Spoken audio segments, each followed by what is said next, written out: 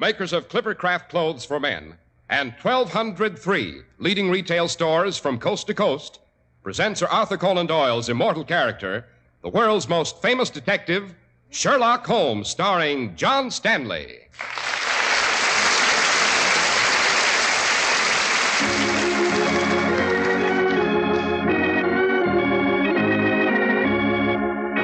This week's adventure, the case of the unwelcome ambassador.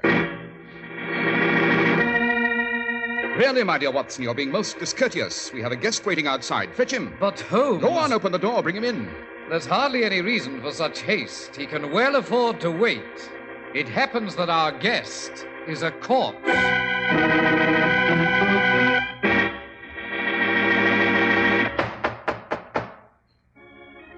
And so once again we visit Dr. John Watson, who is at work on his memoirs.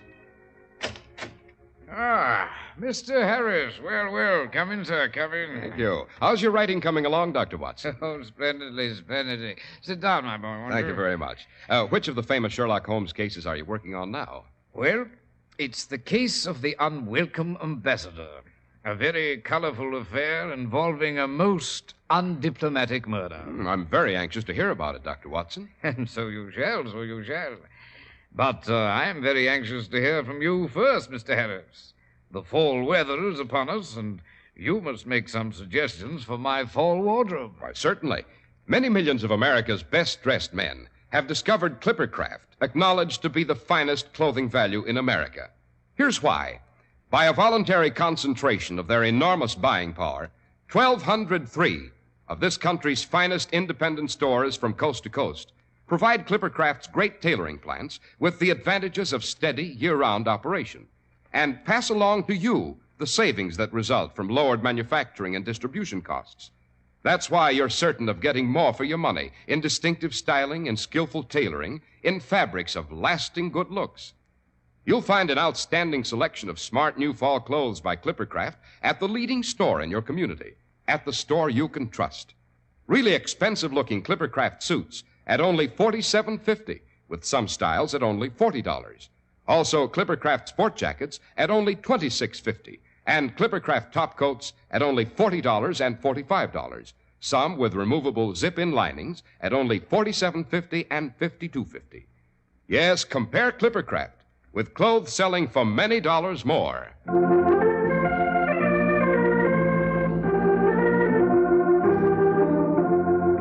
And now, Dr. Watson, who was the unwelcome ambassador?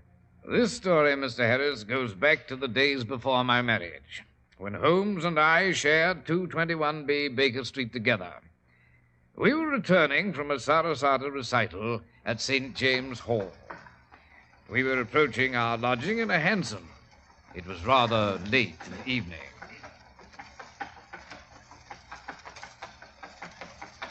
This is 221B, driver. Driver, I say, this is 221B. Holmes, he's passing it. He isn't stopping. Obviously. But how can you just sit there and do nothing whatsoever? Driver! Hello up there, driver. Stop at once, I say. Sorry, Governor. Either he's kidnapping us or he's insane. Both fascinating prospects, Watson, so you suppose you regain your composure. I hope you don't mind, Governor. I was told to... let me see now. To give you this. What the devil? Now, careful, Governor. Tain't a salt biscuit that's wrapped in that oilskin. Open her up, why don't you? Well, let me see. Great Scott. It's a precious stone, a ruby. Yes, fabulously valuable, my dear Watson. I should say from casual examination that it's the very rarest type. A pigeon's blood ruby, found only in the Mogok stone tract of Upper Burma. Of course, to be certain, one would require instruments. Who gave this to you, driver? Oh, please, Governor, you'll only confuse me. Now, let me see now. I'm to say the ruby's for you, Mr. Holmes. It's by way of an invitation to stay in me cab and allow me to drive you to the docks, where you're to board the good ship Java Belle. Indeed? Well, I'd have none of it. Oh, if you'll allow me to finish, Governor. I'm to say your safety aboard the Java Belle is guaranteed. You're just invited for a bit of a chat. Oh. And who extends this curious invitation? That, Governor, I'm not to say. It's a trap, Holmes. I'm for commanding an about-face. Not at all. Either our host is a gentleman of fantastic means whose plight is so desperate that he's been obliged to employ the ruby to attract us to his ship, or else He's a remarkably successful criminal, and the ruby is a mere trinket in his bag of loot. I anticipate making his acquaintance with relish. Faster, driver. We'll play your master's game.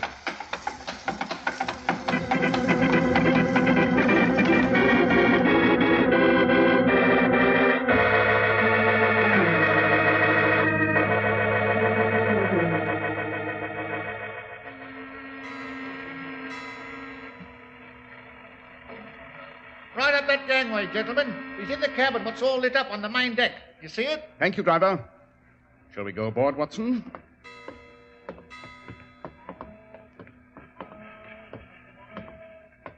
I say, it's a sinister-looking vessel, don't you think? There's all the aspects of a pirate ship. This would be our host's cabin. Come.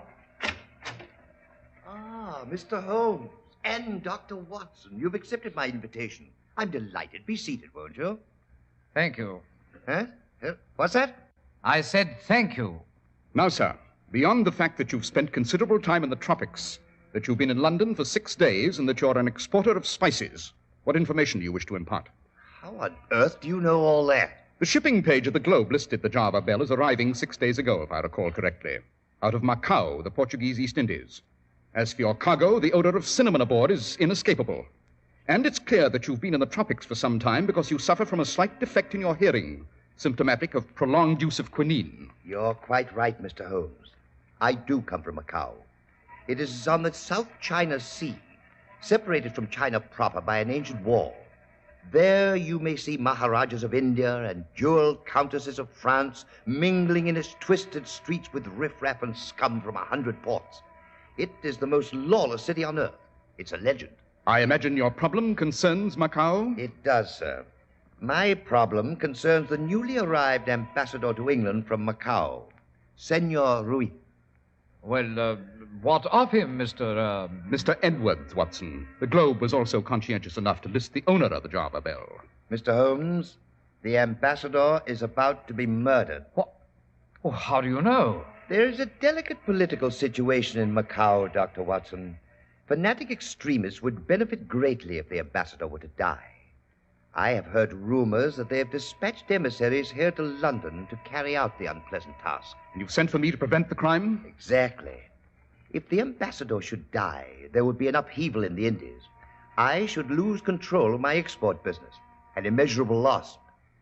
You may consider that ruby a gesture on my part, Holmes. Keep it with my compliments. And besides, you may name your own fee. I have but one proviso. Pray continue. Our understanding must be absolutely confidential. That's why I had you brought here. I did not want to be seen entering your flat. It would add to the unfortunate rumors already circulating in London about the ambassador. Are you personally acquainted with him? Oh, we've met, social occasions, tea in Hong Kong, military ball in Ceylon, that sort of thing. What is his address? 2 Lancaster Gate. Does the ambassador know of the threat to his life? Certainly, but he refuses a bodyguard. Deeply ingrained sense of Oriental fatalism. When did you last see him? Oh, it's been months. 3 at least. I take it you'll accept the case, Holmes? Definitely. Then, if and when you discover the would-be killer, please turn him over to Scotland Yard before revealing his identity to me. By Jove, that's a strange request. Dr. Watson, I feel the man who would deprive me of my industrial empire should suffer. But I want him to suffer legally. If he were to fall into my hands personally, I am a collector of strange Oriental objects.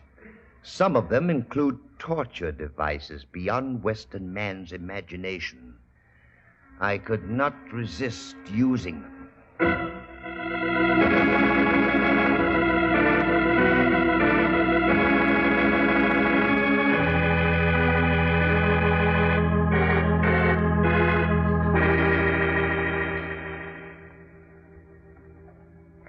Now, my dear Watson, I shall have a pipe and consider.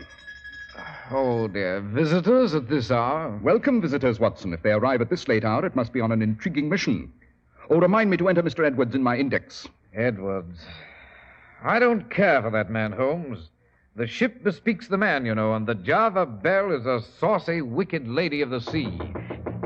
Come in. Mr. Holmes. Let me tell him, Philip. Mr. Easy, Holmes. my dear girl, easy. Suppose we begin with a proper introduction. Yes, but we're desperate. We can't wait. This is my friend and colleague, Dr. Watson. How do you do? Mr. Holmes, My we dear must- young lady, if you'll remove your cape, the mud on it's dripping to the floor, and Mrs. Hudson, our housekeeper, will be furious in the morning. We mustn't lose a second. Your coat, sir, it's in the same deplorable condition as the young lady's. Very well. I'm Philip Randall. This is Edith Norton.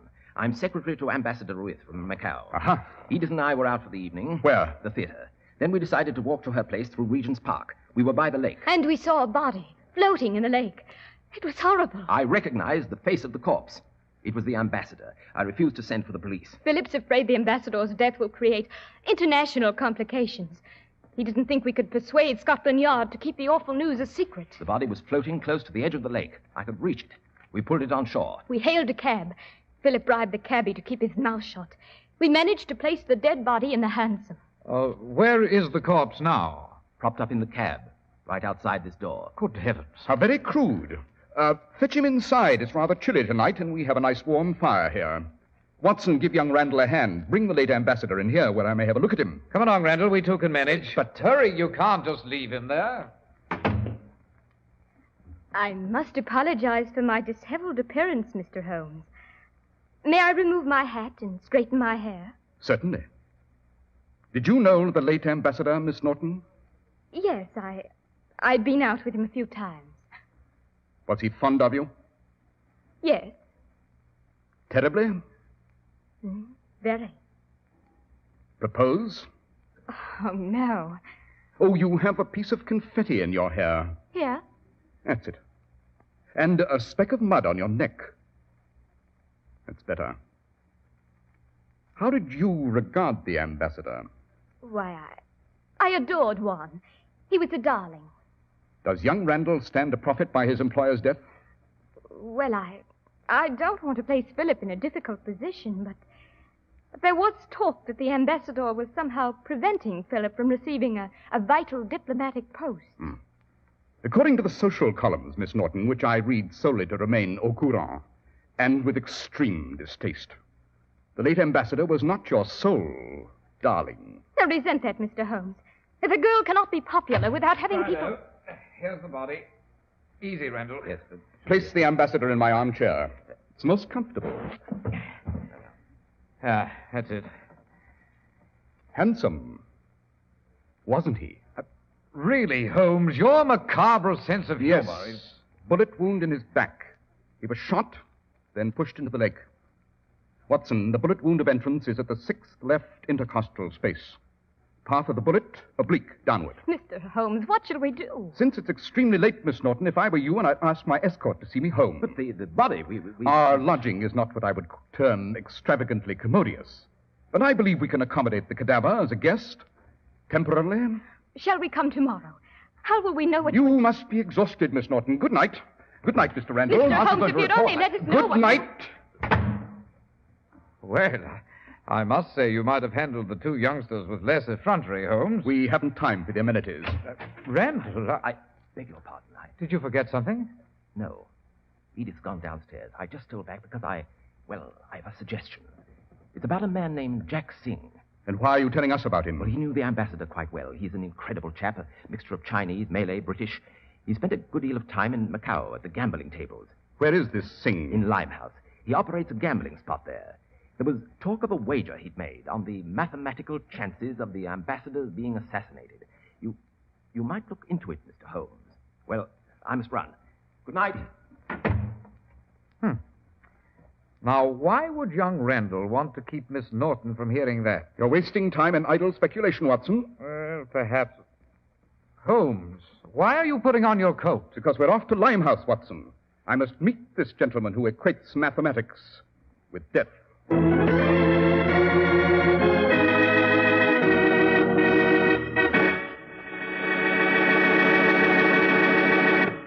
Well, Dr. Watson, Jack Singh sounds like a very intriguing suspect.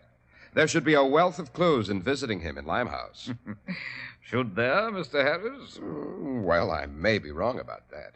Of course, I'm always right about another subject, though, Doctor. And from that sparkle in your eye, Mr. Harris, I deduce that you're about to discuss your favorite subject. And a favorite of mine, too. Clippercraft clothes. That's right, Dr. Watson. There's no mystery about this country's most sensational clothing value. You see, there's a great big American idea behind Clippercraft, the famous Clippercraft plan.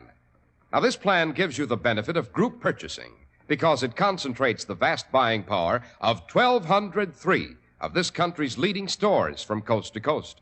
It gives you the opportunity of purchasing truly fine Clippercraft clothes at your local independent store, in which you enjoy really friendly, courteous service.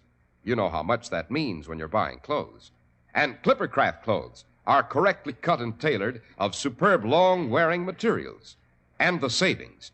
Fine Clippercraft suits cost only $47.50 with selections at $40, too. Clippercraft topcoats cost only $40 and $45. Featured are several models with removable zip-in linings at only $47.50 and $52.50. And Clippercraft sport jackets are only $26.50. That's why men who know insist on Clippercraft clothes. So be sure to visit the Clippercraft store in your city. These leading stores in the metropolitan area are proud to add their names to Clippercraft in your suits, topcoats, and sport jackets. In Manhattan, Saks 34th, Broadway at 34th. John Wanamaker Men's Stores, Broadway at 8th and 67 Liberty Street. In Brooklyn, Abraham and Straus. In Newark, New Jersey, Boulevard Men's Shop, Kresge, Newark. And in Jamaica, the B&B Clothes Shop, 16408 Jamaica Avenue.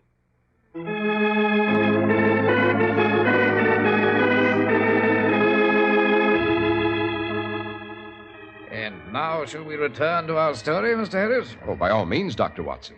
Very well, then. Holmes and I dashed into a hansom and soon reached Limehouse.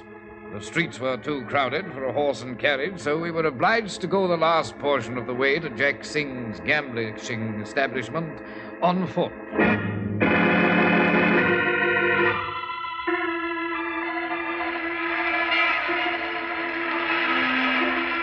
I say, Holmes, what sort of celebration is this? Limehouse is celebrating the Chinese New Year, Watson. This confetti gets all over one's clothes. The blasted noise is deafening. We shall escape it in a moment. There's the building that houses Jack Singh's gambling establishment. Yes, so it is. And Lord knows what will become of us in there. It's probably swarming with criminals. And murderers.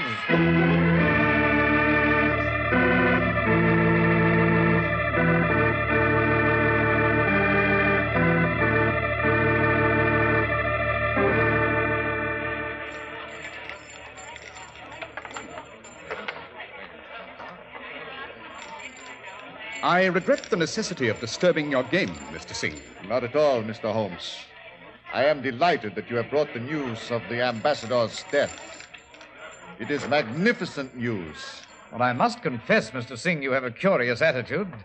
Not even a trace of regret. Dr. Watson, my interest in the ambassador was purely professional. What was the nature of the wager you made regarding his death? I heard rumors that fanatics were planning to kill him. So I took a chance. I have wagered on the turn of a card. Why should I not wager on a twist of fate? I visited Lloyd's. Oh, yes, and you purchased assassination insurance, I venture to say. Exactly. What on earth is assassination insurance? A policy of Lloyd's, my dear Watson. The original policy was issued on the life of Napoleon Bonaparte. Lloyd's underwrites the sudden death of any illustrious personage as a protection to businessmen who might suffer substantial losses. I pay the premium on the life of the ambassador. Now he is dead. I have won another wager. I have again guessed the correct number on the wheel. From your highly pleased demeanor, Mr. Singh, I should say you've won a gigantic sum. I have. I am quite frank about it. Mr. Singh, when did you last see the ambassador? 10 days ago. Thank you. I have no further questions. Good night, gentlemen. You may use that side door going out. Good evening, Goodbye, Mr. Singh.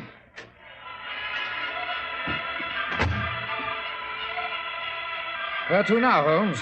To the ambassador's residence. But young Randall said the place is deserted. There won't be a soul there. Precisely why we shall pay it a visit, Watson.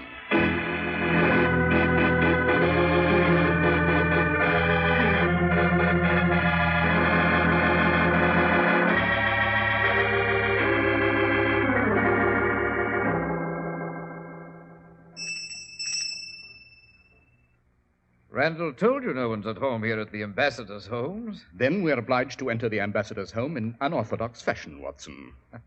And how might that be? The window. These absurd English window fasteners won't delay us. This way.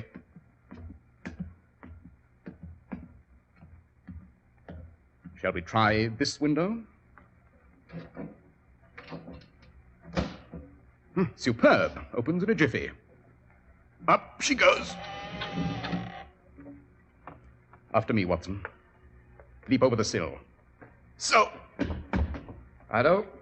There we are. I wish to see the ambassador's study first. This way. Tiptoe, Watson, tiptoe. Sorry.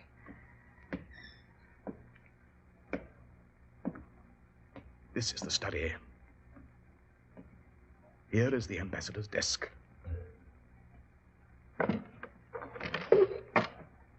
His papers. Like that small lamp, Watson. Wait a minute, Holmes. Shh. I hear someone. Uh-huh. The late diplomat has another visitor at the front door. Who could it be? Step behind this clothes horse with me. Good.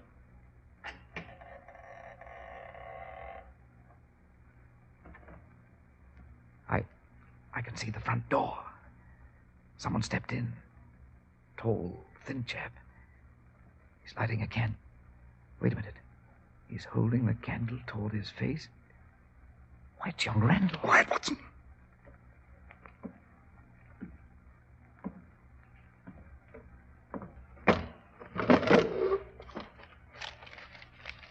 I have already examined those papers, Randall. You'll find them rather dull. Holmes! Shall I send for the police, Holmes? No. Don't do that. Please.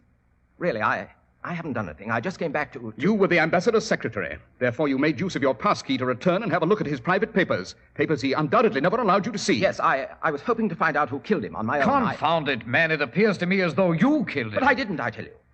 Why don't you ask Edwards who killed him? Oh, no. You can't avoid suspicion by accusing someone else, But Randall. I told you all I know. Edith Norton and I found the body in Regent's Park Lake. I had not seen the ambassador for a week. He had taken a week to relax. Edith told me that she had not seen him in a few days herself. A few days? Yes. Are you quite certain Miss Norton stated she had not seen the ambassador for a few days? Quite. 2 days, she said. Watson, have you your army revolver? Yes? You'll have need of it. Oh, where are we off to now? Back to Limehouse. The pieces of the puzzle fit together neatly. But we must hurry. If we're too late, Jack Singh will have killed Edith Norton.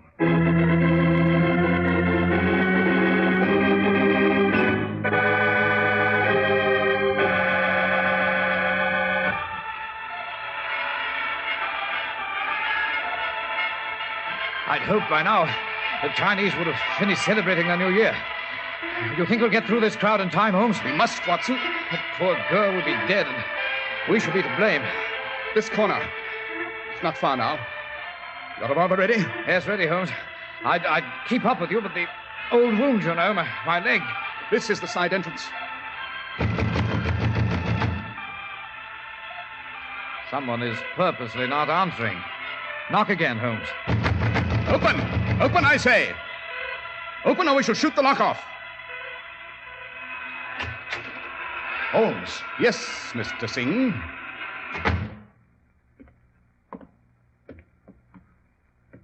Good evening, Miss Norton. Oh, Mr. Holmes, I'm Mr. so Singh, glad to I'm see you. obliged to detain you with this revolver until we fetch the police to charge you with the murder of the ambassador. Oh, not quite, Watson. Actually, the ambassador was killed by you, Miss Norton. Well, that's Quiet, Edith. preposterous. Go on, Holmes. When you first arrived at Baker Street, Miss Norton, there was almost imperceptible bit of confetti in your hair. What of it? Exactly. The question occurred to me, of course. I had the answer when I first visited Limehouse tonight. The Chinese have filled the air with confetti. You remarked about it, Watson. Therefore, I knew Miss Norton must have been in Limehouse earlier this evening, before her engagement with young Randall, since he said they'd only attended the theater.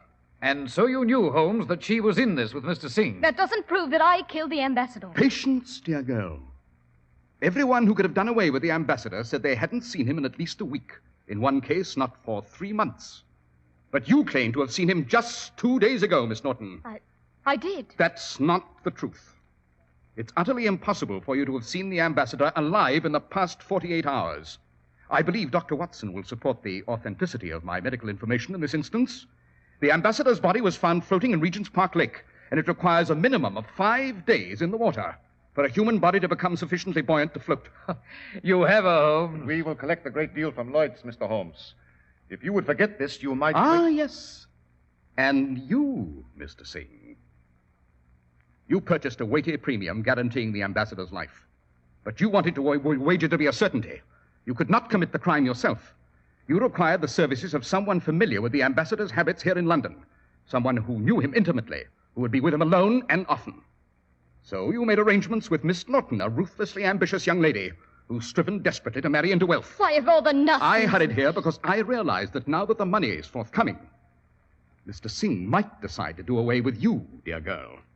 Why should he share it now the work is done? Keep your hand out of that drawer, Mr. Singh. Don't reach for your gun. Jack! Oh. Jack! Oh. Worthy marksmanship, Watson. Merely a shoulder wound, Mr. Singh. Try not to look as though you'd been mortally wounded.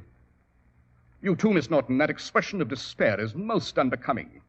I suggest you save your melodramatic performances. Scotland Yard will provide the perfect stage for them soon enough, with a well-constructed gallows.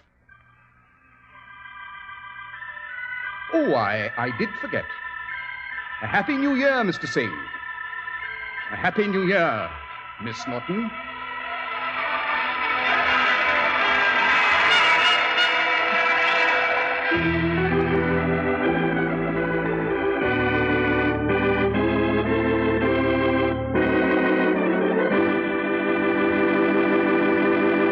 Well, Dr. Watson, the case of the unwelcome ambassador was very intriguing. Now, may we have advance information about next week's adventure? Mr. Harris, I've called it The Black Guardsman of Braddock Castle. I can see him now, standing on the north tower of the castle, black against the red sun, an axe on his shoulder, looking down and laughing at his work. Well, what work? Murder, Mr. Harris. Murder. Well, we shall certainly be knocking at the door of your study next week, Dr. Watson, to see the Black Guardsman at work.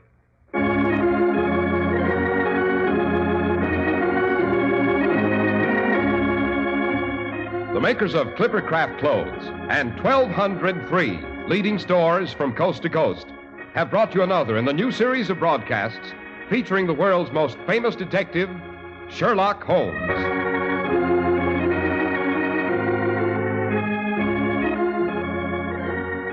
Our stories are based upon the character Sherlock Holmes, created by Sir Arthur Conan Doyle, and the program is produced and directed by Basil Lochran.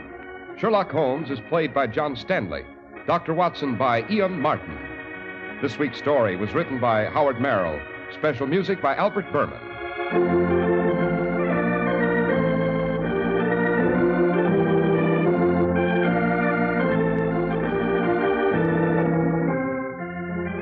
If you don't know your Clippercraft dealer, write Clippercraft, 200 Fifth Avenue, New York City.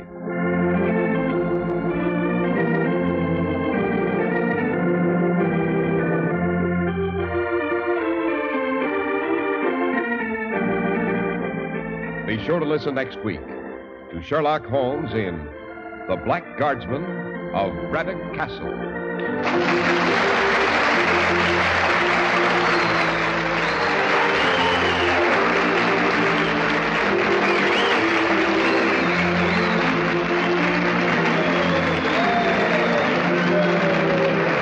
Harris speaking for Clippercraft Clothes. This is the Mutual Broadcasting System. In a moment, you'll hear Behind the Front Page with Gabriel Heater. Eastern Airlines now ready for departure. Dependable airliners, dependable pilots. That's double dependability. Eastern Airlines dependability. Fly Eastern, tried and proven over hundreds of millions of passenger miles. The present temperature 81 degrees. The Bamberger Broadcasting Service. This is WOR.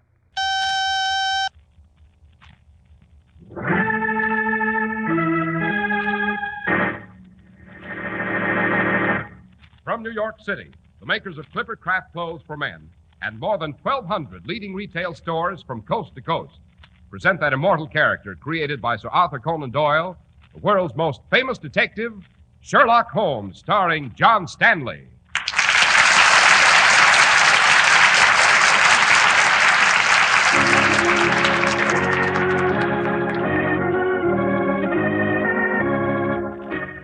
This week's story, The Adventure of the Bruce Partington Plan.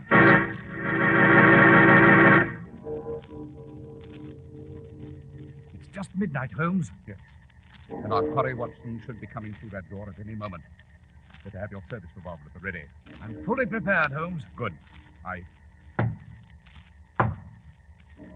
Holmes, the signal. Yes. 2 knocks on the door. Our friend has arrived. He has indeed. Now, spring the trap. Stand aside, Watson. What are you going to do, Holmes? I'm going to unlock the door and introduce you to a murderer.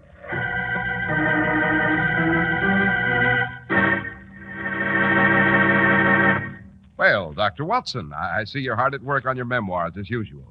What adventure are you working on tonight?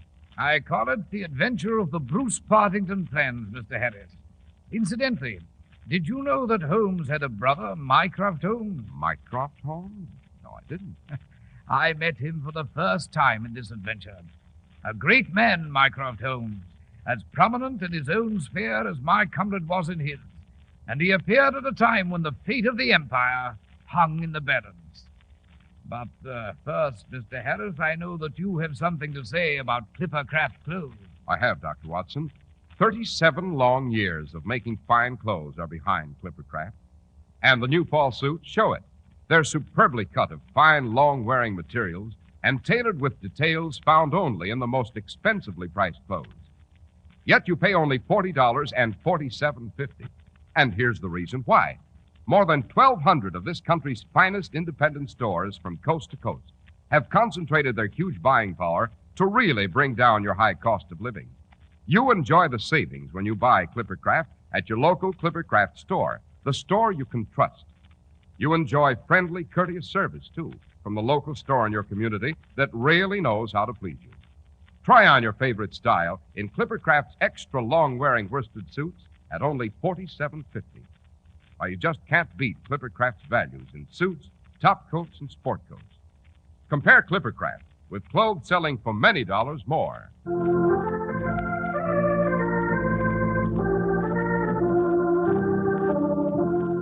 And now, Dr. Watson, what's this adventure of the Bruce Partington plans all about? What are the plans? All in good time, my dear Mr. Harris, all in good time. If my memory does not fail me, this adventure began in November of 1895.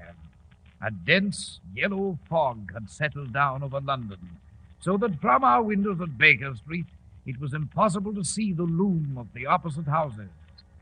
It was on this white-shrouded night that a cab came out of the mist and stopped just outside of Woolwich Arsenal. A woman descended and paid off the driver. There you are, cabby.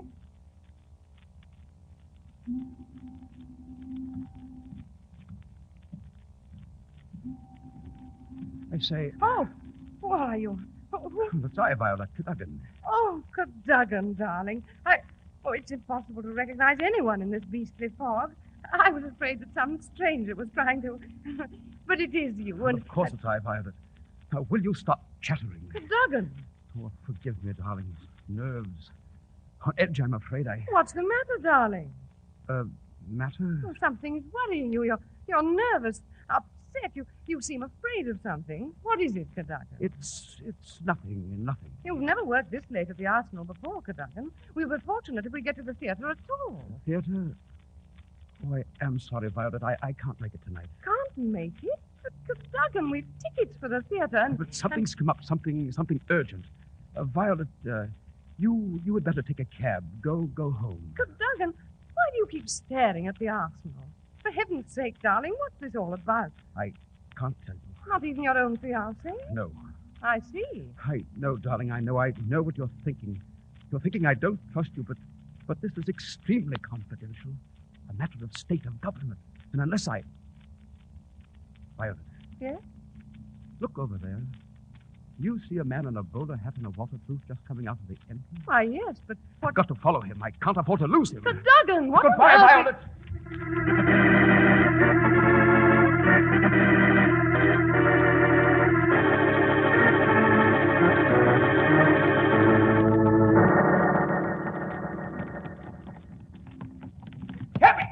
Heavy!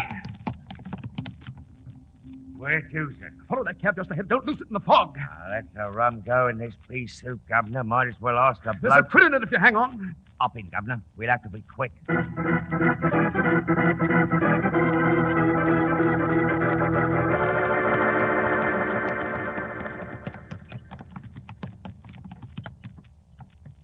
That's a short trip, Governor. There's your coach there in front of Woolwich Station.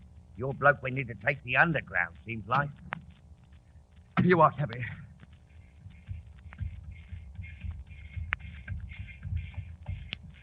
Ticket clock.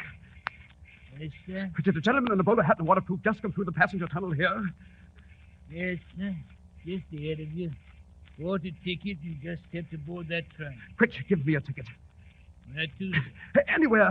The station for London Bridge. Only hurry or I'll miss that train. Yes, sir.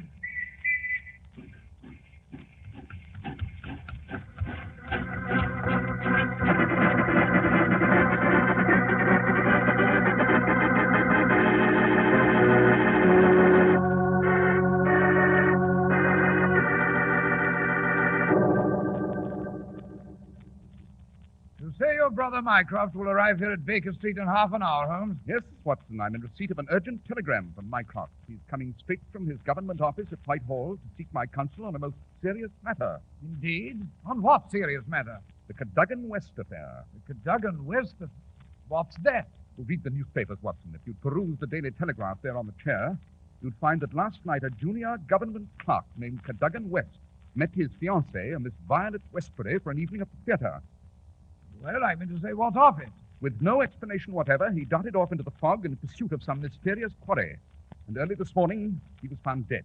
You mean murdered? Precisely, Watson. His lifeless body was found lying in a tunnel of the underground a few feet from the track just beyond Aldgate Station. Good Lord. Curiously enough, there was no railway ticket found on him. You consider that significant, Holmes? Quite. But even more significant is the fact that my brother Mycroft seems to have taken an intense personal interest in this case. You know, Watson, my brother Mycroft has a unique and confidential status in the inner cabinet and enjoys the counsel of both the Prime Minister and the Queen in delicate matters of empire. Then why is he so concerned with the death of an obscure junior clerk? Patience, my dear Watson, patience. I'm a criminologist, not a clairvoyant. Only Mycroft can answer that question.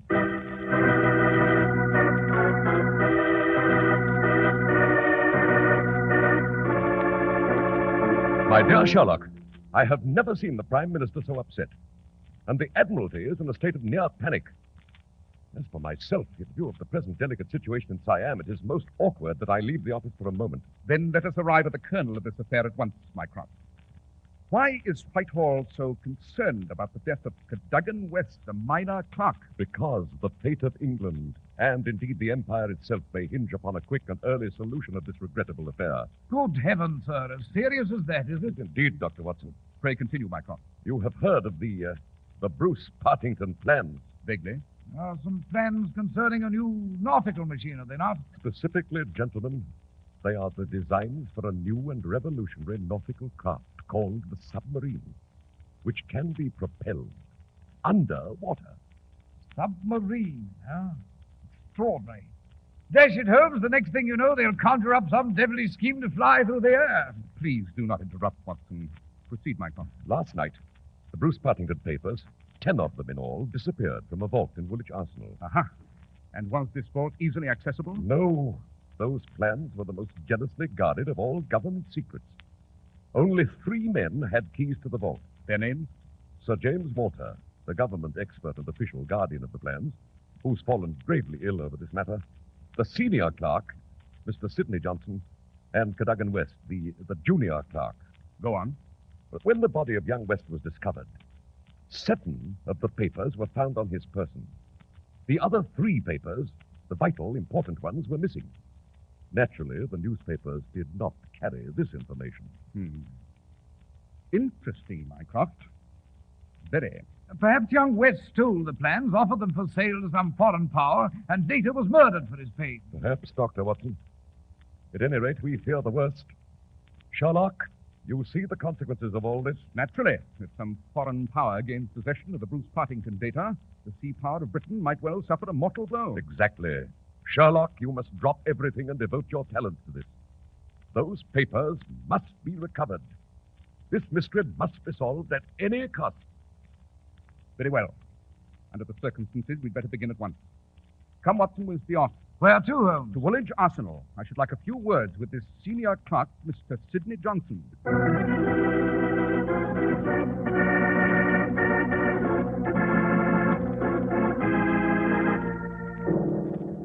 You say the key to that vault never left your possession last night, Mr. Johnson? That is correct, Mr. Holmes. That is entirely correct. And you left Woolwich Arsenal here at 5 o'clock? I did. I most certainly did. I left at closing time as usual. Young Cadogan West also possessed the key, did he not, Mr. Johnson? He did, Dr. Watson. Both he and Sir James Walter are superior. Mr. Johnson. Yes, sir? Do you think Cadogan West stole the Bruce Partington papers from the vault? I make no accusation, Mr. Holmes. But, my dear sir, you must have an opinion. I repeat, I make no accusation. And I cannot account for young West's actions. I can only say that he was unreliable, headstrong, and eternally complaining about his small remuneration here. I see. Now then, Mr. Johnson, before we leave, I should like to have a look at those plans. I'm sorry, Mr. Holmes, but that's impossible. Indeed? Why? Because the originals were stolen. The originals, eh? Very interesting, Mr. Johnson. Quite. This puts a new aspect on the matter. Come, Watson, we must pay a visit to Sir James Walter's home at once, the third and last owner of a key to this ransacked vault. But Mycroft has informed us, Holmes, that Sir James is gravely ill. True, but his brother, Colonel Valentine Walter, who's always been very close to Sir James, may be able to provide us with some necessary information.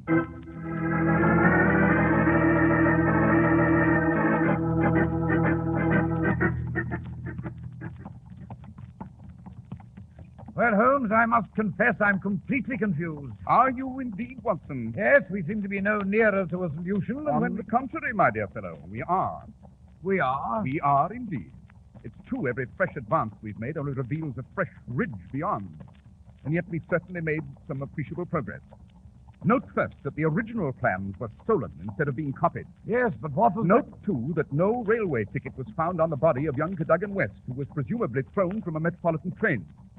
Oh, there's Sir James Walter's house, Watson, at the end of the lane. Look here, Holmes. Sir James has been a high authority in the government for 20 years. He's unimpeachable, absolutely. Perhaps, but one cannot weave a cloth without first picking up all the threads. Watson. A shot, Holmes? Yes. And it came from Sir James's house. Quick, cabby. Get us to that house with all possible speed.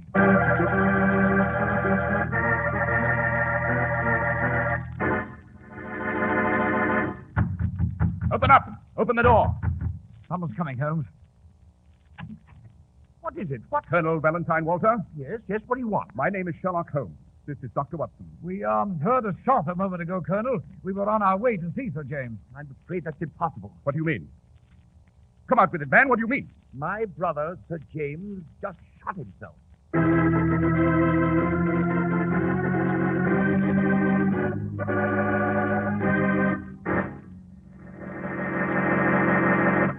You just won't believe your eyes when you read the Clippercraft price tag. Just $40 and $47.50. Here are truly fine suits at prices that really fit your budget. Because Clippercraft gives you way above average quality at way below average cost. Fine fabrics that assure long wear. Skillful tailoring by experts with long years of experience. That's why they're the favorite of many millions of men throughout America. The unique Clippercraft plan brings you these amazing values. More than 1,200 fine stores from coast to coast participate in this plan. Combine their vast purchasing power to effect savings in production and distribution. This project keeps Clippercraft's great tailoring plants busy 12 months a year, and naturally brings operating expenses down to a minimum. The savings go to you. Yes, Clippercraft suits are truly remarkable values at only $40 and $47.50. That's why men who know insist on Clippercraft clothes. So be sure to visit the Clippercraft store in your city. These leading stores in the metropolitan area are proud to add their names to Clippercraft in your suits, top coats, and sport jackets. In Manhattan, Saks 34th, Broadway at 34th. John Wanamaker Men's Stores, Broadway at 8th and 67 Liberty Street. In Brooklyn, Abraham and Strauss. In Newark, New Jersey, Boulevard Men's Shop, Kresge Newark. And in Jamaica, the B&B Clothes Shop, 16408 Jamaica Avenue.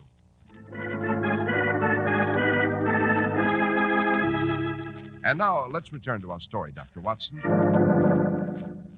Well, Mr. Harris, we entered Sir James Walter's house and found him dead, a revolver by his side. Colonel Valentine was greatly grief-stricken and explained that since the Bruce Partington plans were Sir James's responsibility, his brother had killed himself over the scandal of their loss. At any rate, Holmes and I didn't linger long. Time was passing swiftly. The fate of the Empire was possibly in the balance. What did you do next, Dr. Watson? We approached the Underground Railway authorities. A ticket seller at Woolwich Station had indeed seen young Cadogan West in hot pursuit and testified that young West bought a ticket for London Bridge. After that, Mr. Hodkins, the railway superintendent, led us to the spot in the tunnel where the body had been found. So this point in the tunnel is just beyond Aldgate Station, Mr. Hodkins? That's correct, Mr. Holmes. But it appears that young West had a ticket only as far as London Bridge. There was no ticket for Aldgate found on his body. How do you account for that, Mr. Hodkins? I don't know, Mr. Holmes. I don't understand why he stayed in the train as far as Aldgate after passing London Bridge. Quite. Young West did not have a ticket for Aldgate. Therefore, he was not in the train. What? Moreover, he was bruised only on the head, not on the body. And no blood was found on the spot where he fell. That would indicate he was killed before he entered the tunnel. Holmes, you say young West was not even in the train? I infer, Watson, that he was on the train, but not in it. On the train, but not... Dash it all, I must be obtuse, but it's all confoundedly unclear to me. I agree with Dr. Watson, Mr. Holmes. I make no sense of it. Fortunate circumstance, gentlemen. There's one of our metropolitan trains coming into this tunnel. It will serve to illustrate my theory perfectly. Better step back against the tunnel wall, gentlemen. Oh, that's right you are, thank you. Note, Watson, the train is on a straight track and it proceeds smoothly and steadily. Aha, now the train's moving around this curve.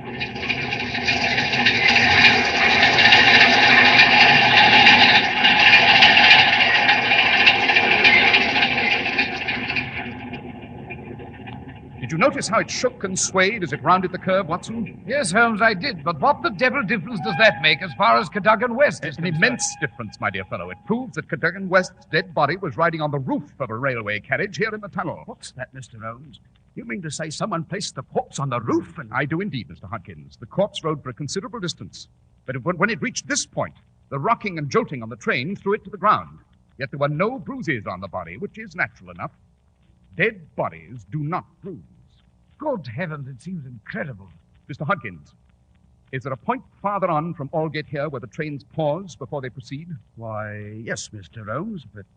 Please answer my question. Well, there's a point in the tunnel at Kensington where the Metropolitan train stopped for the signal. Kensington, eh? Excellent, Mr. Hodkins, excellent. Come, Watson, we've work to do at Whitehall. Whitehall? Precisely. I'm in urgent need of some vital information from my brother Mycroft.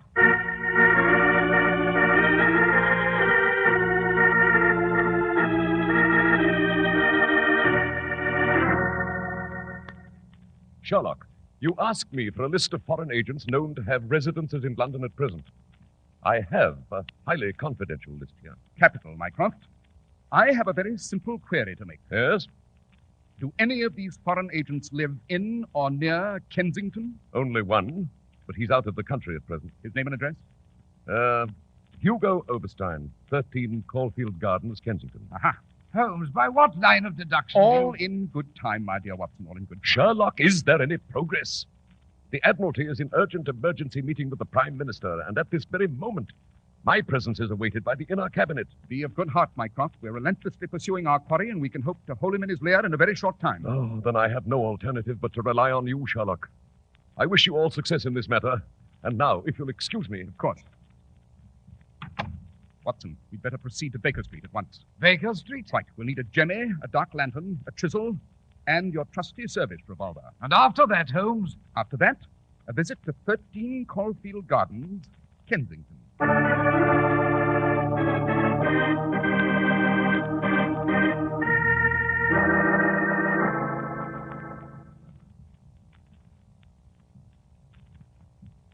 Well, here we are, Watson.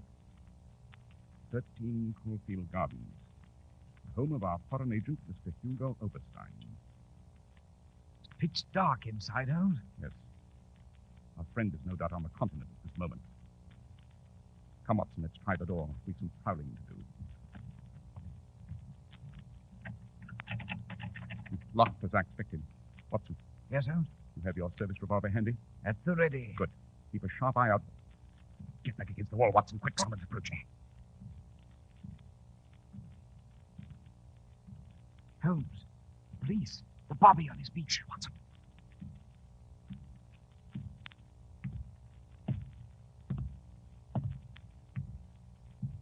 Definitely, there he goes. Close, Watson. Yes, altogether too close. You must realize this is illegal, Holmes. Of course. Lestrade and his official police would frown on this procedure. But the stakes are too high and time too short to quibble about legalities now. Step to one side a moment, Watson. Keep your revolver handy. I'm going to jemmy the lower door. There we are, Watson. Now, let's go in.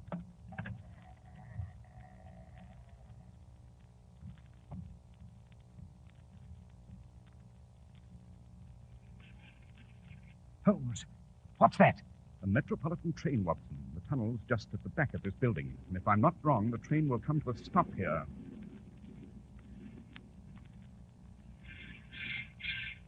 Ah, just as I thought. Now, the window. This must be the window. Quick, Watson, the lantern. Right you are, Holmes. Now we'll raise the window and have a look. Observe here on the windowsill, Watson. Good Lord. Bloodstains. Quite. Cadogan West was led here and murdered. Yes, but my dear Holmes, how was he placed on top of that railroad carriage? Elementary, my dear Watson, elementary. You've only to use your eyes. Look below. You'll note that there is a flight of stone steps leading down from the house to that passageway.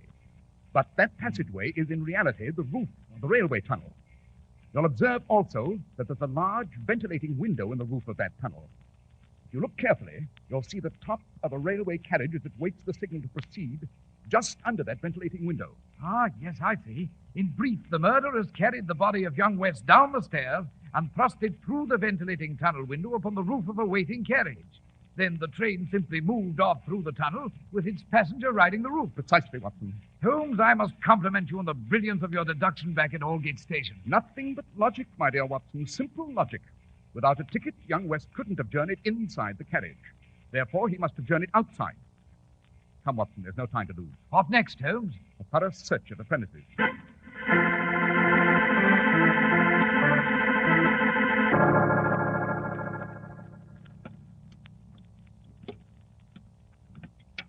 Watson, look here. In Oberstein's cash box on his desk. What is it, Holmes? A series of notices from the agony column of the Daily Telegraph. All signed by one Pierrot. Apparently a communication from Oberstein to a Confederate. What do they say? I'll read the most recent. Monday night after 9. 2 taps. Only ourselves. Do not be suspicious. Payment in hard cash when goods delivered. Pierrot. I must say, Holmes, I'm not quite clear. I am. Watson, tomorrow morning I'll want you to visit the advertising office of the Daily Telegraph. And later on, we shall pay a return visit to these premises.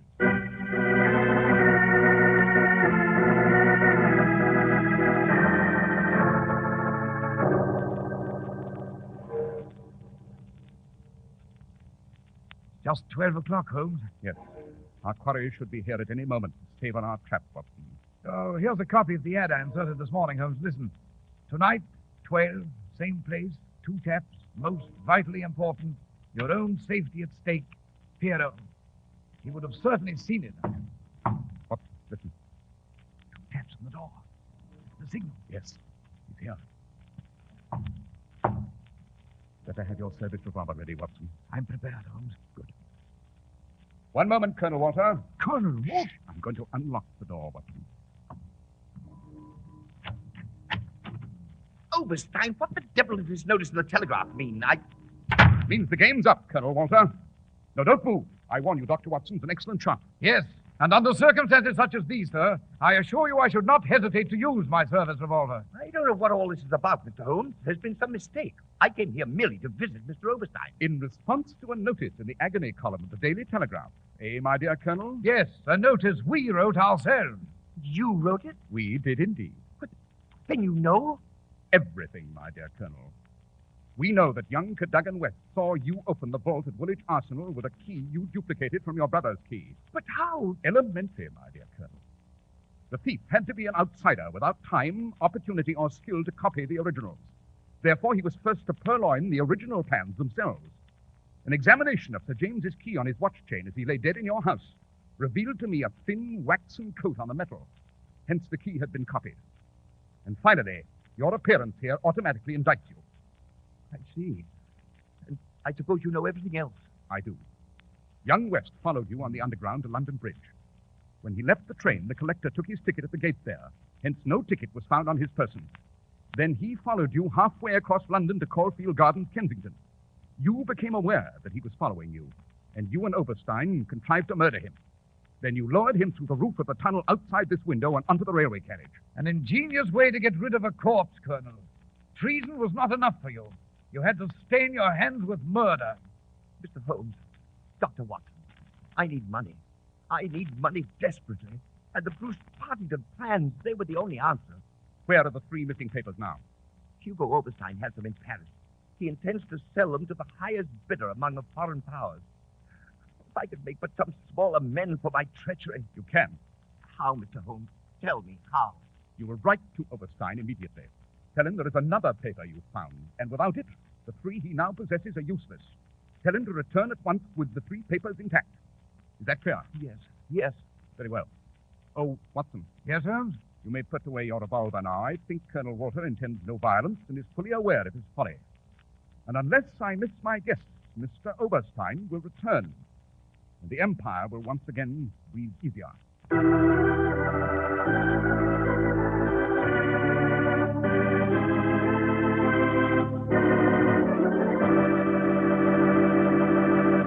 Well, that was an exciting adventure, Dr. Watson. And did Hugo Oberstein return to England? Yes, Mr. Harris, he did.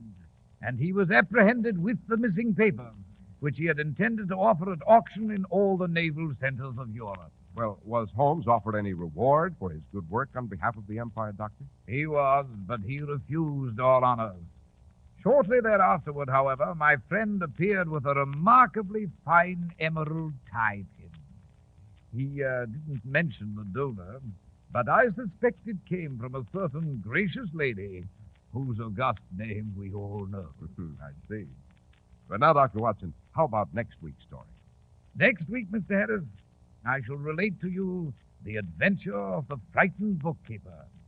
It involves a thrilling chase through London, a clock that did not chime, and a brilliant barrister for the defense.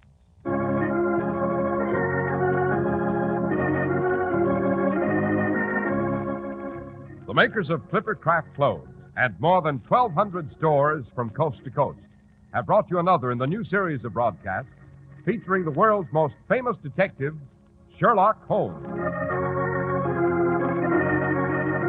Our stories are based upon the character Sherlock Holmes, created by Sir Arthur Conan Doyle, and the program is produced and directed by Basil Loughlin. Sherlock Holmes is played by John Stanley, Dr. Watson by Ian Martin. This week's story was written by Max Ehrlich, with special music by Albert Berman. If you don't know your Clippercraft dealer, write Clippercraft, 200 Fifth Avenue, New York City. Be sure to listen next week to Sherlock Holmes in The Adventure of the Frightened Bookkeeper.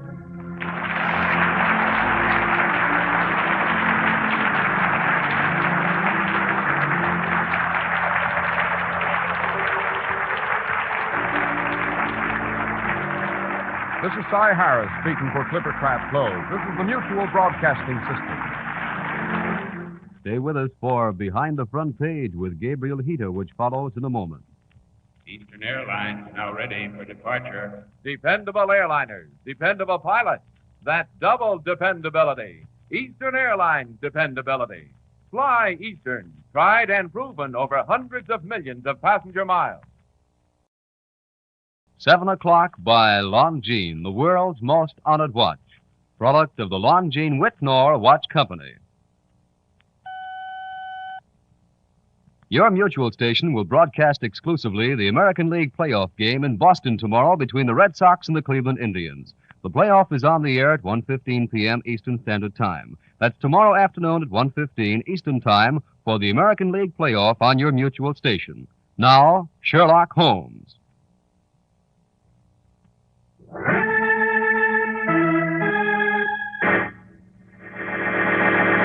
makers of Clippercraft clothes for men and more than 1,200 leading retail stores from coast to coast presents Sir Arthur Conan Doyle's immortal character, the world's most famous detective, Sherlock Holmes, starring John Stanley.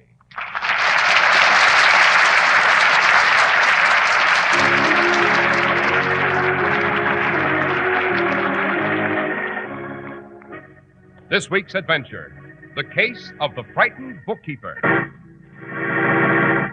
I regret using my hunting crop on your hand, sir, but you are rather obstinate.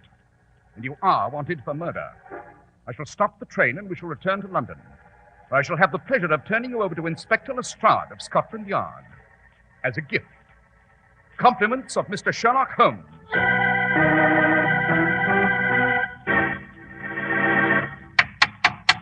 Well, here we are again at the door of Dr. Watson's study, ready to hear another exciting story from the good doctor's memoirs. Good evening, Mr. Good evening, Delighted Doctor. to see you again. Dr. Watson, which of your spine-tingling adventures with Mr. Holmes do we hear about tonight? Well, it's the case of the frightened bookkeeper, Mr. Harris. It concerned a murder under fantastic circumstances, and it ended with the strangest doings in a court of law that I have ever witnessed. Well, Doctor, two things always amaze me. Mr. Holmes' cases, for one, and for another... May I venture to guess that the other source of your amazement has to do with Clippercraft clothes? It certainly does, Dr. Watson. If you think a really fine suit should cost you a young fortune, why, you'll be glad to know you're wrong. Absolutely wrong. Because you can own a suit that looks like an expensively tailored model without going haywire. Impossible? Well, just slip into a Clippercraft suit. Study the tailoring, examine the fabrics. Don't think you can afford it? Well, then glance at the price tag. No, your eyes aren't playing you a trick. The price is only $40 or $47.50. You wonder how it's done? Well, listen.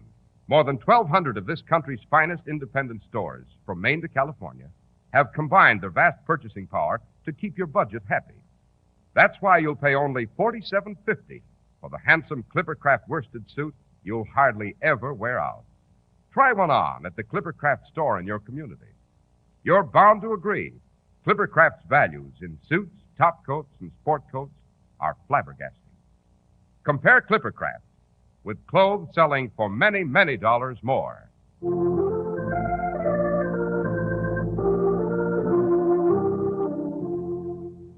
And now, Dr. Watson, just what was the frightened bookkeeper afraid of? This story, Mr. Harris, begins shortly after 9 in the morning on Lombard Street. The customary swarm of office workers was dashing about, but no one was hurrying quite as quickly as our bookkeeper, Mr. Humphrey Littleton. He scurried across the street like a startled rabbit and ran into the Overseas Bank. He raced across the vast marble floors to his cubicle in a far corner. There, he hastened to hang his coat on a hook and wiped his perspiring brow. Then he mounted his tall stool and opened a huge ledger. Mr. Littleton? Yes, Mr. Mason? I presume you realize that you are late? Yes, Mr. Mason, I'm terribly sorry. To be precise, Mr. Littleton, you are 18 minutes late. Yes, sir. I believe, Mr. Littleton, this is the first time in 21 years that you have been late. That is correct, Mr. Mason. The bank is shut. I know, sir. I presume there is some reasonable explanation for this unfortunate occurrence. Well, there is, sir. It's the bell. What bell? If you'll step to the window with me, sir, then I can explain. The window? Please. Oh, very well. Now, sir, if you'll look across the way at the crowd in front of the merchant's building... What of it? It's the old bell. The bell on top of the building. It didn't ring this morning, sir. First time in years. And what concern is it of yours? Well, you see, Mr. Mason, I always stop for my breakfast down the street. I always time myself by listening for the bell, but it didn't ring this morning. And that's why I was late. Well, Mr. Littleton... Oh, I say. What on earth are those policemen doing? It appears as though they are carrying something, doesn't it? It's a man. They're carrying someone out of the building on a stretcher. Oh, an accident, no doubt. Oh, say, they're covering his face with a blanket. He must be dead. And isn't that Inspector Lestrade of Scotland Yard out there? I have never met the gentleman. Of course it is. Oh, he's coming into the bank. Now we shall see what's what and who's been killed.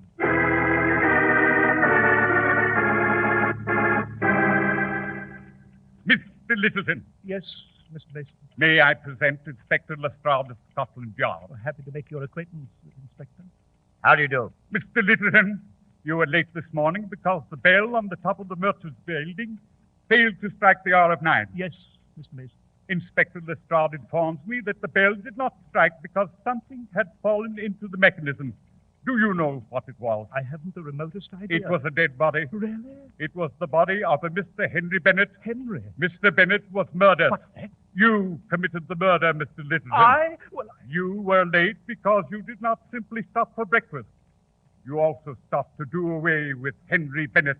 Humphrey Littleton, you're under arrest. No, I didn't kill him. You can't arrest me. You can't. Keep him away from that drawer, Inspector. The bank keeps the gun there. Why, the I slimy- have the gun. Now out of my way or I'll shoot you. You haven't a chance, Littleton. We'll find you. I don't think so, Inspector. I'll take my coat if you don't mind. Don't call to your men. I can still see you very well. If you budge or say a word, I shall kill you. Oh, I never thought he had it in him. Mr. Littleton, a murderer. And now we'll have to search all London for the rascal. Stop that man! Stop him, I say! After him! After him!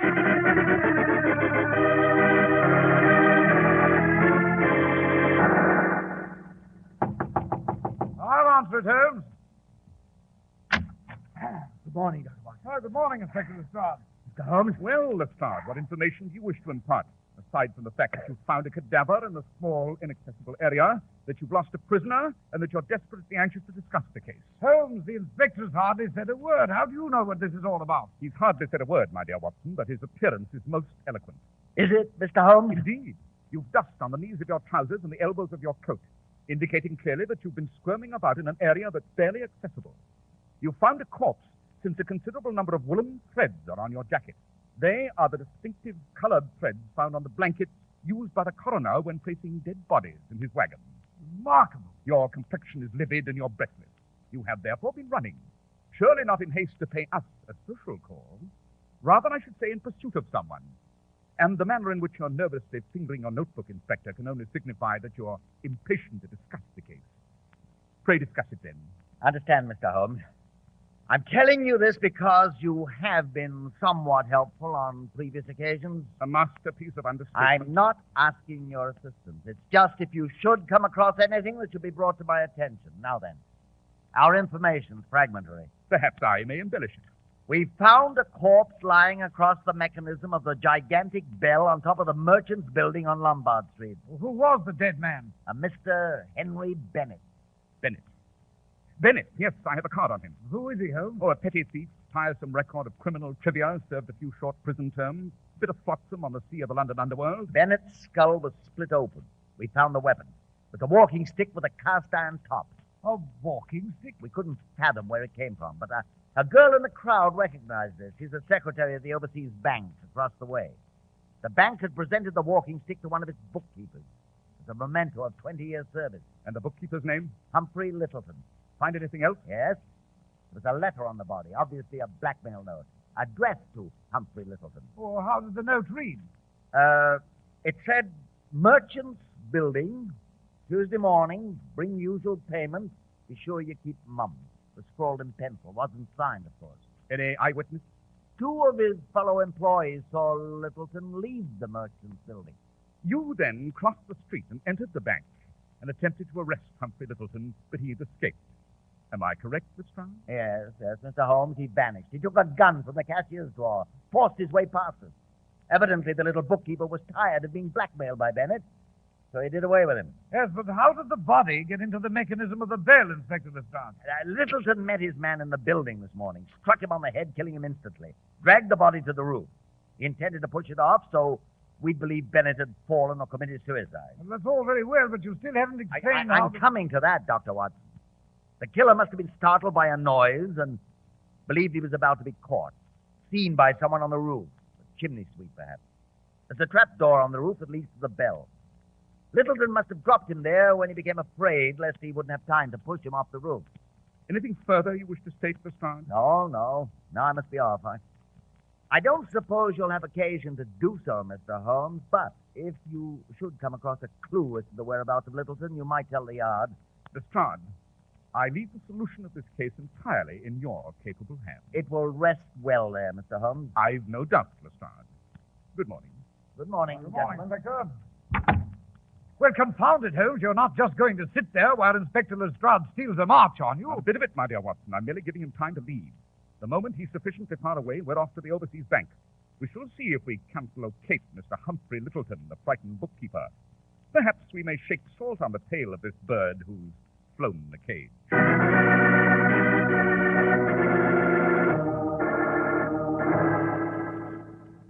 This is the photograph of Mr. Littleton, Mr. Holmes, from our files. Ah, yes, Mr. Mason. And this is the cage where he worked, Mr. Mason? Yes, Dr. Watson. I see. Holmes, what are you doing crawling about on the floor? Mr. Mason, when he made his escape, you say he seized the revolver from the drawer, then his coat hanging on that hook, then left the bank. Exactly. I don't know how on earth he'll ever be found in all of London. Aha! Found something else? This pink pill. It rolled under the desk. And this microscopic bit of green paper. Note the geometric design of the paper. Both items are most informative. Pill, green paper? That copy of the Evening Star on the desk, Watson, please. Oh, first you find the pill, and then you want to read the newspaper. What are you up to, Holmes? Ah, there we are. This page. Excellent. Come, Watson. Mr. Mason, we shall have the killer in a jiffy. But Holmes, it's With no time, Watson, no time. Good morning, Mr. Mason. Yes. Oh, yes.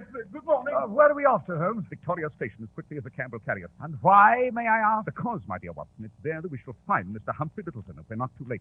We shall find him with the aid of this pink pill and the geometrically designed speck of green paper.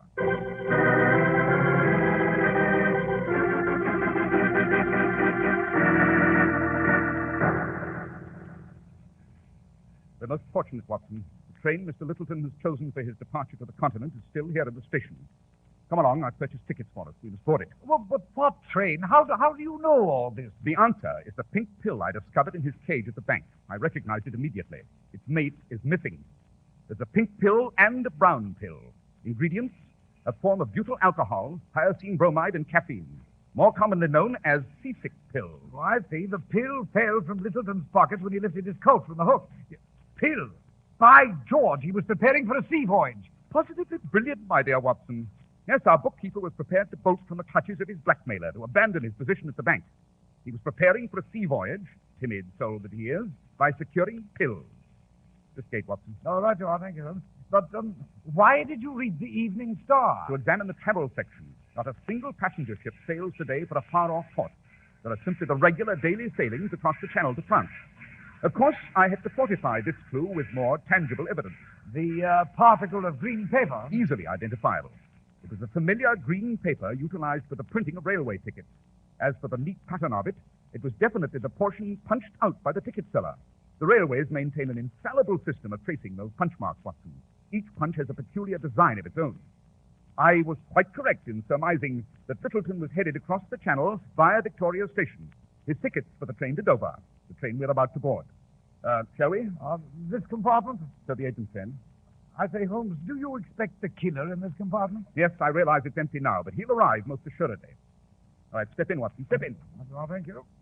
Oh, by the by, while I was waiting at the gate, I glanced at the newspaper, Holmes. There's an item about this crime. The eminent counselor, Mr. Francis Ridgway, upon being informed of it, has volunteered to defend Littleton without a fee. Really? You know, this is an extremely dangerous method of dealing with a killer. Holmes, we're leaving, and he isn't aboard. You must have made an error in your deduction. Impossible. We're moving. Yes, and someone's out there trying to jump on. Open the door, Watson. Oh, right you are. Thank you. Thank you. I thought I'd never make it. Are you gentlemen going to Dover? Yes. And you? To Dover. Then the Channel steamer. Well, since we've a journey of 2 hours together, perhaps we should introduce ourselves. This is Dr. John Watson. How do you do? My name is Sherlock Holmes. What is your name, sir? What is your name, sir? Bartlett. George Bartlett. I beg your pardon. Your name is Humphrey Littleton, and you're wanted in London for committing murder.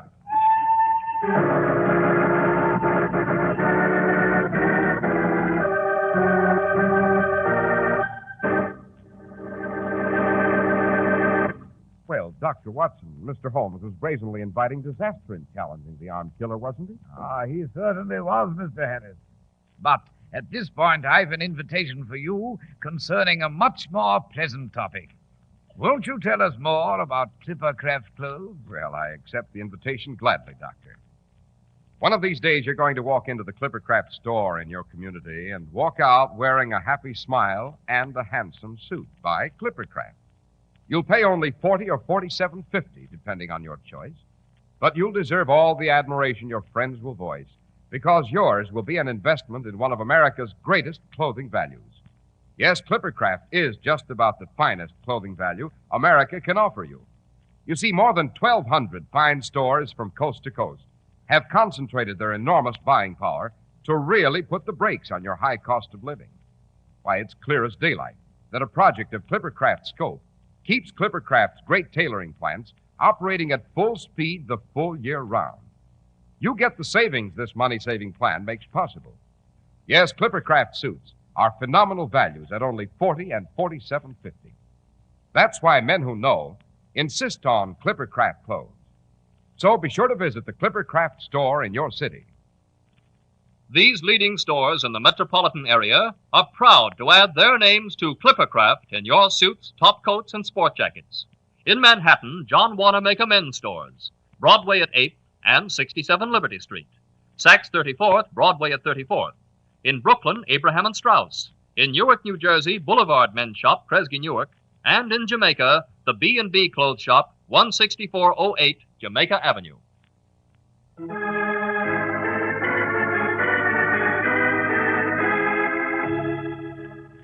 Now shall we return to the frightened bookkeeper, Mr. Harris? Well, we can't return to that train fast enough for me, Dr. Watson.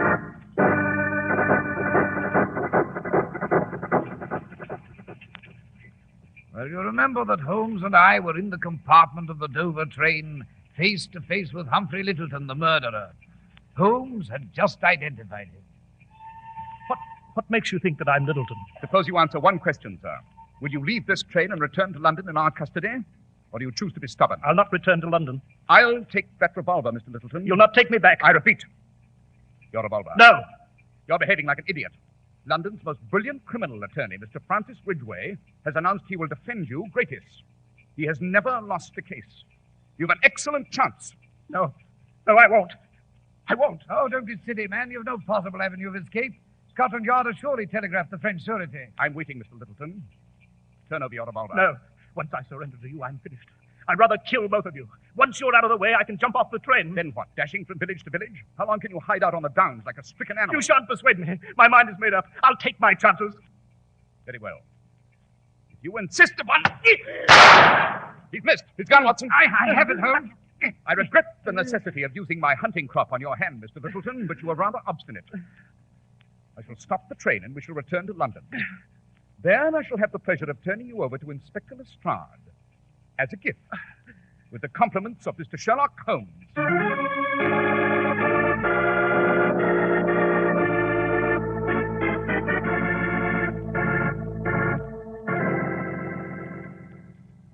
Well, Holmes, the morning newspapers say that Littleton is safely locked in prison. I must say you handled that case with astonishing speed.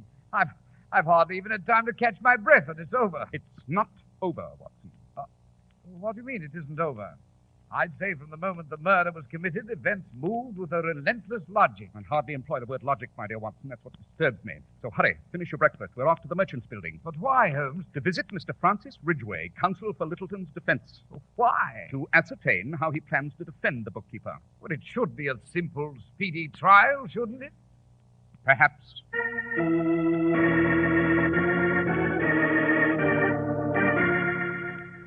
I'm delighted that you've dropped in here to my office, Mr. Holmes, and Dr. Watson. Oh, thank you, Mr. Ridgway. It is an incredibly exquisite office.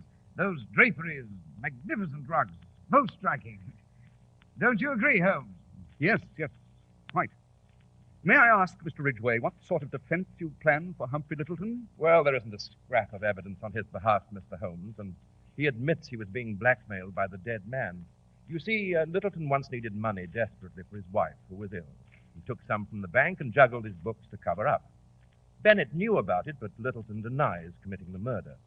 Says he was never on the roof of the Merchants Building. Says his walking stick was stolen from his flat. No one will believe him, I'm afraid. I don't suppose you've learned anything that would help me, have you? No, I have not. To make matters worse, he bought that ticket to France. He claimed he wanted to chuck his position and run away just to avoid the blackmailer. But The jury will interpret it as a plan for escaping after committing murder. Oh, I shall paint as stirring a picture as I can of the miserable creature. Hounded by a petty thief, he became fed up, that's about all. I shall fight every inch of the way, but confidentially, this may be the first case I've ever lost.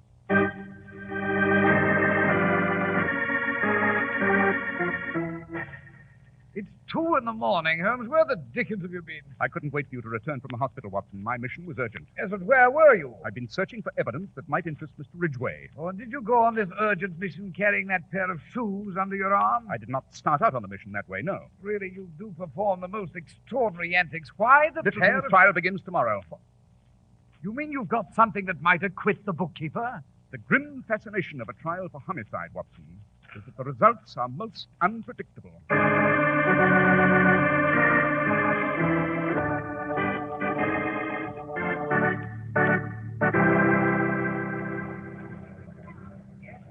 Silence! Silence in the court! Here you are, Holmes. 2 seats. There's Littleton in the dock. See him and Francis Ridgway in the far corner? Quiet, Watson. The clerk of the assize is about to read the indictment of the jury. Gentlemen of the jury, the prisoner at the bar, Humphrey Littleton, is indicted, and the charge against him is murder. Upon this indictment, he has been arraigned. Upon his arraignment, he has pleaded that he is not guilty and has put himself upon his country, which country you are. It is for you to inquire whether he be guilty or not, and to hearken to the evidence. The Crown charges that on the morning of July 19th, Henry Bennett was ruthlessly attacked and died instantaneously when he was struck upon the skull by... Mr. Francis Ridgway! Good heavens. Silence! Sit down, Holmes. What the... Silence in the court! Mr. Holmes, what is the reason for this disturbance? May it please your lordship, gentlemen of the jury.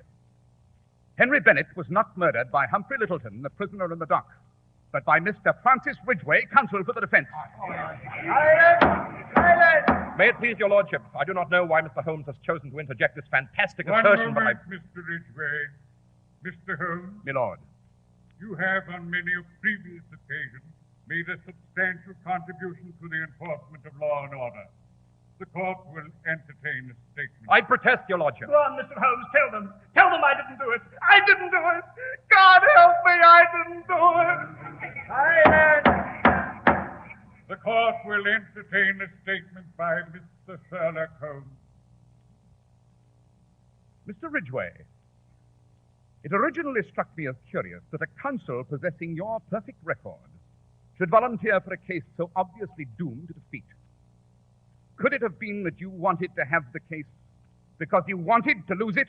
Idle speculation. I visited your office to develop my theory.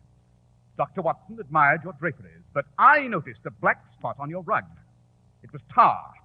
Although you may have vigorously cleaned the remainder of your office, you neglected to remove that one speck. Oh, go on, Holmes, go on. Where did the tar come from, Mr. Ridgway? Well, the murder was committed on an extremely hot day. On the roof of the merchant's building, the tar melted. It came off on your shoes. After killing Bennett on the roof, you returned to your office soiling your rug. Preposterous. Conjecture on your part, sir. Last night, I was on the roof of the merchant's building. I made plaster casts of the killer's footprints. I then paid a midnight visit to your deserted office, Mr. Ridgway. I found a pair of your shoes in a closet. The casts, which I'm prepared to submit as evidence, match your footprints perfectly. Inconclusive evidence. Utterly inconclusive. In addition, I took a sample of the tar from that same roof and compared it with a sample from the tar on your rug. I have here a report based on experimentation at home to the effect that both samples match perfectly in chemical content. Proof. I demand proof, sir, that I actually committed the murder. And you shall have it. There is a young gentleman waiting outside at my request. His name is Bob Dexter. What is most important about this young gentleman, however, is not his name. It is his occupation. Mr. Dexter is a chimney sweep. My friend, Inspector Lestrade's thesis was correct. There was a noise that startled the killer. It was a chimney sweep. Mr. Holmes, do you request that the witness be summoned now? In a moment, my lord. I made inquiries. I found this young gentleman at his home in Stepney.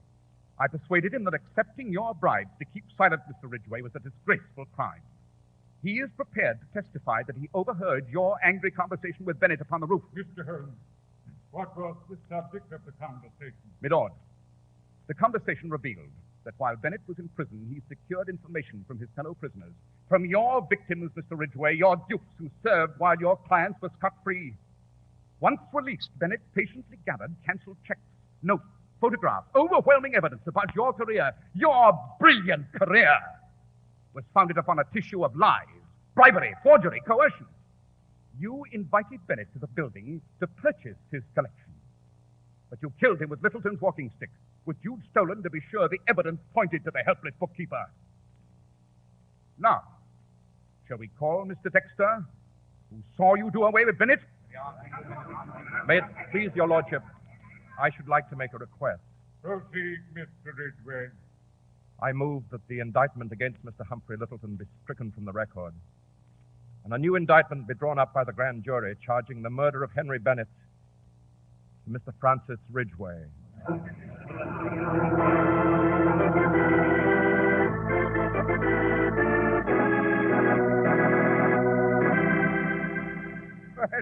By Jove, Holmes, now that you're relaxed in your chair with your pipe, you must take the time to tell me precisely what did happen on the morning of the murder. I confess I'm still a bit puzzled. It's painfully obvious, Watson. Bennett was blackmailing both the bookkeeper and Mr. Ridgway. Ridgway knew it. Littleton didn't. Ridgway sent a message to the bookkeeper, enticing him to the merchant's building that morning. He'd previously stolen the walking stick. I see. But before the bookkeeper was due to arrive, Ridgway killed Bennett with Littleton's walking stick. Then Littleton came along, innocently enough, expecting merely to make his regular, insignificant payment to Bennett. He saw a crowd, became frightened, and dashed off to work at the bank. Well, I'm still amazed at how you arrived at the proper solution. Confound it, Holmes, how do you do these things? Elementary, my dear Watson. Elementary.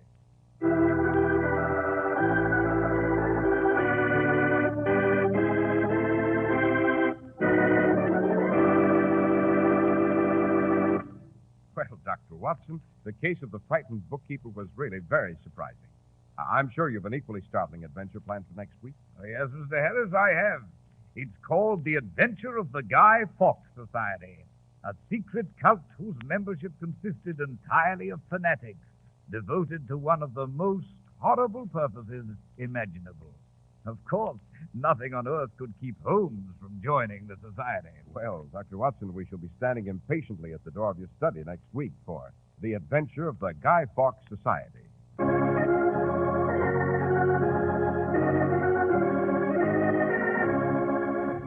The makers of Clippercraft clothes and more than 1,200 stores from coast to coast have brought you another in the new series of broadcasts featuring the world's most famous detective, Sherlock Holmes.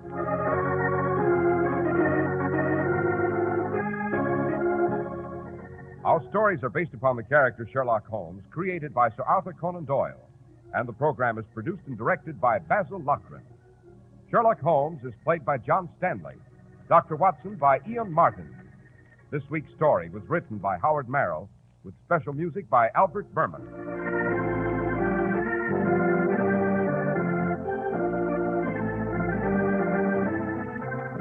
If you don't know your Clippercraft dealer, write Clippercraft, 200 Fifth Avenue, New York City.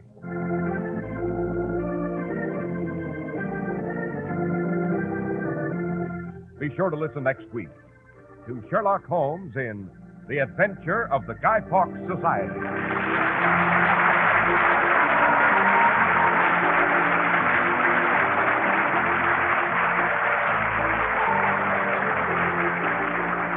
This is Cy Harris speaking for Clippercraft Clothes. This is the Mutual Broadcasting System. With your dial set at 710, you're all set for Behind the Front Page with Gabriel Heater, which follows in just a moment. Eastern Airlines now ready for departure. It's Eastern Airlines for double dependability. Eastern's planes are the world's finest. Its pilots tried and proven through years of service. Fly Eastern, the dependable airline. This is WOR, New York.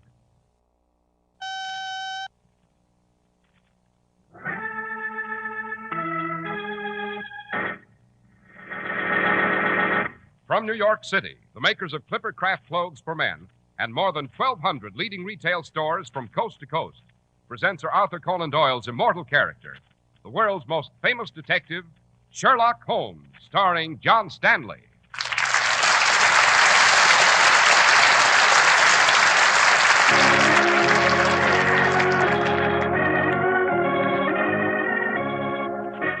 This week's adventure, the Guy Fawkes Society. But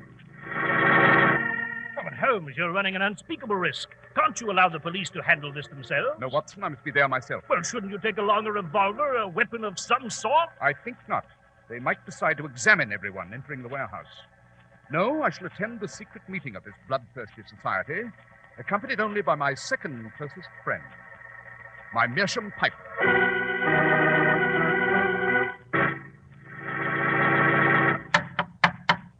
We're at the door of Dr. John Watson's study, and we're about to hear another of his adventures with the fabulous Sherlock Holmes.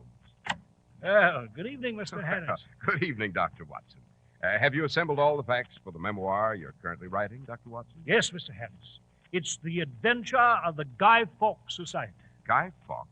You mean the arch conspirator of 17th century England? The very same. Well, what sort of organization was this society, Doctor? Well, it was a secret cult formed in 1897. Their membership consisted entirely of fanatics devoted to one of the most horrifying purposes imaginable. And what was their purpose? Well, I shall reveal the incredible secret at the appropriate time, Mr. Harris. But now it would seem is the appropriate time for a word about those remarkable Clippercraft clothes. So it is, Doctor. Let me paint a little word picture of you in the fine local store that sells Clippercraft clothes. Look expensive, don't they? But you try on a Clippercraft suit anyway. Feel comfortable? Okay. Now you walk over to the mirror. You might as well admit it. You do look like $1 million, and you're thinking, this will really smash my budget. And then you look at the price. Why, it just can't be true. But it is. Only $40 or $47.50, depending on the Clippercraft model you prefer. How can it be?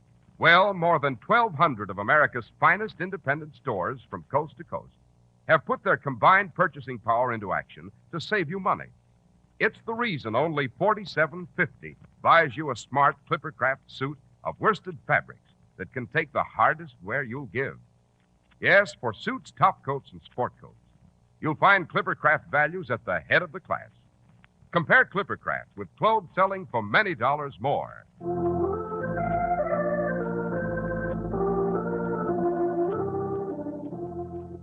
And now, Dr. Watson, what was the Guy Fawkes Society? Well, Mr. Harris, it was the beginning of November 1897. Holmes and I were returning to 221 B. Baker Street after a late dinner.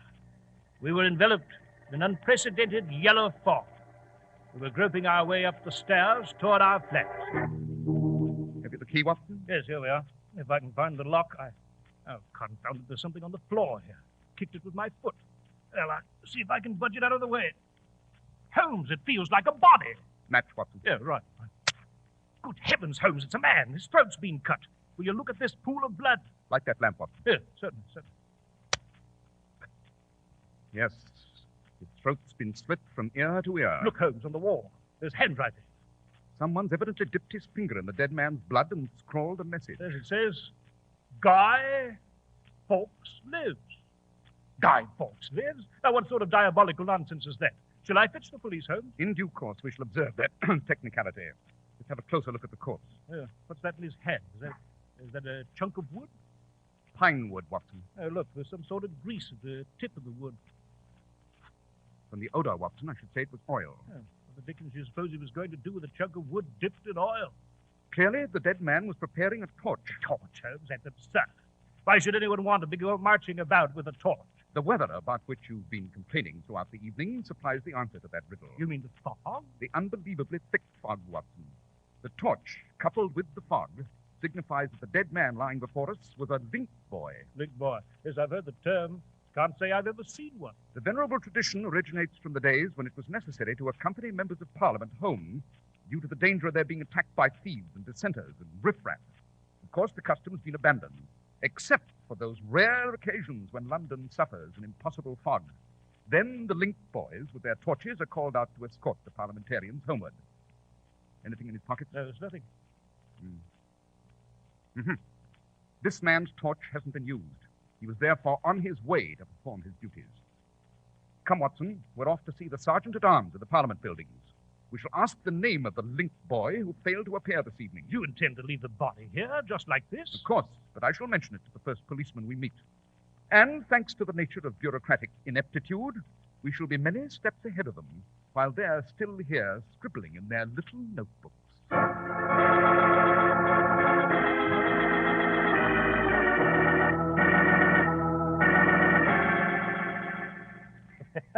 We certainly had the Sergeant-at-Arms and Parliament baffled, asking all those questions about the link boy without ever telling him what it was all about, eh? Let's see now, Holmes. Let's see, we've learned that the dead man's name was Harold Pickering, that Mrs. Hudson admitted him downstairs, that Pickering asked for you, that she saw him go up. The two other gentlemen appeared at the front door a moment later, one of them misshapen and very ugly, that she saw them go up. She then went back inside to her rooms and heard and saw nothing after that until the police arrived. Then we... Holmes, what are you doing to your face? Smudging it with soot. What for? I must assume a disreputable appearance, Watson. You must assume what? There we are. Now, off with this tweed suit. And into some tattered things. Unfortunately, you cannot accompany me on this grotesque mission, Watson. Where are you going? You'll recall that at Parliament we were told that the dead man, Pickering, resided on Bridge Road by the West India Docks. We were also told that he spent a considerable portion of his time at various pubs in that vicinity. I intend to visit every shabby spot on Bridge Road. But why the disguise? I hope to learn what it was that Mr. Pickering wished to tell me when he came here. Obviously, it was something so insidious that it was necessary to cut his throat before he had a chance to talk. I shall visit the pest holes of Bridge Road. I shall be very vocal about loathing the government.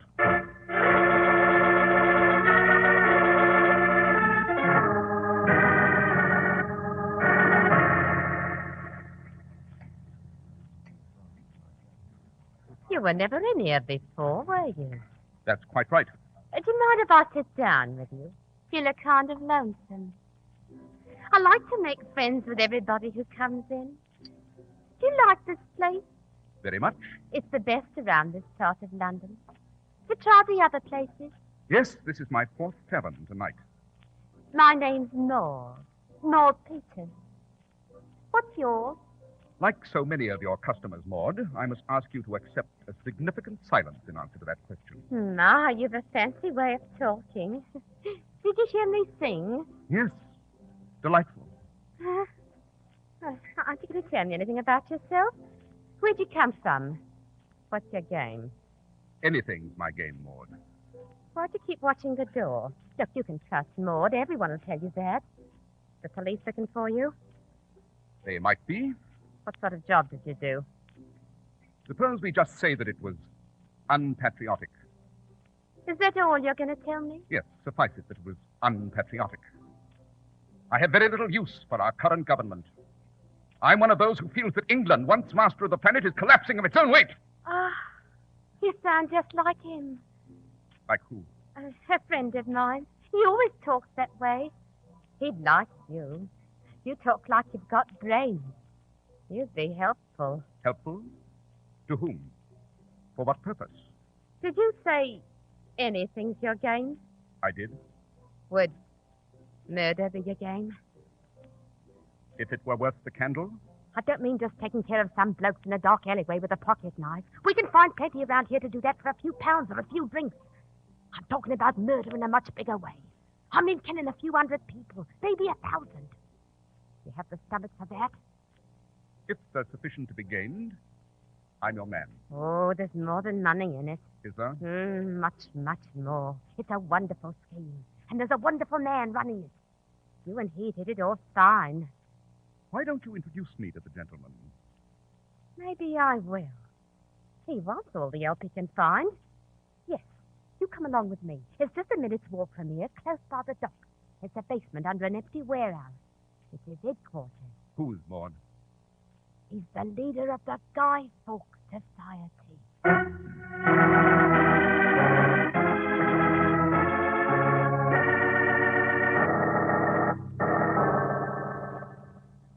You'll see here now. It's about time I might catch my death of cold sitting here waiting in this damp basement. He's in the next room. Now just go through that door. Here, you better take my candle. It's dark as pitch. Thank you. Oh, I must tell you, you may think he's a bit balmy at first. He says strange things sometimes, but that's just his way. He's really brilliant. And don't be frightened by Gerardo. Gerardo? Gerardo's the leader's man, sort of his bodyguard and secretary. Gerardo's the ugliest man I've ever seen. Most of his face was burnt off in the fire. Oh, but he won't hurt you. I'll wait out here. Go on through that door. Very well.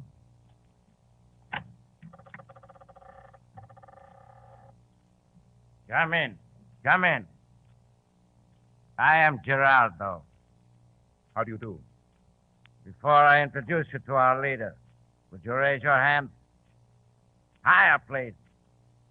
You do not have a gun or a knife, I hope. No, I have not. I just want to be sure. A mere formality. I have the honor to introduce our leader. Sit down. Get out, Gerardo. But, Mr. Get out! Yes, sir. Lord tells me that you wish to join our ranks. Possibly. I don't know anything about you. I could be rather verbose about you, though. You heard? You're extremely nervous, vain, and have spent a great deal of time outside of England. To be more specific, in a tropical country. How do you know? Those pencils on your desk, chewed almost to the point of uselessness. The restless way you pace up and down before me. The nervousness is inescapable. As for your vanity, you're squinting your eyes in order to have a better view of me, a characteristic of nearsightedness. You require spectacles, but do not wear them. You've spent a sizable portion of your life in tropical countries because your teeth have a distinctive corrosion caused by endless munching upon sugar cane. Good. Very good. Maybe more to think about. I have need of men with their wits about them. Ours is a great task. It's a bloody and dangerous task. But the rewards will be well worth the sacrifice. What is the task, Mr. Stewart? What I shall say may sound fantastic, but the truth is often very shocking. My name is Douglas Stewart. My genealogy may be traced to the Stuarts who once ruled my England. Really? You don't seem to believe it. Well, It's the truth, it's the truth, it's the truth. I can prove that I am the rightful ruler of the British Empire. I've been cheated of my birthright. Have you? They plotted against me. The impostors who sit now upon my throne, they plotted against me. When I went to them, when I made my claim, they accused me of being insane. They are nothing but animals wallowing in the sty of their wealth and privilege. They must be exterminated. They held me prisoner. Oh? Where, Mr. Stewart? On what charge? They held me prisoner in a hospital for a year, a hospital for the mentally ill. When were you released? I was not released.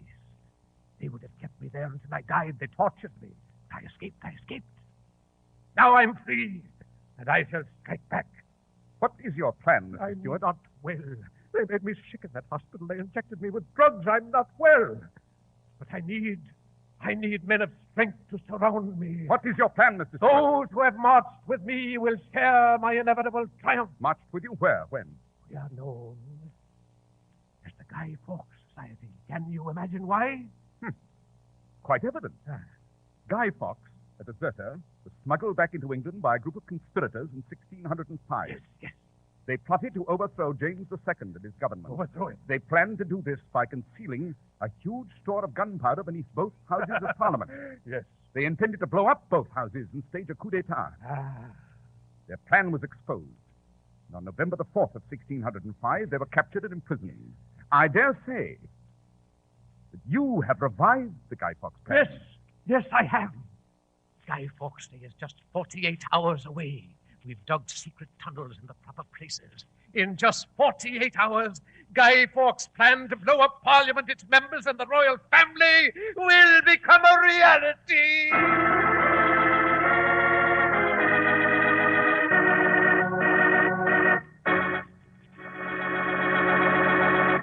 Well, Dr. Watson, Mr. Holmes has uncovered a breathtaking scheme. Yes, he certainly has, Mr. Harris.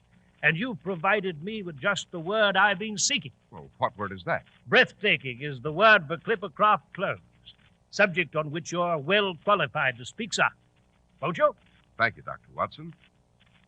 Men who used to spend small fortunes on their clothes are now wearing expensive-looking Clippercraft suits because Clippercraft gives them all the handsome looks and long, dependable wear they demand without digging deep into their savings. Why, they pay only $40 and $47.50 for Clippercraft suits you'd swear cost twice as much. Really fine fabrics and top-notch tailoring are unheard of at prices as low as Clippercraft. Then, what's the trick? Well, what do you suppose happens when more than 1,200 of this country's finest independent stores from coast to coast, stores you can trust, concentrate their huge buying power? You're absolutely right. Their combined purchasing power drastically cuts the cost of manufacturing and distribution. Doesn't take an adding machine to figure out how Clippercraft's unique operation saves you money, or why Clippercraft suits are such terrific values at only $40 and $47.50. That's why men who know insist on Clippercraft clothes. So be sure to visit the Clippercraft store in your city. These leading stores in the metropolitan area are proud to add their names to Clippercraft in your suits, top coats, and sport jackets. In Manhattan, Saks 34th, Broadway at 34th. John Wanamaker Men's Stores, Broadway at 8th and 67 Liberty Street. In Brooklyn, Abraham and Strauss. In Newark, New Jersey, Boulevard Men's Shop, Kresge Newark. And in Jamaica, the B&B Clothes Shop, 16408 Jamaica Avenue.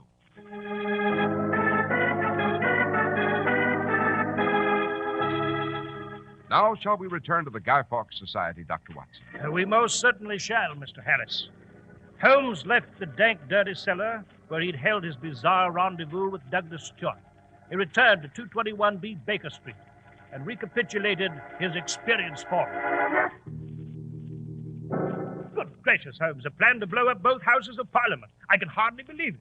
Shall we inform Scotland Yard of your discovery? Not just yet, Watson. Impetuosity is a trap into which we must not fall. If the police should intervene at this point, Stewart and his vile henchmen would simply protest their innocence and elude justice. They must be captured with the evidence. Aha, I see. You're waiting to determine their plan of operation. Then you'll strike. Exactly. And I shall have that information this evening when the entire membership of the society convenes in that same waterfront spot where the renegade Stewart has his headquarters. As a neophyte, I've been invited to attend their ritual. Well, Holmes, haven't they questioned you about your own reliability? Extensively. I imagine Gerardo was impressed, eh? Quite. Therefore, I'm off to the foul cellar where the chief lieutenants of the Guy Fawkes Society meet in unholy conclave.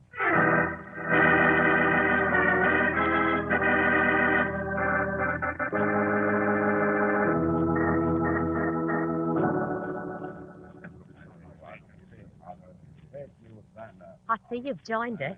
I'm glad. Are you, Maud? Douglas told me that he's pleased you've joined us. I appreciate the accolade. Douglas tells me everything. He does?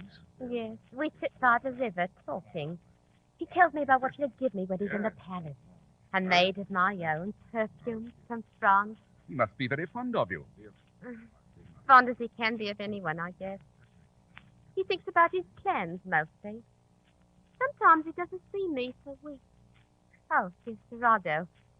Wine, Maud. Thank you, Gerardo. Some for you, too. Ah, Burgundy. Pomar. We do not drink until the leader enters. Then he will propose the toast. There he is. Silence! The leader speaks. Everyone, rise. We raise our glasses in praise. In praise! To Guy Fawkes! Guy Fawkes! To his fearless crew, to Robert Catesby! Catesby! John Wright! Wright! Thomas Winter! Winter! Quiet. Now, I want each of you to pay close attention.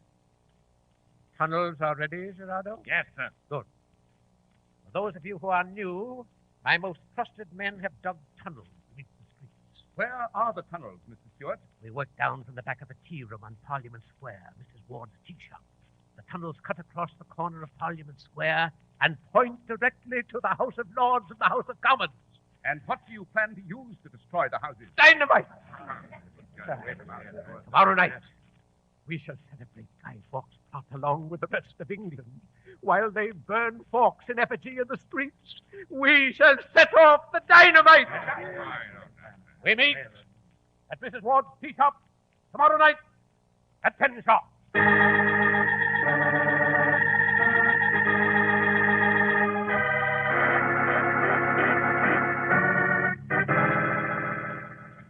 You understand exactly what you're to do, Watson. Yes, exactly, Holmes. I shall tell the story to the Assistant Commissioner of Police. I'm to request that he send a special squad. You'd like them to hide around the corner from the tea shop, eh? Precisely. And you must try desperately to convince him that his constables are to be armed. I realize it's an extraordinary demand, but perhaps he'll sense the danger. Oh, by Jove, Holmes, he may not believe the story at all. He may not do a blessed thing. Oh, we must risk it. Remember, Stewart's asked me to meet him at the warehouse. He, Gerardo, and I will then proceed to the tea shop. There we'll meet the others at 10. If the police will cooperate, they should be at their posts at 9. Holmes, you're running an unspeakable risk. Wouldn't it be wiser for both of us to try to convince the police to handle this themselves? And allow them to make a botch of it? No, Watson, I must be on the scene myself. Shouldn't you at least take along a revolver, a weapon of some sort? Gerardo might decide to examine everyone entering the warehouse. No, Watson, I shall merely be accompanied by my second closest friend, my meerschaum pipe.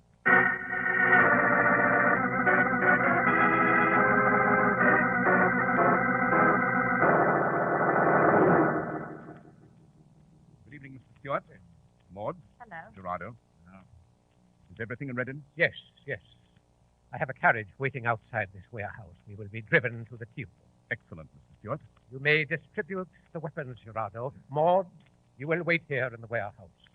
When it is over, I shall send for you. All right, Dagny. You have my revolver, Gerardo? Yeah, it is. Give it to me. And I? Oh, we're not giving you a gun. Why not, Mr. Stewart? I would feel better if you were not armed. Mr. Sherlock Holmes? Let me kill him now, Mr. Stewart. No, Gerardo, no. Ever since his own face was burned off, Holmes, Gerardo enjoys giving the same experience to others. You lied to us, Mr. Holmes. You've been lying all along. We're not exactly fools, Holmes. That story you told Gerardo about your criminal background, we took the trouble to verify it. Oh, you're going to the tea room. Then after we set off the dynamite, we shall leave the tea room. But you will remain locked inside. You lied to me, Holmes. Everyone lies to me. Stand up, Holmes. If you try any tricks, I'll slit your throat. Just as you split Harold Pickering's The Link Boy? Yes. That was your handiwork, wasn't it, Gerardo?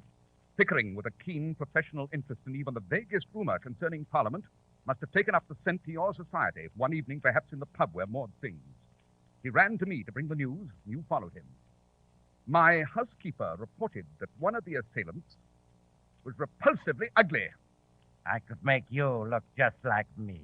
I would like to. Get away from him, Gerardo. Come on. We're leaving for the tea room. You first, Holmes. And remember, I have my finger on the trigger of my gun. Maud, stay here. You'll have word from us. Good luck, Douglas. We're leaving now, Holmes. Not much later, because I've taken an extra precaution. Since you might have notified the police that our maneuver is scheduled for 10, I've sent out word that we will set off the dynamite 1 hour earlier at 9. Come on. Carriage is waiting.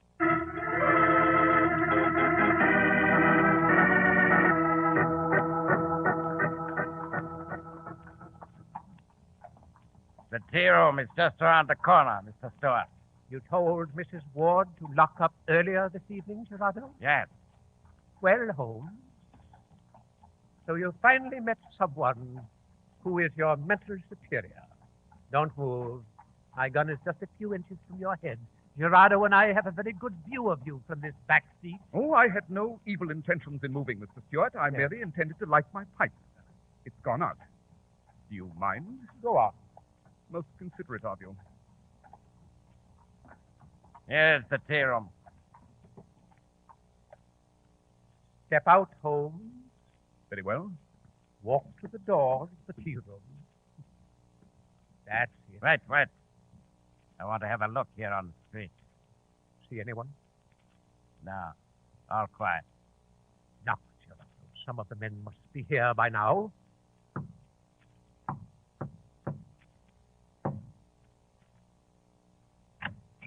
It's us, Mr. Stewart and I. Come in. We're all in the back of the shop. Walk in, Holmes. Certainly. Close the door, Gerardo. Don't lock it. We'll have to run out once we set the fuse. Yes. Let's all go to the back.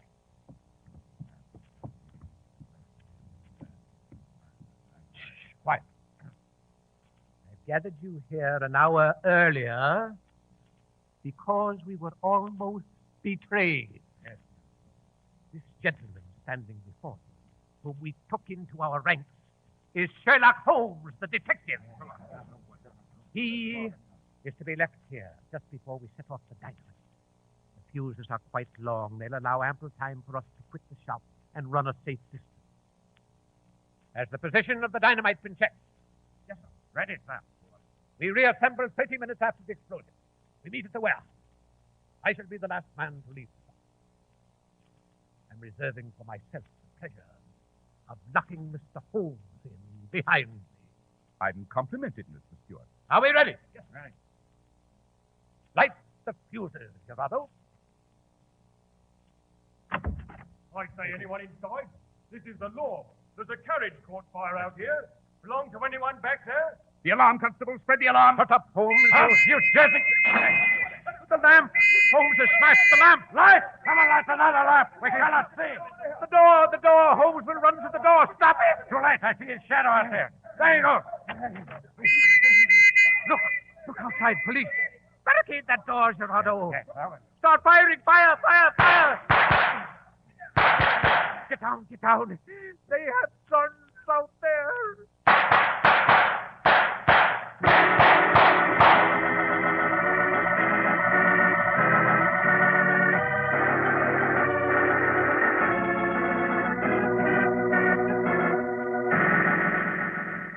Well, Holmes, I never thought you'd leave that tea shop alive. Oh, I did, Watson. Oh, it's a magnificent job you've done. Stewart and Gerardo have been taken to the morgue. Rest of the crew's packed off to prison. You set fire to that carriage outside the shop, didn't you? Of course. I was in the front seat with the driver. He was preoccupied with his horses. Stewart and Gerardo, to keep an eye on me, purposely sat in the back. They could see most of me, but it was comparatively easy to drop a bit of hot ash from my pipe onto the upholstery. I knew that within a minute or two the carriage would catch fire. It would attract your attention, watching from the corner with the raiding party, or that of the constable on the beat. He poked his head in, sure enough. I shall never cease admiring your quick-wittedness, Holmes. Neither shall I, my dear Watson. Neither shall I.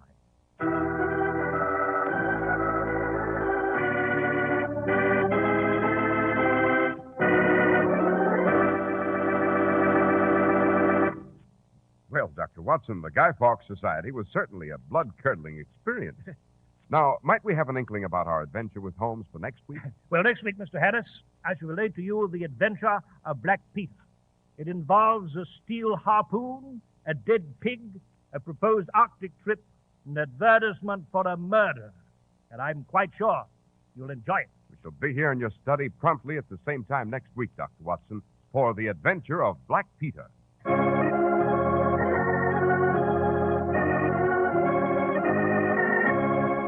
The makers of Clippercraft clothes and more than 1,200 stores from coast to coast have brought you another in the new series of broadcasts featuring the world's most famous detective, Sherlock Holmes.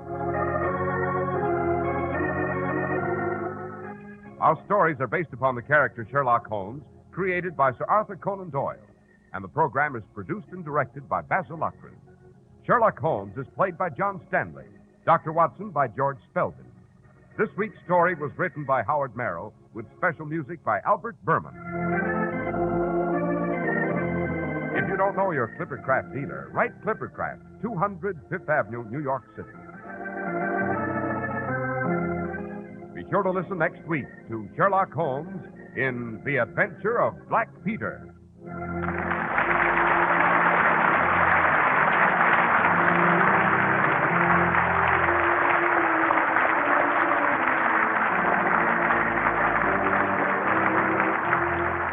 This is Cy Harris speaking for Clippercraft Clothes. This is the Mutual Broadcasting System.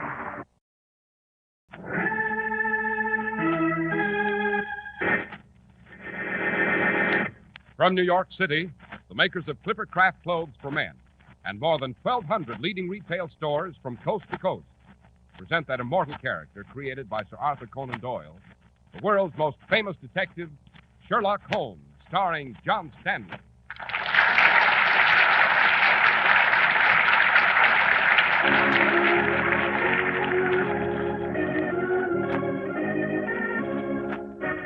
This week's story, The Adventure of Black Peter. Watson? Yes, Holmes? Hang on that meat hook, will you? Oh, very well, Holmes. But dash it, what are you up to? Step to one side, my dear Watson. I shouldn't want any blood to spatter on you when I plunge this harpoon into the flesh. Holmes, what on earth? Observe how murder is done, Watson.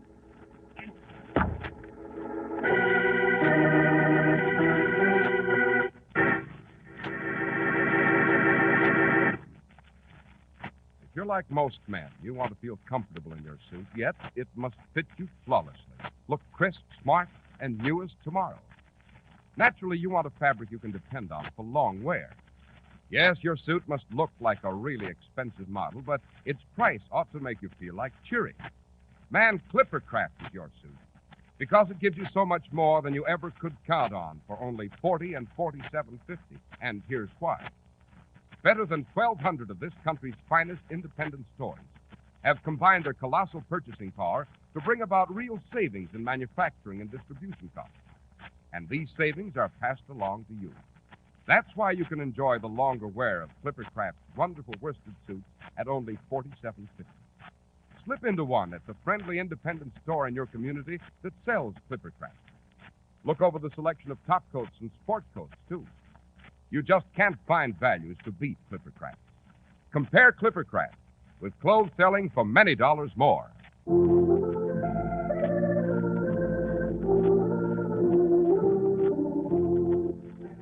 And now, Dr. Watson, you were going to tell us of the adventure of Black Peter. Ah, yes, Mr. Harris, to be sure. It began in 1895, a most fruitful year for Holmes, who was enjoying an immense practice at 221B Baker Street. Indeed, if I should reveal the identity of some of the illustrious clients who crossed our threshold, I should be guilty of an indiscretion. Chronologically, this adventure took place just after Holmes's famous investigation of the sudden death of Cardinal Tosca and his arrest of Wilson, the notorious East End trainer of canary birds. It properly began in the year 1883 aboard the steam whaler Sea Unicorn and in the middle watch of a very dark night.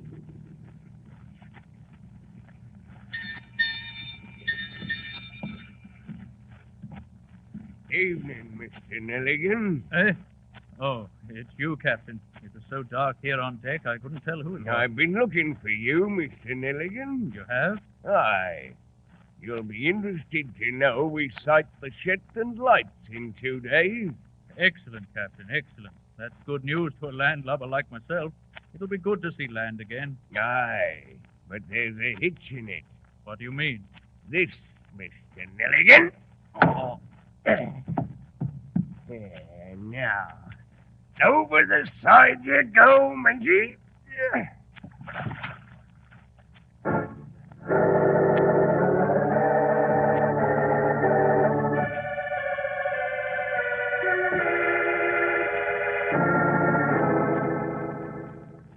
So, it's been 12 years since we sailed the Sea Unicorn, eh, Skipper? Aye. And all that time I've holed up here in this cabin in the Sussex woods. Nice and peaceful like. You come a long way to see your old captain, matey. Here, have another drink for old time's sake. Aye, for old time's sake. A good old 1883 in the Sea Unicorn. Now, there was a ship, the best steam whaler ever to make way out of Dundee. And it's many a blubber whale we harpooned from her, eh, matey? Aye. Drink up, then. Drink up. Nothing like good rum to warm the hearts of old shipmates, eh? I tell you, mate. Hold on. You ain't down your rum? No. Then why not? I changed my mind. Did you now? Never known you to turn down good rum afore, mate. I'm turning it down now. What do you mean? I've known you too long to let you trick me, Black Peter. I didn't come here to pass the time of day. I got a little business to talk over with you, nice and quiet. And I'll need a clear head to do it. So, you got a little business, eh, mister? What business? A certain tin box once owned by a passenger aboard the Sea Unicorn. What are you talking about? A mental man named John Nelligan, skipper. John Nelligan? Aye. They say he fell overboard one dark night in the middle watch. But I say different. I say he was tipped by the heels and thrown overboard. You do, eh? I do. You see, I was aft. Saw the whole thing myself with my own eyes. Of course, I ain't mentioning any names. Blast you, mate. Why did you come to my place here? What do you want? I want half the swag in that tin box you stole from Nelligan, skipper. I'll see you rot. That's why you're wrong, skipper. I'll see you rot. When I tell the police about what happened to John Nelligan, they'll hang you so high. I'll cut out your tongue first. Stop that knife, skipper. I'll slit your throat, I will. Stop that knife, you drunken fool.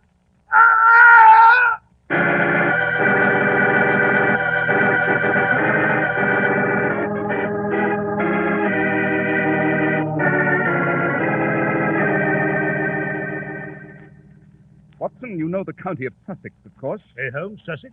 Oh, yes, of course I do. What about it? We're journeying there on the 10 o'clock train, my dear Watson. Specifically to a little place called Woodman's Lee near Forest Row. Here we are. Why?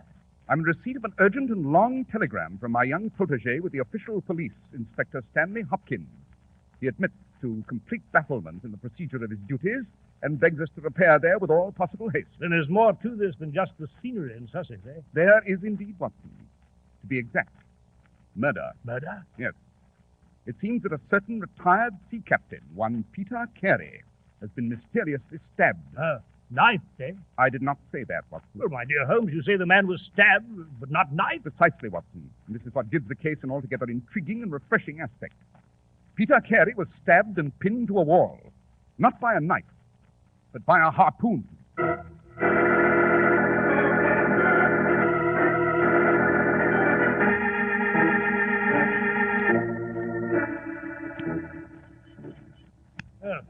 You say this forest path leads to Black Peter's cabin, Inspector Hopkins? Yes, Dr. Watson. We'll be there presently. Hopkins, you tell me you found no footprints before the heavy rain last night obliterated all signs. No, Mr. Holmes, I found no footprints. Meaning that you saw none. I assure you, Mr. Holmes, there were none. Oh, come, Hopkins. You're beginning to sound like your senior colleague, Inspector Lestrade. Yes, sir, but... My dear Hopkins, I have investigated many crimes, but I've never yet seen one that was committed by a flying creature.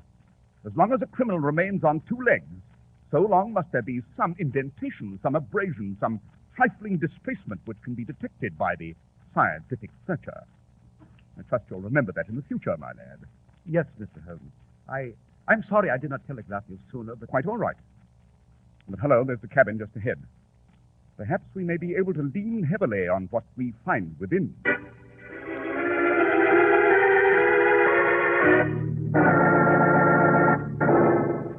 Good heavens, Holmes, look at that body.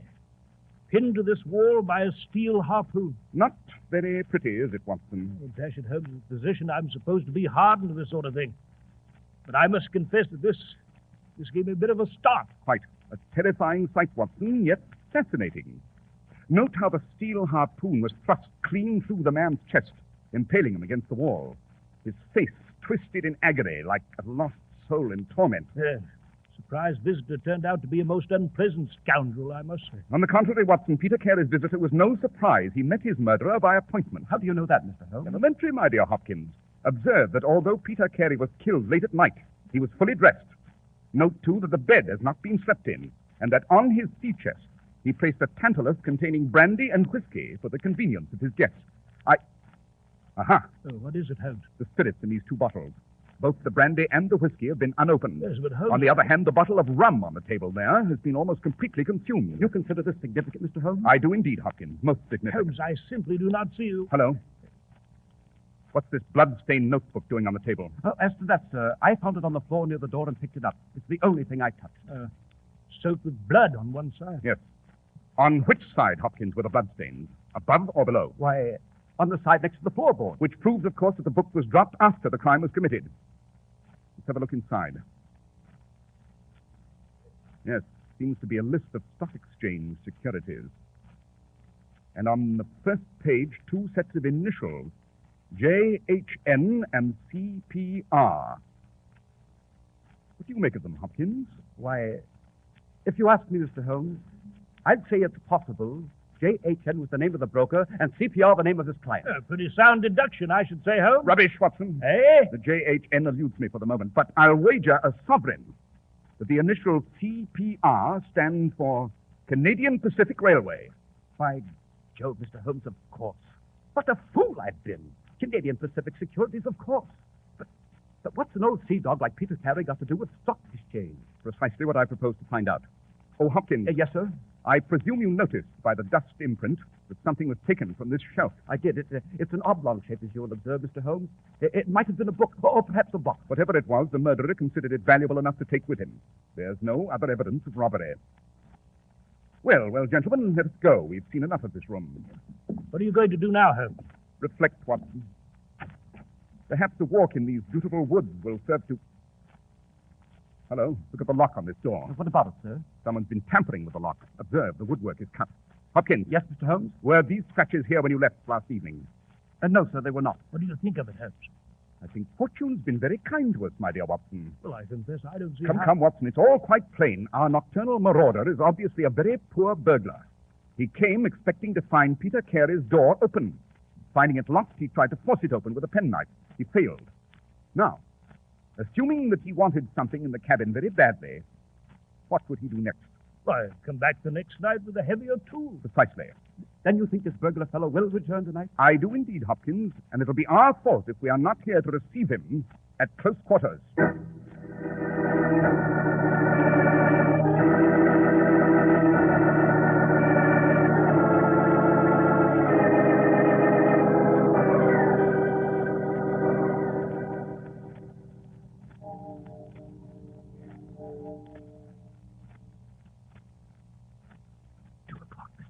Yes, so it is, Hopkins. And the fellow hasn't shown up yet.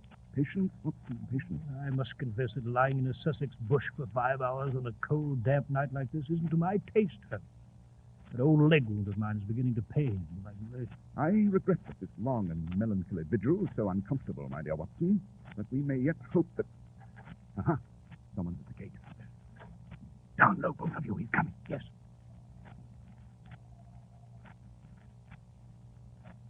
He's looking about wide, Hopkins. Coming on again.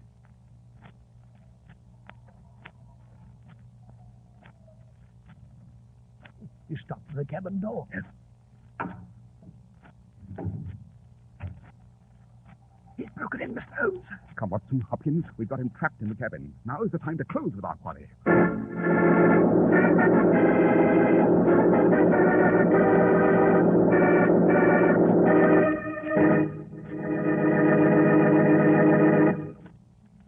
Tomorrow, go visit your Clippercraft dealer. See his showing of Clippercraft for fall. Just feel the luxurious fabrics and consider the superb cut and made-for-you fit. You just have to agree Clippercraft suits look many dollars more than the $40 or $47.50 you'll pay. Now, here's the reason Clippercraft is so easy on your budget. That reason is pure logic. More than 1,200 of America's finest stores from coast to coast combine their huge buying power for savings in production and distribution. An operation of this scope naturally keeps Clippercraft's great tailoring plants on a full working schedule the whole year round. Manufacturing expenses are obviously reduced. Anyone can see that this results in real savings for the millions who wear Clippercraft. That's why Clippercraft suits are such staggering values at only $40 and $47.50. That's why men who know insist on Clippercraft clothes. So be sure to visit the Clippercraft store in your city. These leading stores in the metropolitan area are proud to add their names to Clippercraft in your suits, top coats, and sport jackets. In Manhattan, John Wanamaker Men's Stores, Broadway at 8th and 67 Liberty Street. Saks 34th, Broadway at 34th. In Brooklyn, Abraham & Strauss. In Newark, New Jersey, Boulevard Men's Shop, Kresge Newark. And in Jamaica, the B&B Clothes Shop, 16408 Jamaica Avenue.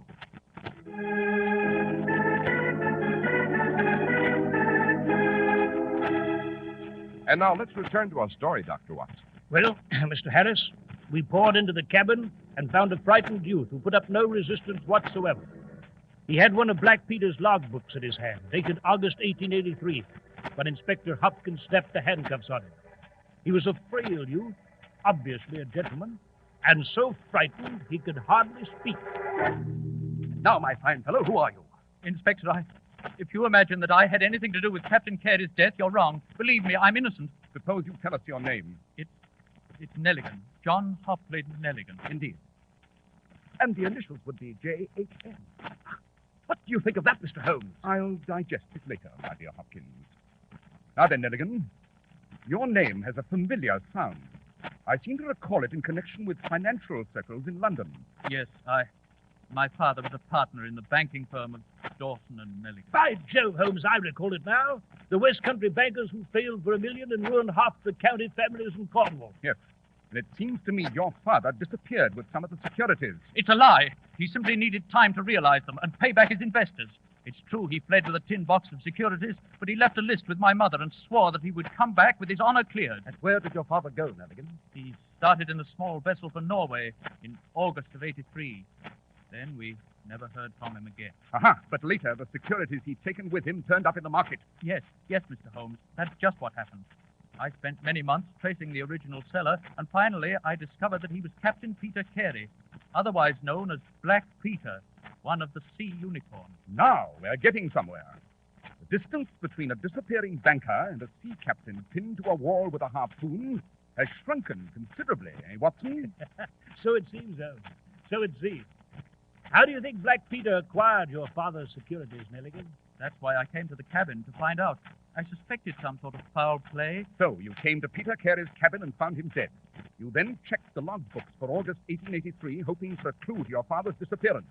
And you found none. No, the pages for that month have been ripped out of this logbook. Mr. Holmes. Yes, Hopkins? With your permission, I'll ask young Nelligan here a few questions. By all means, Hopkins. I've quite finished. Now then, my lad. You came to the cabin last evening, but you could not break the lock. Is that correct? Yes, Inspector, that's correct. And you were not in the cabin before that? No, sir. Then how do you account for this notebook with your initials J.H.N.? I don't know. I thought I lost it at the hotel. We found it at the scene of the crime. It was covered with blood. It proves that you were there at the time, that you quarreled with Peter Carey, you took down the harpoon from the wall, ran him through, and in your fight, dropped the book. No, Inspector, that's not true. It's not true, I tell you. You tell us a cock and bull story of wanting to see a logbook. What you wanted was to recover this blood-stained notebook. You knew it was evidence for the hangman's noose. Inspector, for the love of heaven, I tell you I'm innocent. I swear it. Perhaps the lad has something on his side, Inspector. Then let the jury decide that, Mr. Holmes. On the face of the evidence, Nelligan, I am arresting you for murder.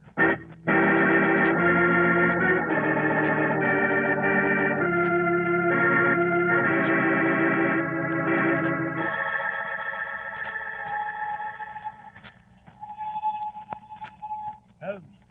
Yes, Watson? About young Hopkins and his arrest of Nelligan back there at Woodman's Lee. What about it? Well, I can't say I blame the inspector on second thought. That blood-stained notebook is certainly damning evidence. And certainly Nelligan had a motive. It seems clear that Black Peter did away with his father, stole the securities, and... Oh, rubbish, Watson. Eh? Frankly, I'm disappointed in Stanley Hopkins, and his methods do not commend themselves to me. They smack too much of Lestrade. I had hoped for better things. But the blood-stained notebook, Holmes, on the scene of the crime, and Nelligan's strange return... Granted, my dear fellow, but one should always look for a possible alternative and provide against it. It's the first rule of criminal investigation. Well, I confess I'm confused. Are you, Watson? Are you indeed? Then let me ask you a question. Would you say young Nelligan was a big and powerful man? Why, no. No, bigger or stronger than myself, for example. I should say he was less sturdy than yourself, Holmes. But dash it, what's all this got to do with... In an hour, Watson, I hope to demonstrate to your own satisfaction that young John Nelligan could not possibly have murdered Black Peter Carey. I see. Oh, hello, here's Paddington Station, Holmes. Quite. But this time, Watson, we shall stay on the train and change for the east end of the docks. Eh, why? There's a certain shop on Ratcliffe Highway near Commercial Road East and the Shadwell Fish Market. It excels in accessories for the fishermen. And I wish to make a purchase there. A purchase? Good Lord, Holmes, what kind of purchase? A harpoon, my dear Watson.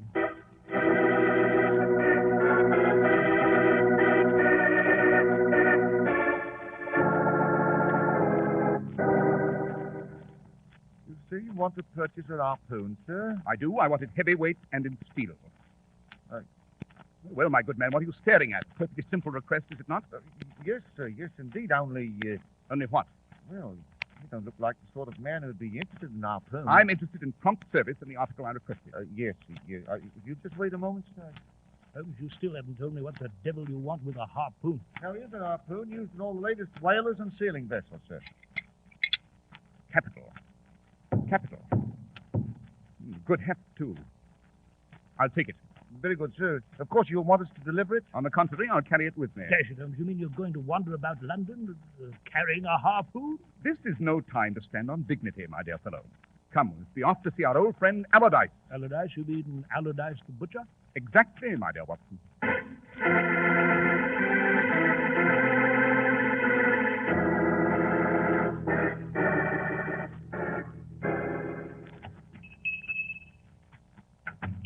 Well, good afternoon, Allardyce. Good afternoon, Mr. Holmes. Mr. Holmes. No need to stare, Allardyce. This steel spear is merely a harpoon, and I'm carrying it on a serious mission. It seems to me every eye in London was upon us on our way here. You're much too sensitive, my dear Watson. Now then, Allardyce, as to your stock in trade... We have some excellent lamb chops, Mr. Holmes, and if you like a nice cut of beef... As a matter of fact, Allardyce, I'm interested in neither at the moment. What I want is a dead pig. A dead pig? Holmes, what the deuce? You must have a pig carcass hanging somewhere in your back shop, Allardyce. Oh, yes, Mr. Holmes. As a matter of fact, I have, but... Then I should like the pleasure of meeting this porker. At once.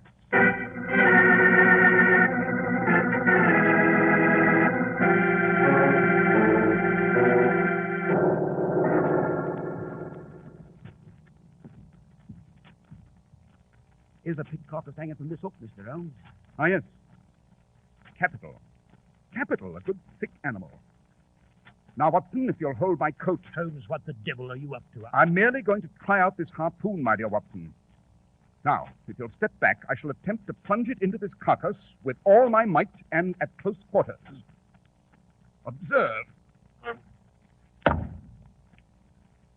You see, Watson? Well, all I see is you've stuck that steel barb into an unoffending carcass of meat. Use your eyes, man, use your eyes. Note, I plunged the harpoon into that carcass with all my strength. Yet the barb went but halfway through. I see. Then you mean that young Nelligan was incapable of impaling Peter Carey to the wall with a harpoon? Precisely, Watson. If I couldn't turn the trick here, Nelligan couldn't possibly have pierced Black Peter through at the cabin. It's beyond his physical power and mine. Well, then if it wasn't young Nelligan, who was it, Holmes? All in good time, Watson, all in good time. First, we know it was a powerful man, a giant in strength. Second, we know it was a sailor. How? Obvious, my dear Watson. First, the man who killed Peter Carey had to handle a harpoon deftly and speedily. Remember, it was hanging on the wall when Black Peter pulled his knife. Then, of course, there was the spirit. Spirits? What spirit? The murderer was drinking with Black Peter. He left the brandy and whiskey untouched and drank only rum. Hence, further proof that the killer was not a landlubber, but a seafaring man. But come, Watson, we must be off. Yes, Holmes, where? First, I must dispatch a telegram to Dundee. Later, if fortune's with us, we'll go to the Daily Chronicle and insert an advertisement on the shipping page. What kind of advertisement? My dear Watson, I propose to start an Arctic expedition.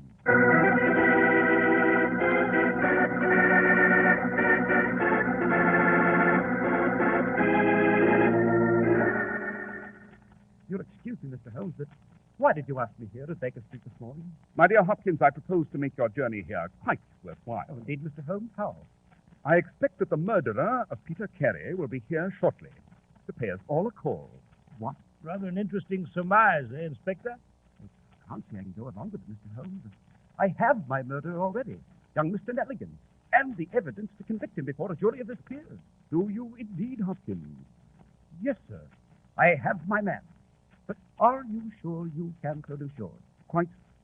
You see, Hopkins, I advertised for the murderer to call on me. You what? I don't blame you for being properly confused, Inspector. Heavens knows I was... Uh-huh. Someone's coming up the stairs. Open the door, Watson. Very well, Holmes. I'm sure this is our man. His step sounds like the tread of a giant. My name is Patrick Cairns. I have your advertisement here. Are you a harpooner? Aye, sir. 26 voyages. What ship? Sea Unicorn, out of Dundee. Very well, Cairns. The berth's yours. Now, if you'll just sign here on the desk. Very good, sir. I'll sign it. Hopkins, Watson, help me pin him down. Here, what's this? Try to shanghai me, would you? Look out, Holmes. And this man is as strong as a bull. Quick, Hopkins, the handcuffs. Right, Mr. Holmes. Right. All right, my man, that'll do. You're dealing with the law here. What is this? What's the meaning of this? You might call it an arrest, Cairns. To be specific, I'm afraid we must detain you for the murder of your old captain, Peter Carey.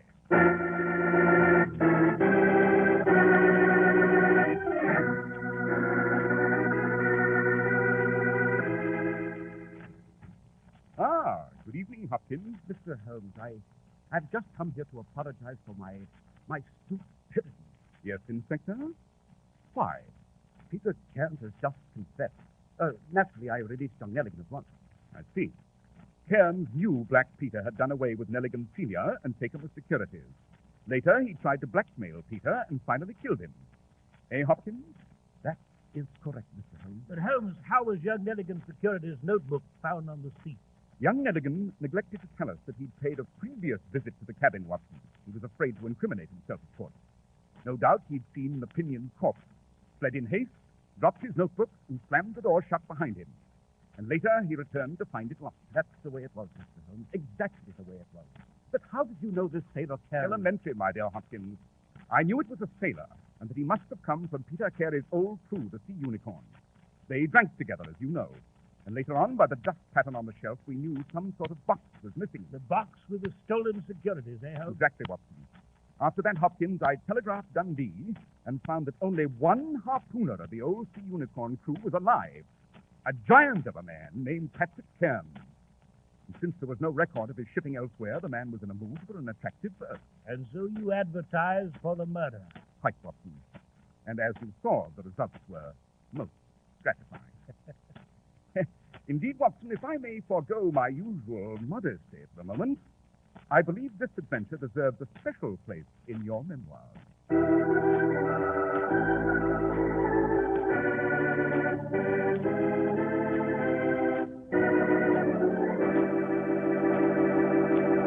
And so it does, Dr. Watson, but how did John Nelligan Sr. appear on the Sea Unicorn? Well, Mr. Harris, his yacht foundered in a storm. He was picked up by Black Peter's vessel and only survivor. Later, as you know, Peter Carey threw him overboard upon learning of the valuables in the tin box. Oh, I see. I might add that ultimately the honor of the Nelligan name was revived. And shortly thereafter, Holmes and I went to Norway for a well-earned holiday. I would say you had it coming to you, Doctor.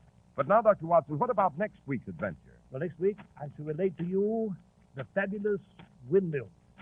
It concerns the baffling disappearance of a dike inspector, a mystifying wooden cabin, and a technique for committing murder that would be best employed in Holland. Well, we'll be on hand to visit the fabulous windmill next week, Dr. Watson.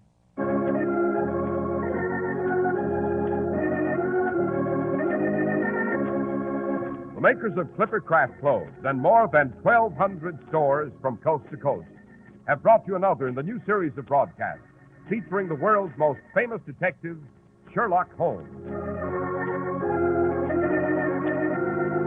Our stories are based upon the character Sherlock Holmes, created by Sir Arthur Conan Doyle, and the program is produced and directed by Basil Loughrane. Sherlock Holmes is played by John Stanley, Dr. Watson by George Spelvin. This week's story was written by Max Ehrlich with special music by Albert Berman. If you don't know your Clippercraft dealer, write Clippercraft, 200 Fifth Avenue, New York City. Be sure to listen next week to Sherlock Holmes in The Fabulous Windmill.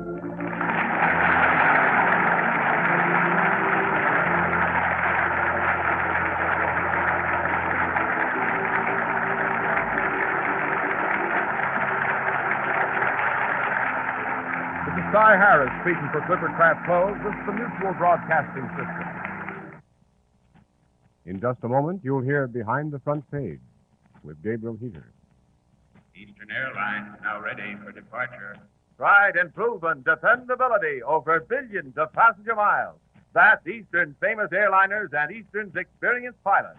For double dependability, fly Eastern, the tried and proven airline. This is WOR, New York. 7 o'clock by Longines, the world's most honored watch. product of the Longines Whitnor Watch Company.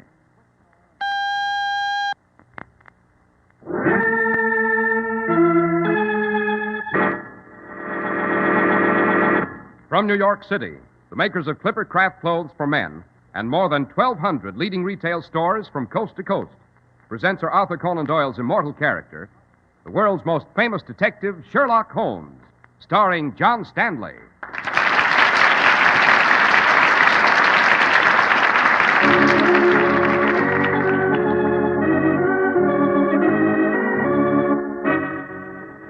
This week's adventure, The Fabulous Windmill.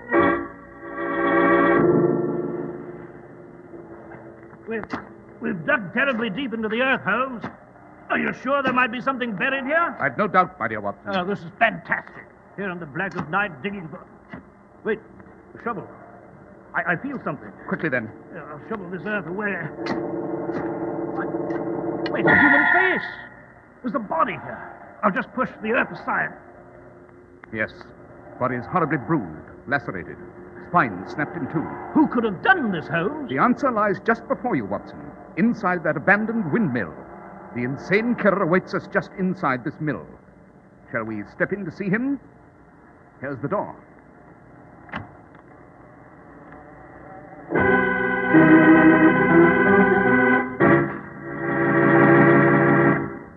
So, Dr. Watson, this time we find you resting in your study. Yes, Mr. Harris, but I'm fully prepared to report another of my incredible adventures with Holmes. And which shall it be tonight, Dr. Watson? I've given it the title of The Fabulous Windmill. It concerns a crime that only the most diabolical brain could conceive. A technique for homicide that would chill the bones of the calmest soul on earth. Wonderful, Dr. Watson. I shall do my part, but first you must do yours. You must give us a word of your very wise advice about Clippercraft clothes. A really pleasant surprise is in store for you at the friendly independent store in your community that sells Clippercraft clothes. It's a suit that's so beautifully tailored, of such superb fabrics, that you're likely to say, now, there's a suit I wish I could afford. And then you'll glance at its price, and will you be surprised? Only $40 and $45. How is this possible? Well, more than 1,200 of this country's finest independent stores have concentrated their immense purchasing power to really give your hard-pressed dollars a break. No wonder Clippercraft can give you the extra long wear of rich, full-bodied worsted suits at only $45. Ask to see them at the fine independent store in your community whose clothes bear the Clippercraft label. Also look over the collection of overcoats and topcoats shown, too. You're certain to agree there just are no values that outshine Clippercraft's. Compare Clippercraft with clothes selling for many dollars more.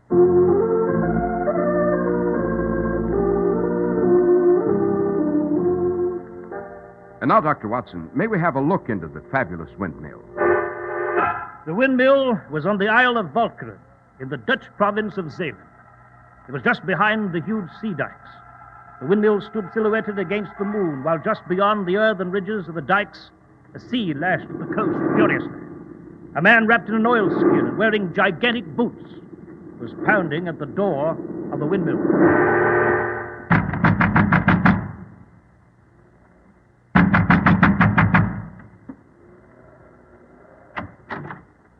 Yes? What can I do for you? I am the dike inspector. My name is Van Ness. What do you wish, Inspector? I want to talk to you. It's very important. You can tell me here. You don't have to come in. What's on your mind? This windmill is supposed to be abandoned. It is. I just stopped by for a moment. Did you? Yes, I was thinking of purchasing the mill, of restoring it to an active basis. I see. This is the first opportunity I've had to look at the mill. I'm leaving in a moment. I shall return tomorrow in the daylight for a clearer view. Have you finished lying? What do you mean, Inspector? I will tell you the truth. The arms of the windmill are stationary. The mill does not show any lights. Everyone in the neighborhood has believed the mill is useless, deserted. So it is, during the day. Shall I continue? By all means, go on. Do go on. One night on my patrol, I came here to the window. I looked. I listened. You are using this mill for some kind of criminal business. People come here to see you. You give them papers, money. They are strange. They sneak in. They sneak out. They carry weapons. I'm terribly sorry I was so rude when you first knocked. Do come in, Inspector. I have an office upstairs. Perhaps we can discuss your discovery up there. All right. Let us go upstairs. Yours must be a pleasant task, Inspector. In the spring, yes, but in the winter, no. I should imagine the position is not very lucrative, Inspector. Not very. Then you might be interested in a few guilders to, shall we say, supplement your weekly pittance. I might be. I would be grateful if you would forget about this particular windmill. I have a few guilders in a chest at the top of this stairway. I'd be delighted to give them to you. How much? Here we are. Chest is over there. Say 1,000 guilders? Satisfactory? No. How much, then? 5,000. You've elaborate notions, Inspector. 5,000. Not 1 guilder less. I wouldn't be difficult if I were you. You cannot frighten me. I drive the bargain. I have only to report you to the police. I said 5,000 guilders. You're a stupid, meddling idiot. It would not be worth 1 guilder to buy your silence. I haven't any way of knowing that you would not betray me after you'd collected the money. Get out. You will not pay my price? I will pay nothing. I shall go to the police. Go on. Police headquarters is less than a mile away. You do not want to reconsider? No. Good night, Inspector. Good night. I must apologize for not accompanying you downstairs again. I'm rather busy. You do not have to be polite. Charming, these long, winding stairways in your Dutch windmills. Most picturesque. Convenient, too. Convenient? Yes. If I should want to do away with someone, for instance... If what? All that's necessary is for me to push them! Ah!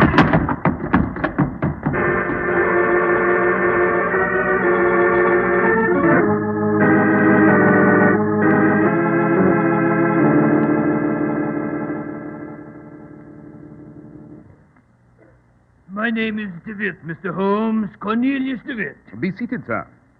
This is my friend and colleague, Dr. Watson. How do you do? Dr. Watson? May I ask, Mr. DeWitt, what brings you here to Baker Street? I am the chief of police on the island of Walcheren, Mr. Holmes. It's on the western shore of the Netherlands. Ah, the Netherlands. Mr. DeWitt, in addition to your police duties, you have a domineering wife, and you were once employed by a railway. Well, your reputation, Mr. Holmes, is evidently well deserved. Holmes, how do you know these intimate details about Mr. DeWitt? Because he's making a desperate effort with his hand to conceal his cravat, which obviously embarrasses him. Because if it's garishness, it's clear that he must possess a domineering mate who has forced him to sport the article of apparel, although he disapproves of it. Correct, sir? Absolutely, Mr. Holmes. As for your railway background, you take an extraordinarily long step for a man of your stature, a characteristic of railway employees who've spent many years walking over ties. However, I assume you haven't come to Baker Street to discuss yourself. You've a case, I should say. A very difficult case, Mr. Holmes. That is why I've come to you. We had a dike inspector named Van Ness. He's vanished. Really? When? Under what circumstances? He left on his usual tour of duty one afternoon. He patrolled a few miles of the shore. He was never seen again. Did anyone along his customary route see him that day? No one. Have you examined the patterns of his private life? Oh, very carefully. But Mr. DeWitt, it yielded nothing? Nothing.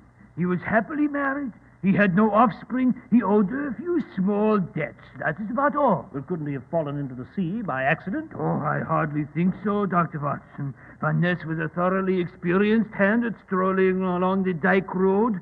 I cannot help feeling he met a band of thieves or murderers. Would you come to Walcheren, Mr. Holmes, and help us find the poor chap? Most certainly, Mr. DeWitt. The disappearance of Inspector Van Ness has a pungent, irresistible odor of deep intrigue.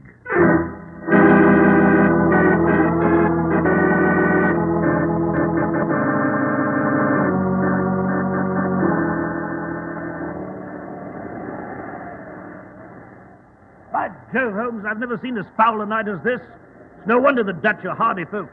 What with the way the sea roars at them, constantly threatening their lives. Wrap your greatcoat well about you, Watson. Yeah. We must examine the entire length of the road along this dike, the route of the missing inspector. I did think you were a bit undiplomatic in rejecting Mr. DeWitt's offer to accompany us. But he would be an encumbrance when we are stalking our prey.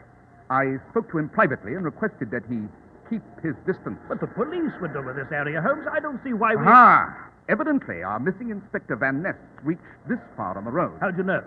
Because of a piece of rope. Where? That road sign. Clearly, it was shaken loose by the force of the wind. A hasty improvisation was devised. The sign is now held to that wooden post by a piece of rope. Yes, but... The Dutch are an orderly nation, Watson. This would have been repaired had the damage occurred more than a few days ago. I should say the inspector found the sign upon the ground and repaired it, temporarily, in this fashion. Therefore, on the day of his disappearance, he must have progressed this far. Oh, shouldn't we continue our search tomorrow in broad daylight? Definitely not, Watson. Light the lantern you brought along. Whatever evil force caused the downfall of the dike inspector is still at large. It must be stopped before it strikes again.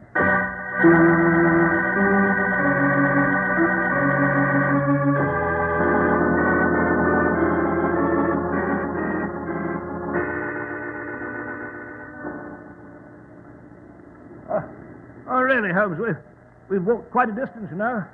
We've poked about in a dozen barns and windmills. I say let's repair to the nearest tavern. A crackling fire, some brandy, rest. I won't hear of it, Watson.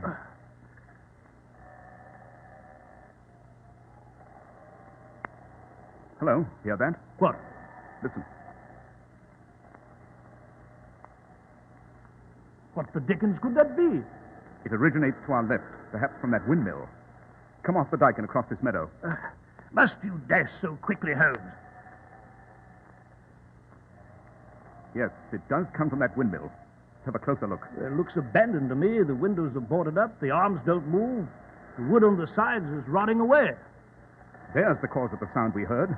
The door to the mill. It's open. It's swinging back and forth in this wind. Shall we have a look inside? Not just yet. It's conceivable that we've more to learn by examining the surroundings. The lantern, Watson. Turn it about. Yeah. Very well. See the mill better now? Yes. No distinctive markings. To the right, Watson, so the beam falls to the right. Grass has grown over the pathway leading to the mill. Of course it has. The mill's abandoned, Holmes. That's definite. One moment. What is it? The earth. You see? The earth? Step over here. Notice that earth, Watson. What do you see? Well, sort of a patch of earth that looks much lighter than the rest of the earth. There can be only one reason for that, my dear Watson. The earth's been freshly turned. There's less organic matter in subsoil.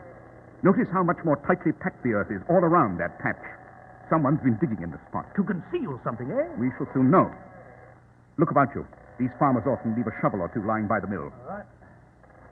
There's none here, Holmes. Try closer to the mill. Yes, I found one. Excellent. Now we shall dig for whatever secret lies deep below the seemingly innocent grass.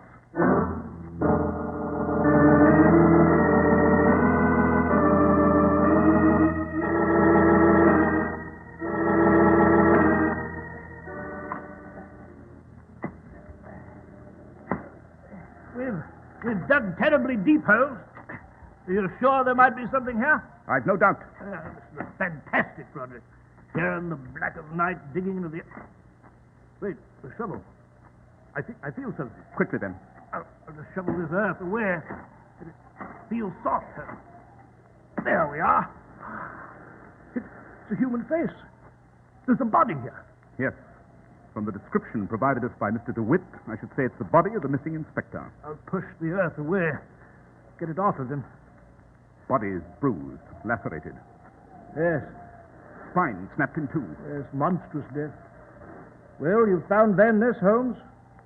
As for who did away with him and buried his body... The answer to that question lies just before you, Watson. Inside the abandoned windmill? Quite. You going in there now? Immediately? Or shouldn't we summon the authorities? That is not necessary. Yes, but Holmes, there's probably a homicidal maniac somewhere in that awful mill. Only a fiendish mind could have caused such a death. Yes, and we've a rendezvous with that mind. Shall we step inside? Here's the door.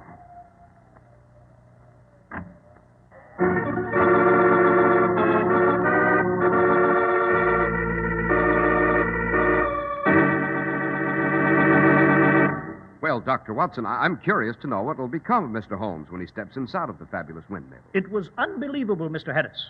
I've a most gripping revelation for you. But right now, you've an interesting, vital message, too, I don't doubt, about Clippercraft clothes. Pay a visit to your Clippercraft dealer tomorrow. You'll find much to amaze you in the new selection of Clippercraft. Expensive-looking fabrics that are as long-wearing as they are smart. Tailoring you can tell was done by experts, and really smooth, comfortable fit. Clippercraft suits have the exclusive look of high-priced garments, yet you can own one at just a thrifty $40 or $45. The Clippercraft plan makes all of this possible. It concentrates the huge buying power of more than 1,200 of America's finest stores from coast to coast and border to border. It keeps Clippercraft's factories on a full-time basis throughout the year. Naturally, there are generous savings in manufacturing and distribution, savings that are passed on to the millions who wear Clippercraft. That's why clothing experts agree Clippercraft suits are the last word in value. That's why men who know insist on Clippercraft clothes. So be sure to visit the Clippercraft store in your city. These leading stores in the metropolitan area are proud to add their names to Clippercraft in your suits, top coats, and overcoats. In Manhattan, Saks 34th, Broadway at 34th. John Wanamaker Men's Stores, Broadway at 8th and 67 Liberty Street. In Brooklyn, Abraham and Strauss. In Newark, New Jersey, Boulevard Men's Shop, Kresge Newark. And in Jamaica, the B&B Clothes Shop, 16408 Jamaica Avenue. Well, Dr. Watson, I'm impatient to learn what you discovered inside the windmill. Well, Mr. Harris, Holmes and I left the body of Inspector Van Ness. And in the dead of night, with just a flickering lantern to guide us, we cautiously opened the door of the deserted mill. What do you see in there, Holmes? A table, a few chairs, millstones. Come in, Watson. Close the door. Think there's anyone upstairs? It's likely. The killer? Yes. Look, there's a cabinet. I'll open it. Papers. Oh, the passports. Blank passports. Yes. As I thought, false passports, Watson. False? Yes. This is not the watermark of the official papers used for this purpose. Look there, Holmes. Money. Counterfeit, I should say. Let's see. Yes, note the finer lines on the pound note. The genuine are broken lines. These are actually minute dashes. What the devil is a map of India? This seems to be a list of hotels in the United States. I must admit I'm utterly baffled, Holmes. I suppose it makes sense to you, of course. Certainly. This leather book, names and addresses in it. Leopold Munkatzi, Zurich. Florence McDonough, Glasgow. What is all this? These seemingly peculiar items, Watson, possess one characteristic in common. Travel. And what sort of travel? Illicit. Travel by fraudulent passports, by worthless currency. The travel of criminals. What we have here is a magnificent display of criminal talent. It requires considerable ingenuity to create these items so beautifully. The creator, I should say, awaits us at the top of the stairs. So let us mount them. Do you know who it is? Only one mind has the fertility to conceive of the plan that I believe this is, and the finesse to execute it. It's the mind of the one man whose intellectual prowess I respect. It's the mind of Professor Moriarty. Moriarty? It's after him. No. We shall steal up quietly lest we disturb him. Yes, right you are. What are you pulling that rope for? I'm moving a pawn, Watson, in my endless game vis-a-vis Moriarty. Shall we go up? Yes, indeed. This confounded wooden stairway, it creaks so. Hey, hear a conversation, Holmes? Yes, do not proceed to the top of the stairs. Stop approximately 3/4 of the way up. We can eavesdrop. Yes, capital. Here we are. Shh. And how did you reach Holland, Ilona? I was in Budapest, Professor Moriarty. It was a macabre journey. After the funeral, when we buried my dear departed husband, I rode off in the usual black draped carriage. But my driver did not return to my home. Instead, we dashed for the border. The police were unpleasantly close to learning how my husband had died. Yes.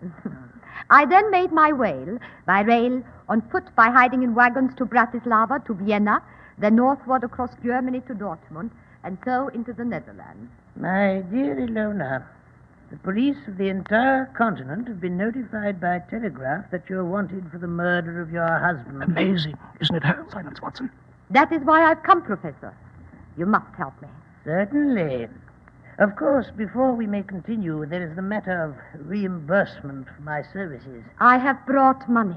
My fee will be £5,000. What? £5,000? A trifling sum for what I shall do, Ilona. I shall present you with £20,000 in counterfeit notes, splendidly camouflaged.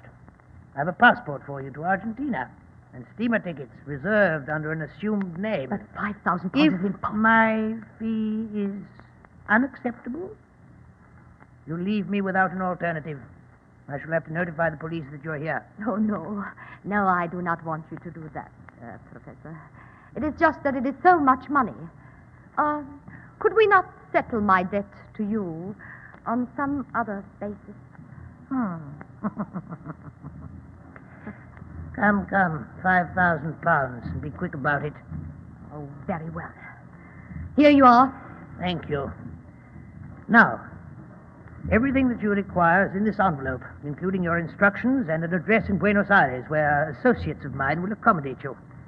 You'd better leave now. Your ship sails in the morning. She'll be coming down these stairs, Holmes. She'll see us. I realize that, Watson. Good night, Professor Moriarty. I shan't thank you. You've been more than compensated. Good night, Ilona. Bon voyage. Thank you. Oh, on your way downstairs, you might send up Mr. Sherlock Holmes, who's waiting just below. What? Yes, Moriarty, I did step into your trap. The door I deliberately left flapping in the wind to attract your attention, Holmes, and draw you into the mill. I thought you'd find it magnetizing. Who are these two? Ilona, my dear. This is the celebrated detective, Mr. Sherlock Holmes. Detective? No, never fear, never fear. As long as I have this gun, Mr. Holmes will not be a problem. His companion is Dr. John Watson. What are you up to, Professor? Be on your way, Ilona. Holmes and I have business together. Good night, my dear. Good night. Careful, Holmes. He'll shoot at the slightest provocation. Oh, no, Dr. Watson. I've much better plans. At the window, Holmes, I could not mistake the two figures on the road of the dike. So you left the door of the mill open, Moriarty, to lure us to it. I realized this was a trap from the moment I heard the door swinging in the wind. In so secret a place as this, extra precautions would always be taken to see that the door was locked securely. Your eagerness to meet me again, Holmes, will cause your demise. Will it, Moriarty? And I have devised a special means for you to die. I must compliment you, sir, on the magnificent criminal structure you've built in this mill. This windmill is an emergency exit for the men and women of the continent who are wanted by the police. Is it not? Yes, yes. For an enormous sum, you provide them with passports, money, entry visas, customs declarations, information, arms, devious routes to the farthest and darkest corners of the earth, where they may find welcome obscurity. Even more, Holmes. I've clothing for them, disguises, chemical and medical equipment in this windmill to change their appearance. An endless cavalcade of forgers, traitors, arsonists, major and minor thieves, kidnappers, murderers pass through this windmill. And thanks to my genius, they will elude the stupidities of law and live on. Now, descend the stairs, Holmes. Go on. Surely you would not choose the ignominious death of being shot by an ordinary pistol, such as I have in my hand? Very well. I shall descend. What is that horrible noise? The wooden gears of the windmill, Doctor. The tremendous, powerful gears like a dragon's teeth, turning slowly as the wind makes the arms of the mill revolve. You may see them as you go down. Look at them closely. They are relevant to your death. Awe-inspiring sight, eh, Holmes? Yes, quite. Shall I tell you how you will die tonight? I shall force you, and later Dr. Watson, to step closely enough to those gears so that you become caught in them. You will be slowly crushed to death, each portion of your body being ground to pulp by the teeth of the mill. A loathsome idea. Worthy of you, Moriarty. Here we are, at the bottom of the stairway. The perfect spot for you to step toward the gears, Holmes. Holmes, you may have infinite patience, but as for me... God, Watson, don't be a fool, he'll shoot. Go on, Holmes. It's just a few steps toward the wooden gears. Once a portion of your clothing is caught, the rest is inevitable. Dr. Watson, don't turn away when he's caught. Even if you do not see what happens, you'll hear it. Well, I'm waiting, Holmes. Walk toward the gears. Just a few steps. That's it. One step. Two. Stop your gun! Police! Mr. DeWitt!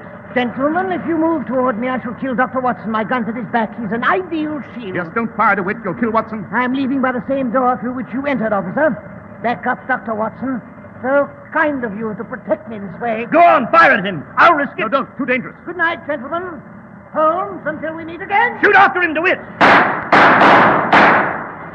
Miss him! It's so dark out there. There he goes, running along the road on top of the dike. I'll have my men pursue him. That would be futile, Mr. DeWitt. He's disappeared already, as you may well observe. Your men would never find him. Moriarty is far too clever for an ordinary police force. It requires a brain equal to his. In short, sir, mine. And mine alone.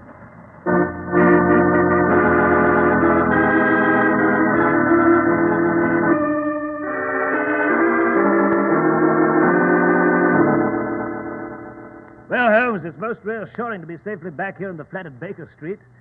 Have you heard from the Volcarin police? Yes, Watson. In accordance with my suggestion, they confiscated the entire contents of the windmill.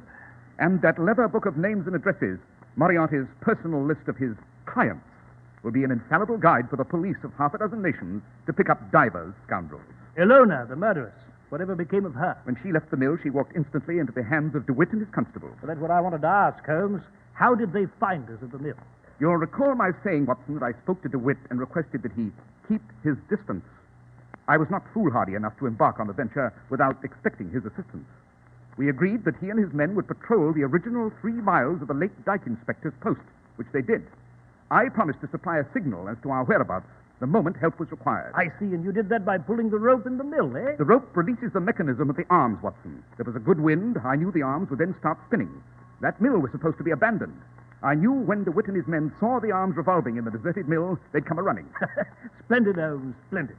Of course, I'll never know why each step as we go along is so difficult for me, yet so obvious to you.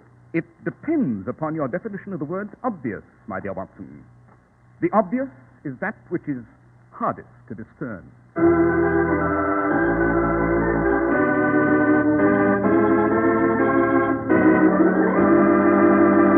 Well, Dr. Watson, the adventure of the fabulous windmill was just as hair-raising as you'd promised. Even more so, as a matter of fact. Now, may we have a hint about the adventure you've planned for next week? Yes, next week I shall relate to you the adventure of the Uddington Witch, Mr. Harris.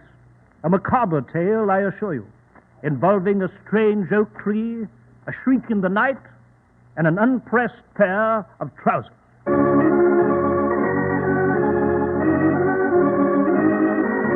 The makers of Clippercraft clothes and more than 1,200 stores from coast to coast have brought you another in the new series of broadcasts featuring the world's most famous detective, Sherlock Holmes.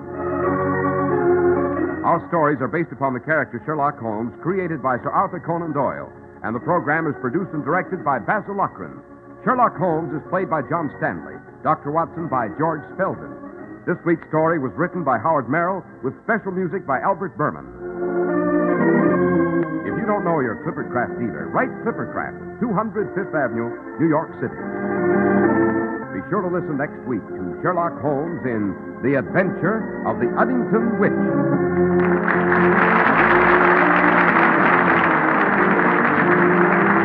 This is Cy Harris speaking for Clippercraft Clothes. This is the Mutual Broadcasting System. Following station identification, you'll hear Behind the Front Page with Gabriel Heater. Fly Eastern Airlines for double dependability. Dependable airliners, dependable personnel. To fly anywhere in the world, call Eastern or your travel agent. Save 5%. Buy round-trip tickets. This is WOR, New York. This is WOR, New York. 7 o'clock by Longines, the world's most honored watch. Product of the Longines Whitnor Watch Company.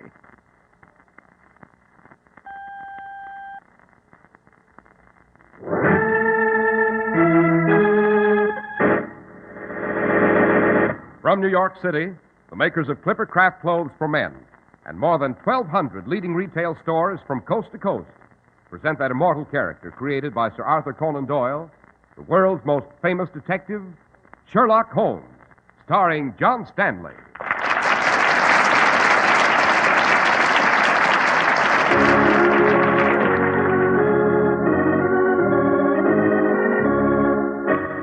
This week's story, The Adventure of the Uddington Witch. Holmes, Yes, Watson? you say you saw a shadow down into this forest after the murder? I did, Watson, and it was an extraordinary shadow indeed. What do you mean? I saw what was apparently a witch, Watson. A witch? Precisely. The Black Witch of Uddington. The local townsfolk say she still prowls this forest.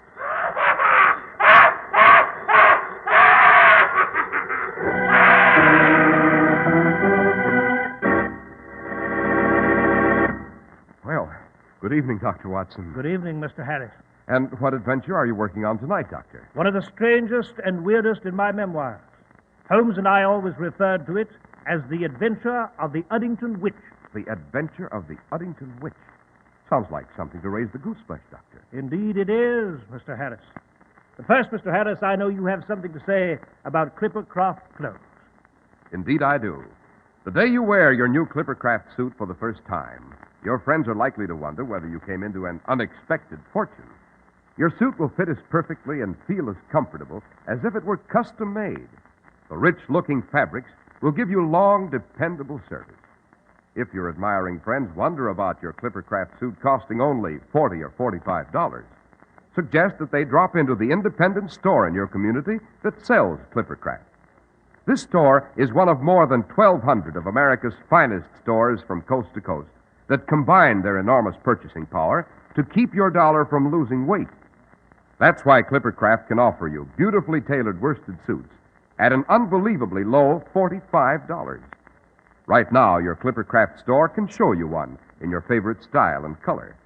See his selection of top coats and overcoats, too, and see for yourself how true it is that Clippercraft values can't be beat.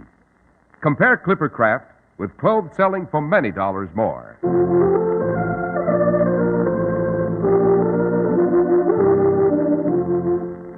And now, Dr. Watson, what's this adventure of the Uddington Witch all about?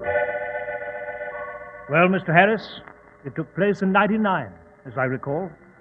Holmes and I were taking our ease at Baker Street one evening when we received an urgent and certainly a bizarre telegram. It came from Uddington, a town in the Shire of Lanark, in the lowlands of Scotland. And it was from a Lord Dunbar, master of Heathercliff Manor. It begged Holmes to come to the manor with all possible speed, stating that a witch had spirited away his mother in the dark of night. A witch? Exactly, Mr. Harris. A witch. Naturally, Holmes's curiosity was immediately aroused, and we resolved to take the noon train the following day. But little did we know, as we read the telegram, that tragic events were already in the making at Uddington on that very same evening. It began with Lord Dunbar in his study. Who's there? Who's there? Bruce? Hester? Why in blazes don't you answer? The minute I lock my door, someone has to disturb me. Well, what do you... You! I, Lord Dunbar, I! The Black Witch of Uddington! I come to bring me the death on the wicked Dunbar! No! No!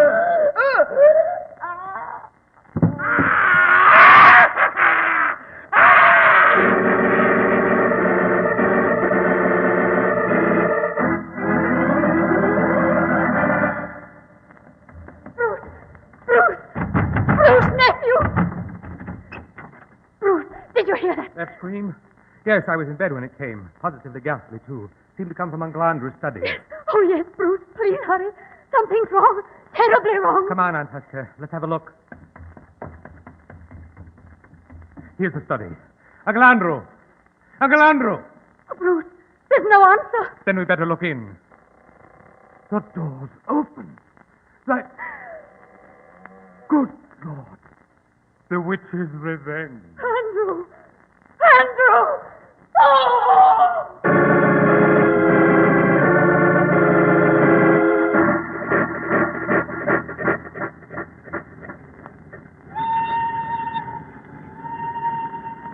Oh, it's you, Holmes. I was wondering when you were coming back to the compartment. Our train is due in Eddington very shortly. Unfortunately, my dear Watson, we're too late to help Lord Dunbar. Too late? What do you mean? I've just seen a copy of a Newcastle newspaper brought aboard at the last station. Lord Dunbar was murdered early this morning. What? Foully murdered, Watson. Found dead in his study with a steel spike driven through his heart. A spike? Good Lord. Does this method of murder suggest anything to you, Watson? Why, no, Holmes. I can't say it does. And you're not up on your lore of demons and witches, my dear fellow. It so happens that the witches, as recently as 200 years ago, were believed to have tortured and stabbed their victims with pins, needles, and sometimes small spikes. Good heavens. It may also interest you to know, Watson, that the history of Lord Dunbar's antecedents gives this macabre affair a rather grim and yet fascinating twist. What do you mean? An ancestor of Lord Dunbar's in the late 17th century was one of witchdom's most mortal enemies. As Chief Justice of the highest court here in the Scottish Lowlands, he hanged many a witch at Gallow Lee, or tied them to a stake on the sands until the tide came up to end their misery. Holmes, you're not suggesting that this is some kind of witch's revenge? I'm suggesting nothing, Watson, until I have a look at Heathercliff Manor and its remaining inhabitants.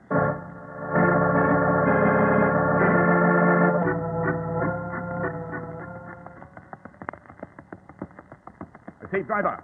Aye, sir. When shall we arrive at Heathercliff Manor? If you look sharp yonder, you'll see the lights of the accursed house, just beyond that wood. You think it has some sort of curse, then?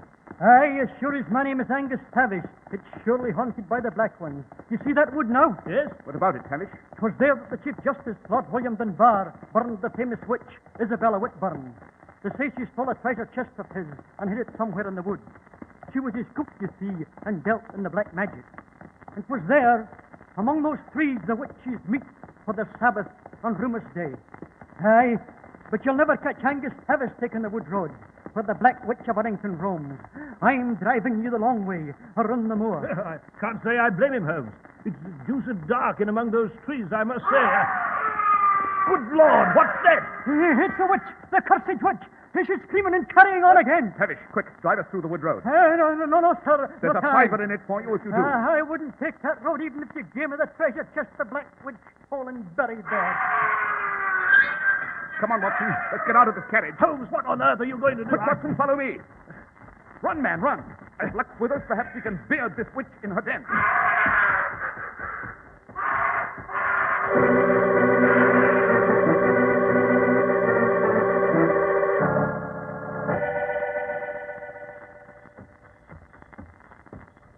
Who's that?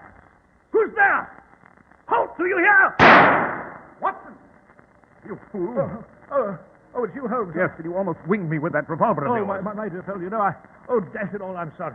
The truth is, I'm in a terrible sweat. I've been running through this foul wood, expecting every shadow under every tree to leap to the attack.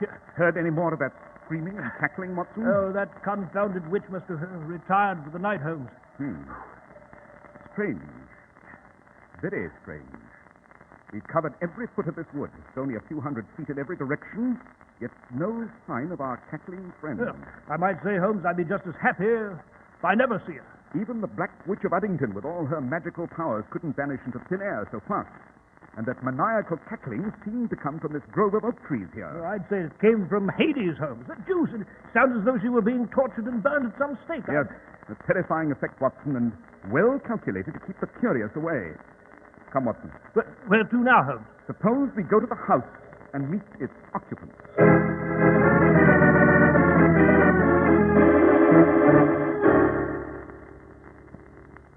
I take it you are Bruce Lennox, nephew to the deceased. Yes, Mr. Holmes, I am. And you have no idea what a relief it is to have you and Dr. Watson here. I knew my uncle had written you, and... Quite. I might add, we arrived in a most unorthodox manner. Through the small wood in the rear of the house. Yes, I heard the most terrifying cackling and screaming there, Mr. Glennick. Couldn't find a trace of the dashed witch. I know. Frankly, gentlemen, I admire you for your courage. I count myself as brave as any man and not addicted to superstition. But I, for one, never had the nerve to enter that wood at night. Well, I can't say I blame you much. Now then, Mr. Glennick, a question or two. Yes, Mr. Holmes? Had the official police been here? Yes. this morning, but the local constable found nothing, conducted only a hurried investigation.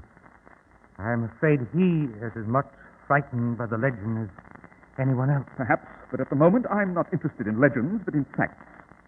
This chain of tragedy, I understand, began with the disappearance of your great aunt. Yes, Lord Dunbar's mother. She disappeared from her room a few nights ago, and we've heard nothing of her since. You think, then, that she was taken by this Black Witch of Addington? I don't know, Mr. Holmes. She might have just wandered off.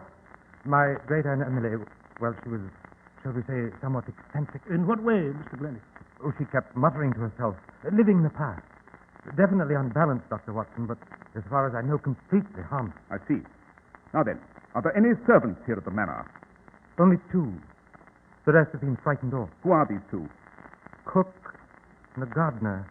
And Lady Dunbar, where's she? I should like to talk to her. Oh, I'm sorry, Mr. Holmes, but I should not advise it now. Lady Dunbar is in her room, indisposed. The shock. Well, you understand. Quite. And now, Mr. Glennick, we should like to examine the body of your late uncle, Lord Dunbar.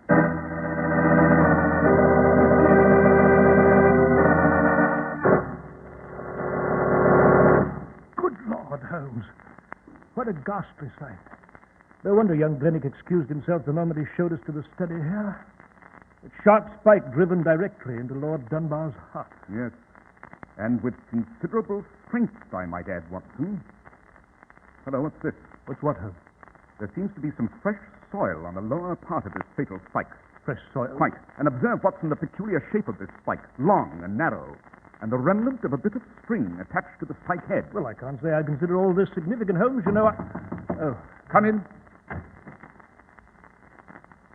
Mary Whitburn, the cook. Yes? Mr. Glennick roused me from my bed to prepare a hot supper for you. You'll find it in the dining room when you've a mind to eat it. Thank you, Mary. We'll be along presently. As you wish, sir. Rather peculiar coincidence, don't you think, Watson? You mean Holmes? I mean, this cook, Mary Whitburn, bears the same family name as the Isabella Whitburn, the Black Witch of Addington. By Jove, Holmes, you're right. A remarkably ugly woman, too, with that mole on her cheek. Ah, yes, Watson, that mole on her cheek. Another peculiar coincidence. What do you mean? In the days when witchcraft was at its heyday, Watson, every witch bore what was called a witch's mark. And usually, it was a mole. Holmes, you mean this cook, Mary Whitburn, might be the It's a bit too early to draw any conclusion as yet, my dear Watson. But come, let's have a look at the garden. The garden? What for? I should like to examine the flower beds.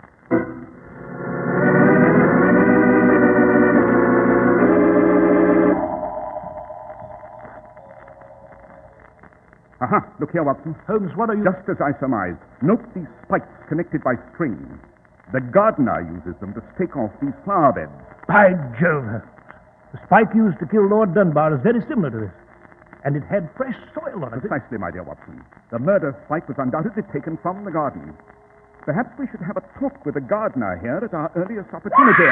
Holmes, good Lord, what? A scream, Watson, and it came from the house this time. It sounded like a creature in torment. Holmes, look on the second floor of the house. The light's just gone out in that corner room there. Quick, Watson, follow me to the house. I'm afraid the Black Witch of Addington has struck again.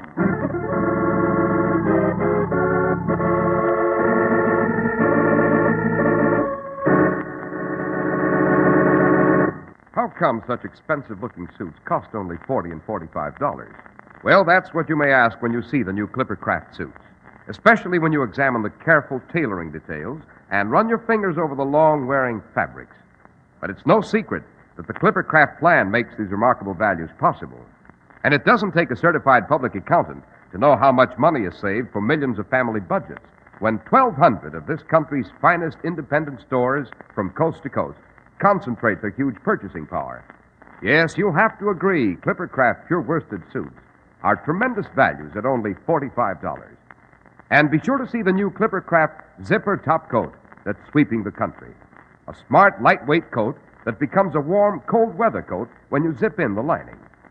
It's an all-weather sensation. That's why men who know insist on Clippercraft clothes. So be sure to visit the Clippercraft store in your city. These leading stores in the metropolitan area are proud to add their names to Clippercraft in your suits, top coats, and overcoats. In Manhattan, John Wanamaker Men's Stores, Broadway at 8th and 67 Liberty Street. Saks 34th, Broadway at 34th. In Brooklyn, Abraham and Strauss. In Newark, New Jersey, Boulevard Men's Shop, Kresge, Newark. And in Jamaica, the B&B Clothes Shop, 16408 Jamaica Avenue. And now, let's return to our story, Dr. Watson. Well, Mr. Harris, we raced back to the house, ran upstairs toward the corner bedroom whence that agonizing scream had come. It was there we found Lady Dunbar lying across the bed with a spike through her heart. The witch. The Black Witch of Eddington, Holmes. It has been here again. Yes, and with the apparent intention of exterminating the entire family. What is it, Holmes? Here on the floor. Observe, Watson. Well, it seems to be a bit of bark. It is indeed, Watson, an important detail of this hideous conspiracy. Holmes, listen. Yes, the witch again, Watson. Here, over here by the window. You know, Holmes, there she is, running across the lawn. You can see her there in the moonlight. Yes. Now she's vaulting the fence with considerable agility, I must say. Now she's plunging into the wood. Quick, Watson, after her. And have your service revolver ready.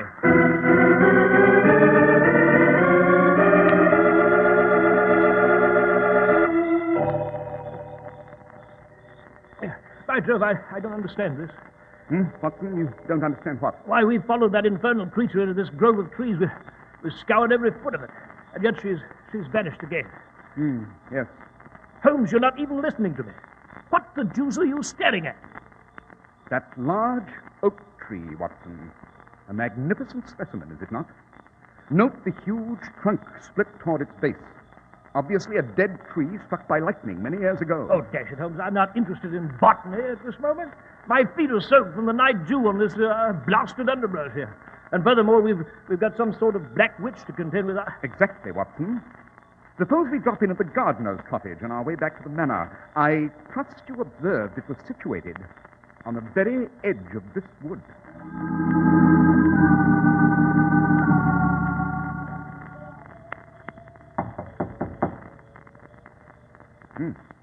No answer, Watson. As for the lights on, Holmes, perhaps the gardener's roaming around somewhere. Yes, perhaps.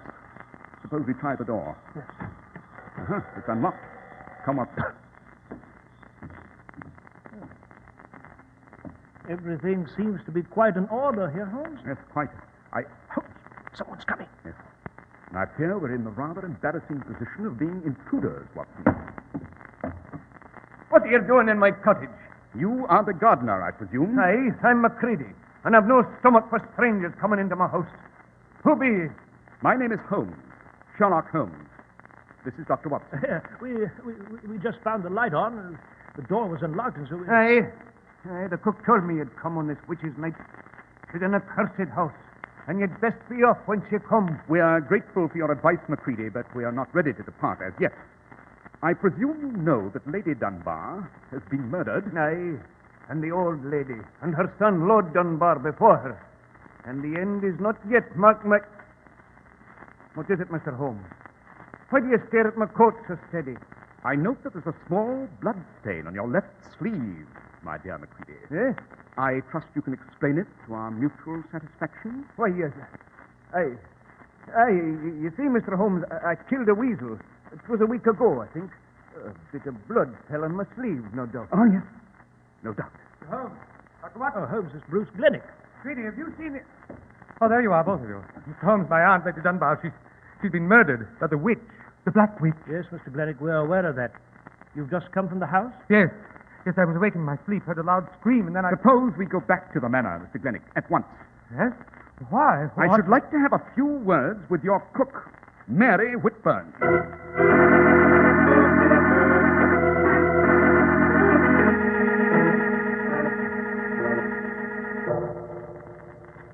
Young Glennick told us the cook's room was down this corridor, Holmes. Yes, Watson.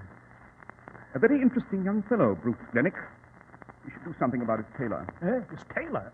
Sergeant Holmes, what are you talking about? His suit, Watson, and specifically that area of his trousers from his knees to his boots. I can't say I noticed anything, Holmes. Didn't you, Watson? Then you haven't used your eyes. The rest of his suit was well creased, but that area was out of crease, unpressed. Well, what of it? Logic, Watson, logic. The most important indication of... Hello, here's Mary Whitburn's room. And the door's ajar. Hello, are you there? No answer. Suppose we go in, Watson. Holmes, look at this room. Yes, from every indication, our good cook with a witch's mark and the witch's name has packed and left in the utmost haste. Rather strange, isn't it, Holmes? On the contrary, Watson, it's quite logical.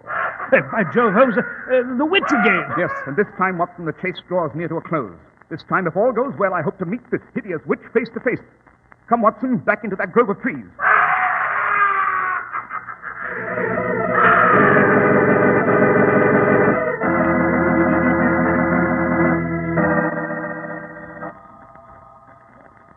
Holmes, that infernal cackling has stopped. It has indeed. But the moon has emerged, and we shall be able to see. Uh-huh.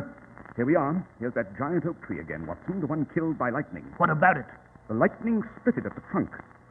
Note this aperture here. I still don't see why you're so interested in this confounded oak tree. Patience, Watson, patience. I'm willing to wager this tree trunk is hollow. If you'll put your hand through the aperture and tell me... Oh, very well, Holmes, I'll do that. You know, but all this is rather silly. Holmes. What is it, Watson? I felt something. Well? Speak up, man. What? It's something cold. Soft. Like a human body? Yes. One side, Watson. Let me look into that trunk. Uh-huh. There is a body stuffed into this tree trunk, Watson. Good Lord. The body of a woman, an old woman, and undoubtedly the lady, elder Lady Dunbar, Lord Dunbar's mother, and first victim of the Black Witch of Addington. You know, Holmes, this is diabolical. It's devilish. Yes, Watson, we're dealing with a highly distorted and cruelly twisted mentality here. Watson. Yes, Holmes? Note the way the roots of this tree are curled upwards and the earth upturned. Yes, but... I'm willing to wager that when the lightning struck this oak, it created a natural cavity under the base of the tree. Holmes, what are you driving at? The final answer to this weird adventure. Come, Watson, we'll go back to the gardener's cottage and get an axe. And in a very short time, this great oak should reveal its secret.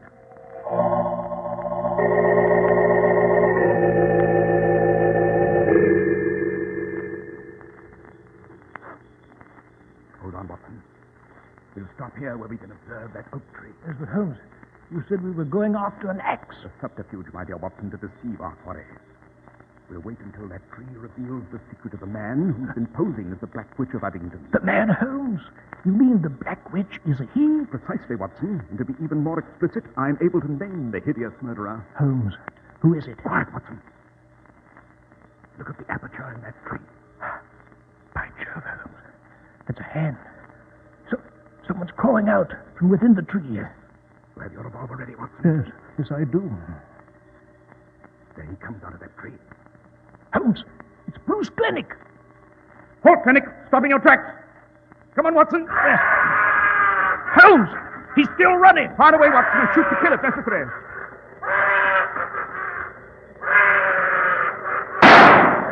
Good shot, Watson. You winged him in the leg.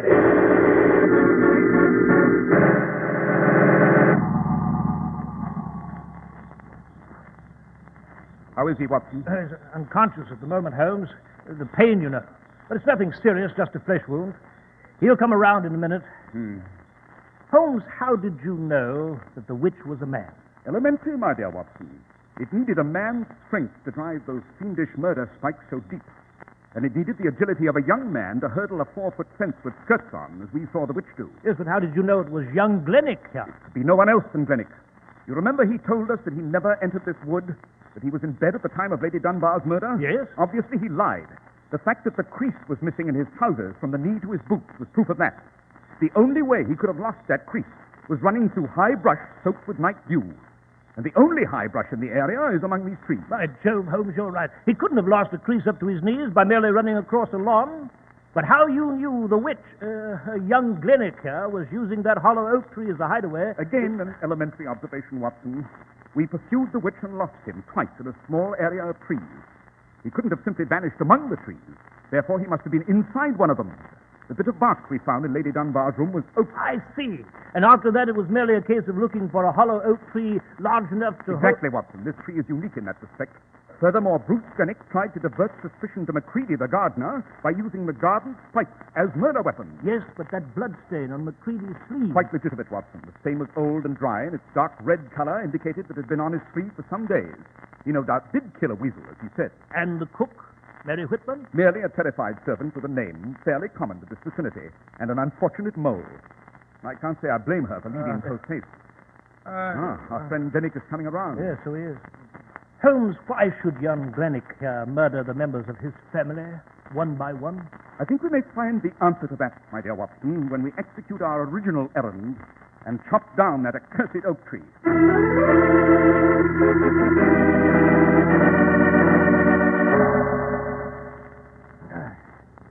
Almost through it, Macready? Aye, Mr. Holmes.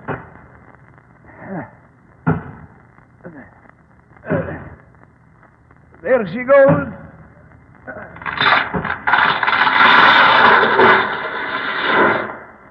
Watson, have a look down that deep hole at the base. Good Lord, Holmes, there's a great natural cavity there. The hiding place of Bruce Glenick. There's the witch's costume that he used. Exactly. Glenick had merely to enter the hollow tree trunk and slide down to the natural cavern formed by the upturned roots below. Holmes, look! There's an old chest down there with a cover raised. And it's filled with money, jewels. Yes, Watson, the chest of the original Black Witch, Isabella Whitburn, stole from her master, the Chief Justice, Lord William Dunbar. And then she hid it here in this tree, back in the 17th century. Precisely. She died with her secret, and Bruce Glenick discovered it. And there you have the motive for his fiendish deeds, Watson. He intended to murder his family one by one so that he would finally remain sole heir of Heathercliff Manor. And then he could claim the treasure for himself. Exactly. But there's a grim and appropriate end to this witch's tale, Watson. Bruce Glenick is exposed, but he'll still suffer a witch's fate on the end of a good, stout Scottish rope.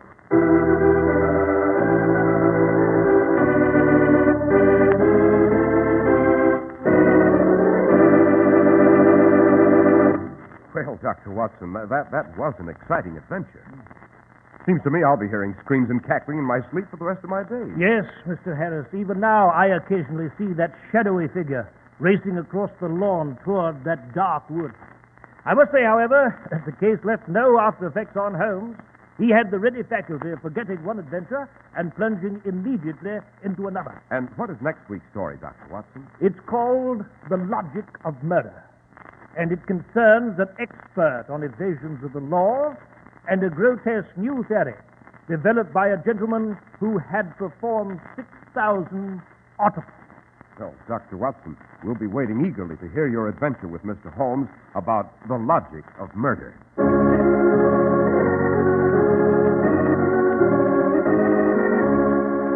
The makers of Clippercraft clothes and more than 1,200 stores from coast to coast have brought you another in the new series of broadcasts featuring the world's most famous detective, Sherlock Holmes.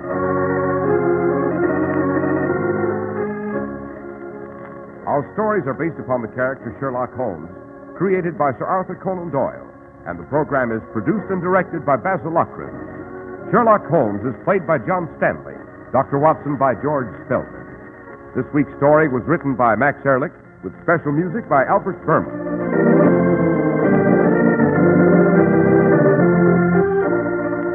If you don't know your Clippercraft dealer, write Clippercraft, 200 Fifth Avenue, New York City.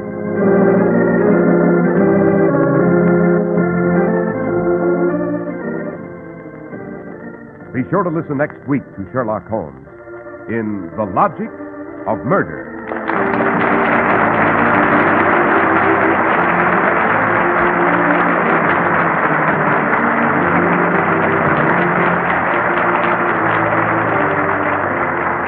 This is Cy Harris speaking for Clippercraft Clothes. This is the Mutual Broadcasting System.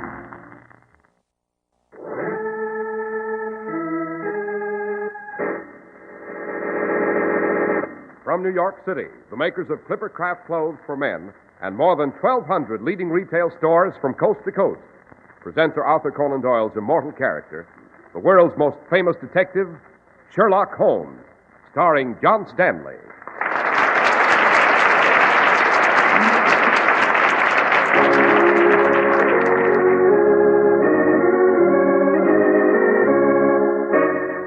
This week's adventure. The Logic of Murder. You're going to die within the next few seconds. No! But before you die, you will have the privilege of seeing a technique in murder never before used in the history of man. I shall start now. This will be the perfect murder, and the simplicity of it will astound you. Look, all I have to do is this.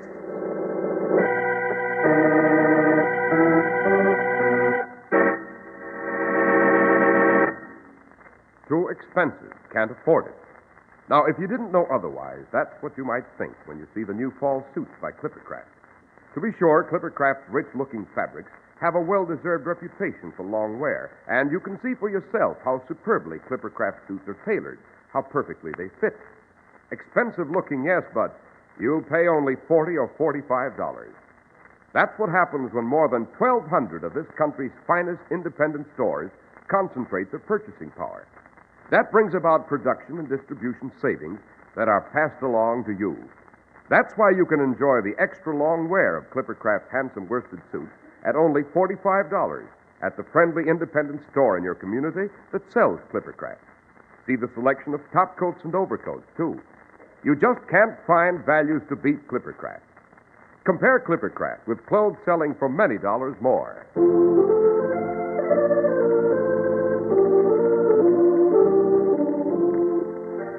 Well, Dr. Watson, I'm curious to know what you mean by the logic of murder. Mr. Harris, this adventure began one autumn evening in 1896, when Holmes and I were in our flat at 221 B. Baker Street. We'd had an unexpected visitor. He was a lean, pale chap, abnormally tall, with penetrating eyes. As he explained his grotesque mission, my amazement grew each moment. My name is Forrest, Mr. Holmes. Dr. Nelson Forrest. Most distinguished name, sir. One with which I'm quite familiar. May I present my friend and colleague, Dr. Watson? How do you do, Dr. Forrest? Dr. Watson. Don't you occupy a chair of medicine at Oxford, sir? Indeed I do, but my civic duties prevent my being very active at the university. I'm also chief toxicologist at the coroner's office, Boars Hill, adjacent to Oxford. And the purpose of your visit, Dr. Forrest? I've performed the duties of a coroner for decades, Mr. Holmes. I've performed more than 6,000 autopsies. I'm something of an expert on causes of death. Intriguing background. Pray continue. I've two associates, Chief Justice Wickham. Yes, I know him well, Professor of Jurisprudence. And Professor Edward Roberts. Ah, yes, one of the world's foremost experts on logic. We were enjoying a pleasant afternoon tea some weeks ago, the three of us. The conversation turned to the ancient problem of the perfect murder. I've spent many a long evening ruminating over that problem. The conversation became most spirited. Each of us made contributions.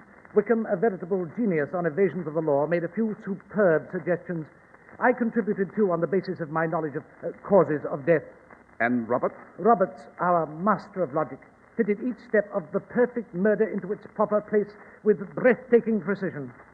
You mean to say, Dr. Forrest, that your trio has created the perfect murder? Astonished. No, gentlemen, not quite.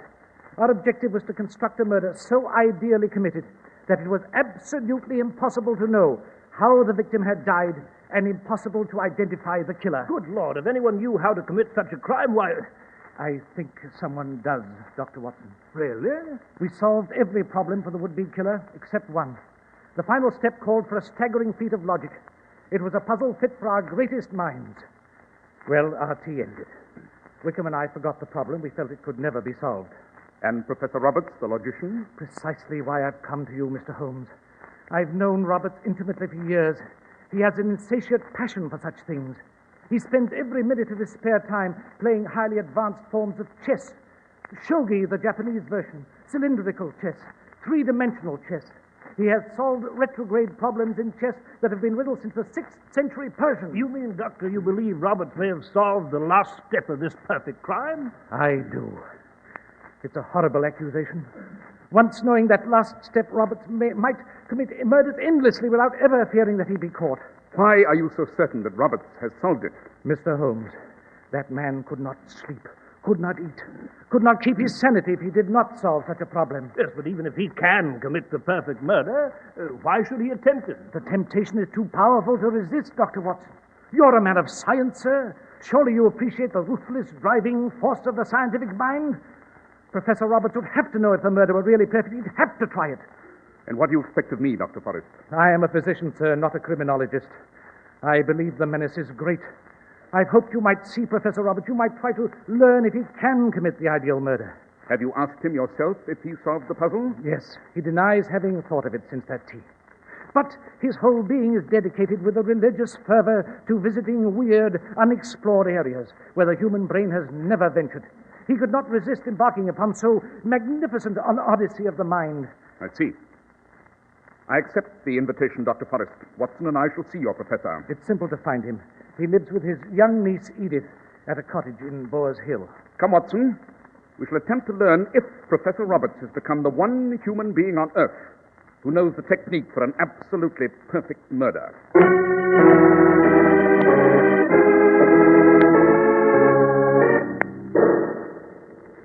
I'm delighted to have so renowned a guest, Mr. Holmes. Welcome. Thank you, Professor Roberts. I trust we're not imposing. No. Quite the contrary. I've plenty of time. Matter of fact, I was just leaving for a few days' vacation with my niece. I've all sorts of spare time these days. Are you comfortable there, Dr. Watson? Very, Professor, very. For a gentleman with so many demands upon his services, surely this is of vital importance. It is, Professor. I'm at your service, sir. Professor, you entered into a discussion with two faculty associates of yours some weeks ago, Dr. Forrest and Justice Wickham. Well, I see them so frequently.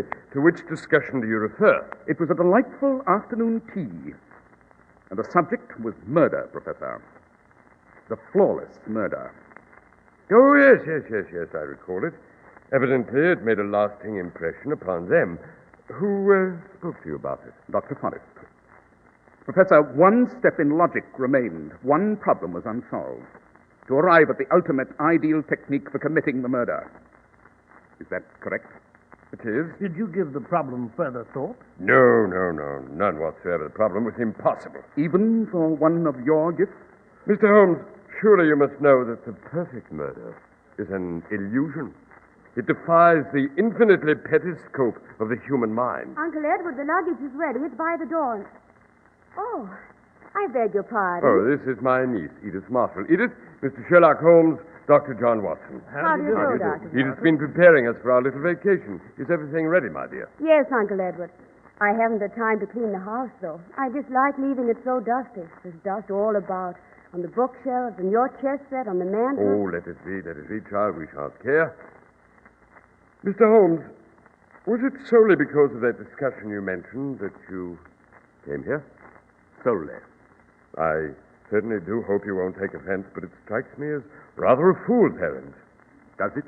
Dr. Forrest is sometimes more of a nervous old woman than a professor of toxicology. I always choose to follow the scent of murder, Professor, however faint and elusive. What's wrong, Uncle Edward? Nothing at all, Edith. Mr. Holmes and I were just chatting. That absurd problem of the perfect murder. If they're off on a vacation, Holmes, perhaps we'd better... Oh, we don't want to rush you. Oh, it's quite all right. Of course, this isn't entirely a vacation for Uncle Edward. Well, why not? Because you must read the minutes of the Board of Trustees meeting last week. You should have gone. I'm taking them along. Oh, that task. We'd best dash along, Holmes. I regret that your mission was not more fruitful, Mr. Holmes. It's been enlightening, Professor Roberts. Good afternoon, sir. Good afternoon. Miss Marshall. Goodbye, Mr. Holmes, Dr. Watson. Uncle Edward. Yes, my dear. Please don't be upset, but... Well, what is it?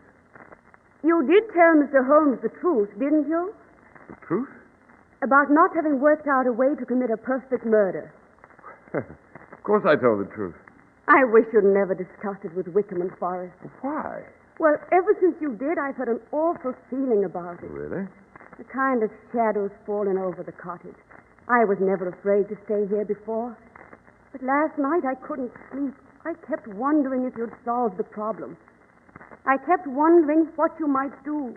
Oh, dismiss it from your mind, Edith. Even if by some odd chance I should find the answer, what of it? I don't know. I saw you in the garden yesterday, at twilight. It was very cold outside, but you were standing there without a coat or hat, and there was perspiration on your face. Just your imagination. No, I saw you quite clearly. I couldn't help but think... Yes? Never mind. I'm being foolish. You've been working hard, Edith. You're tense. And we're both a bit bored. The atmosphere's oppressive. As soon as we reach the Cotswolds, those beautiful hills, you'll relax. I hope so. I have been overwrought, all because of that stupid conversation and that gruesome problem. Shall we fetch our things and leave? By all means.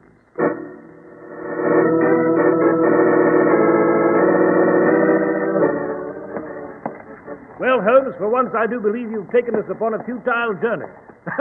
Not that I mind this carriage ride and the train back to London. I rather... Holmes, are you paying the slightest bit of attention? No, my dear Watson. You're not convinced by Professor Roberts' protests of innocence, are you? One mixes the various elements in the retort, Watson. One lights the flame, and soon the brew begins to bubble. There were elements of our few moments with the professor of logic that should soon produce a fascinating compound. I didn't notice anything peculiar. Didn't you? The professor of logic was most illogical. Was he? Given a moment for further contemplation, I shall have crystallized my thoughts. But I must think fast.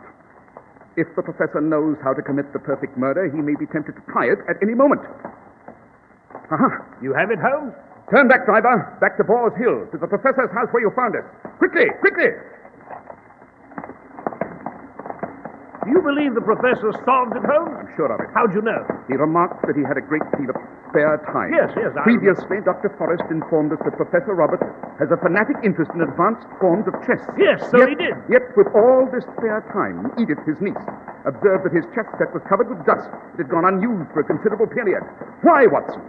Why would an incurable addict of chess abandon it completely when he has ample time? Then consider the minutes of the trustees' meeting. The minutes? Yes. Edith reprimanded the professor for failing to appear at the meeting, so that he's now obliged to read the minutes. Although he has so much time, the professor neglected a vital appointment. Why, Watson? Only one answer is conceivable. He's been so consumed by the desire to solve the riddle of the ideal murder. Yes, you're right, Holmes. We must confront him with your conclusions. Yes, but while you've the evidence that he's been struggling with the riddle, how do you know that he's found the answer? Think, Watson. If he were innocent, if he were considering the problem merely as an exercise in mental gymnastics, he would have admitted to working on it, would he not? Quite. However, he lied. He pretended to have ignored that afternoon tea once it had ended. He could only have attempted that camouflage if he had an insidious motive. I should say he knows how to commit the perfect murder, and he intends to try. Good Lord. I should say he would choose for his victim a trusting individual who's quite handy. In short, his lovely young niece, Edith. Driver, can't your horses do better? Hurry, man! Hurry, hurry!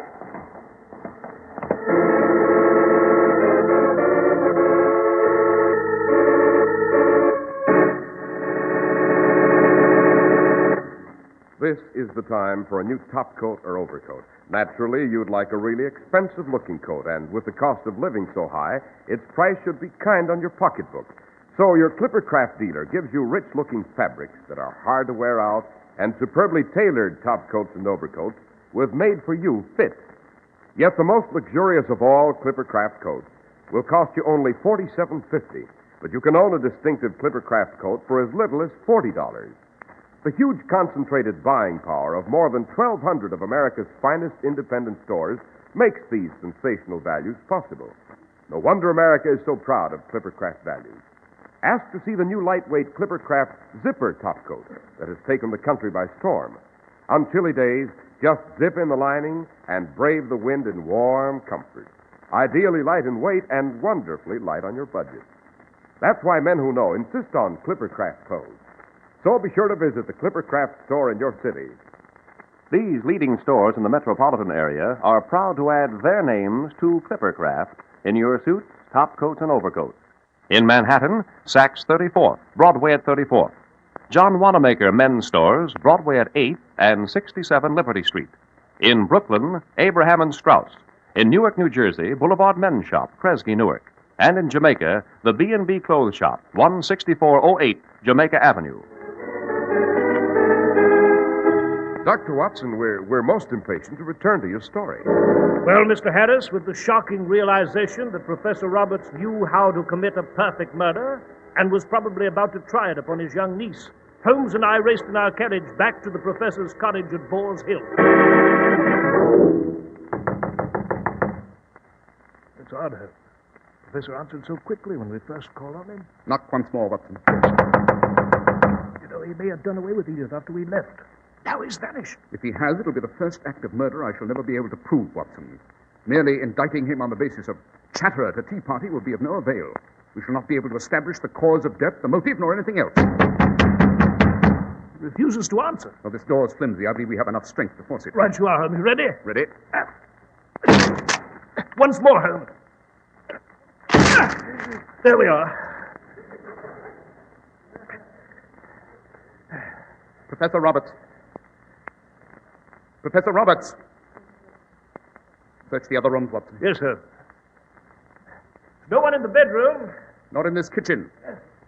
Study's empty, too. They've gone, Watson. The professor of logic has made off with his niece to use her as his victim. Could we possibly find them, Holmes? They said they were going on a vacation. Yes, but where, Watson? Where? We must look at every corner of this cottage for a clue.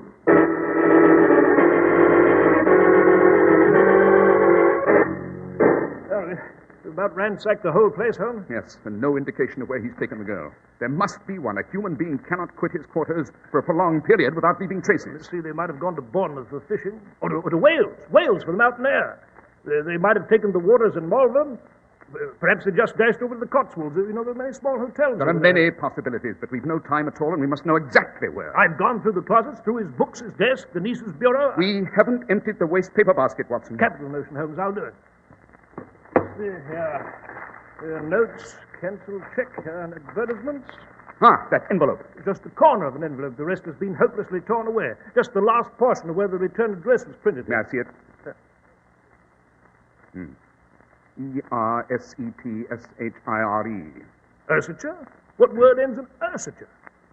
You know, Holmes, this letter might have been written to the professor for any purpose whatsoever. Yes, Watson, but if it should happen to have come from a well-established resort, we might reasonably assume it was correspondence involving a reservation for the professor and his niece. Well, none of the vacation spots I can think of ends in Ursacher. There's Malvern, there's Bournemouth, there's Isle of Wight. The word that ends that way is Somersetshire.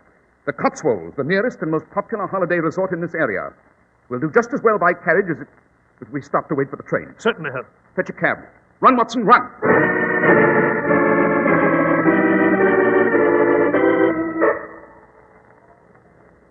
The countryside here in the Cotswolds is exquisite, isn't it, Uncle Edward? Yes, Edith. It's enchanting. You don't seem to be enjoying it. Oh, but I am, my dear, I am. You seem distracted. Do I? You haven't been thinking of that awful problem, have you? Perhaps. Uncle Edward. It's a great weakness, Edith. Problem I can't solve becomes an obsession. You should know that. I become tantalus, thirsting in hell, up to my chin in a pool of water which recedes when I attempt to drink. You must use your willpower. You must forget it. It's too late. What do you mean? I did lie to Holmes. You what? I lied. I have been thinking about how to commit the perfect murder ever since that strange afternoon. It seems almost unreal now. Almost as if part of it were a dream. I have been thinking of it since I sat there in the sun with the two professors at tea, idly chattering, never realizing what seeds were being planted in my mind. Did you solve the puzzle, Uncle Edward? Do you know how to commit a perfect murder? Do you know? Do you know? Answer me. Answer me! Yes. Yes, I do. What do you intend to do about it? Will you tell Mr. Holmes? Will you tell Wickham or Forrest? The police, perhaps? Let me be, Edith. I've been under a great strain all these weeks. I've hardly slept. Go back to the hotel. Leave me. I want to walk by myself in this cool air. Very well, Uncle Edward. But you can't keep this terrible secret to yourself. What do you intend to do about it? I shall do nothing. For the moment.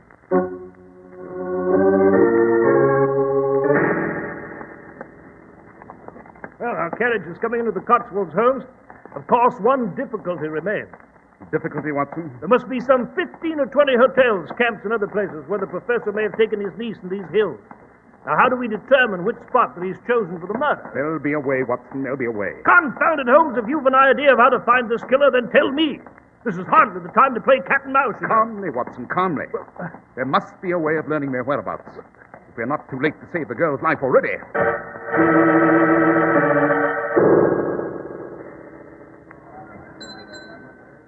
Clark, Yes, Mum. does this hotel send telegraphic messages for its guests? Certainly, Mum. I should like to send this message immediately. Can you read my handwriting? To Mr. Sherlock Holmes, 221B Baker Street, London. Uncle Edward has solved the riddle. Urgent you come here. We are in the Cotswold St. George Hotel. Do not lose a second. That's right. Send it now, would you, and put the charges on my bill. Yes, Miss Marshall. Thank you. Clark. Oh, Clark. Yes. Oh, Professor Roberts. I saw my niece here at the desk. Did you do what she wanted? Yes, I'm sending the telegram for her now. Telegram. May I see it, please? Yes, here it is, Professor. Mm-hmm. Oh, it isn't necessary to send that. Just tear it up. Oh, but Professor... I said tear it up. Anything you say, sir.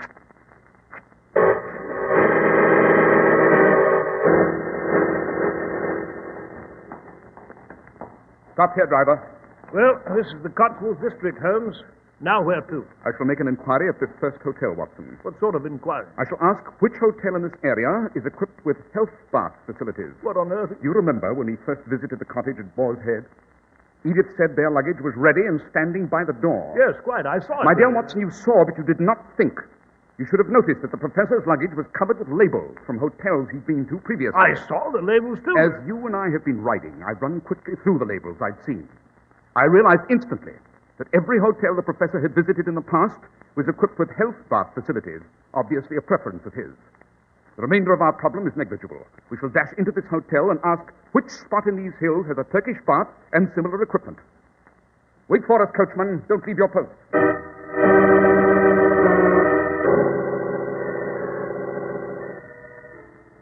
Here's the ice for your head, Uncle Edward. Feeling better? Oh, yes, Edith, much better. So kind of you to bring it to my room. I've wrapped it in this towel I found in your bathroom. There you are. Oh, it feels good. Splitting headache. You must take a nap. I'll leave you. I don't think you can leave, Edith. Why not? I've locked the door. You what? I've locked the door. Why did you do that? I didn't want you to go. Uncle Edward, don't get up. Stay in that sofa. You're not well. There isn't a thing wrong with me. But you asked me to bring the ice. You said a headache. A very cheap deception, Edith, but practical enough. I locked the door to be sure you wouldn't run off. You see, I've not only worked out how to commit the perfect murder, but I cannot resist the temptation to see if my theory is correct. You're playing a game with me. No, not at all. Try the door, Edith. It is locked, isn't it? You've gone mad. I fought this temptation, Edith. I did not want to know the answer to the problem. I was afraid I'd want to try it once I knew, and then I solved it. I'm convinced. The chances of anyone's learning the cause of your death... My death? Yes, dear. The chances of their learning the cause of your death or of ever accusing me of it are non-existent. There is a way to kill you that fulfills those seemingly impossible requirements. Let me out! Let me out of here! Don't scream, Edith. Perhaps you didn't notice I selected a room in an abandoned section of this huge hotel in a distant tower. You couldn't do it. You couldn't. I thought that myself. But can you appreciate what an achievement this will be for me? Can you understand how I had to know the answer? And now that I do, how I must confirm it? They'll find me here in your room. Oh, will they? Sherlock Holmes knows I went off with you. It's a long way from that to proving I did away with you. You forget. This is the ideal murder, Edith. There are steps I shall take after you are dead. I know. The window. I'll get out that way. You can't open it. I tended to that. You'll also notice that before you came, I cleared the room. Nothing is available for you to use as a weapon against me. And you're going to die, Edith, within the next few seconds. No! But before you die, You will have the privilege of seeing a technique in murder never before used in the history of man. I shall start now. The simplicity of it will astound you. All I must do is... You'll do nothing, Professor Roberts. Holmes! I brought the law with me. Seize him up, sir. Come on, Professor. He was going to Go kill on, me. officer. Don't try any tricks, Professor. No, you'll never do. The professor will fall through the window.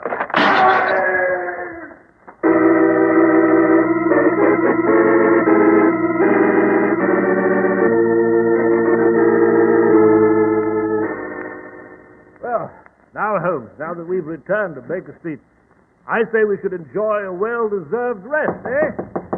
Oh, now who could that be? Come in. Mr. Sherlock Holmes, Yes? my name's Briggs. I'm counsellor for the estate of Professor Roberts. Buried him this morning, you know. What brings you to Baker Street, Mr. Briggs? Oh, I'm sorry, this is Dr. Watson. How do? I've no business with him, just with you. We've found this envelope here in a steel box of the late professor. It says no one is to open it but you. So go on, open it. Let's be done with this. Very well. As soon as I remove this sealing wax. Aha. What's it say, Holmes? What's it say, Holmes? Watson, Professor Roberts writes that he bequeaths his technique for committing the absolutely perfect murder to me. He wrote this to be read by me should he die before I did. He wishes to be remembered by posterity as the creator of this technique, the first in all recorded time to discover it. He describes how to commit the perfect murder. Just 3 sentences, the most surprising 3 sentences I've ever read. And he's right. He's 100% right. What are they, Holmes? What does the paper say? Nothing, Watson. Nothing. Careful, Mr. Holmes. You hold that paper too close to the fireplace and you'll burn it. Exactly what I intend to do, Mr. Briggs.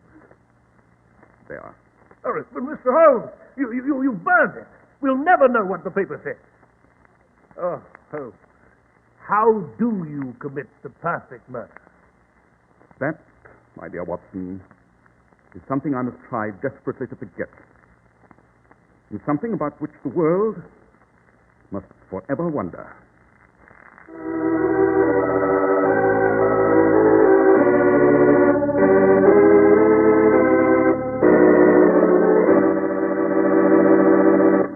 Well, Dr. Watson, and did Mr. Holmes ever reveal that secret? No, Mr. Harris, never. Oh. Well, you've a revelation you must make, though, Doctor. Do I, Mr. Harris? You must tell us a bit about the adventure you've planned for next week. Well, next week, Mr. Harris, I shall relate to you the adventure of the ancient queen. It involves a crooked knife, a statue's fist, and a certain society. And I'm quite sure you'll enjoy it.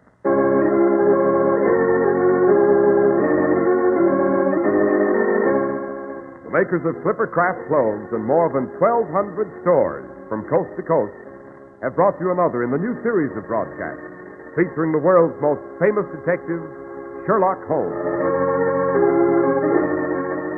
Our stories are based upon the character Sherlock Holmes, created by Sir Arthur Conan Doyle, and the program is produced and directed by Basil Loughrane. Sherlock Holmes is played by John Stanley, Dr. Watson by George Selden. This week's story was written by Howard Merrill, with special music by Albert Burmese. If you don't know your Clippercraft dealer, write Clippercraft, 200 Fifth Avenue, New York City. Be sure to listen next week to Sherlock Holmes in The Adventure of the Ancient Queen.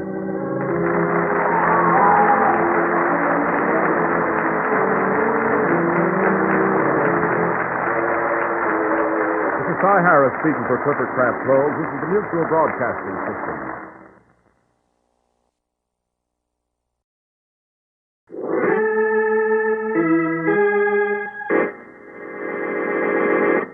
From New York City, the makers of Clippercraft clothes for men and more than 1,200 leading retail stores from coast to coast presents Sir Arthur Conan Doyle's immortal character, the world's most famous detective, Sherlock Holmes, starring John Stanley.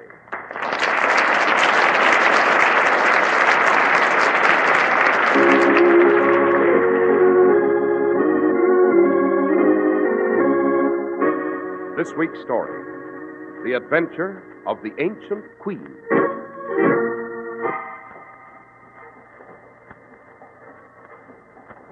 Holmes, What is it, Watson? look through the window here. Someone just dashed out of a cab. He's running into this building. Indeed, Watson. A late hour for anyone to be about. Well, seems to be coming up to our rooms.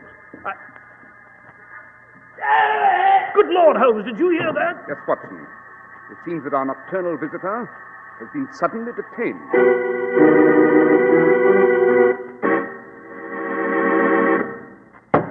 Well, we're at the door of Dr. John Watson's study, and we're about to hear another of his adventures with the fabulous Sherlock Holmes. Well, good evening, Mr. Harris. Oh, good evening, Dr. Watson. What memoir are you working on tonight? I call it The Adventure of the Ancient Queen. And a rather weird and bizarre case it was, too. One of Holmes's prime favorites, I might add, with an origin over 3,000 years old. 3,000 years old? Exactly, Mr. Harris. Well, Dr. Watson, who was this ancient queen? All in good time, Mr. Harris. I shall reveal that a little later.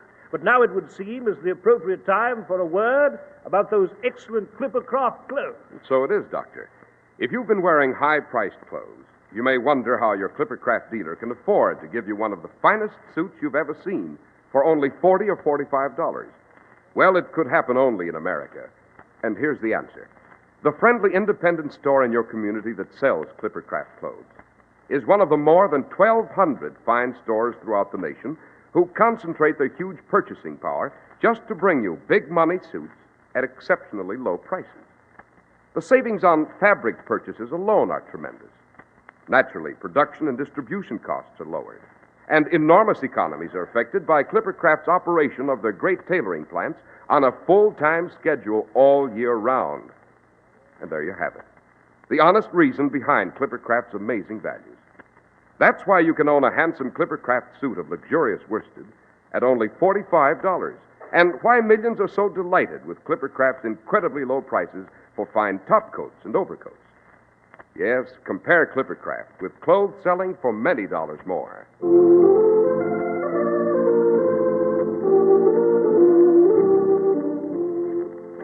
And now, Dr. Watson, what about this adventure of the ancient queen? Well, Mr. Harris, as I recall, it took place in the spring of 1896. And properly speaking, it began not on our own green island, but on the sun-baked sandy waste of Lower Egypt. It was in this area that Sir Edward Norcross, the eminent British archaeologist, had long sought the ancient mysteries of the pharaohs. Then one day, near a place called El Ayat on the Lower Nile, he broke into a hidden underground tomb, crisscrossed with dark and dust-choked passageways, brooding with the silence of centuries. And then Sir Edward and his assistant Smythe left the rest of the excavation party and pushed forward into the most remote section of the subterranean tomb.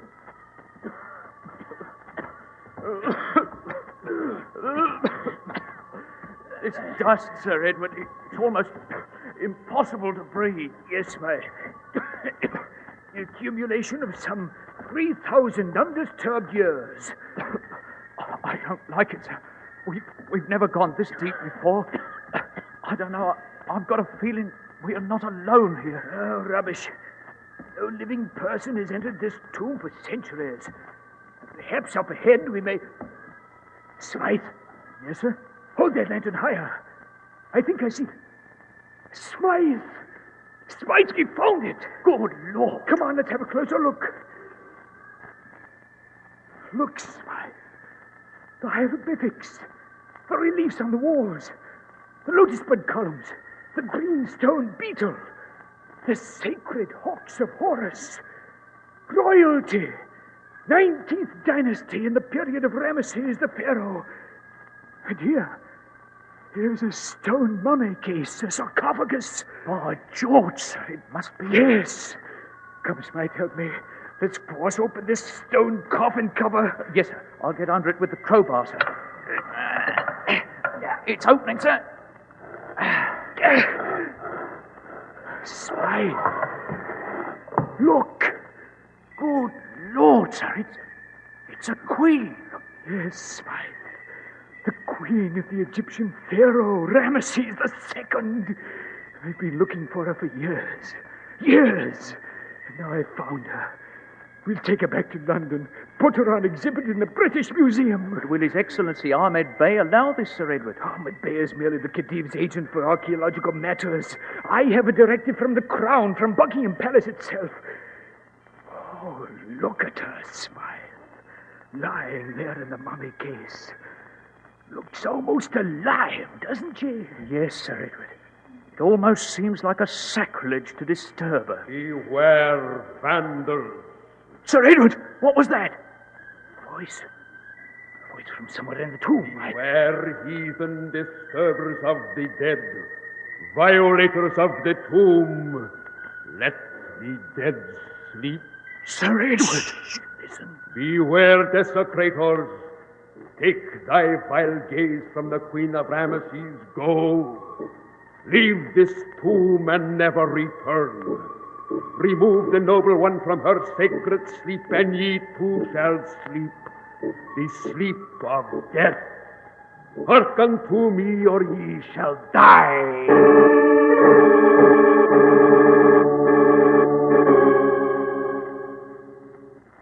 So you intend to take the mummy of the Queen of Ramesses back to London, Sir Edward? Yes, Your Excellency. I plan to bring her directly to the British Museum. As Foreign Minister for His Royal Highness the Khedive, I do not advise it. What do you mean? You told me about the voice in the tomb, Sir Edward. You have been warned. Yes, Your Excellency. I know the legend. There's supposed to be a fanatical Egyptian sect called the Society of the Sun, devoted to the protection of the sacred spirits of the royal dead.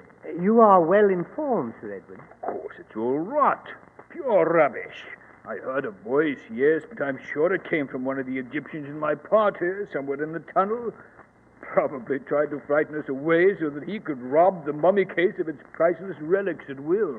You still insist on transporting the mummy to the British Museum? I do. Very well. You have royal authority, and I cannot refuse you. However, there are a few details I must insist upon. Yes? The mummy case must remain sealed and placed under heavy guard for the entire voyage. And I myself will go along to see that this priceless treasure of Egypt arrives safely at its destination.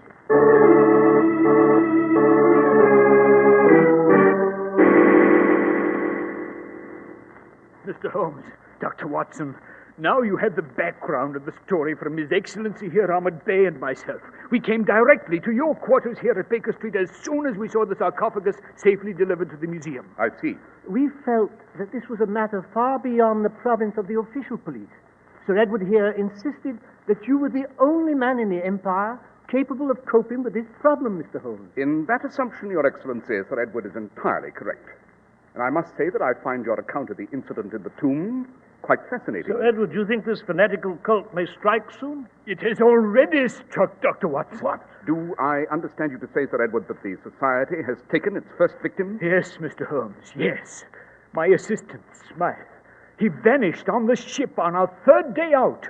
We never saw him again. The deuce, you say? Interesting, Sir Edward. Very. Your Excellency. Yes, Mr. Holmes? What is your opinion of this secret cult devoted to the protection of Egypt's ancient tombs? Mr. Holmes, I am what you call modern. I was educated at Oxford, and I know the views of the Western world on these legends. I am not a superstitious man myself, but I have a feeling that this cult does exist. Then you think it is dangerous, must be taken seriously? Yes, Dr. Watson. I have repeatedly suggested to Sir Edward here that the only safe course is to restore the mummy of the Ramesses Queen back to its original resting place and seal the tomb. Send the Queen of Ramesses back to Egypt? No, Your Excellency. This is the greatest discovery of my career. As you wish, Sir Edward. I must warn you, however, that I, as well as you, are in acute danger of death. After all, I have been an accessory to spiriting the mummy out of Egypt, and if these assassins decide to pay a visit to my suite at the Savoy, Holmes, what the deuce is The window pane, Watson, has just been smashed. Yes, someone threw an object through it. Quick, Watson, to the window. See anyone on the street below? No, Holmes. I thought I saw a shadow turn the corner, but I couldn't be sure. Mr. Holmes, Dr. Watson, here's the object that broke your window. It's the scarab. Yes, a green stone beetle. And there's a note attached to one of the claws. Allow me to examine the note, Your Excellency. Dash it, Holmes, don't just stand there. What the devil does it say? Beware, Sir Edward. You have been warned. Your time will come, and soon. For he who despoils the tomb of the pharaohs, he who violates their eternal rest, dies.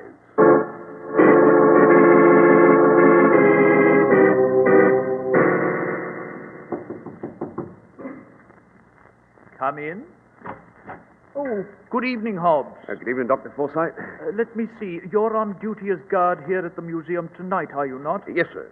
Hobbs, as director of the British Museum, I must emphasize the fact that you have a special responsibility tonight. Yes, sir. Sir Edward Norcross has just brought us a new sarcophagus from Egypt. It contains the ancient queen of Ramesses and is priceless, priceless. I want you to keep a special eye on it tonight. You follow me, Hobbs? All right, sir. I won't let it get out of my sight for long. Very good, Hobbs. You'll find the mummy case just below the massive granite statue of Ramesses in the Egyptian Central Saloon between the galleries. Good night, Hobbs. Good night, Dr. Forsyth.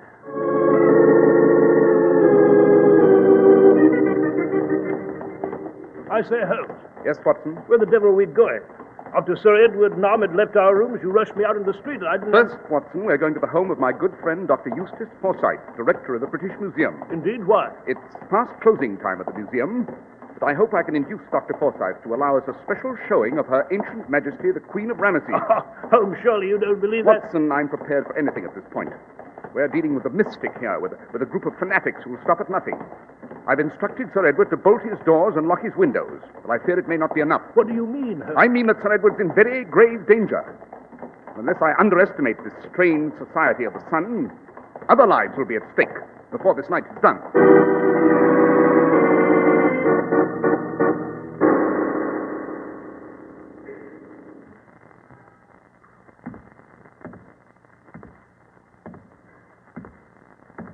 Hello? Hello? Who's there? Who's there near that mummy case? Speak up.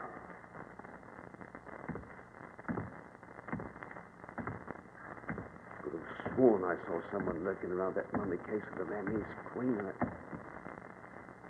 No. No. No!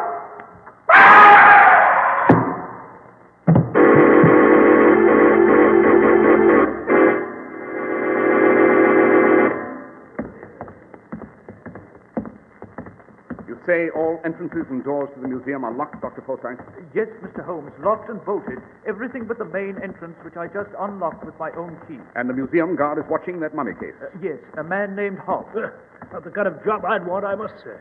Where the deuce are we at this moment? In the Assyrian transept, Watson. In a moment we shall pass through the North Gallery into the Egyptian Central Saloon. Mr. Holmes, I still don't understand the reason for this extraordinary visit to the museum tonight.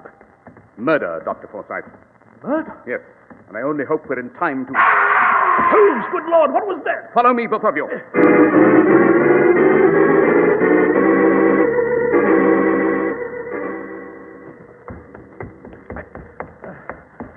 Here we are. The Egyptian Central Saloon. There's deuce of dark in here. Quick, Watson, a match. Yes. Here you are, Holmes. Here's the massive granite statue of Ramesses II and the mummy case of the Queen at its feet. Holmes, good Lord.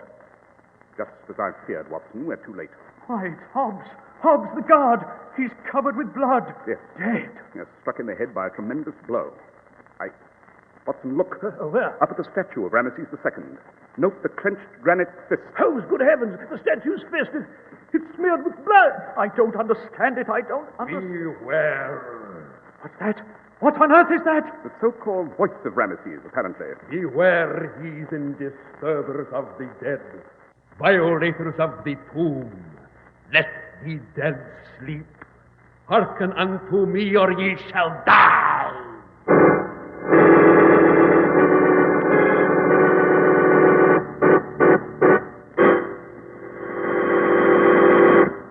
Well, Dr. Watson, so far it's been some adventure. Why, the thrills and chills are chasing themselves up and down my spine.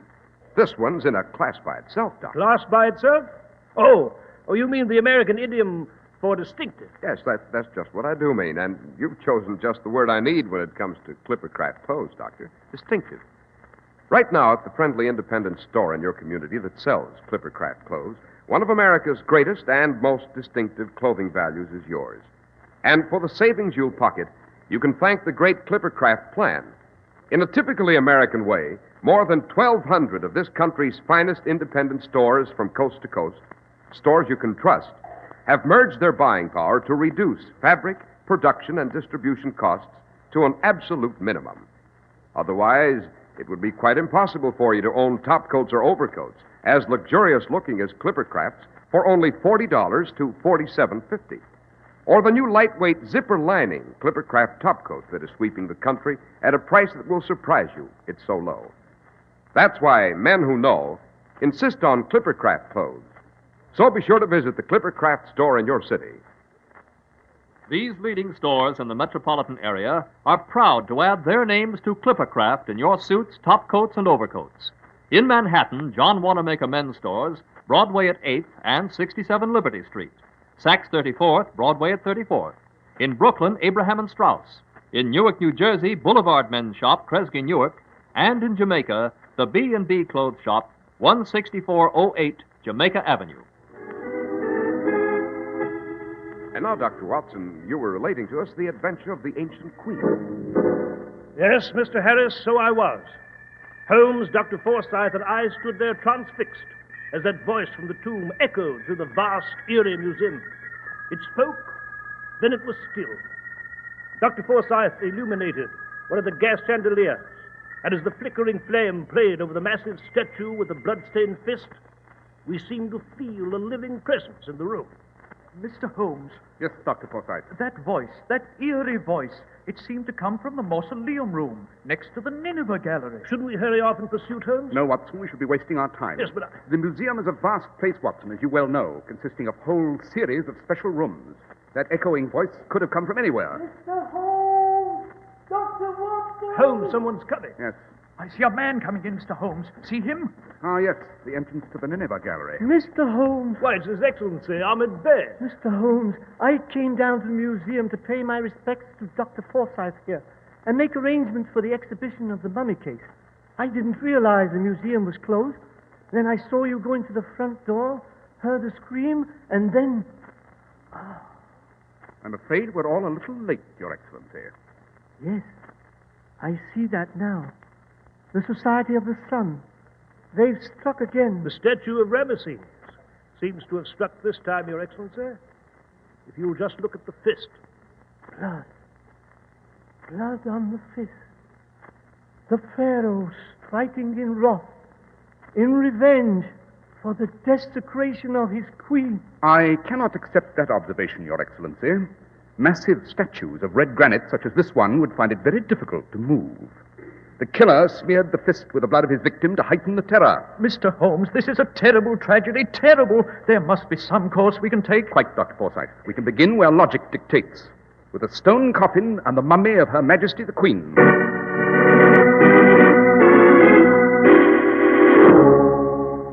Watson, you take that end of the stone cover, I'll take this. It's quite heavy. Do you mean you're going to open the cover of the mummy case, Holmes? I am indeed. Mr. Holmes, it is dangerous. Quite, but entirely necessary and a risk we must take. Moreover, the mummy case has already been opened. You will note the seal is broken. By Jove, Mr. Holmes, it is. Precisely, Dr. Forsythe. Now then, Watson, lift her up.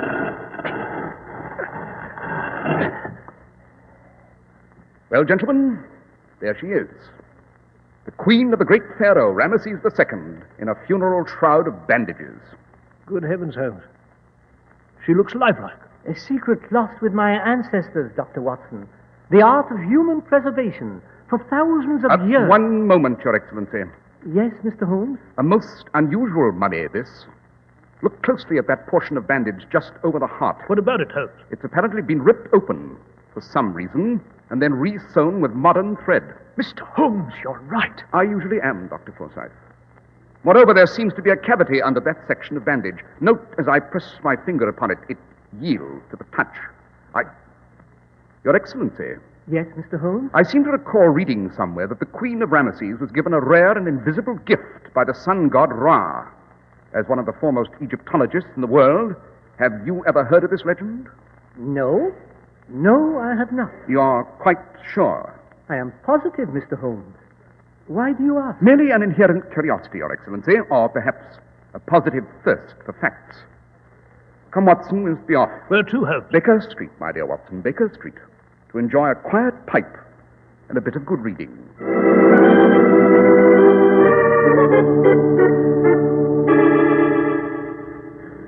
Holmes, how the devil can you sit in that chair and read some obscure and dusty volume while these fanatics are Patience, Watson, patience. I'm merely trying to resolve a point of scholarship. This obscure and dusty volume, as you've so irreverently called it, happens to be a rare edition of the Journal of Egyptian Mythology from the First Dynasty to the Middle Empire. I can't say I'm impressed, Holmes. Uh-huh. What is it, Holmes? I found it, Watson. I found it. You found what? I confess, Holmes, I'm entirely confused. Holmes, there's a coach drawing up to the curb. Obviously, Watson, I can hear it quite plainly through the open window. Oh, there's a man coming into the building. I think it's Sir Edward Norcross. Sir Edward? Watson, I instructed him to stay in his rooms behind bolt and key. The man's in grave danger. He's coming upstairs now. Holmes, good heavens, what... Quick, Watson, to the stairs. Holmes, it is Sir Edward. He's lying at the bottom of the stairs. He's dead. Quite. With a crooked knife in his back and a note in his hand. Let's examine it, Watson. Holmes, what does it say? My dear Sir Edward, I have had the good fortune to obtain a strong lead on the Egyptian conspirators, but I require your immediate presence at Baker Street for the purpose of information. You may have no fear of leaving your quarters now. I assure you all at last is safe. Signed, Holmes. Aha, so that's how they lured Sir Edward from his rooms, Holmes. They forged your handwriting. Yes. Watson, I believe Ahmed Bey mentioned that he'd taken a suite at the Savoy. Yes, Holmes, he did. Then let's hurry off and see His Excellency at once, before it's too late.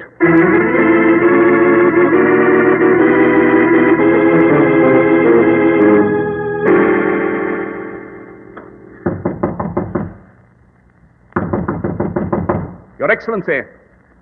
Doesn't seem to be anyone in, Holmes. By Jove, Holmes, he's left his door unlocked, you know. Good Lord. Look at this room. Yes. A bit disorderly, isn't it, Watson? Disorderly? It's been turned upside down. Lamps are smashed, the furniture is Obvious signs of a fierce struggle. Hello, what's this? What's what? It seems that His Excellency was preparing for a long journey after having only this evening arrived from one. Aha, Watson, look here on the table. Seems to be a boat timetable of some kind. Precisely. Then for some reason he's returning to Egypt post-haste. On the contrary, my dear fellow, this happens to be the timetable of the liner Catania. And the Catania leaves Liverpool tomorrow at noon for America. For America?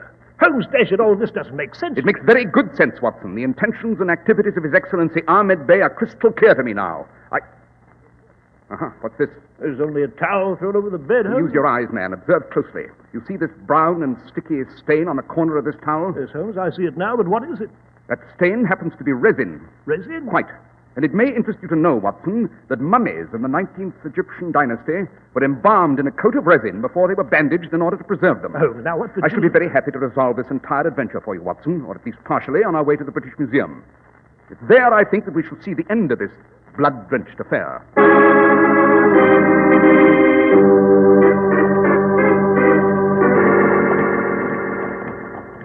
Well, you know, Holmes, at this moment I'm completely baffled. I see no connection between these various events. Then let me enlighten you, Watson. First, His Excellency Ahmed Bey is a member of the Secret Society of the Sun. What? Now let's reconstruct, Watson.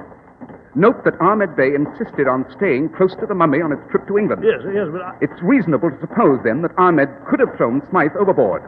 But subsequent events made me sure of it. You remember we entered the museum with Dr. Forsyth through the main hall? Yes. Well, Ahmed Bey was there before us. He called to us from the Nineveh gallery on the opposite side. Hence, we were between him and the only available entrance. By Jove, Holmes, you're right. Quite. He assassinated the museum guard, Hobbs. Then his greed got the better of him. He knew the ruby of Ra was hidden in the mummy's heart under the bandages. The ruby of Ra? Yes, Watson. According to the legend, of which His Excellency denied all knowledge, the sun god Ra had given the Queen of Ramesses a huge ruby from his protective shield.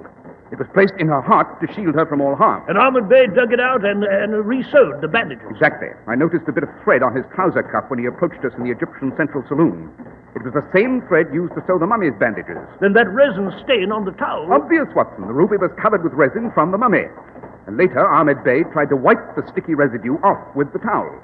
He had planned to escape to America with the ruby and sell it for a fortune. Is it why are we going to the museum now, Holmes? Because, Watson, I have a feeling that we shall encounter the end of our adventure there.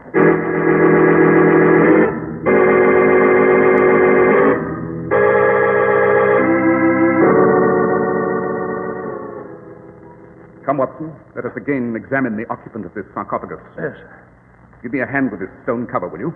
Right.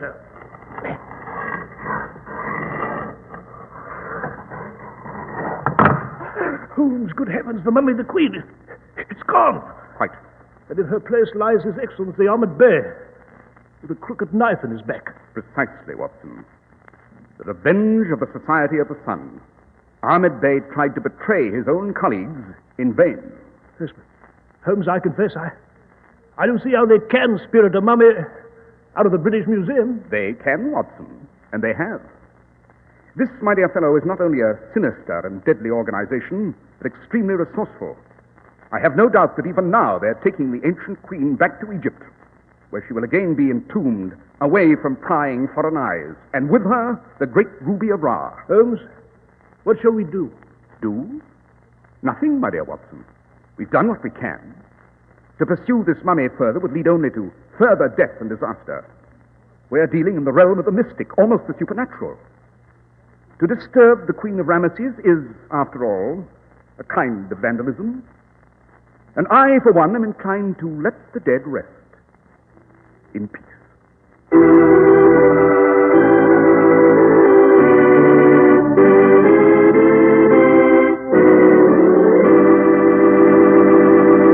Well, Dr. Watson, that was certainly an unforgettable adventure. Indeed it was, Mr. Harris. And I might say here that as far as I know, the ancient Queen of Ramesses has never been found. And Holmes and I always took the view that, well, may she rest in peace. Well, and now, Dr. Watson, what adventure will you have for us next week? Well, next week, Mr. Harris, I shall relate to you the adventure of the discordant bells. It concerns a creaking rope, a red smudge, a jangling refrain, and a human pendulum.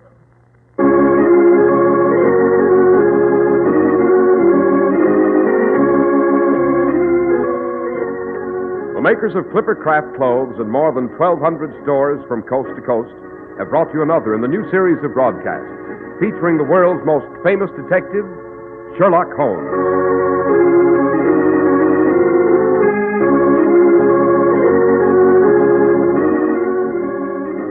Our stories are based upon the character Sherlock Holmes, created by Sir Arthur Conan Doyle, and the program is produced and directed by Basil Loughrane. Sherlock Holmes is played by John Stanley, Dr. Watson by George Spelman. This week's story was written by Max Ehrlich with special music by Albert Berman.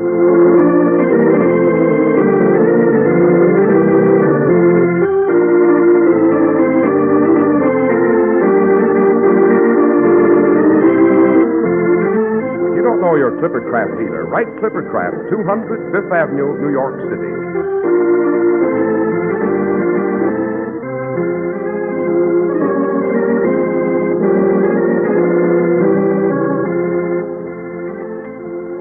Be sure to listen next week to Sherlock Holmes in the adventure of the discordant bells.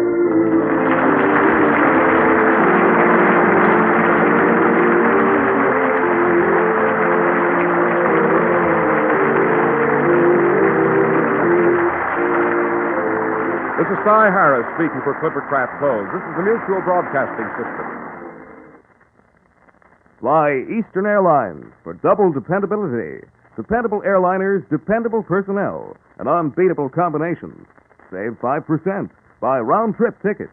To fly anywhere in the world, call Eastern Airlines or your travel agent. This is WOR, New York.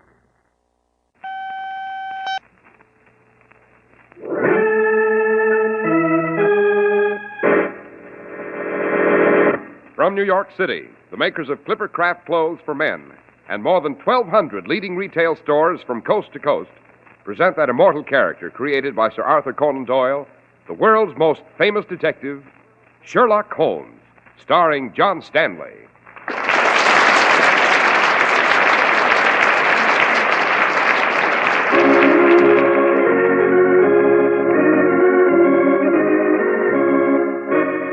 This week's story, The Adventure of the Discordant Bells.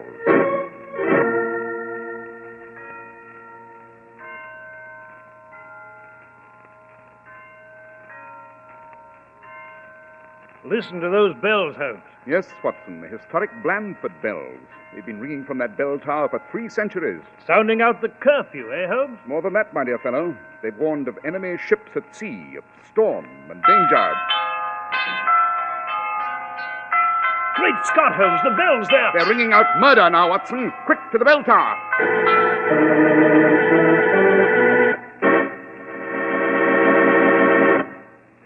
Well, Dr. Watson, working late at your memoirs tonight, I see. Yes, Mr. Harris. And on a particularly fascinating adventure, if I may say so. I call it The Adventure of the Discordant Bells. Rather strange name, Dr. Watson. Yes, it is indeed, and rather a strange case. To this day, Mr. Harris, I cannot hear the sound of tower bells without recalling vividly the peculiar events of this remarkable adventure. And, Dr. Watson, you're going to tell us all about it. I shall, Mr. Harris, I shall indeed. But suppose you begin by telling us some of the facts about Clippercraft clothes. Thank you, Doctor. You really ought to include America when you count your blessings on Thanksgiving Day, because America has made it so easy for you to afford the good things in life. No other country anywhere could give you suits that come near the superb quality of Clippercraft at only $40 and $45. But at Clippercraft, such miracles happen every day when more than 1,200 of this country's finest independent stores from coast to coast concentrate their mighty purchasing power. That calls for enormous quantities of fabric. That keeps every last member of Clippercraft's great tailoring staff working on a full-time, all-year-round production schedule. The savings would make you gasp. That's why your Clippercraft suit of luxurious worsted costs only $45. And why so many millions are taking advantage of Clippercraft's superior values in expensive-looking topcoats and overcoats. Yes, compare Clippercraft with clothes selling for many dollars more.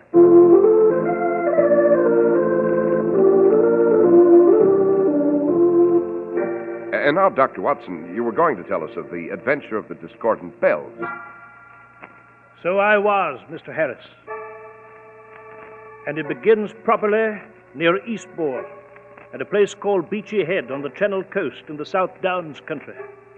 There, atop a frowning cliff, stood Blandford Abbey, built by the first Lord Blandford centuries ago, along with the famous Blandford bells and the bell tower.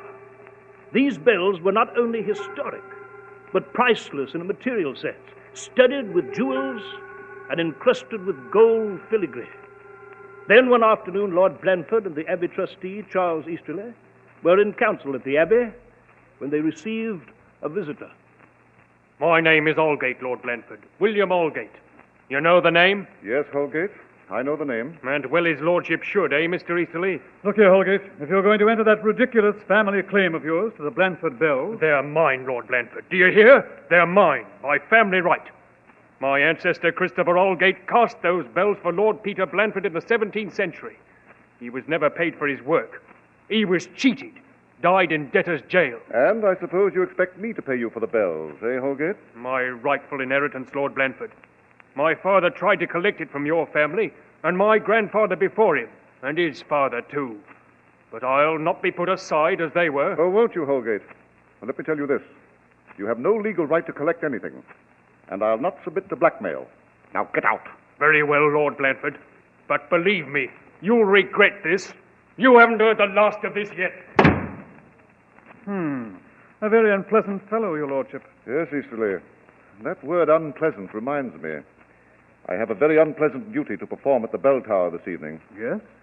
I must tell Oliver Mudge, the bell ringer, that his services are no longer required.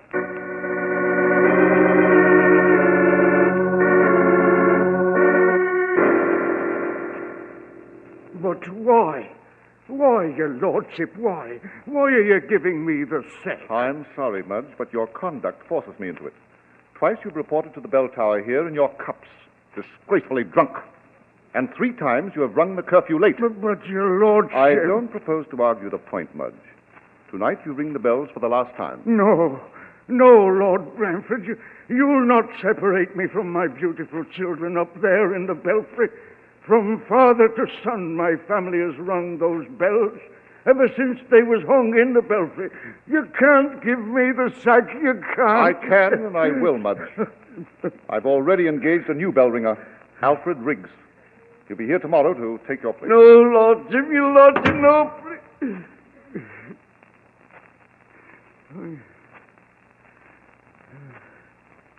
Here come my babies up there, my wee babies. Your tongues are still. Come, little Davy, Big George, and beautiful Betty. Open your brown mouths and cry. Come, Big George, awake.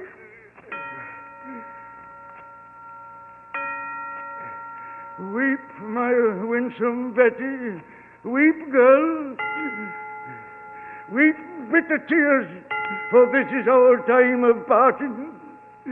Come, little Davy. And now, all of you, cry, cry.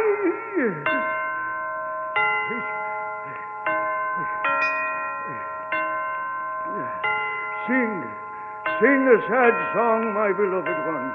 Higher and higher. Move your tongues, my babies. Move your tongues. Pour your tears from your throats. I'll have my revenge, I will, if they steal you from me. Aye, Oliver Mudge, the bell ringer, will have his revenge.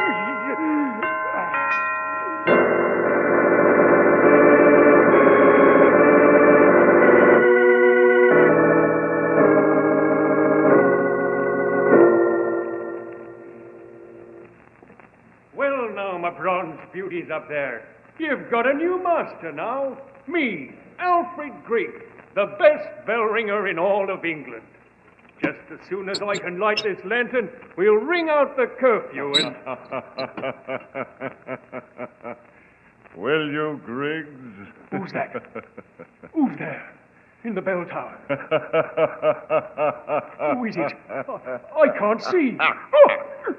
No! No! Take your hands away from my throat. I can't breathe. Oh, please. No.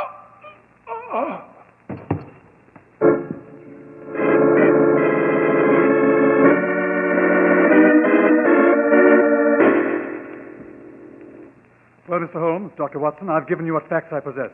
After the new bell ringer, Griggs, was found dead, and knowing that Lord Blandford was in mortal danger, I came post-haste to Baker Street here. I see. A very wise decision, Mr. Easterley. You say this bell ringer Griggs was found hanging from the center bell rope? Yes, Dr. Watson. And the official police, what's their view of this rather peculiar phenomenon, Mr. Easterley? Suicide. I see. But I take it you are not so sure. Well, Mr. Holmes, in view of Holgate's claim to the bells and the attitude of the original bell ringer, Oliver Mudge. Quite. It seems to me, Holmes, a man like this bell ringer might resent getting the sack enough to... We cannot spring to any conclusion at this time, my dear Watson. The first rule of investigation, ascertain the facts, then form the conclusion. Then you'll come to Beachy Head and look into this situation, Mr. Holmes? By all means. This particular problem has certain peculiar and bizarre facets that I find impossible to resist. Watson. Yes, Holmes? I believe there's a noon train for the South Downs country. We shall make it a point to be aboard. Right, Holmes. You will accompany us, Mr. Easterley? No, Mr. Holmes. I have some rather urgent business here in London that will keep me overnight. As you wish, Mr. Easterley. We shall meet you at Beachy Head tomorrow.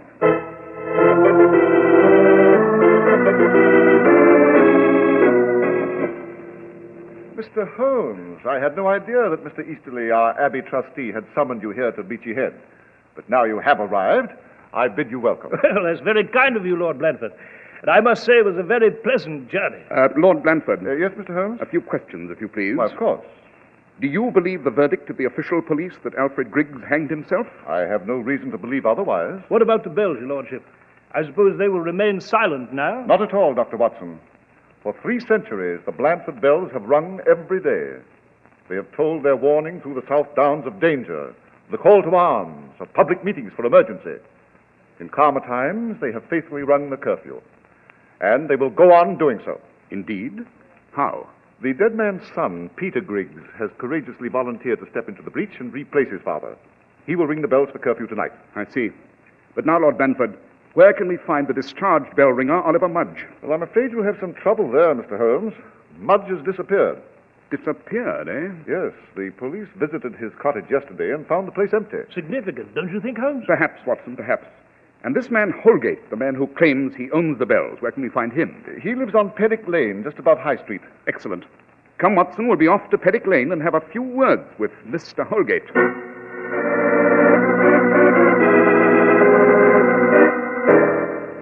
Holgate, I take it you knew the original bell ringer, Oliver Mudge? Aye, I knew him, Mr. Holmes. Perhaps you could tell us where we might locate him. I don't know that, Dr. Watson. I mind my own business, I do, and I let Mudge mind his. And I presume your business is entering a claim to the Blandford bells. Aye.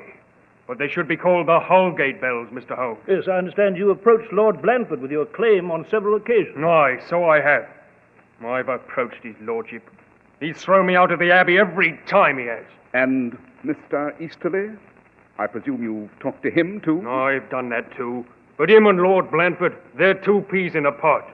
And here I am, with not a shilling, and those bells up there worth a fortune. Well, I must confess, Holgate, I can understand your feelings in this matter. Aye, and they'll not take down the bells. They'll keep 'em up in the tower. Well, let 'em, says I. They won't sound a note, what with Alfred Griggs dead.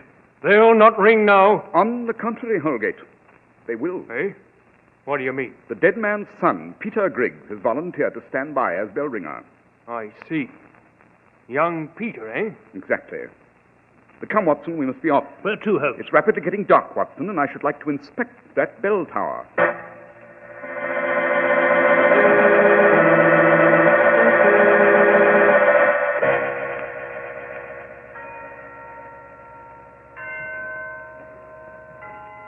Holmes?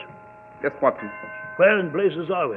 No, it's so dark I can't see a thing. We're very near the bell tower, Watson. In a few moments we shall pass through the Blandford graveyard at the rear of the Abbey and thence to the tower. Graveyard indeed. I must confess it goes with the mood of those bells. Listen to them toll. Yes. Mournful, aren't they, Watson? Eerie is more like it, Holmes. They sound as though they're ringing out a funeral in the night. Obviously they are. Young Griggs has taken this opportunity to ring out a requiem for his dead father. Well, I wish he'd changed to something more cheerful, Holmes. That blasted tolling is beginning to get on my nerves. Holmes, great Scott! Listen to those bells! Yes, Watson, something's gone wrong. Sounds as though young Griggs has suddenly gone mad. Quick, no time for talk now. To the bell tower.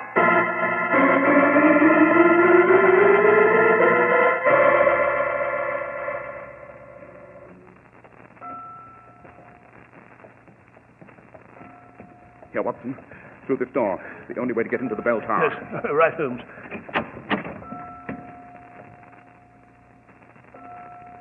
Holmes, look. It's Peter Griggs, the bell ringer. Yes, Watson. Hanging by his neck on the bell rope. Swinging back and forth. Like a grotesque pendulum.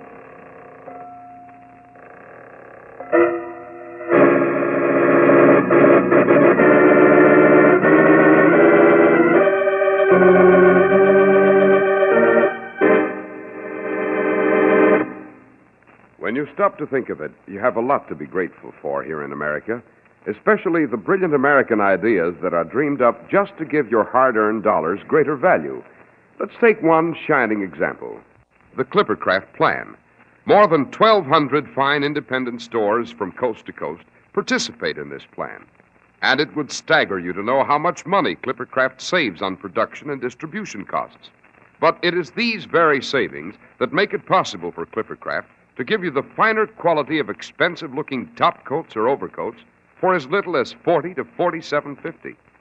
And it is because of these savings that you can own Clippercraft's new lightweight zipper lining top coats at incredibly low prices.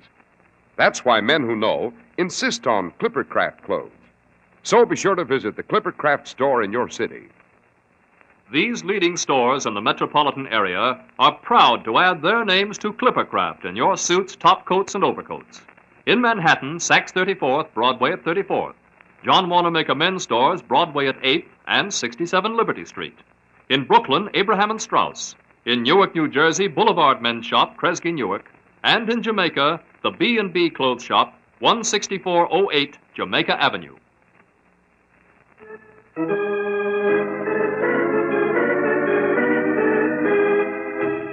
And now let's return to our story, Dr. Watson. Well, Mr. Harris, Holmes and I stood there for a moment, spellbound in horror, watching the limp figure hanging by the neck sway back and forth, in a wide arc in the bell tower, for all the world like a gruesome human pendulum. We'd seen no one enter or leave the bell tower. Then, while I held the bell ringer's lantern high, Holmes seized young Griggs's body and gently brought it to a stop. Then he pointed out, Watson, this door is the only entrance or exit to the bell tower. Yet this bell ringer was strangled and hung upon that rope not 1 minute ago. Holmes, you mean... I mean that the murderer may still be in this bell tower. What? Watson, you have your service revolver with you? Yes, I took it along, Holmes, but... Give it to me. But why? Quick, Watson, your revolver. Holmes, what are you going to do? Hold that bell ringer's lantern high, Watson. I intend to climb that ladder and have a look into the belfry.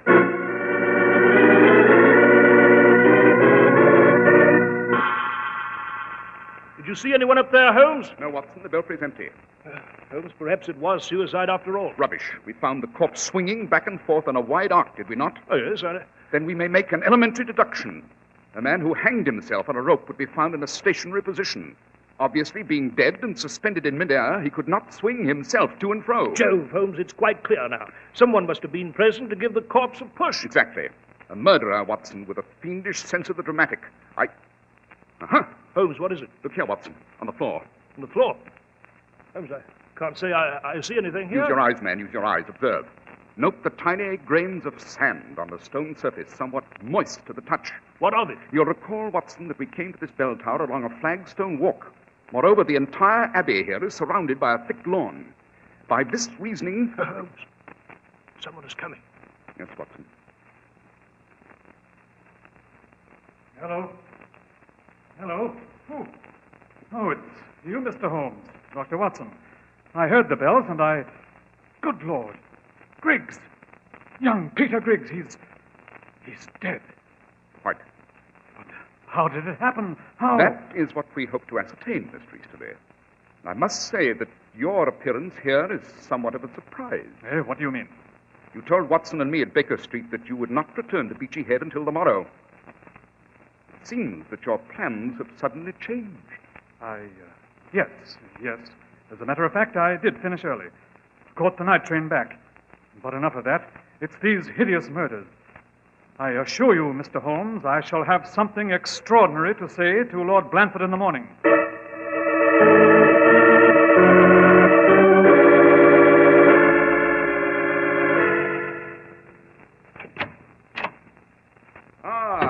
Up at last, eh, Watson? Oh, good morning, Holmes. You seem to have left the hotel early. I did indeed, Watson, and after reinforcing myself with an excellent breakfast of kippers, scrambled eggs, toast and marmalade and tea, I took the liberty of examining the Abbey premises in broad daylight. And particularly the bell tower, I suppose. On the contrary, Watson, I studiously avoided the bell tower. At the moment, surrounded by a crowd of the morbidly curious, and the local constables hard put to keep the onlookers at their distance. For my part, I found the graveyard adjacent to the tower far more interesting. You did? Why, Holmes? The stones and the main mausoleum itself are built entirely of sandstone and house the last remains of the Blandford family far back into antiquity. After that, I visited the bank and exchanged amenities with several of the local tradesmen. Oh, dash it, Holmes, you sound like a tourist with a Baedeker. After all, we're dealing with murder here, you know. Come in. Mr. Holmes? Dr. Watson? Yes? My name is Whitford, sir. Coachman in the service of Lord Blandford. Well? His Lordship requests your presence at the Abbey, sir, on a matter of urgent importance.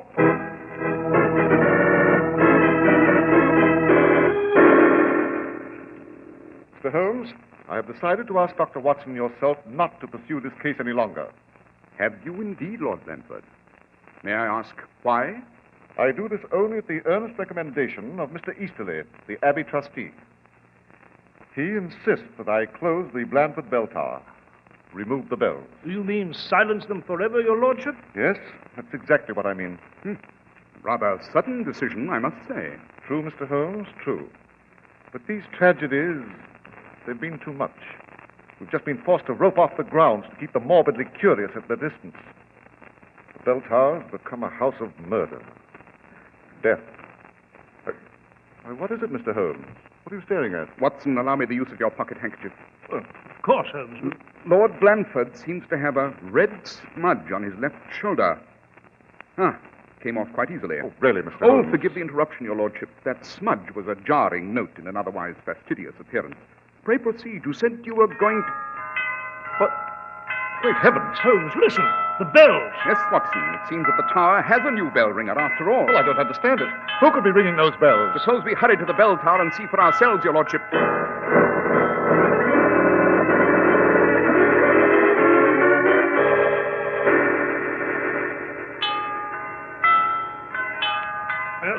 Here we are, Holmes. Yes, Watson, we'll be inside the tower in a moment. Well, I don't understand it, Mr. Holmes. I don't understand it. Who could be ringing those bells? We shall see the moment we walk through this door. Whoever it is, it's obviously a professional. Why, it's Mudge. Oliver Mudge. Interesting, Lord Blandford. Steady. The original bell ringer comes back to roost. Mudge! Mudge! Let those bells alone, do you hear? No! No! You'll not drive me away this time, Your Lordship. You'll not drive me away from my children. I heard you were going to take them down from the tower, but I'll not let you do it. Will I, my children? Mudge, I order you to drop those bell ropes. Oh, my babies, open your bronze mouths. Ring, sing, cry to the countryside. They'll never take you away from me, will they now? Higher and higher, my golden beauties. Tell them you'll stay. Tell them you'll never leave this tower. Mudge, look out! Holmes! The center bell! The big one is falling!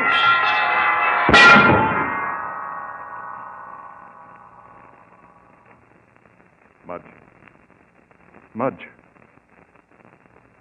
Mr. Holmes, is he... Dead? Yes, Your Lordship, he is indeed. That heavy bell hurtling downward hit Mudge a solid blow, killed him instantly. Holmes, what the deuce is going on? This is the third time a man has been struck down in this tower. Holmes, where are you going? Up into the belfry, Watson. And this time I hope to find some very pertinent answers to this hideous riddle.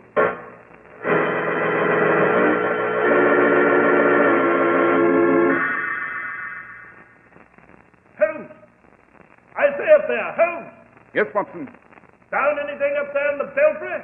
I have indeed, Watson. First of all, the fiend responsible for these monstrous crimes used a hacksaw on the metal support of the big center bell. Sawed it almost completely through. Anything else up there, Mr. Holmes? Yes. Yes, indeed, Lord Blandford. What is it? The murderer left his footprints in the dust of the belfry. And in doing so, Your Lordship, I might add, he left his death warrant. Watson. Yes, Holmes? We'll return to the belfry here tomorrow morning with the proper apparatus to take casts of these footprints. After that, I'm willing to wager that the villain will be apprehended and the case closed.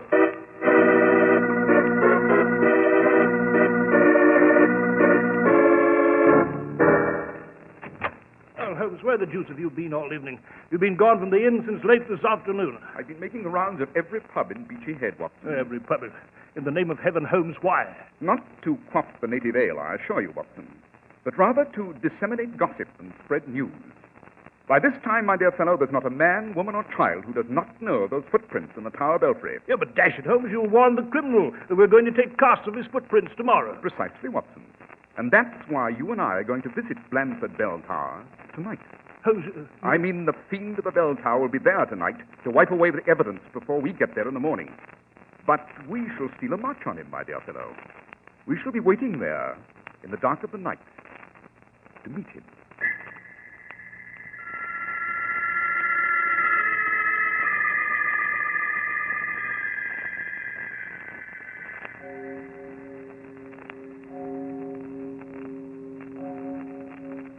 Oh, it's 3 o'clock, Holmes. It is indeed, Watson. My friend hasn't appeared as yet. I must say, Holmes, I'm getting juiced tired of lying prone on this belfry floor. If you had some idea who this fellow is... I have, Watson. His identity is quite obvious. So, too, is his method of exit and entrance into this tower. And so is his motive for these hideous crimes. Well, then, dash it, Holmes, why don't you tell me? Shh, Watson, quiet. Holmes. Our friend has arrived, Watson. You have your revolver ready? Yes, Holmes, I have. He'll be climbing the ladder up here to the belfry in a moment. Here he comes up the ladder. Yes, Watson. Shrink back against the wall. Yes.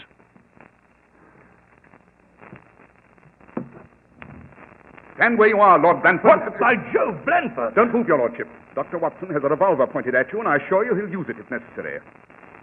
I see. Then you know that I... Yes, Lord Blanford, I knew some time ago. But how? How? I thought The ego of the criminal mind, your lordship. Your crimes were far from perfect to a careful analyst. First of all, you were careless enough to leave grains of sand on the floor. Moist sand. That sand could not have come from the ground, since they consisted entirely of lawn and flagstone walks. Yes, but Holmes, I don't understand. Elementary, my dear Watson, elementary. Moist sand meant sand from underground. We did not see his lordship come out of the doorway, you recall. Therefore, he must have left the tower from within, through some sort of tunnel dug underground. And I believe there is a tunnel leading into this tower from the mausoleum. Is there not, Lord Blanford? You hid in your ancestors' mausoleum, came in through the tunnel, hanged those unfortunate bell ringers, and returned to the mausoleum. How did you know I was in the mausoleum? The tomb is a soft red sandstone, and you had a red smudge on your shoulder, which I wiped off on Dr. Watson's handkerchief here. That smudge also proved to be sandstone. Lord Blanford, why did you commit these horrible hangings? Money, Dr. Watson. I needed money. Yes, so I ascertained at the bank and by talking to various tradesmen here in the village, your lordship. You were heavily in debt through some unfortunate stock transactions, and you needed to recoup. Oh, the bells. That was the answer, do you hear? The bells. If I could get them out of the tower, they'd be mine. I could sell them for thousands of pounds. But you couldn't dismantle the bells without facing an aroused citizenry, could you, Lord Blanford? You knew the South Downs folk would never let you tear down that tower, so dear to them by tradition. Yes. Yes, that's correct. So you fell upon this fiendish scheme to make the tower a death trap, and thus have a legitimate excuse to dismantle the Blanford bells. Oh, yes. I counted upon the notoriety. Watson. Yes, Holmes? Go to the village and get a constable. I'll wait here with Lord Blanford. And I promise him all the notoriety he wants. In every newspaper in England.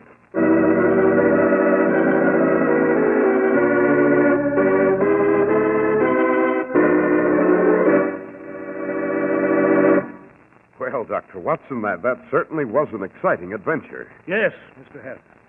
I might add here that Holmes was true to his promise.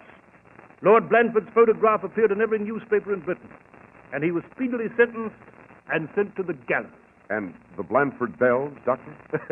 As far as I know, Mr. Harris, they are still ringing out the curfew at Beachy Head to this very day. I see. Well, what about next week's adventure, Dr. Watson? Well, next week, I shall relate to you the case of the well-advertised murder. It concerns a woman's desperate fight to keep from becoming a homicidal maniac.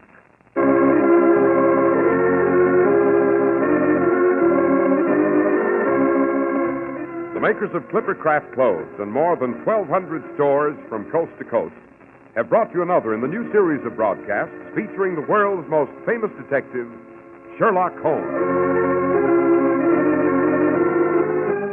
Our stories are based upon the character Sherlock Holmes, created by Sir Arthur Conan Doyle, and the program is produced and directed by Basil Loughrane. Sherlock Holmes is played by John Stanley, Dr. Watson by George Spelman. This week's story was written by Max Ehrlich, with special music by Albert Burmese.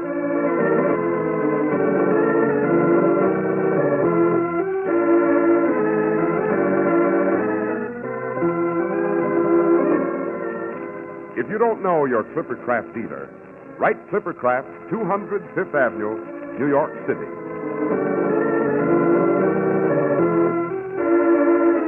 Be sure to listen next week to Sherlock Holmes in The Case of the Well-Advertised Murder.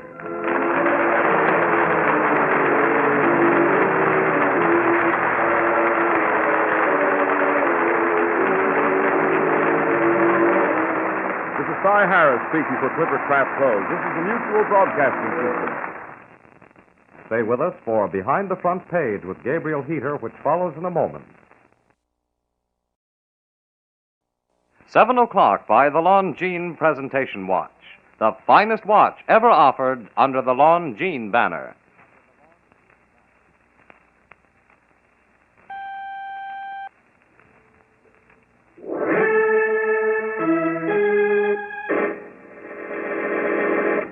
From New York City, the makers of Clippercraft clothes for men and more than 1,200 leading retail stores from coast to coast present Sir Arthur Conan Doyle's immortal character, the world's most famous detective, Sherlock Holmes, starring John Stanley.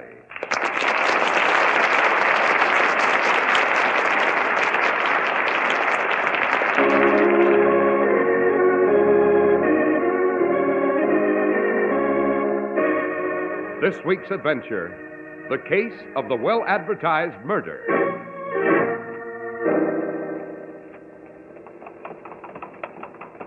By Jove, Holmes, there's Park Road and it's blocked. Our carriage can't pass. Quite so, Watson. The road's being repaired. Turn around, driver. You'll have to take the long way around. It'll cost us quite a bit of time, Holmes. Yes, and meanwhile, Christine Blakely is alone with her husband. And he hasn't the remotest notion that she means to kill him at any moment.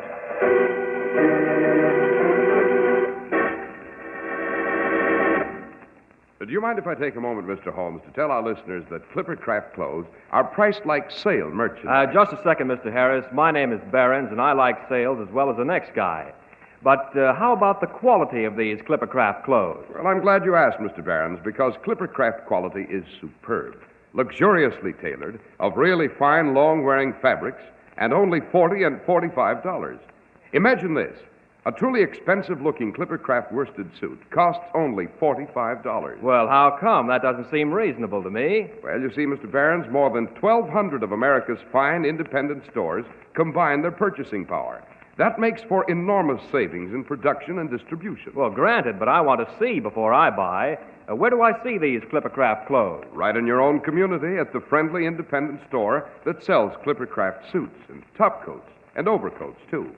Just you compare Clippercraft with clothes selling for many dollars more. Thanks, I will. I like good clothes, but I like to save money, too.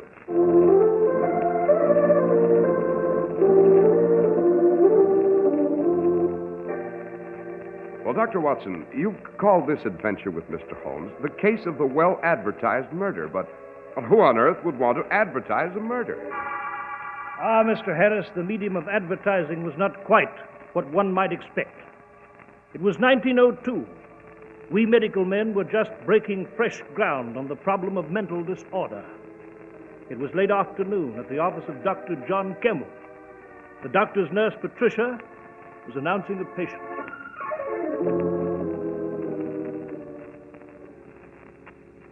Mrs. Richard Blakely to see you, Doctor. I filled out a card for her. Oh, do bring her in, Patricia. Yes, Doctor. This way, please, Mrs. Blakely. Thank you. Sit down, Mrs. Blakely. That's it. Now, what seems to be disturbing you? Doctor, I realize that medical ethics require the presence of your nurse, but this is so confidential. Might we be alone? Well, I'm terribly sorry. The nurse must remain. Patricia's a very understanding girl, Mrs. Blakely. Dr. Campbell and I have worked together for many years, ma'am, on every conceivable type of case, so you needn't feel embarrassed. Go on, Mrs. Blakely. Well, I haven't an ordinary illness. I have an illness, I should say, of the mind. Oh, Doctor, I haven't got the courage to speak of this, to face it. Won't you try? I can't help you if you won't try, Mrs. Blakely. Very well, I'll try. I'm Mrs. Richard Blakely. Notes, Patricia. Yes, Doctor. My marriage to Richard was a marriage of impulse. I became infatuated with him. Richard was handsome and well-bred and gallant. He was my Lochinvar come out of the West. Of course, after a few years of marriage, the first ecstasy died. The inevitable erosion of time began. Our marriage assumed the standard pattern of inertia, and I grew bored. And then I grew to dislike Richard. Doctor, I can't bring myself to say this. Now, please try, Mrs. Blakely. I'm sure you can. I disliked Richard in a petty way. It was a desire to avoid him more than anything else. He traveled because of business. I'd hoped he'd be delayed, giving me more time without him. I began filling the house with guests so that we shouldn't be alone. How did your husband react to this? Oh, he became irritated. Richard is jealous and possessive. He wants to be with me constantly. Then I thought of a divorce. Uh-huh. And what did you decide? Oh, it would be hopeless. He'd never grant one. Besides, even if I succeeded, he'd follow me and haunt me and use every device imaginable to bring me back. Now, why have you come to see a physician? Well, I began reading about the new theories of that doctor in Vienna, Sigmund Freud. Ah, yes, an astounding development. brilliant craftsman of the human psyche. I became obsessed with what sort of demons might be lurking in my own unconscious. You shouldn't be alarmed, Mrs. Blakely. Each of us has skeletons in the closet whose rattling is sometimes terrifying. Well, perhaps you can dismiss it, Doctor, but I can't. I've made a horrible discovery about myself. What is it, Mrs. Blakely? I want to kill my husband. Really? That's why I've come to you. I'm afraid of going out of my mind. I've read every word of Freud's. I have the symptoms. I've constant headaches and pressure at the back of my head and sudden palpitations of the heart. I can't sleep and my hands tremble. They're abnormally cold, and I find myself exhausted suddenly for no apparent reason. You haven't been exerting yourself physically? No. Shall I prepare for a physical examination, Doctor? In a moment, Patricia. Mrs. Blakely, this desire to murder your husband, tell me more about it, can you? Well, in the morning, when he's having his breakfast coffee, I think how easily I might poison the cup. And when we're in the underground, I think how simple it would be to push him before the train and say it was an accident. I'm on the road to insanity, Doctor. There's no doubt of it. And always, after I think of murdering Richard, I have spells. Breathing is difficult for me. I feel faint. Now, easy, Mrs. Blakely, easy. Must be something you can do. I mustn't go through with this awful thing. Bromide, Patricia, in hot water immediately. Yes, Doctor. Mrs. Blakely, have you told your husband of this? Oh, no. He'd ridicule me. I couldn't tolerate that. I'm losing my sanity, Doctor. I shall be a hideous, gibbering creature tied to a bedpost in Coney Hatch or Bedlam. Mrs. Blakely, we medical men still have pitiable spears with which to fight the dragon of insanity. But I shall try. I shall do everything possible to help you. I've had even more ghastly thoughts, Dr. Campbell. I've thought killing him just once wouldn't satisfy me. I've had a lust to take a knife and plunge it into his body over and over and over.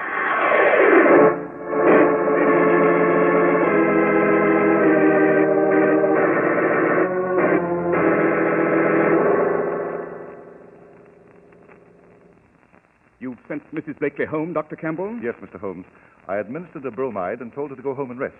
I didn't want to strain her any further today. Very advisable indeed. She had no idea you were coming to see me. Oh, no, none whatsoever. I'm shocked you should think I would tell Mrs. Holmes. The woman is infinitely ashamed of this fear that possesses her. And immediately after you packed her off, you came here to Baker Street? Well, I made just one stop, to see a patient at Upper Gloucester Place. I've a confession, Mr. Holmes. Oh?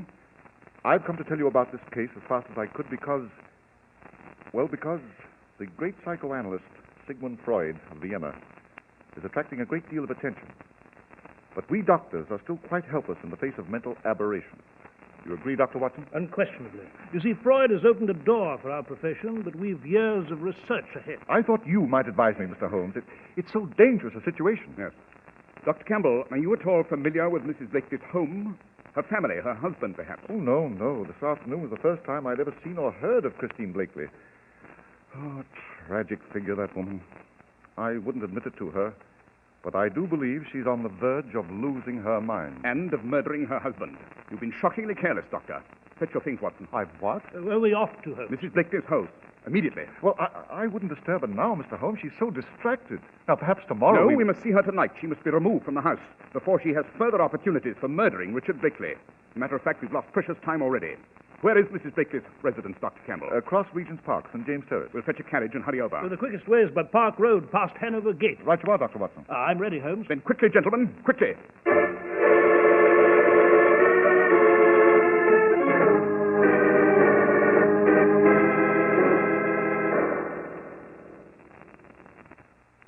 Where were you this afternoon, Christine? Richard, if you're going to assume that impossible role of prosecuting attorney again, Where were you? Shopping. You're lying. I was shopping. Now, will you finish your dinner? The roast will be cold. Tell me the truth. If you don't stop persecuting Were you me... with a man? Richard. Christine, I know you so well. You're the cool, statuesque mistress of the household. But in your heart of hearts, you're a cheap, scheming little... You foul mouth! Does it please you to slap my face? Does it add to your feeling of superiority? It's futile, Christine. I know what you really are. Well, then why don't you do what any man with pride would do and get out? Or let me get out? No. You're going to stay here. You're going to go on living with me. I'd never let you wander off. You're the prisoner of St. James Terrace. It's humiliating and unbearable to you, and that is just what I want. It delights me to have this tigress caged and restless in my home. Richard, this endless battling is so absurd. Can't we stop it? We're so weak. Perhaps we should go away together to some spot we knew when we first met. Do you think so? No, I'm never sure whether you're being sincere or if you're just play-acting to amuse yourself. No, I'm not play-acting. Oh, let's talk sensibly. Oh, sit back and relax and enjoy your dinner, and then we'll stroll in the park and we'll talk. Good, sensible talk. All right, Christine. I'll try it. That's better. Now, let me cut a fresh piece of that roast for you. Hand me the carving knife, will you?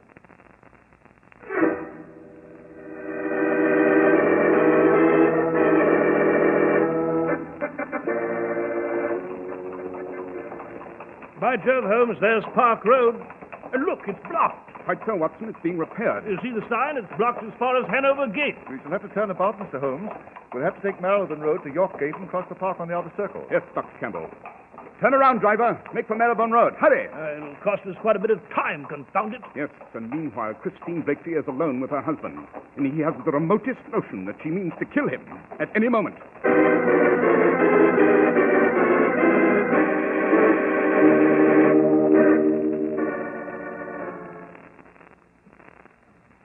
There you are, Richard. I've cut a very tempting piece of the roast for you. You can be considerate, Christine. And I do appreciate the rare moments when you are. Now put down the carving knife. You'll cut yourself. I've given a great deal of thought to us, Richard. Of course. I've made a decision. You have, Christine? What is it? What is it, Christine? I can only be happy. Yes? I can only be happy if... If what? If you're dead. If you're dead, if you're dead, if you're dead!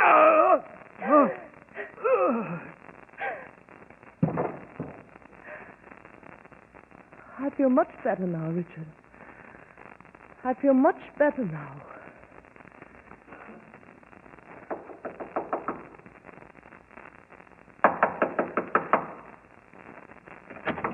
Mrs. Blakely, good Lord!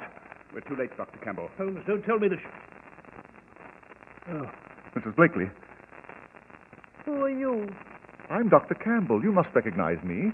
You visited my office late this afternoon. Apparently she's lost all sense of orientation.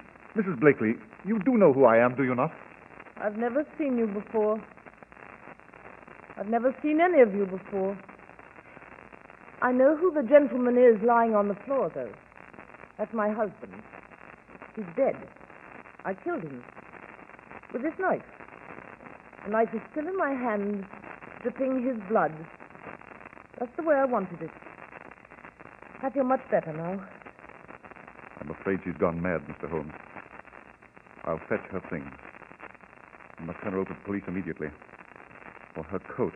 It's in this cupboard. You hope the police won't detain her for long. Miserable creature. She should be turned over to a mental hospital. Now come, Mrs. Blakely. You must come with us. I must come with you? Yes. You see, we must notify the authorities. Holmes, what are you doing with the body? Examining it, Watson, obviously. Yes, but the police will tend to that. They tend to all the details. There's one detail that may escape them, my dear Watson. One amazing, bloody detail.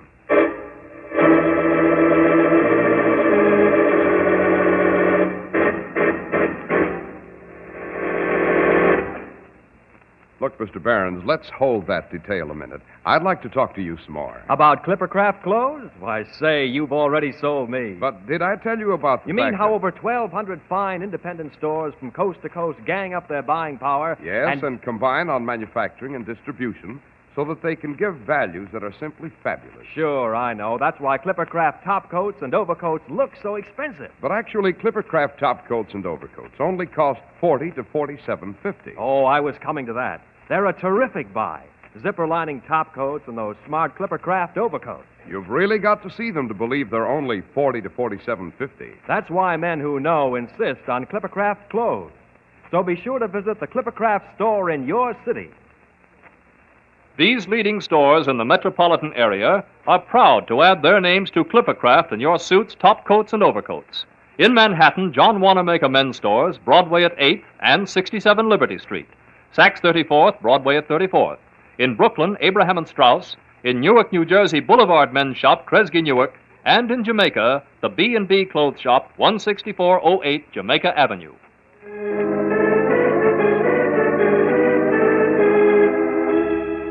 Well, Dr. Watson, we're terribly anxious to learn what the astonishing detail was that Mr. Holmes thought might escape the police. Yes, of course, Mr. Harris. Well, sir, Holmes, as usual, refused to elaborate at that point. We notified the police. They removed Richard Blakely's body. Mrs. Blakely, now clearly deranged, was conducted to a prison cell. There was a careful investigation. Finally, she was committed to Bedlam, that awful asylum for the insane in Kent. You know, I'd regarded the case as a simple tragedy that had moved to its inevitable end. But not Holmes. He paid a visit to Mrs. Blakely in her room at Bedlam.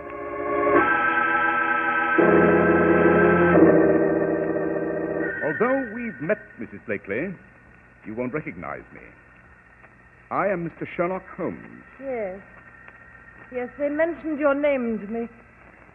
I don't seem to recall what your profession was, Mr. Holmes. I frankly don't recall who you are other than the name. Mine is the profession of criminal detection, Mrs. Blakely. You're with the police? Not at all. I function entirely upon my own. I've no official position, no staff. I've no weapons, other than my brain. A more than satisfactory arsenal, I find. And is there something I can do for you, Mr. Holmes? I have an insatiate curiosity, Mrs. Blakely. I wanted to inquire further about your husband's death. Well, really, unless this is absolutely necessary. I merely wanted to ask if you could recall the exact sequence of events, beginning with the moment when you returned to your home after leaving Dr. Campbell's office. Oh, please don't ask me to do that. I'll become ill again. Why do you ask that question? Simply my own desire to understand every crime in which I'm involved. The last minute design of the grotesque pattern. Well, I really don't remember much. When I came home, all sorts of thoughts ran through my mind. My visit to Dr. Campbell that afternoon, the fact that he was on the way with you, but that I could defeat everyone by killing Richard then and there. Oh, please, unless it's most urgent, I can't reenact that awful night. I just can't. Very well, Mrs. Blakely. I regret disturbing you. I thought they were finished with me. I thought they'd allow me to rest. You're like desert birds picking ghoulishly at the dead. It's over, and it had best be forgotten. Had it, Mrs. Blakely?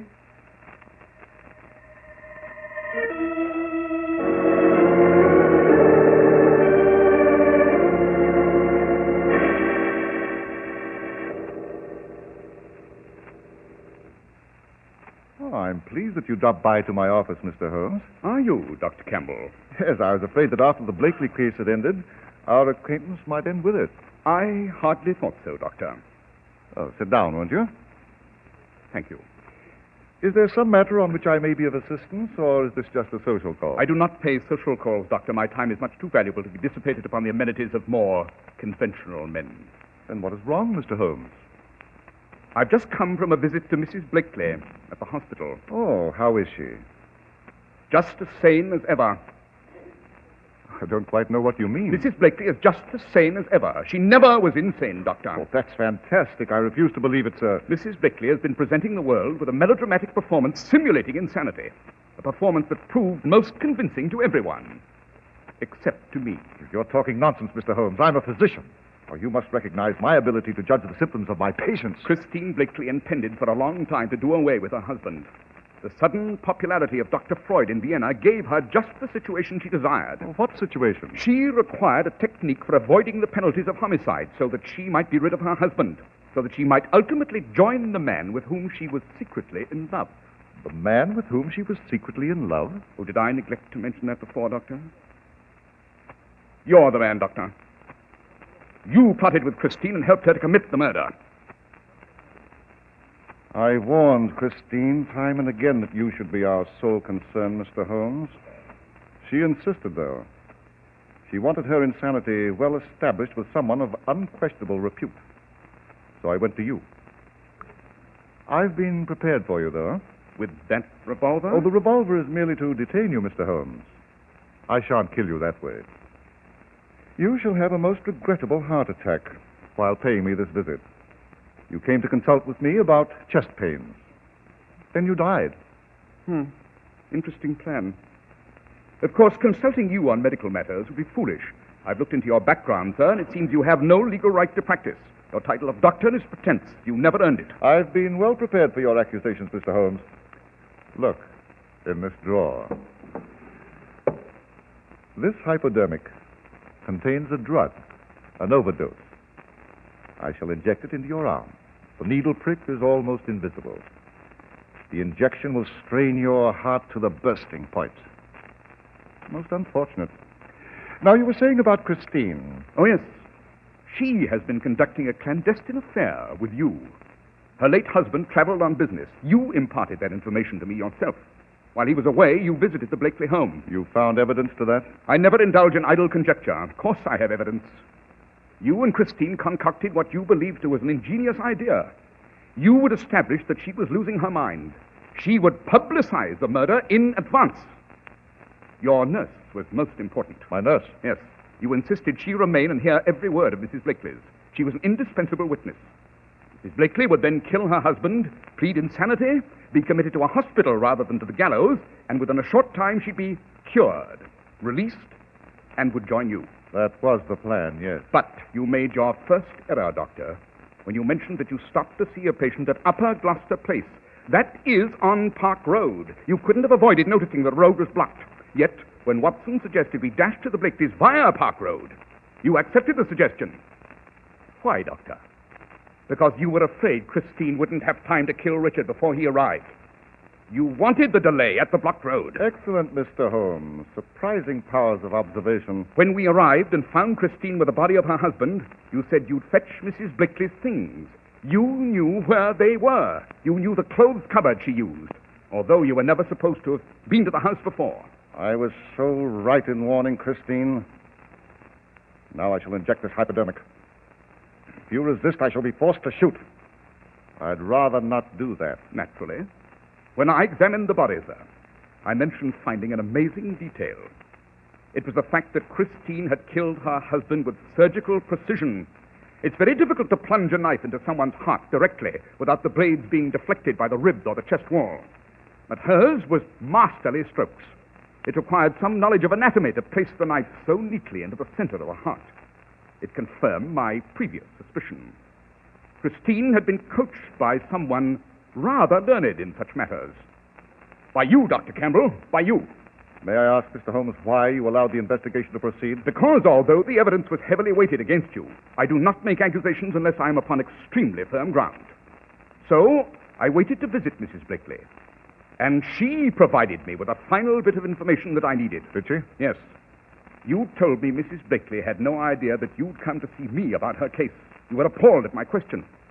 But, sir, just a few minutes ago, Mrs. Blakely inadvertently mentioned that the night she killed her husband, she sat in the dining room thinking of the fact that you were on your way with me. Again, undeniable proof that this homicide was carefully prearranged. She knew exactly what you were doing. A superb series of deductions, Mr. Holmes. Thank you. Now we shall have our unavoidable disaster. Your heart attack. Roll up your sleeve, Mr. Holmes. You're forcing me to remind you that at this range, if I pull the trigger of this gun, it'll blow your head off. I've the needle ready.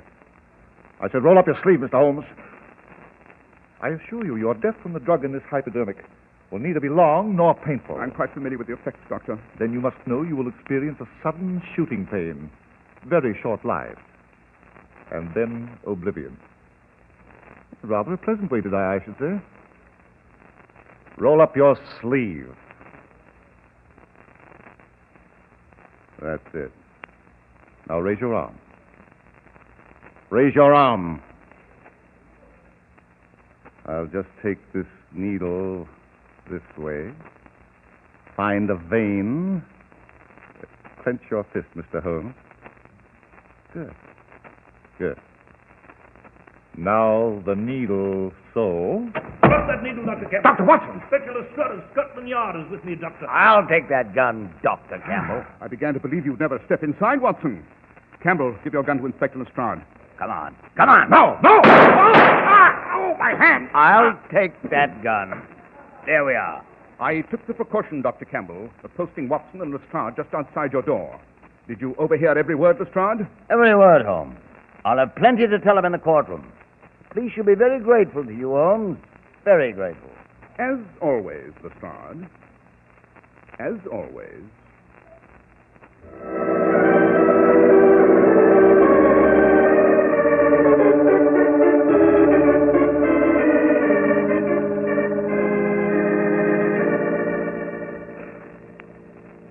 The Persian slipper, Watson. My pipe needs tobacco. Oh, here you are, Holmes. Nothing quite like the armchair here at Baker Street, eh? You know, I've seen in the newspapers that Dr. Campbell, Mrs. Blakely, will go on trial next week. Both for premeditated murder. Excellent. A full-blown trial with a noose in the offing. None of your gentle medical inquiries into the dark recesses of Christine Blakely's mind. Amazing, Holmes, amazing. The facility with which you take a seemingly clear-cut case of insanity and prove that it was a scientifically outlined murder. By George, you know, there may have been countless other cases that passed unnoticed, and the killer is now scot-free. Conceivable, don't you think, Holmes? A murder that defies cold logic? It is beyond understanding? I beg to differ, my dear Watson. Any murder that defies explanation just requires time for me to smoke and think. To me, a case that's supposedly beyond human understanding is simply a three-pipe case. Match, please, Watson.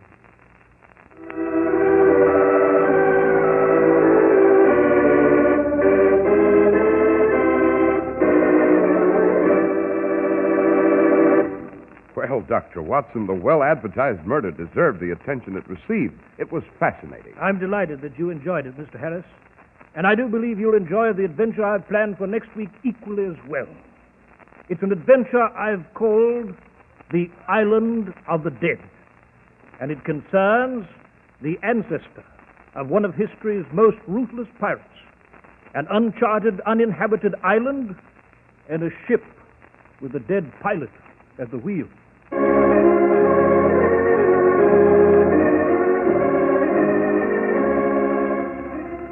The makers of Clippercraft clothes and more than 1,200 stores from coast to coast have brought you another in the new series of broadcasts featuring the world's most famous detective, Sherlock Holmes. Our stories are based upon the character Sherlock Holmes, created by Sir Arthur Conan Doyle, and the program is produced and directed by Basil Loughrane. Sherlock Holmes is played by John Stanley, Dr. Watson by George Spelton. Christine was played by Rita Vale. This week's story was written by Howard Merrill with special music by Albert Berman. If you don't know your Clippercraft dealer, write Clippercraft, 200 Fifth Avenue, New York City. Be sure to listen next week to Sherlock Holmes in the Island of the Dead.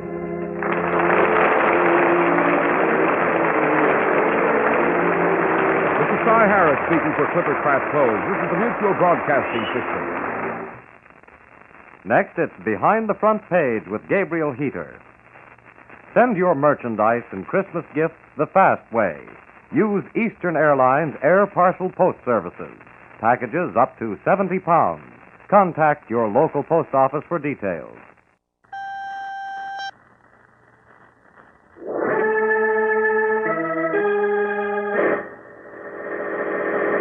From New York City, the makers of Clippercraft clothes for men and more than 1,200 leading retail stores from coast to coast presents Sir Arthur Conan Doyle's immortal character, the world's most famous detective, Sherlock Holmes, starring John Stanley.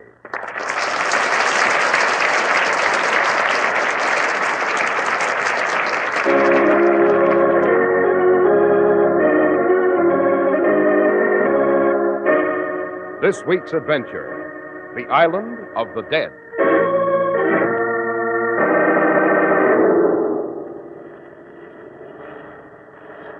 Now, look, Holmes, if I stand by the edge of this rock, I can just reach that rope ladder. Then we can sneak aboard the ship. Seize the rope, Watson. Quickly.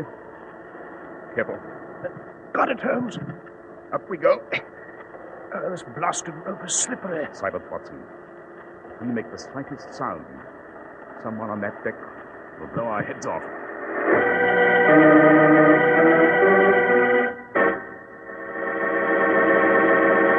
Well, this is my cue, friends, to tell you that Clippercraft suits of truly luxurious quality, bearing the Clippercraft label, cost only $40 and $45. Well, I'm a worsted man myself, Mr. Harris. Well, what a break for you, Mr. Barons. You've never seen worsted suits as elegant as Clippercraft's for only $45. Terrific if true, but how come? Well, it's Clippercraft's tremendous manufacturing plan, concentrating the enormous purchasing power of more than 1,200 fine independent stores from coast to coast for incredible savings in production and distribution. Good enough. Say, what I want to know... Remember, it's not a genuine Clippercraft suit or coat unless it bears the renowned Clippercraft label, like the sterling mark on fine silver.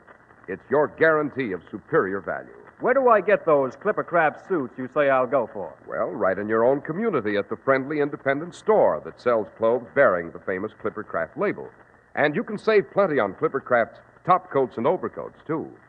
Comparing Clippercraft with clothes selling for many dollars more will prove it.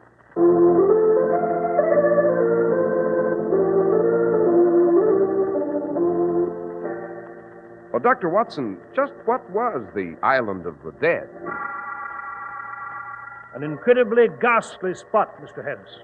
Forsaken, uninhabited. It was the extreme southeastern end of the channel, out of Falmouth. In 1899, a young lad named Jim Saunders and his bride Peg were sailing on a honeymoon voyage. There was Jim, Peg, and Jim's man, a Chinese, Lin Si Fei, who cooked, helped to handle the trim little sailing boat, and occasionally provided entertainment by singing. An enchanting cruise, until Jim and Peg sighted the island. Curious, they anchored off the beach and went ashore, not realizing that they were on the Island of the Dead.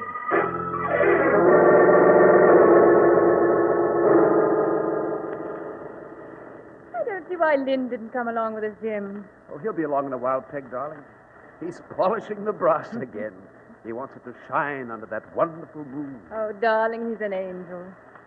Isn't it a strange beach? Why did you say that? Oh, those reefs, like huge claws reaching into the sea. Those weird rock formations. The gnarled, petrified trees. It's unearthly, darling, as though we were on another planet. Do you suppose anyone's on this island? Oh, no, Peg, darling. It's impossible. It's completely abandoned. So we walk down the beach? No, let's go inland. Oh, but darling, we've been lost. Oh, let's just walk a bit inland, Peg. Probably no human beings are here before for decades. Who knows, we'll discover something. Let's stop here, Jim, and just stroll on the beach. Frightened? Yes, a little. Silly. Oh, come, let's have a look about, Oh, steady, don't fall on these rocks. Oh, please, Jim, let's go back to the ship. Darling, don't be absurd. What's that? Where? Lying in the sand. It's a skull. A human skull.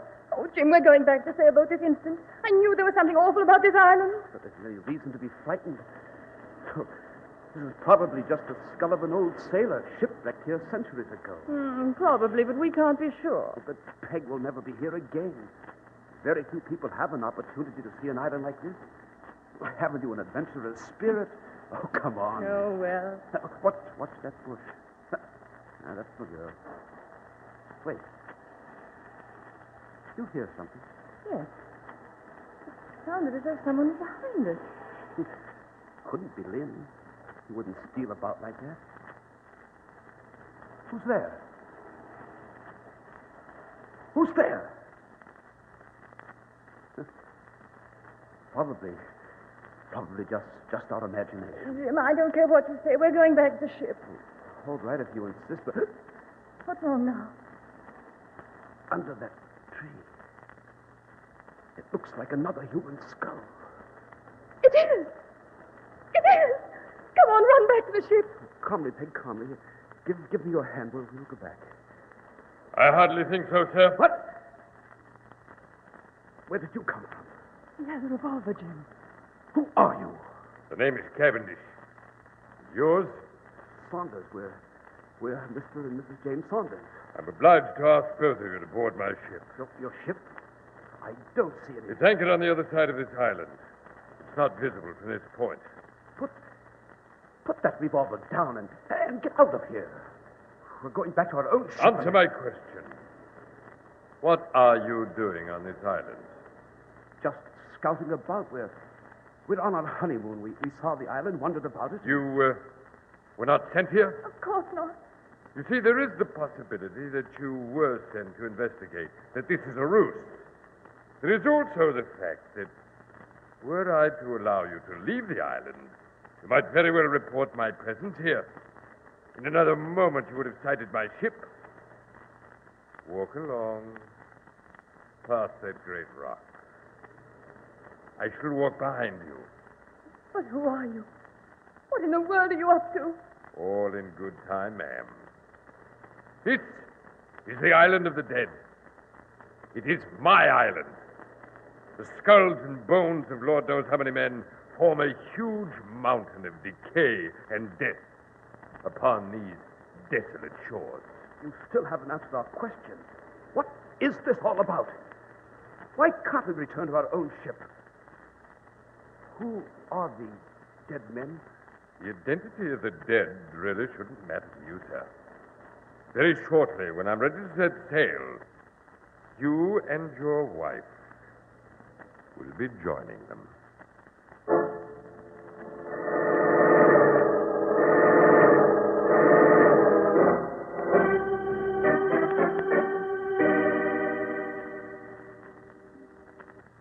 By George, Holmes, this is the sort of evening here at Baker Street that I relish. A fire crackling merrily along, adequate time for me to browse through my medical texts. And for me to rummage about in the archives of crime, Watson? I regret that your tranquility is about to be disturbed. Oh, really? Yes, on our stairway there are the steady, distinctive steps of a certain determined gentleman. They are the clumsy feet of the law. In short, our mutual acquaintance, Inspector Lestrade of Scotland Yard. He will now pause for a moment to regain his breath. He will then assume his most authoritative air and knock. Lestrade is of that tiresome breed of humanity that's always predictable. I'll answer it. Well, good evening, Inspector Lestrade. Dr. Watson.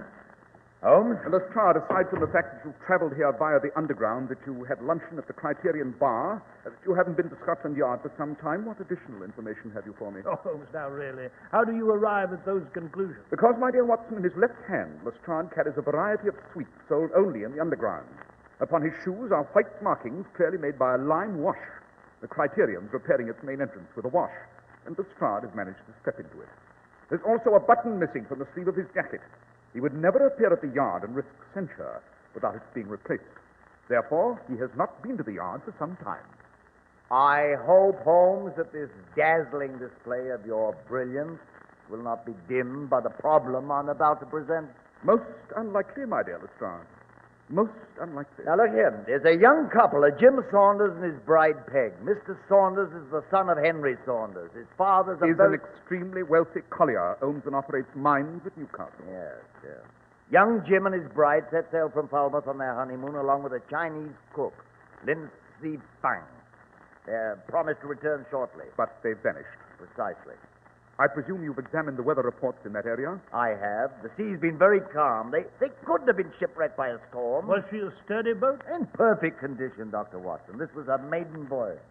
Young Saunders purchased the boat just before the wedding. Now, the elder Saunders is a good deal of a fuss budget. He's worried. He's also rather powerful politically. He turned the yard upside down, demanding an explanation of the couple's whereabouts. Did you telegraph an inquiry to the French coast, Lestrade? I did, and every village along our coast where they might have put in, and there's no sign of them. I see. It's a small vessel. They couldn't possibly have sailed very far. But confound it, they couldn't simply disappear into thin air. It's the most fantastic riddle. And knowing that I have an eternal fascination for the inscrutable, you've decided to consult me, in the hope of tracking down Mr. and Mrs. Saunders before the elder Saunders causes heads to fall at the yard. That's a crude way of putting it, Holmes. But you've an extensive file on baffling cases. I thought perhaps there might be some precedent. Perhaps you've a suggestion. I have a suggestion, Lestrade. What is it, Holmes? Speculation so early in the game, Watson, is useless. We have need of facts. Since the ship was last seen sailing from a certain port, I suggest we depart for that port immediately. Quickly, gentlemen, to Falmouth.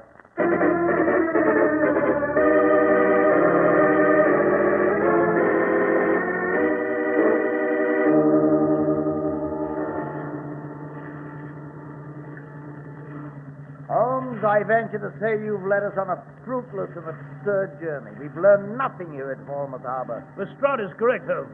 We've spoken to the villagers. They simply confirmed that the young couple sailed from here.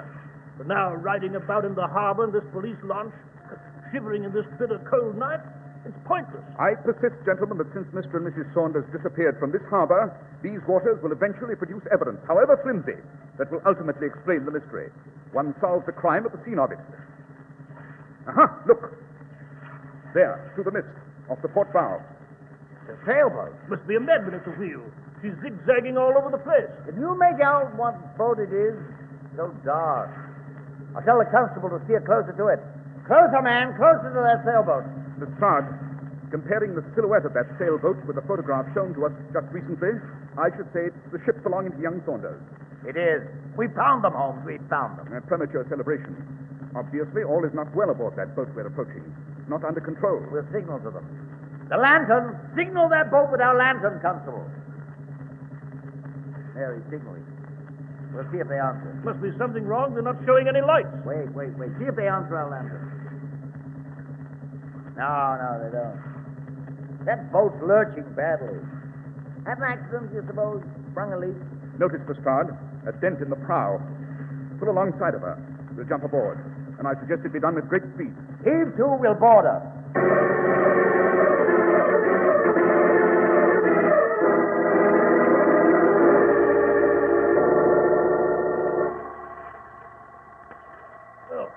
Can you get over that rail, Holmes? I'm over, Watson. I'm with you.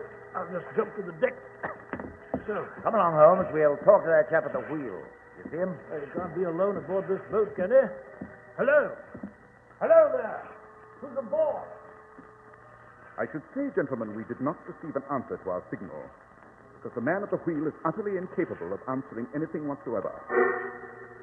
It's Saunders' servant, the Chinese, Lindsay Fang. Yes, he's been stabbed in the back. Yes. If your young couple's still alive, Lestrade, they're in mortal danger. They've lost their boat.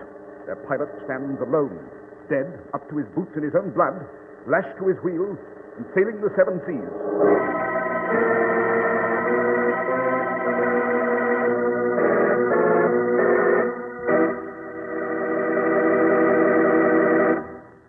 There's something else you should know about Clippercraft, Mr. Barons. What else? I already know that more than 1,200 fine independent stores from coast to coast concentrate their purchasing power For simply unbelievable savings in production and distribution. so that it costs me only $40 to $47.50 for a fine top coat or overcoat with the famous Clippercraft label. Well, not only that, Mr. Barons. Listen, Clippercraft's handsome new zipper lining top coats are a sensation. So expensive looking, yet so inexpensive. That's for me. That's why men who know insist on Clippercraft clothes bearing the Clippercraft label. So be sure to visit the Clippercraft store in your city. These leading stores in the metropolitan area are proud to add their names to Clippercraft in your suits, top coats, and overcoats. In Manhattan, Saks 34th, Broadway at 34th. John Wanamaker Men's Stores, Broadway at 8th and 67 Liberty Street. In Brooklyn, Abraham and Strauss. In Newark, New Jersey, Boulevard Men's Shop, Kresge, Newark. And in Jamaica, the B&B Clothes Shop, 16408 Jamaica Avenue.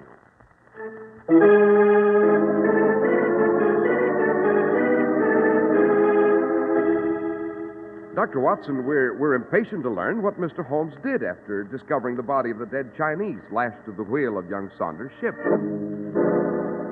You will recall, Mr. Harris, that meantime, young Saunders and his bride were on the island, the prisoners of a burly stranger named Cavendish, who threatened to kill them. Of course, we knew nothing of this. Aboard Saunders' boat, which Holmes, Lestrade, and I had found in the sea off Falmouth, the three of us held a council in the cabin.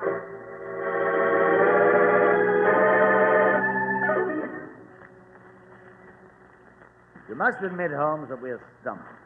There isn't a scrap of evidence aboard this boat as to where Jim Saunders and his bride have disappeared to. I beg to differ, Lestrade. One couldn't have a clearer picture unless one were presented with a detailed map of how to find their whereabouts. Then where are they, Holmes?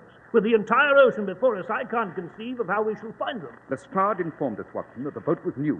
This was her maiden voyage. Yet the prow is dented. Indubitably, therefore, this was due to the boat's striking a rock or other impediment during this initial trip. In short, Saunders and his bride did reach land. But since the Saunders couple did not reach the French coast, as Lestrade told us, then they probably landed on some uninhabited island. Oh, that's very good, Holmes, but where in this vast sea is that island? You'll remember that I examined the body of the dead Chinese. The Chinese were stabbed with a long knife half a dozen times, but beyond that... Beyond that is the fact that rigor mortis, which ordinarily sets in within 2 to 4 hours after death, has not begun. Rigor would set in even more quickly in this instance due to the extreme cold. Post-mortem lividity adds to the authenticity of our conclusions. Although the corpse was erect and blood was streaming from the wounds, complete post-mortem lividity has not developed. These two observations signify that the Chinese was murdered within the past few hours, perhaps within a shorter time. The island, Holmes. Where is the island? To answer that question, Watson, we now require these dividers, this chart of the seas on this table, and a pencil. Now, we assume that the average speed of the ship is approximately 6 knots. We observe the wind is north by northeast. If we draw a circle based upon these facts with its center at our present location, we have a perfect indication of approximately the point where this boat was within the past 2 hours. That's amazing, Holmes, amazing. Shall we proceed? Immediately, Watson. I'll give you a hand with the sails, Dr. Watson, and spell you at the wheel. Yes, that boy and girl may still be alive, though there's no telling what sort of hellish mess they're in. Hurry, man! Every stitch to the wind!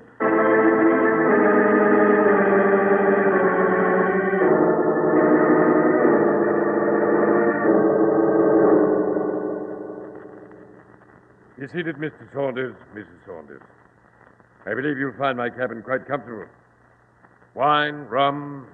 You have a favorite refreshment? No, Cavendish. This is the most outrageous. Your protests are of no avail, Mrs. Saunders.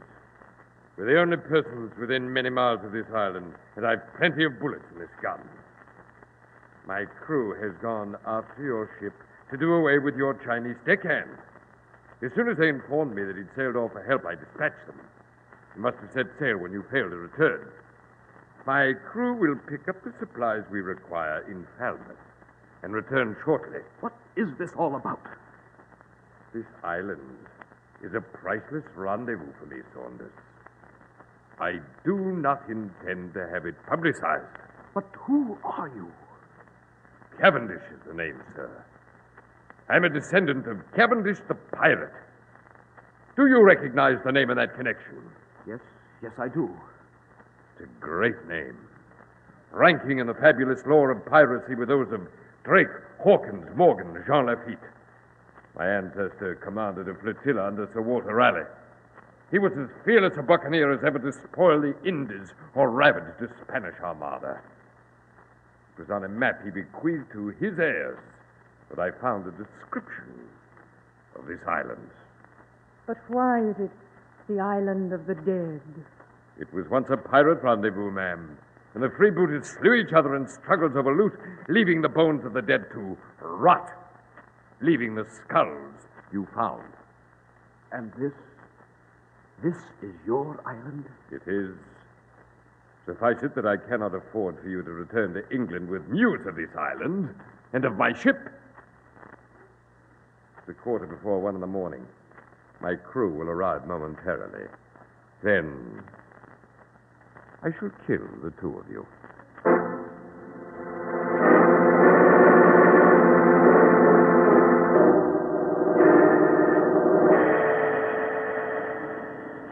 Well, Holmes, we've beached our boat and found the island. Now, how on earth shall we examine this gruesome territory? I would suggest, Watson, that we divide our forces. You and I shall circle about the island, beginning toward the left.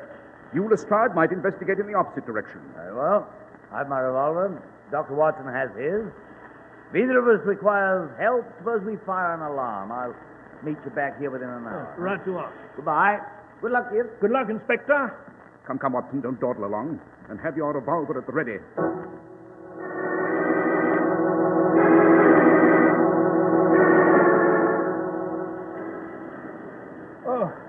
Oh, this is exhausting, Holmes. Marching along this way, Look, Holmes. There's a ship. A huge ship. Yes. On which we may find Mr. and Mrs. Saunders, Watson, and possibly the motivation for the death of the Chinese. We must go aboard. Unobtrusively, of course. Follow me. Yes. The decks are deserted. It should be possible to sneak aboard unnoticed. Let's do it. Up the Jacob's ladder. You see it? Dangling close to the edge of those rocks. Yes. I believe we can manage it. Come on, Holmes. Quietly, Watson, very quietly. But the master of this ship's been responsible for the ruthless murder of Lin Si Fang. I dare say he'd be delighted to add our names to the list, possibly with an even more loathsome technique. Here, if I stand to the edge of this rock, I can just reach that rope ladder. Careful. Got it, Holmes. Got it. Then up we go. Follow up behind me, Watson. When my eyes reach the level of the deck, I shall pause and have a look about. Now, up. Oh, this blasted rope is slippery. Silence, Watson. If we are heard, someone on that deck will blow our heads off.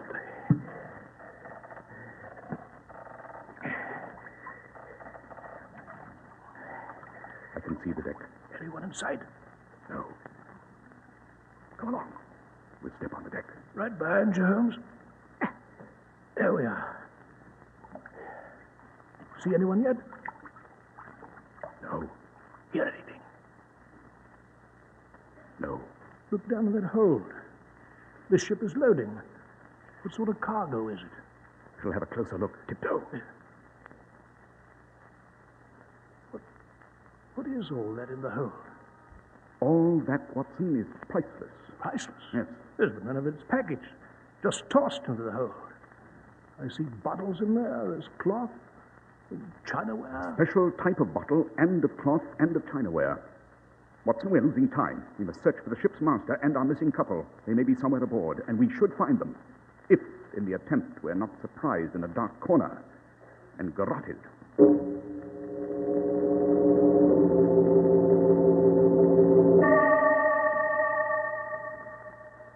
It's 1 o'clock, Mr. Saunders. I must prepare for the arrival of my crew. You and your wife now become a burden to me. Stand up, both of you. I said stand up, both of you! We would overdo it, Falmouth, even before we reach this island, Cavendish. A search party must be out. They'll find you. I doubt it. Within the hour, we shall have steam up and put to sea. If they do find me, I shall simply say that I've never seen or heard of you. With your bodies at the lowest depths, it should be difficult to prove the contrary. Mrs. Saunders. Yes? I shall shoot you first. I'm a rather gentle soul, and I believe it best if you're spared the sight of your husband's death. You rotten! Don't you move, Mr. Saunders. This revolver is just a few inches from your wife's head. Now, one quick bullet, Mrs. Saunders. Like this. Ow! My shoulder! Are you all right, Peggy? Yes, but who fired? It came from that doorway. You may credit the excellent marksmanship to my friend and colleague here, Dr. Watson. I'll take Cavendish's gun, Holmes. I have it. Who the devil are you? My name is Holmes. Mr. Sherlock Holmes. We're very grateful to you, Mr. Holmes. Indeed, you should be. I'm a private investigator, Mr. Cavendish. In addition to ordering someone to kill Lin Si Fang, in addition to detaining Mr. and Mrs. Saunders for the purpose of doing away with them, you have a cargo of stolen goods in the hold of this ship. So that's what it is. In the hold of this ship, you have a priceless collection of goods, all reported by the police of England and the continent as stolen or missing. You have Ming pottery, Renaissance paintings, tapestries, rare perfumes. I should say your crew, gathered these curiosities. You loaded them aboard. You used this island as a haven because you could not possibly afford to dock at an ordinary port with such a cargo. Now, I imagine you hope to sail a great distance. Yes, to the east, Mr. Holmes. He told us that. To Cairo, Suez, and Singapore. Of course, stopping at each port just long enough to secure a handsome price for his wares. Did you find our boat? Yes, we did. She's lying at the other end of the island. Shall we adjourn to that boat? Yes, let's get away from here.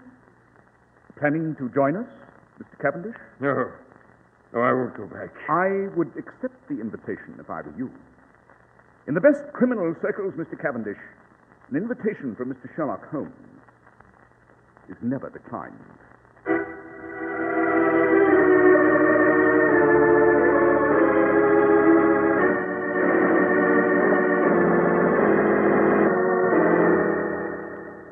Is Mr. Cavendish safely tied up in the cabin, Watson? Yes, he is, Holmes. Saunders and his bride will be out in a moment to help us set sail for Falmouth. Oh! Why, it's Inspector Lestrade, come back from his search. You know, I'd completely forgotten about him. I searched my side of the island thoroughly, Holmes. Couldn't find hide nor hair of young Saunders nor of his bride. Taken us here on a fool's errand. You've wasted unspeakably valuable time, and you've obstructed the proper procedure of the law with your fantastic notions. I have, Lestrade. You have, sir.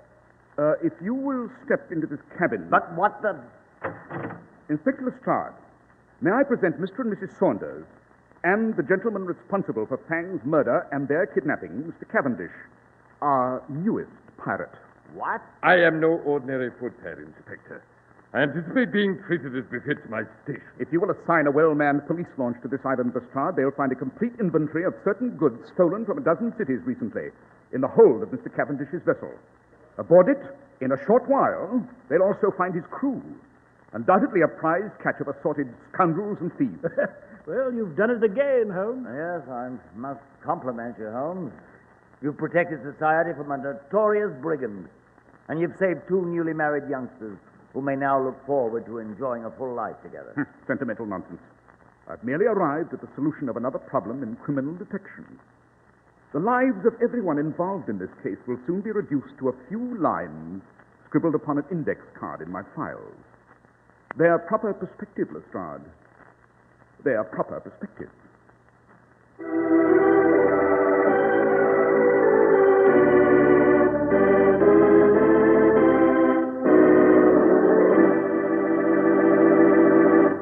Well, Dr. Watson, our journey to the island of the dead was breathtaking.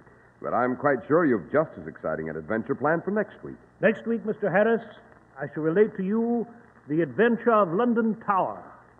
It concerns a two-faced villain, a smuggled sword, and a hot bath at 4 in the morning.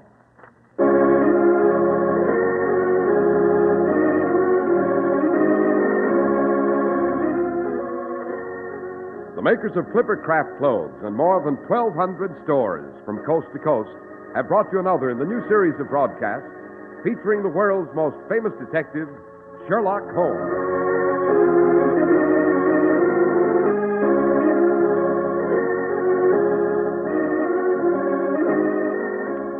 Our stories are based upon the character Sherlock Holmes, created by Sir Arthur Conan Doyle, and the program is produced and directed by Basil Loughrane. Sherlock Holmes is played by John Stanley, Dr. Watson by George Spelman. This week's story was written by Howard Merrill with special music by Albert Berman.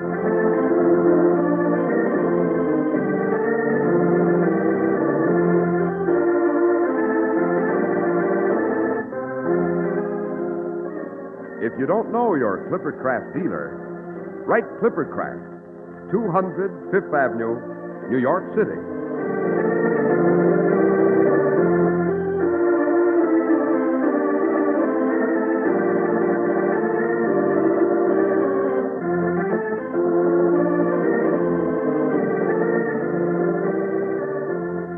Be sure to listen next week to Sherlock Holmes in The Adventure of London Tower.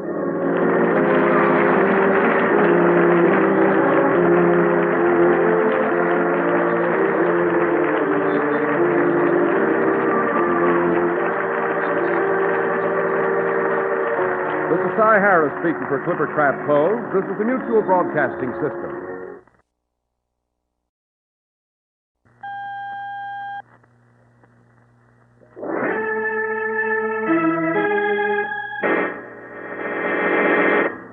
From New York City, the makers of Clippercraft clothes for men and more than 1,200 leading retail stores from coast to coast present Sir Arthur Conan Doyle's immortal character, the world's most famous detective, Sherlock Holmes, starring John Stanley.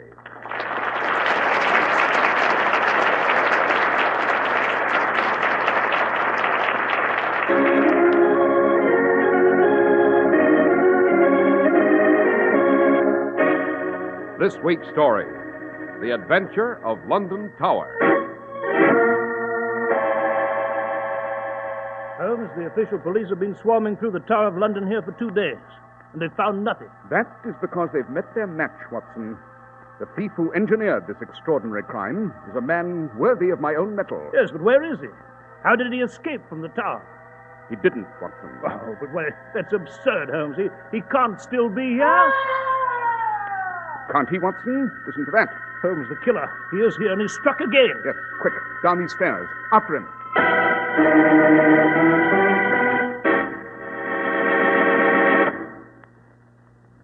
We're at the door of Dr. John Watson's study, and we're about to hear another of his adventures with the fabulous Sherlock Holmes. Well, good evening, Mr. Harris. Good evening, Dr. Watson. Hard at work on your memoirs as usual, I see. Well, which one is it this time? Well, tonight, Mr. Harris, I'm able to reveal for the first time an extraordinary adventure, the details of which for many years were shrouded in official secrecy. It is only recently, and by dint of constant appeal to Scotland Yard and Downing Street itself, that I was given permission finally to reveal the facts of this case. Well, now you've stirred my curiosity, Dr. Watson. What is this story called? I call it The Adventure of London Tower, and I promise you an interesting evening. But now, Mr. Harris, I know you have an interesting story to give us on Clippercraft clothes. Interesting indeed, Dr. Watson. And, Madam, I'm about to tell our listeners about sensational values in men's clothing. Well, Mr. Harris, my husband says that a really good suit costs him a small fortune. Well, obviously, your husband hasn't heard about those luxurious suits that bear the famous Clippercraft label and cost only $40 and $45. Not really. Mm-hmm. And what's more, even the superb worsted suits with the famous Clippercraft label cost only $45. Well, I don't mean to be inquisitive, but... Oh, you want to know how Clippercraft does it, right? Mm-hmm. Well, more than 1,200 fine independent stores from coast to coast concentrate their immense purchasing power for fabulous savings in production and distribution. Naturally, those savings are passed down to you. Yes, but I have to be convinced. Well, you can convince yourself just by comparing Clippercraft with clothes selling for many dollars more.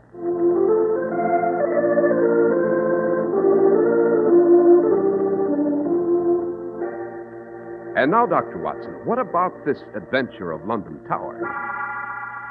Well, Mr. Harris, it was one of those cases which, if Holmes had not lived to solve it, might have dealt a shattering blow to the empire itself.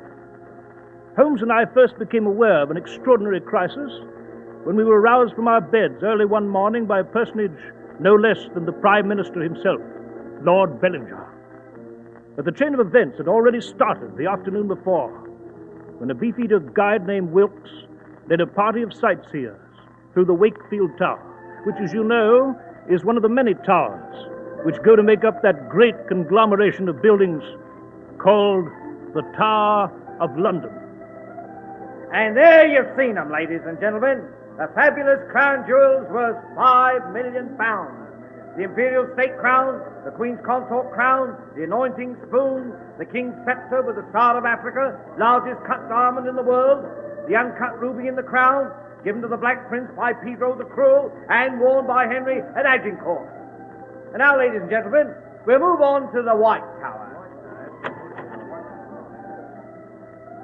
Now, on our way, we'll pass the outer ward, the yeoman jailer's house, and... one moment, ladies and gentlemen. Oh, I seem to have a straggler back there in the treasure room. Beg pardon, sir. What is it, guide? Why, what are you doing back here? Why haven't you come along with the others? Oh, just admiring the crown jewels here under this iron-barred case. That's as may be, sir, but we can't allow any of the sightseers to lag behind. Not here, anyhow. Rules, you know. Yes, of course. I quite understand, guide. It's just that I cannot take my eyes from these jewels. Look at them shine. The symbols of empire. the pride of kings and the joy of queens. They're beautiful. Beautiful.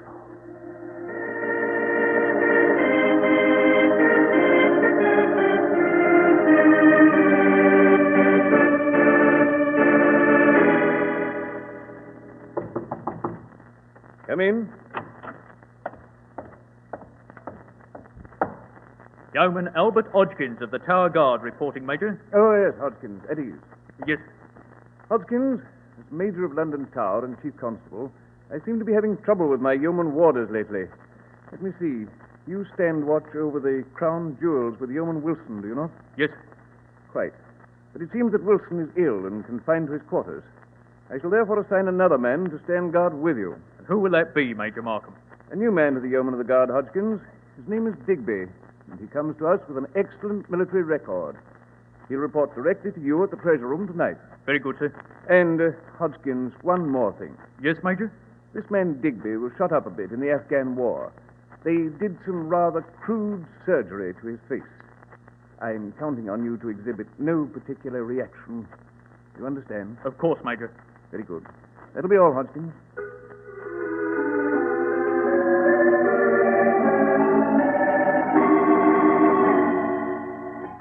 So these are the crown jewels, eh, Hodgkins? That's them, all right, Digby. Blimey. I was in His Majesty's service a long time, but I never stood a watch like this. Now, what's this here crown? That's Sir Edward's crown, made for the coronation of Charles II. And this big diamond? Oh, that's the Koh-i-Noor diamond. Used to belong to the Rajah of Lahore, that did. They're going to bring it to Windsor Castle. Oh, are they, Hodgkins? I said they were, didn't I? That's where you're wrong. What do you mean? This Hodgkins. No! No!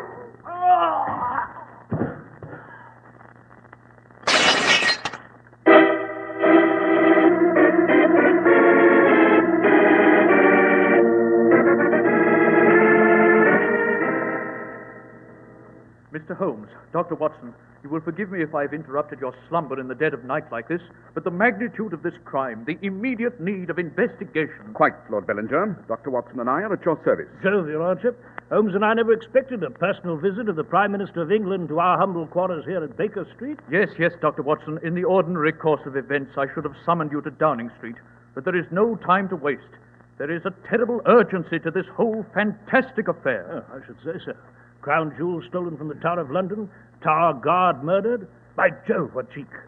No one's ever tried that before. On the contrary, Watson, they have. In the reign of Charles II, an Irishman named Thomas Blood purloined the jewels and almost succeeded in getting them out of London before he was apprehended. But enough of that. Lord Bellinger, a question or two, if you please. Yes, Mr. Holmes? Is the government yet aware of this loss? Only the highest circles. The royal family has been notified, and the inner cabinet. We are striving to keep the affair a secret as long as possible. You must understand why. Quite. The crown jewels are priceless. They are indeed, Dr. Watson, and more than in just a material sense. Indeed, they are the symbols of empire. They hold our far-flung dominions and colonies together. I need not tell you the shattering impact of this news, both at home and abroad. Mr. Holmes. Yes, Lord Bellinger. I beg of you, indeed I plead with you to lend your great talents to this affair. If your genius has ever burned brightly, let it burn now. The crown jewels must be recovered at any cost. You may rest assured, sir, that we shall leave no stone unturned.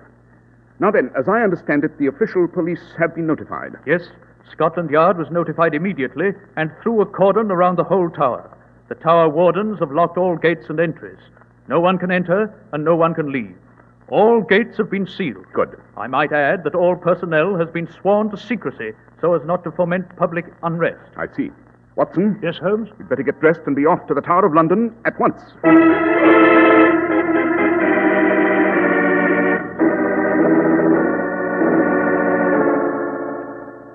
So you're Overbury, the chief warder. Yes, Mr. Holmes. Major Markham, the chief constable, asked me to conduct Dr. Watson and yourself to the treasure room the moment you arrived. Nothing's been disturbed, Overbury? No, Dr. Watson, nothing. We left the corpse of poor Hodgkins just as it was. Here we are.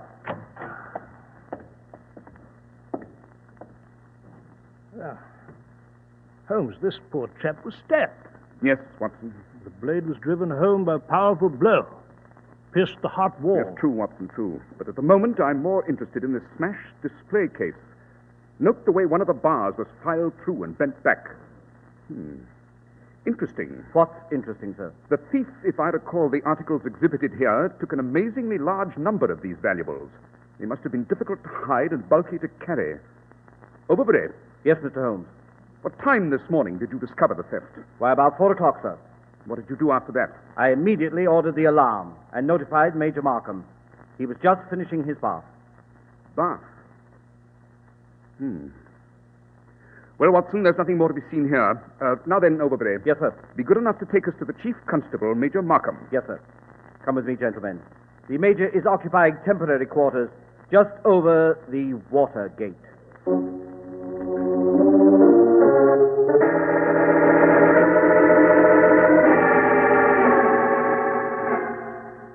Mr. Holmes, Dr. Watson, we're at our wits' end here at the Tower. It's incredible, gentlemen, incredible that a thief could loot the crown jewels and escape from the Tower as pretty as you please. What makes you think he escaped, Major Markham? Oh, come now, Holmes.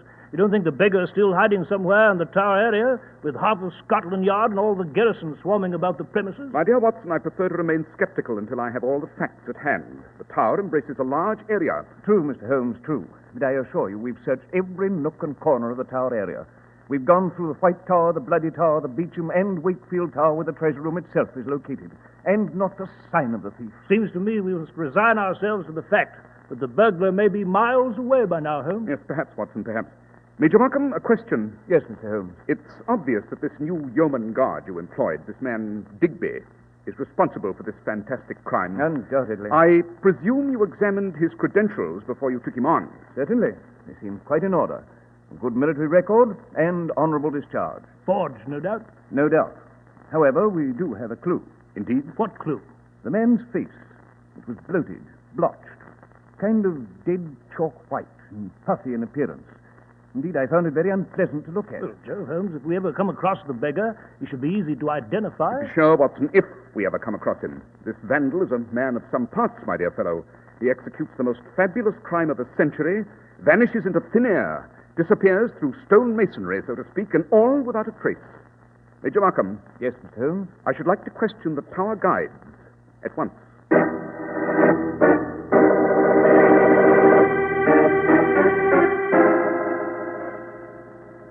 Now then, Wilkes, your duty is to take sightseers through the treasure room in Wakefield Tower. Yes, Mr. Holmes. And I might say that I noticed one mighty suspicious bloke among the crowds yesterday afternoon. Indeed? What do you mean, Wilkes? Well, Dr. Watson, this here gentleman was loitering around the crown jewels. I had to go back and get him to move on. The fella couldn't tear himself away. But there was something about him, a look about him. What kind of look? Well, he had a high, full forehead and a big, thin nose and a thin face, like a knife almost, and a big, drooping moustache. Wilkes, one moment. This man's eyes, what color were they? Oh, Holmes, what the devil... Please, Watson.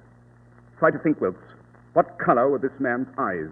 Why, they were blue, Mr. Holmes, and the eyelids drooped a little. Uh-huh, Watson, it's he, I'm sure of it. Dash it all, Holmes, who? I prefer not to mention his name until I'm sure beyond all reasonable doubt.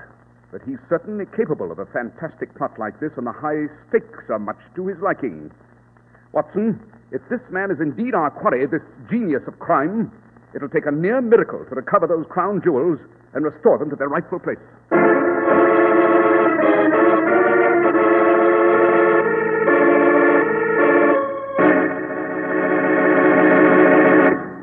Well, Dr. Watson, so far it's been some adventure. Yes, Mr. Harris.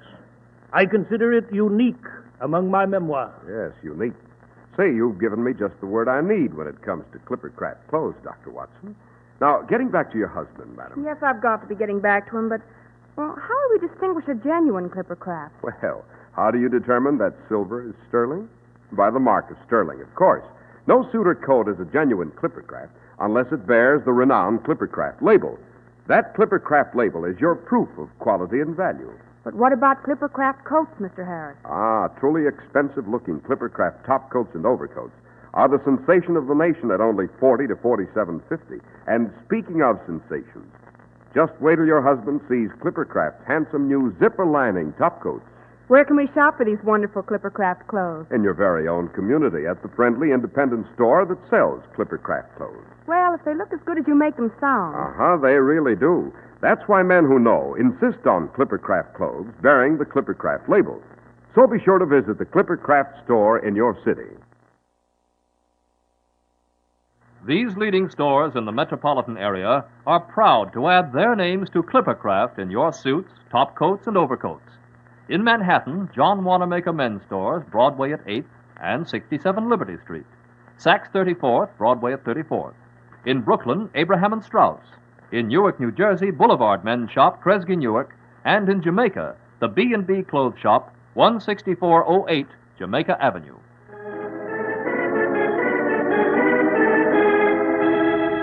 And now, Dr. Watson, you were relating to us the adventure of London Tower.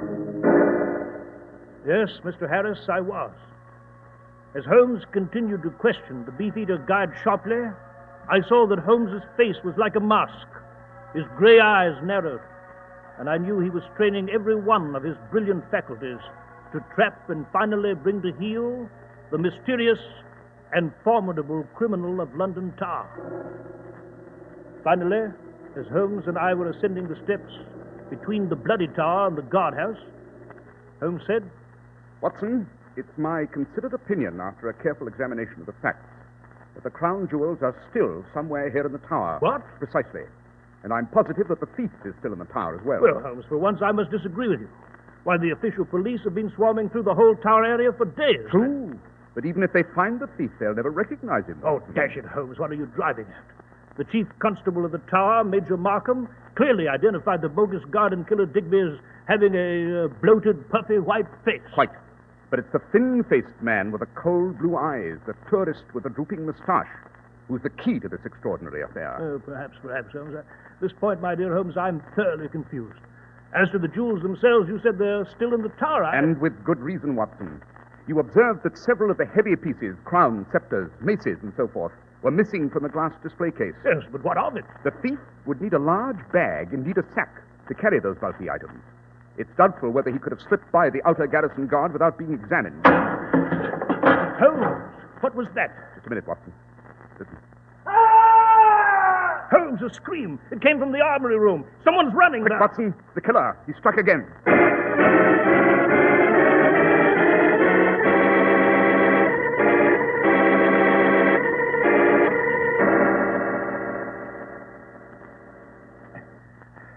Holmes, it's the chief warder, Overbury. Yes. He's dead. Stabbed through the body. Yes, quite. But note this suit of armor. It's been tipped from its standing position in the wall and fallen to the stone floor. That was the metallic sound we heard. But I don't understand. Uh-huh. What is it, Holmes? What are you picking up from the floor? Observe, Watson. Whether it's a diamond. Exactly. It broke off from one of the crown pieces, no doubt, when this suit of armor crashed to the floor. Then, Holmes, the thief concealed the crown jewels in this hollow suit of armor. Precisely. It's obvious that he was surprised in the act of recovering his loot by the chief warder here. Then the crown jewels are still in the tower, Holmes. The garrison is guarding every gate and entrance. Quite. So that... Our man has a very real problem of getting the valuables out of the tower. And therein, Watson, lies our hope of success. Holmes, should we rouse the tower garrison? The killer was here just a moment ago. No, my dear fellow, it'd be quite useless. The tower's a very large place, and if I know our man, he'll be much too clever to leave himself exposed for very long. Come, Watson. Where to, Holmes? We had better notify the chief constable of this new tragedy.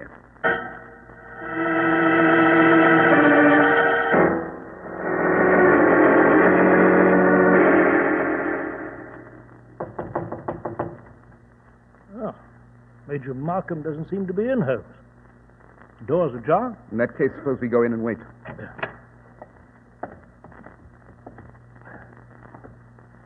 Rather an impressive view from this barred window here, don't you think, Watson? Yes, Holmes. We seem to be just above the outer wall, and the River Thames just beyond the wall. I must say, however, I find this panorama rather depressing. These grey towers, Watson, have hidden many a shriek of torture. Many a royal prisoner has languished in its dungeons. Many others came through the traitor's gate and thence to the headsman's axe. Hello, what's this? Holmes, what are you... Watson, Note the bars on this window. Here, near the base. Well, they've been partially filed through. Precisely, and for a very good reason. It might be well to make a detailed study of this room while... What is it, Holmes? Note, Watson, observe. On this wash basin... Dash it, Holmes. I don't see anything. Don't you, Watson? Use your eyes. Here is a tiny globule of paraffin, not much larger than the head of a pin. Paraffin? Quite. Well, what of it? Everything, Watson, everything. This tiny globule of paraffin is the hinge of this entire case. It clarifies the riddle of the bogus guard Digby. Holmes, what the devil are you talking about? Obvious, my dear fellow, obvious. Good evening, gentlemen. Major Markham, we're just waiting for you. Major, I trust that you are aware that your chief warder, Overbury, has just been murdered. Yes, Mr. Holmes, I am. One of my men found his body in the armory room. We are thoroughly combing the various towers at this moment, and we've doubled the guard at all gates and entrances. Excellent, Major, excellent. But you must go even further than that. The crown jewels are still somewhere in London Tower. What? You're sure of that, Mr. Holmes? I am indeed. The killer had hidden his loot in a suit of armor in the armory room. He was surprised by Overbury, the chief warder, and murdered him. No doubt our thief has hidden the loot elsewhere. Yes, but Holmes, how is he going to get it out of the tower? Every gate and entrance is guarded. Yes, quite, Watson, quite. Perhaps we can tree our quarry by closing in with a rigid room-by-room search. You have the personnel to conduct this kind of search, Major Markham? Of course. And I shall order it to begin immediately. Excellent. Come, Watson. Where to, Holmes? First, to Baker Street. There's a bit of research I must do there, specifically on a certain new discovery in Vienna. After that, we shall go to Downing Street. It's high time we gave the Prime Minister a report on our findings.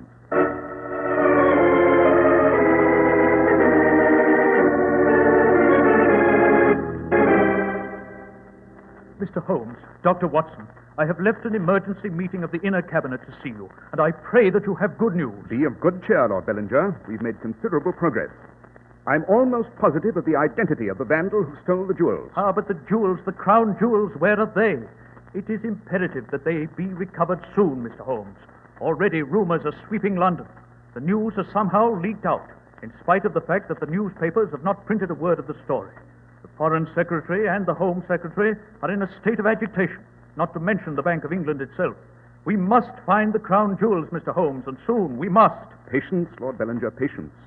If I'm not wrong in my analysis of events yet to come, we shall close this case and recover the crown jewels tonight. Tonight, Holmes? You mean you know where they're hidden? No, but I expect someone else will find them for me. And when he does, you and I will be waiting to receive them. You mean inside the tower? On the contrary, Watson. I mean outside the tower.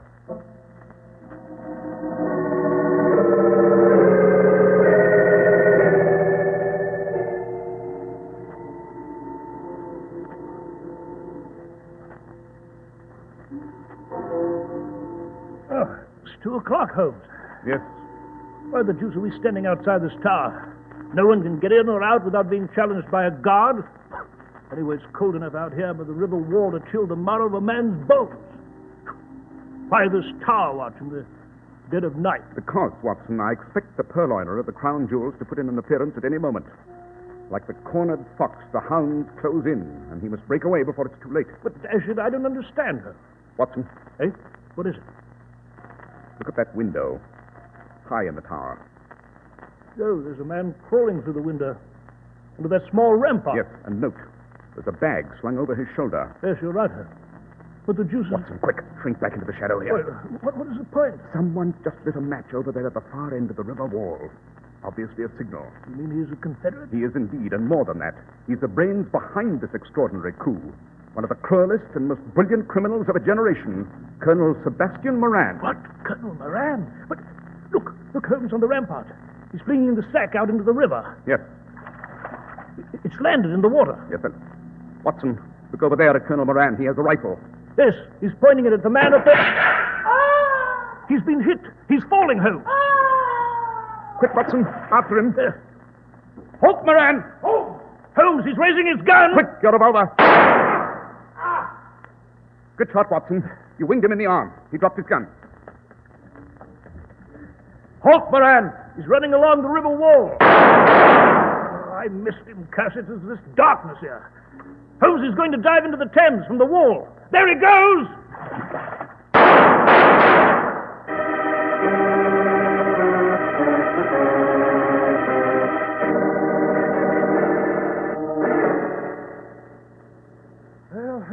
I'm afraid Colonel Moran made good his escape. Yes, Watson swam underwater, no doubt, and escaped in the darkness. Man has a charmed life. Well, here we are at the spot where the sack was flung into the river from the tower window. There's that heavy sack. How can we possibly... When they drag the Thames for it, Watson, I have no doubt they'll find the sack filled to the brim with the crown jewels of England. By Jove! So the man in the tower... Was Major Markham, obviously. Major Markham? Yes. He murdered Hodgkins and the chief warder and stole the crown jewels. He did indeed. But he was only a secondary factor, an accomplice. It was the fertile brain of Colonel Sebastian Moran which hatched this clever scheme. And Moran shot Markham because he didn't want to share in the spoil. Precisely. Once Markham had delivered the crown jewels, Colonel Moran had no further use for him. Dropping the bag through the window was obviously a method for getting the loot out of the guarded tower. It'd be easy enough later for Colonel Moran to recover the sack with grappling irons. Oh, Dashiell Holmes, I confess I'm confused. The villain, as I understood it, was a bogus guard named Digby, with a blotchy, puffed-up white face. Precisely, Watson. But Digby and Major Markham were one and the same man. What? An ingenious trick of double identity. You remember the globule of paraffin we found in Markham's quarters? Oh, yes. It came from a hypodermic needle, a new medical technique recently discovered in Vienna. By injecting hot paraffin into the face, it's possible to change the facial contours and the shape of the features completely. The deuce, you say? Thus, Markham transformed himself to a puffy, white-faced guard and dubbed himself Digby. He came out of his office, killed Hodgkins, stole the crown jewels and hid them. Then he returned to his quarters and took a hot bath at the rather unusual hour of 4 o'clock in the morning. Holmes, you mean the hot bath? Quite. The paraffin oozes out of the pores when subjected to warm vapor and hot water. And by this method, Digby became Markham again. And all the while, the official police were looking for a puffy, white-faced man. Yes, it's no wonder they didn't find him, since he never really existed. Holmes, I must congratulate you on a brilliant piece of work. Well, I suppose now we shall inform the Prime Minister that the crown jewels lie at this spot, at the bottom of the Thames, and can easily be recovered. Eh? Exactly. But for myself, the case is not yet closed. Oh. What do you mean, Holmes? Colonel Sebastian Moran is still at large. But someday we shall meet again. And next time, Watson, I promise you we shall settle our account for good.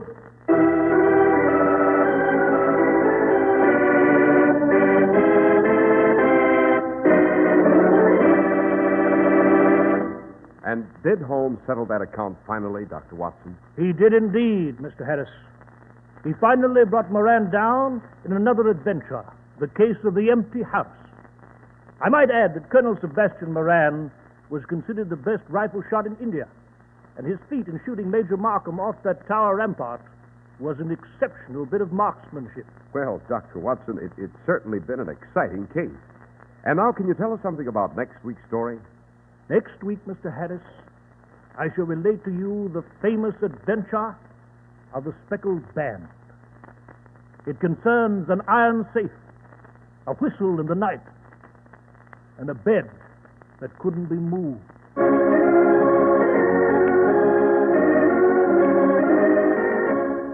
The makers of Clippercraft clothes in more than 1,200 stores from coast to coast have brought you another in the new series of broadcasts featuring the world's most famous detective, Sherlock Holmes.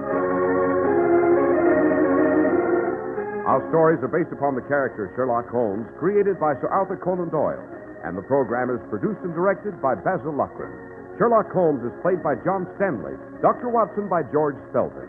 This week's story was written by Max Ehrlich, with special music by Albert Burmese.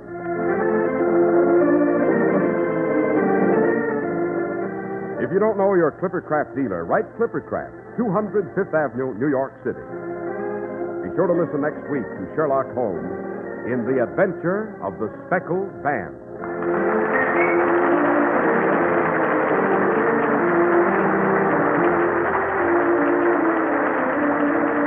This is Cy Harris speaking for Clippercraft Clothes. This is the Mutual Broadcasting System.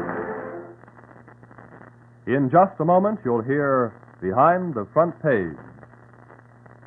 For non-stop service to Jacksonville, call Eastern Airlines. Fly to Jacksonville non-stop in 3 hours and 11 minutes. For immediate reservations, call Eastern Airlines. This is WOR, New York.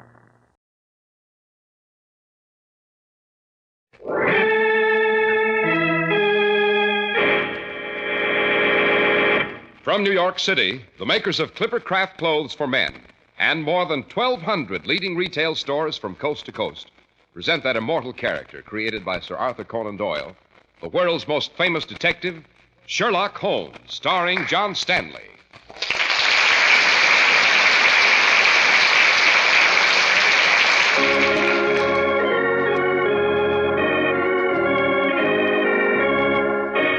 This week's story, The Adventure of the Speckled Band.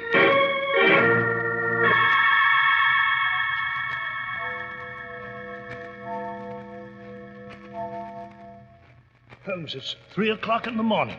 It is indeed, Watson. How long are we going to crouch in the darkness of this room, waiting for what? Watson, observe. The ventilator. Jove, there's a gleam of light coming through. Yes, our long vigil is over. That light can have only one meaning, my dear Watson. In a moment, we shall close in our final encounter with death itself.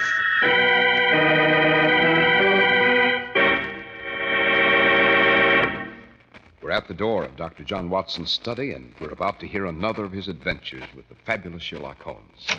Well, good evening, Mr. Harris. Good evening, Dr. Watson. What memoir are you working on tonight, sir? A very singular adventure, Mr. Harris. A very singular adventure indeed. In glancing over my notes of the 70-odd cases I have already inscribed in my notebook, I can see none stranger than that which befell the family of the Roylotts of Stoke Moran in Surrey. And the name of this adventure, Doctor? Holmes and I always called it The Adventure of the Speckled Band. And after you've taken a moment to present the facts on Clippercraft clothes, Mr. Harris, I shall proceed with the facts of this amazing story. Thank you, Doctor. And this is where, well, I'll be... Remember me, Mr. Harris? I'm the lady whose husband... insisted that a really good suit costs a fortune, and I explained that a luxurious Clippercraft suit costs only $40 and $45. Well, I told my husband that only $45 would buy a handsome Clippercraft suit of pure worsted. And made your suggestion that he be sure to look for the famous Clippercraft label. And I suppose you told him these values are possible only because Clippercraft concentrates the enormous buying power of more than 1,200 fine independent stores from coast to coast for unbelievable savings to him. Indeed, I did. But my say-so isn't enough. So? So I let him convince himself. I told him to compare Clippercraft with clothes selling for many dollars more.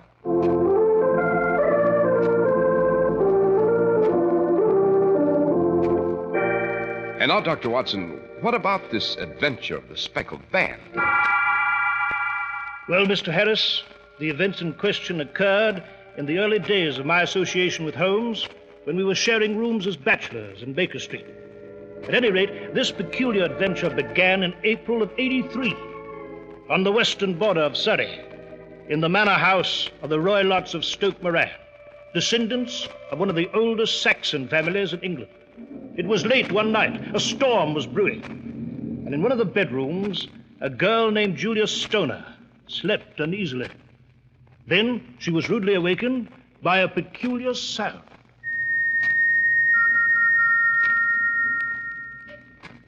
What's that? What's that whistle? Who is it?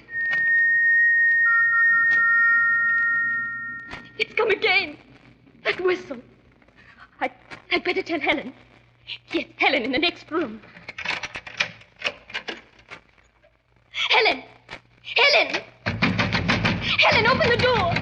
Please, hurry, open the door! Who is it? Who's there? It's Julia, your sister. Oh, Helen, please open the door! Julia, what on earth? Oh, Helen, let me into your room quickly. Julia. I heard it again, Helen. That awful whistle. Oh, you must have heard it. You did hear it this time, didn't you, Helen? No, dear, I heard nothing. Oh, it must have been your imagination. Oh, no, Helen. I tell you, I heard it. Hush, dear, you'll wake Father. Helen, I don't know what to do. I'm afraid. So afraid. Every night for the last week I've heard it. That awful whistle. I've kept thinking perhaps it comes from those horrible gypsies that have been around the estate lately. Or those strange animals Father brought back from India. Oh, Julia, you're overwrought. It's only nerves. After all, your wedding's next week. Helen, I'm afraid. I'm afraid. Now, dear, there's nothing to be afraid of. Now, you go back to your room and try to sleep. And if you hear anything again, you call me.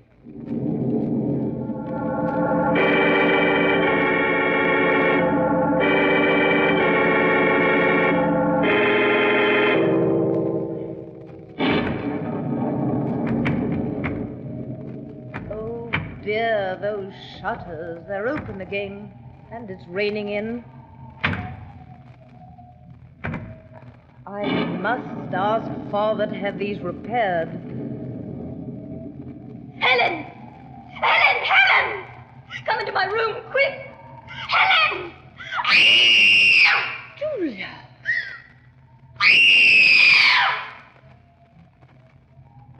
Julia, what is it? Open the door, Julia. It's Helen. Julia, good heavens, what The band, Ellen. It was the speckled band. The speckled... Julia!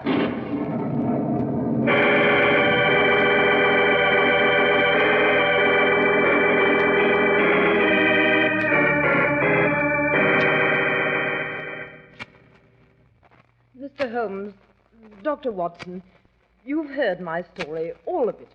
I found my sister Julia swaying in the doorway. She just managed to gasp out the words, "the speckled band," and then fell dead. Remarkable, Miss Stoner. A most remarkable tale. You say all this happened a year ago, Miss Stoner? Yes, Dr. Watson. Shortly after my sister had become engaged to a half-pay major in the Marines. The official police found nothing, and the coroner was completely mystified as to the cause of death, particularly since Julia and I always locked our doors and kept our windows bolted. I see. Miss Stoner, a year is a considerable lapse of time. Why have you come to Baker Street to consult me now? Because last night, for the first time, I heard that warning whistle myself. The whistle that Julia heard the night she died. By Jove. Interesting, Miss Stoner. Very. Now, my dear young lady, let us review the background here. You and your sister were each left £1,000 a year by your deceased stepmother. You lived with your stepfather, a Dr. Grimesby Roylott, recently returned from India. Is that correct? Yes, Mr. Holmes. To go on, your stepfather is a man of rather peculiar habits. He has a violent temper. He allows gypsies to roam about the grounds of Stoke Moran, and he keeps a cheetah and a baboon as pets. Well, not exactly the kind of fellow I'd like to meet. Watson, please. Now then, Miss Stoner, a question. Yes, Mr. Holmes? You heard this whistle from your room? No, I'm staying in Julia's old room temporarily. My stepfather recently decided to make some repairs on the manor house. Holmes, how the deuce does all this make sense? The door was locked and the windows bolted. Yet somebody or something got into that room, struck Julia Stoner down, and now threatens her sister here. And the authorities never even knew the cause of death. Patience, Watson, patience. When we arrive on the scene, we shall know infinitely more. Miss Stoner. Yes, Mr. Holmes? Would it be possible for Dr. Watson and me to see these rooms at Stoke Moran without the knowledge of your stepfather? Why, yes. He happens to be in London today on business and won't return until evening. If you would like to come up this afternoon, I can return by the 12 o'clock train and be on hand to meet you. Excellent, Miss Stoner.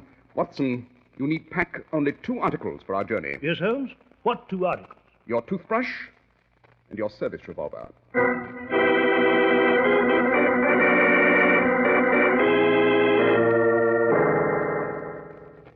Well, Holmes, I just saw Miss Stoner to a cab. What do you make of this whole thing, anyway? These are very deep waters, my dear Watson. A most dark and sinister business. Well, dark enough and sinister enough, I should say. That reference to the speckled band, for example. You know, I have a theory on that myself. Have you indeed, Watson? Pray let us hear it. Well, Holmes, it might have referred to some band of people, the gypsy band on the grounds, no doubt. Perhaps the spotted handkerchiefs which so many of them wear on their heads. No. First class try, Watson, but I do not think... Hello, someone's at the door. You seem to have an impatient visitor, and by the quality of the knock, he seems to be using the butt of a riding crop on our poor door. Better admit him. Yes, right, Holmes. Which of you is Sherlock Holmes? My name, sir? I am Dr. Grimesby Roylott of Stoke Moran. Indeed. Pray take a seat, Doctor. I'll do nothing of the kind. My stepdaughter Helen has been here. I followed her, sir, and I demand to know what she told you. It's a little cold for this time of year, don't you think, Doctor? What has she been saying to you? I have heard, nevertheless, that the crocuses promise well in spite of the weather. Huh. You put me off, do you? Well, I know you, you scoundrel. I've heard of you before. You're Holmes the meddler, Holmes the busybody, Holmes the Scotland Yard jack-in-office. Holmes, he's picking up the poker by the fireplace. There's no cause for alarm, Watson. Oh, isn't there? See here, my meddling sleuth. You stick your nose in my business again, and I'll bend you between my two hands as I bend this poker of yours. Holmes. Watson, kindly let me have that poker. Yes, right, Holmes. But what? Our guest has rudely bent our poker. I should like to bend it back before turning it to the fireplace. There we are. Observe, Dr. Roylott. The poker is straight again. Holmes, for the last time, I warn you. Keep your Scotland Yard nose out of my affairs. Dr. Roylott, up to a moment ago, your conversation was quite entertaining. Now I find it a trifle wearing. When you go out, pray close the door. There's decided draught. Very well, but you'll not hear the last of this. You know, Holmes, man sounds like a homicidal maniac. Yes, perhaps. But I have a much juicier bone to pick with him, Watson. Fancy his having the insolence to couple me with the official detective force. This incident only adds additional relish, my dear fellow. And I shall pursue this case with even greater zest when we reach Stoke Moran.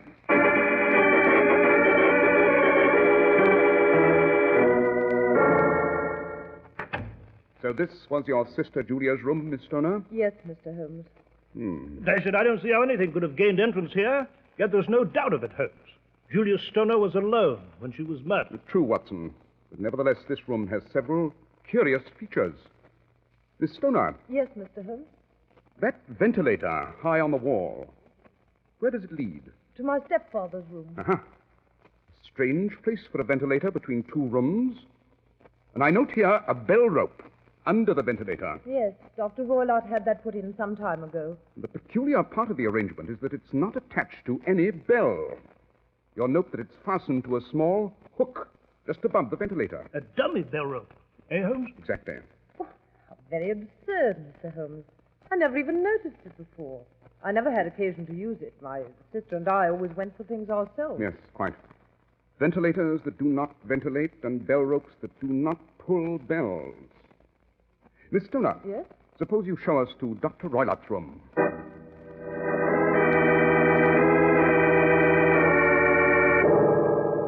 Oh, this room seems plain enough, Holmes. Yes, true, Watson, but it has a number of interesting features. Miss Stoner, does Dr. Roylott keep a cat? A cat? Yes. Why, no. He has a cheetah and a baboon, but not a cat. Why do you ask? Because it is a saucer of milk on the floor. And while a cheetah is actually a big cat, the saucer of milk would be quite inadequate for... what's this? Well, it seems to be a small safe. Yes, so it is, Watson, so it is. Miss Stoner, do you know what Dr. Roylott keeps in this safe? Why, his business papers, documents. Yes, I see. And here's a small dog leash with a whipcord curled to make a loop. And... Watson? Yes, Holmes? I think I see the whole devilish, fiendish scheme now. Oh, what is it, Mr. Holmes? How did my sister die? I should prefer to illustrate in full tomorrow morning. And tonight I hope to resolve this entire and hideous affair. Miss Stoner. Yes, Mr. Holmes. That is the village inn over there through the window? Why, yes, it's the Crown. Good. Your windows are visible from there. Now, I ask you to listen closely and follow my instructions to the letter. Of course. When your stepfather returns, confine yourself to your room. Then, when he retires, open the shutters of your window and put your lamp there. Dr. Watson and I will be staying at the inn and we'll see your signal. Then, move into your original room for the night. I presume it will be bearable for one evening despite the repair work. Yes, Mr. Holmes, but I don't understand. Neither do I, Holmes. What are we going to do? Watson, you and I are going to spend the night in the next room. The room where Julia Stoner met her sudden and hideous death.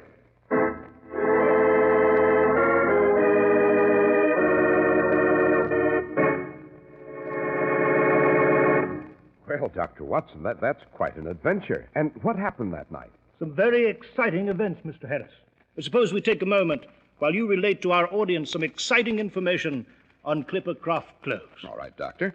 Well, what does your husband think of his Clippercraft suit, Mrs. Adams? Terrific. He's even telling friends that no suit or coat is a genuine Clippercraft unless it bears the famous Clippercraft label. Imagine. My doubting husband now says, quote, "That Clippercraft label is like the mark of sterling on silver," unquote. Well, he's on the beam, Mrs. Adams. I hope his friends know that throughout America, Clippercraft is available in their own community at a friendly independent store, a store they can trust. If they don't, they will. And those expensive-looking Clippercraft topcoats and overcoats at only $40 to $47.50 simply amazed my husband. And you ought to hear him rave about Clippercraft's handsome zipper-lining topcoats. Why, you'd think he worked for Clippercraft. Why, on the contrary, Clippercraft works for your husband and for millions of men who wear Clippercraft clothes, making it possible for them to enjoy really fine clothes at the same amazingly low prices everywhere in the United States. We'll both vouch for that. Yes, Mrs. Adams. That's why men who know insist on Clippercraft clothes, bearing the Clippercraft label. So be sure to visit the Clippercraft store in your city.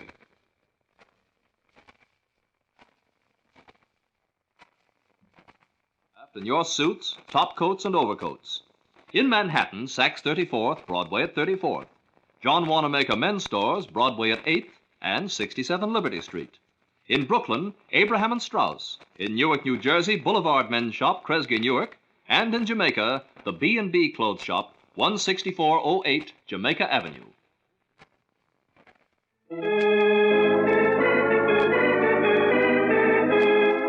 And now, Dr. Watson, you were relating to us the adventure of the speckled band. Yes, Mr. Harris, so I was. Holmes and I took a room at the Crown, which was just on the edge of the vast fence-surrounded Stoke Moran grounds, almost overlooking the main gate. We had a cold supper of some excellent partridge and passable ale, and then as darkness began to fall, we became increasingly watchful of the middle window at the manor house across the grounds. You know, Holmes, the very prospect of entering that room at night gives me a chill. I have as much courage as any man when it comes to open conflict with a visible enemy, but you know Yes, Watson, I know, and frankly, I have some scruples as to taking you tonight. There's a very definite element of danger. Perhaps you'd better stay here. Dash it, Holmes, what kind of talk is this? You know very well you couldn't keep me away. Good old Watson, I knew I could depend on you. Holmes, you speak of danger. Apparently, you know more of this than I do. Perhaps I do. You saw the peculiar ventilator and the equally peculiar bell rope, did you not? Yes, I did, but what is that? There was something else, Watson. The bed in the murder room. The bed? Yes. What about it, Holmes? It was attached to the floor so that Julia Stoner could not move it.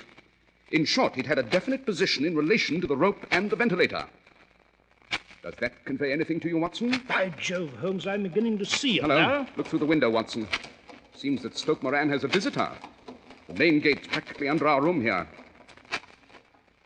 Well, Hodgers, what the devil are you sitting up there for? Get down and open the gates. It's Dr. Roylott. Yes, and he seems to be berating the coachman. Open the gates, you blithering idiot. Be quick about it, or I'll have your blood. Now then, you incompetent fool, take me to the manor house. If you have to whip these tired nags to get a little speed out of them, do so. I'm late as it is. My daughter's waiting for me.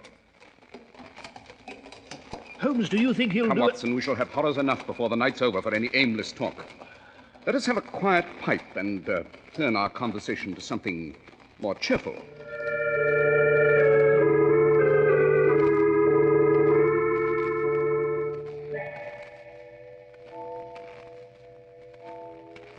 Well, 11 o'clock by the parish church tower, Holmes. Yes. Apparently, Dr. Roylott is not yet retired. On the contrary, Watson, he has. Look. Yes, Holmes, a light. Just appeared in the middle window. Quite. That's our signal from Miss Stoner. We'll cross the grounds through one of those gaps in the park wall and make our way to the manor house. And, Watson. Yes, Holmes? Have your service revolver at the ready.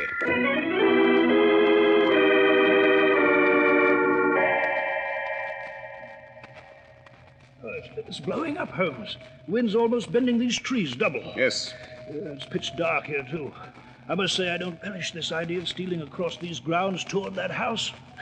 Rather a chilly experience, I must say. We should soon be there. The sooner the better. By the way, Holmes, Why did you bring that cane? For a special purpose, my dear fellow. I have an idea that a cane will be a useful weapon in the hours to come, and... Holmes, look. That clump of laurel bushes there. Yes.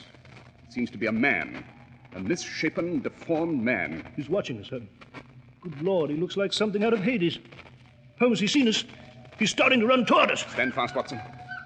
Good heavens, what's that gibberish? Holmes, he's dodged to one side. He seized a branch of that tree swung over the wall. Why, that devilish creature isn't a man at all, Holmes. Yes, Watson, it's Dr. Roylott's pet baboon. Baboon? Oh, yes, baboon. You know, for a moment I thought I'd seen the devil himself. A pretty household, this. But we should be at the manor house at any moment, and I... Holmes, a scream! Yes. It came from that clump of trees. Holmes, what the deuce is that? Is it human? It's the cheetah, Watson. Dr. Roylott's cheetah. He's out in the open, roving the grounds. Good Lord! The big cat! Quick, Watson. We'd better run for it. The creature has our scent and he may attack.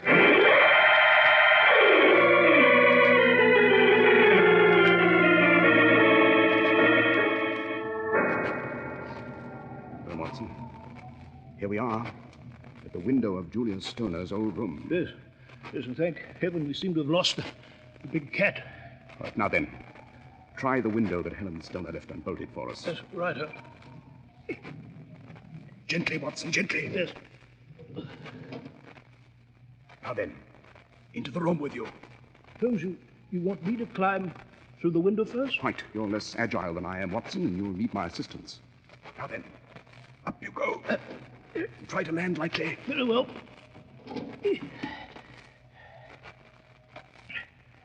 All right, Watson? Yes. Good. I'm coming in. Holmes. Hear anything, Holmes? No. So far, we seem to be undetected. Put out that lamp. You mean we're going to sit here without light? Yes, Dr. Roylott would see the light through the ventilator, and he'll wait until his niece is asleep. Meanwhile, I'll close the window. Holmes, what now? Wait. Wait? Precisely. Wait and watch that ventilator. I'll sit at the side of the bed, Watson, and you take the chair. And make sure your pistol is ready for instant action.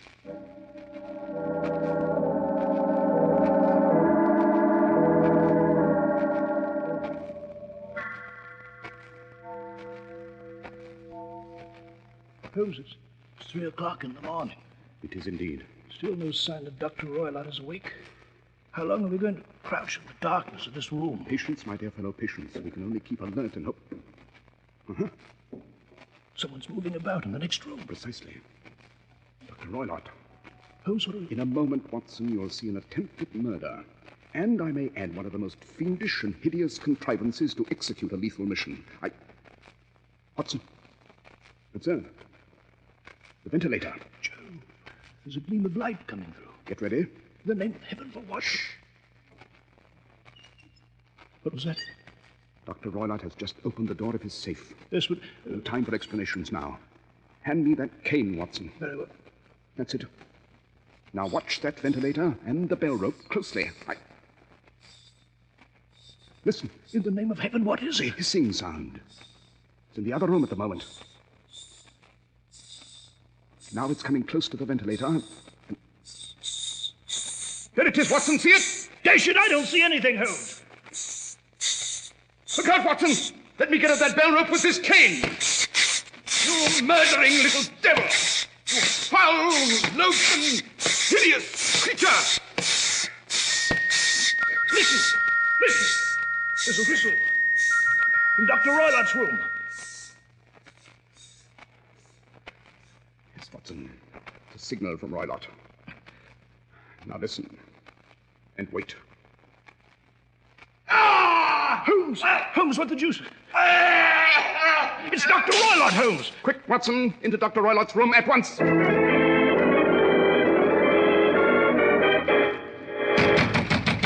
Holmes, the door's locked. Yes, so it is. Mr. Holmes, Dr. Watson, I just heard someone screaming. My stepfather... Quick, Miss Stoner, had your key? No, I haven't. Then we'll have to smash our way through. Come on, Watson, we'll have to crash it together. Right. Now then, together.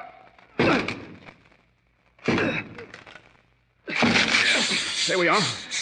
Now then. Good Lord. Speckled bandits! It's a snake, a speckled snake, and it's curled around Dr. Roylott's neck. Yes, a swamp adder, the deadliest snake in India. Dr. Roylott is already dead, as you see. Hand me that dog whip, will you, Watson? Yes, Holmes. Here you are. Now then, my beady-eyed friend, if you'll just curl yourself around this leash. Holmes, be careful. I have every intention of it. Now, my slimy fellow, let us clap you into that safe from whence you came.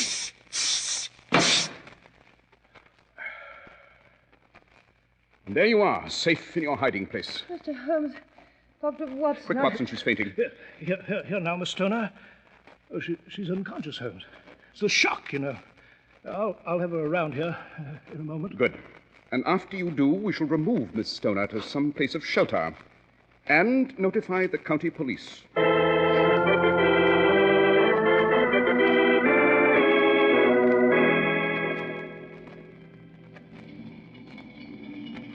Well, Watson, we've left Surrey far behind, and soon we shall be in London. Yes, we shall, Holmes. But I cannot leave the memory of what has happened so easily. How Dr. Roylott came to use this kind of snake is beyond... Elementary, my dear Watson, elementary. The idea might very well occur to a clever and ruthless man with Eastern training. As a medical man, he knew that the poison was almost impossible to discover by any known medical test. He knew further that only a very sharp-eyed coroner would ever detect the two little dark punctures where the reptile's fangs had done their work. And that whistle? Obviously, Dr. Roylott could not allow the reptile to stay in the murder room till morning. He had trained the adder to return when he whistled. With the ventilator, the dummy rope, and the bed all in fixed position, he knew sooner or later that the snake would bite his sleeping victim. Well, I must say you took a terrible chance, Holmes, driving that hideous creature back through the ventilator with your cane. Yes, perhaps. But the result was that it turned on its master on the other side. Some of my blows came home and roused its snakish temper so that it flew at the first person it saw. And with deadly results. Yes, quite.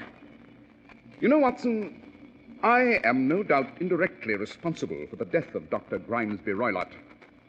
But I cannot say that I feel any remorse. And I doubt very much whether it'll ever weigh heavily on my conscience.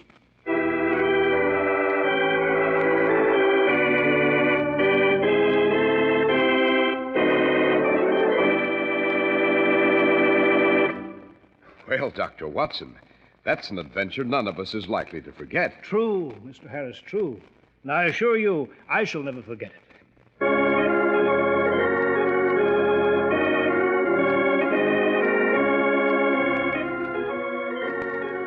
The makers of Clippercraft clothes and more than 1,200 stores from coast to coast have brought you another in the new series of broadcasts featuring the world's most famous detective, Sherlock Holmes.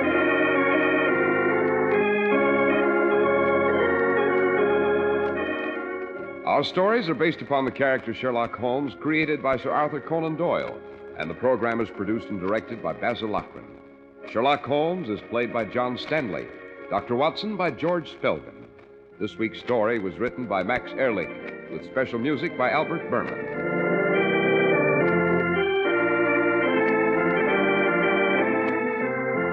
If you don't know your Clippercraft dealer, write Clippercraft, 200 Fifth Avenue, New York City.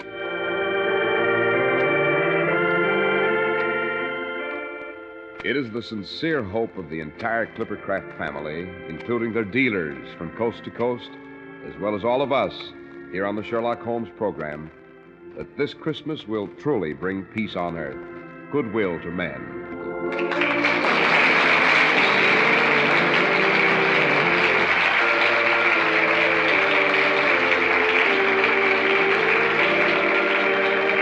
This is Cy Harris speaking for Clippercraft Clothes. This is the Mutual Broadcasting System.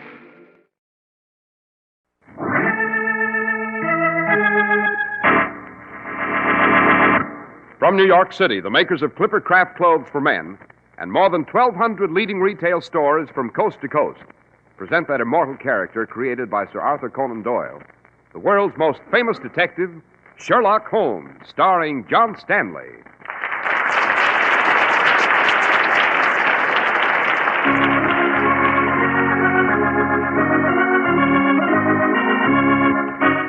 This week's story, The Adventure of the Bloomsbury Ballad. Holmes, why the deuce are we prowling around inside this deserted old house? To observe, Watson, and perhaps to meet an occupant. Confound it, Holmes. The place has been empty and boarded up for 30 years. No one lives here. So, no one lives here, Watson. Listen.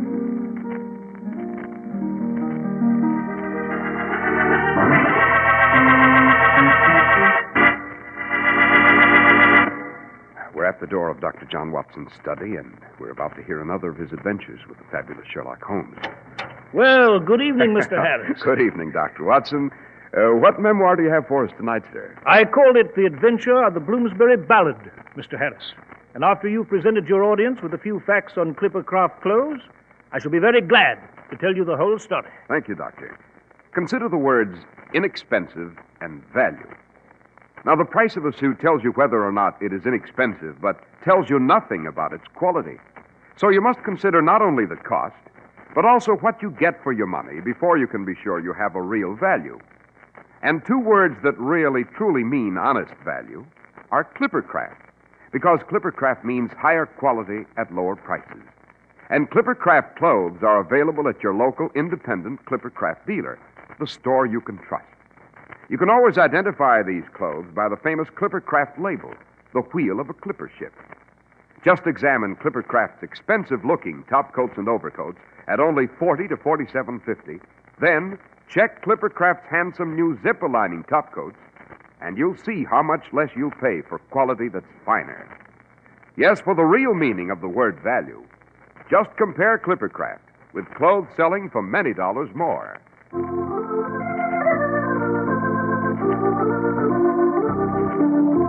And now, Dr. Watson, what about the adventure of the Bloomsbury Ballad? Well, Mr. Harris, it took place just before the turn of the century, in December of 1899. And this time, Holmes and I became involved through an old and personal friendship of mine.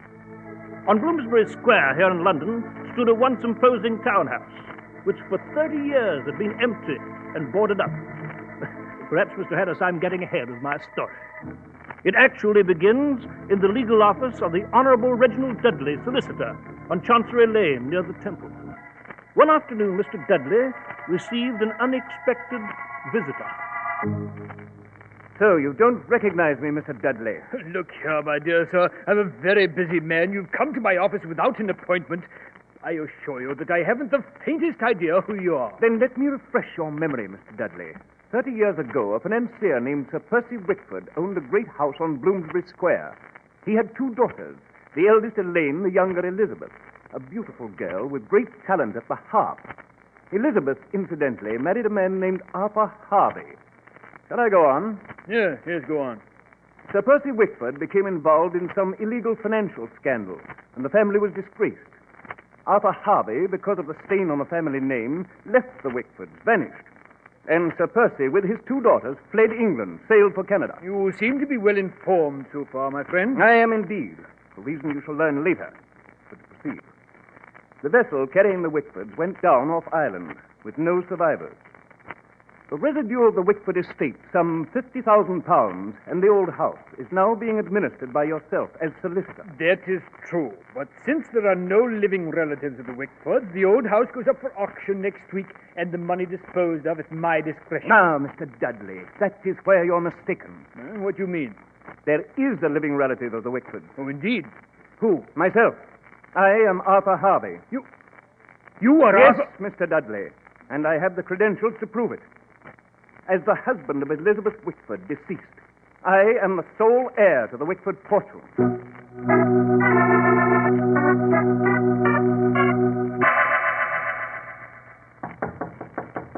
Yes? Who is it? The room clerk here at the hotel, Mr. Harvey. I have a message for you, sir. Oh, just a moment. What the? You! No! No, don't!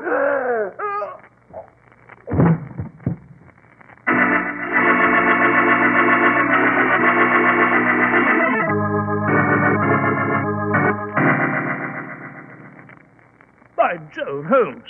What is it, Watson? Well, according to the Morning Telegraph here, a man named Arthur Harvey, recently returned from India, was stabbed to death in his rooms at the Travellers' Club on Pall Mall yesterday evening. The official police have no clues to the identity of the mysterious assailant. Indeed, a most regrettable affair, no doubt. What is it, Watson? You look a bit upset. Well, Holmes, I knew Arthur Harvey many years ago in India. We fought through the Afghan war together. Indeed, he saved my life from the Ghazis near Kandahar. Really? You know, I recall his telling me he was the sole member by marriage of the now extinct Wickford family on Bloomsbury Square. I see. And so you would like to catch his murderer and avenge his death? Yes, Holmes, I would indeed. In that case, Watson, let us proceed at once to Pall Mall and the Travellers' Club.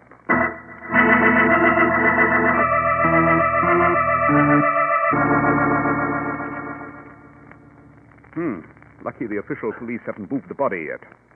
Arthur Harvey here was stabbed at the entrance to the door here, fell back into the room, dressed in nightrobe and on the point of retiring. The knife was plunged deep and straight into the heart, and... Aha! What is it, Holmes? Note, Watson. Observe on the dead man's nightrobe a tiny bit of yellow paper in the shape of a star. What about it? This is a bit of paper clipped by a railway ticket collector's punch. You mean Harvey here was riding a train just before... No. The killer was riding a train before he came here, Watson. This bit of paper from the ticket collector's punch clung to his coat. When the assassin stabbed Harvey, the paper remnant was transferred from the killer's coat to Harvey's nightrobe in the close contact. Now then, Watson. Yes, Holmes? I recall reading that the Wickford house on Bloomsbury Square is up for auction next week with a solicitor named Reginald Dudley as administrator. That is correct. Add to that the fact that Arthur Harvey here was the legitimate heir to the property, and we have an intriguing problem. By Jove, Holmes, you're right. Quite. But now suppose we divide forces. You investigate the origin of this ticket punch with the London railway system, and I shall pay a call on Mr. Dudley.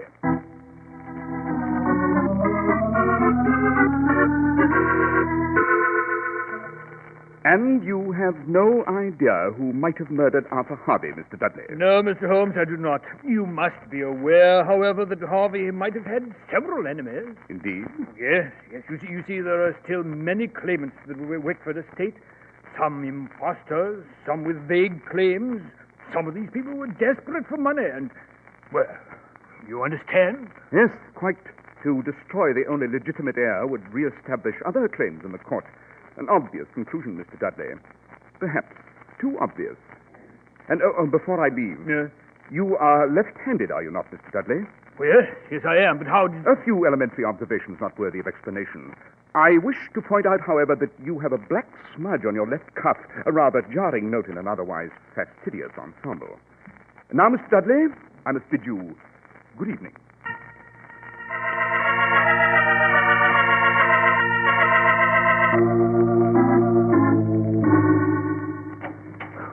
Watson, any results? Holmes, I've been running around London like a madman trying to trace down that ticket punch. I've been to every railway station above and under the ground. Oh, come, man, get to the point. Did you find the origin of that ticket remnant? Yes, Holmes, I did. It was used last night by a collector on the Central London Railway. And he used that particular ticket punch between the stations of the British Museum in Bloomsbury and Chancery Lane. Bloomsbury to Chancery Lane. Capital, Watson. You've completed a first-class bit of investigation. We're making excellent progress. Come, let's be off. Where to, Holmes? Bloomsbury Square. I should like to have a look at the old Wickford house.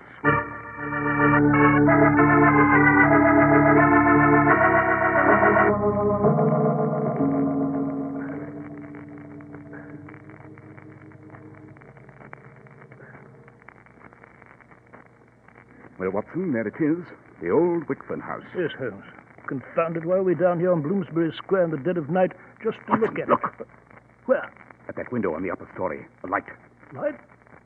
I don't see any light, Holmes. You must be mistaken. On the contrary, I'm quite sure I saw the glimmer of a light, and I'm positive this house has an occupant.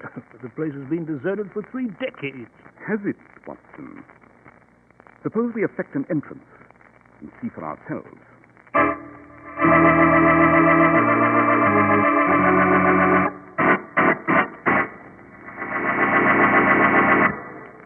Well, Dr. Watson, this is an unusual adventure. What about that light in the window of the deserted house? What happened after that? A series of very strange events, Mr. Harris. And I shall relate them to you immediately after you present a few facts on Clippercraft clothes. You may not know it, but you have a personal value scout right in your own hometown. Your private agent is the friendly independent store in your community that sells clothes with the Clippercraft label. Your Clippercraft dealer spent plenty of time seeking out the greatest clothing value your money could buy. And naturally, he chose Clippercraft. And why wouldn't he? When Clippercraft makes it possible for you to own one of the most luxurious suits you've ever seen for only $40 or $45, and a Clippercraft suit of pure worsted for as little as $45. A suit with more hand-tailoring details than you would ever expect to find at that low price. It takes great planning to give you so much fine quality for so little money. In fact, it takes the concentrated buying power of more than 1,200 independent Clippercraft dealers from coast to coast. That's why men who know insist on Clippercraft clothes bearing the Clippercraft label. So be sure to visit the Clippercraft store in your city. These leading stores in the metropolitan area are proud to add their names to Clippercraft in your suits, topcoats, and overcoats. In Manhattan, John Wanamaker Men's Stores, Broadway at 8th and 67 Liberty Street. Saks 34th, Broadway at 34th. In Brooklyn, Abraham and Strauss. In Newark, New Jersey, Boulevard Men's Shop, Kresge, Newark. And in Jamaica, the B&B Clothes Shop, 16408 Jamaica Avenue.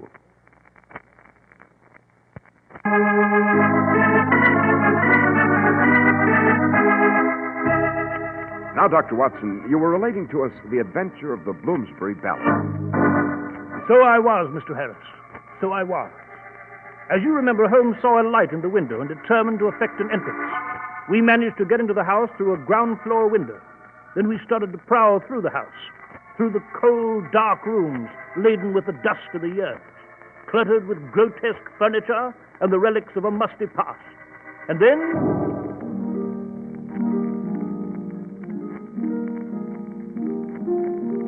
By Jove. By Jove.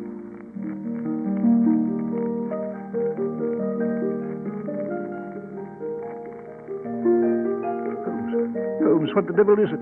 Who is it? Sounds like a ghostly musician upstairs playing a... Precisely, Watson. A harp. But why, Holmes? Why? Why would anyone play a harp here in this empty, gloomy house? Suppose we go upstairs and see.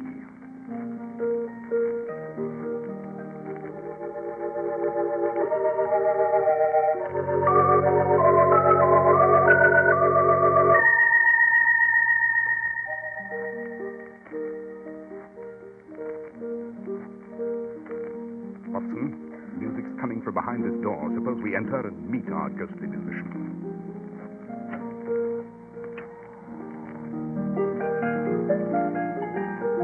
Holmes, it's an old lady.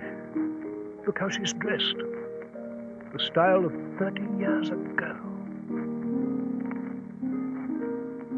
Good evening. Oh, good evening, gentlemen. My, but I'm afraid you startled me. Did we? Oh, indeed you did. I had no idea we were at callers this evening, but... Oh, then welcome to Wickford House. Holmes, thank you, madam. Won't you sit by the fire and warm yourself? My sister Elaine will be here presently. Elaine? Why, yes, I am Elizabeth Wickford, and my sister is Elaine. Well, that's absurd. You're both supposed to Quiet, Watson. Miss Wickford, allow me to present Dr. Watson. I am Sherlock Holmes. Oh, Dr. Watson, Sherlock Holmes. How nice, how very nice. Didn't I meet you at the reception last week? Reception, madam? What reception? Why, Buckingham Palace to Her Majesty Queen Victoria. I must say Her Majesty looks very young for 35. Queen Victoria's gone, you know. Now it's Edward. I'm afraid we were not invited to the reception, madam. I trust it was a brilliant affair. Oh, yes, Mr. Holmes. Lovely, lovely. A distinguished gathering. I met Benjamin Disraeli, Jenny Lind, Alfred Tennyson, Holmes, you know, Robert the woman is mad.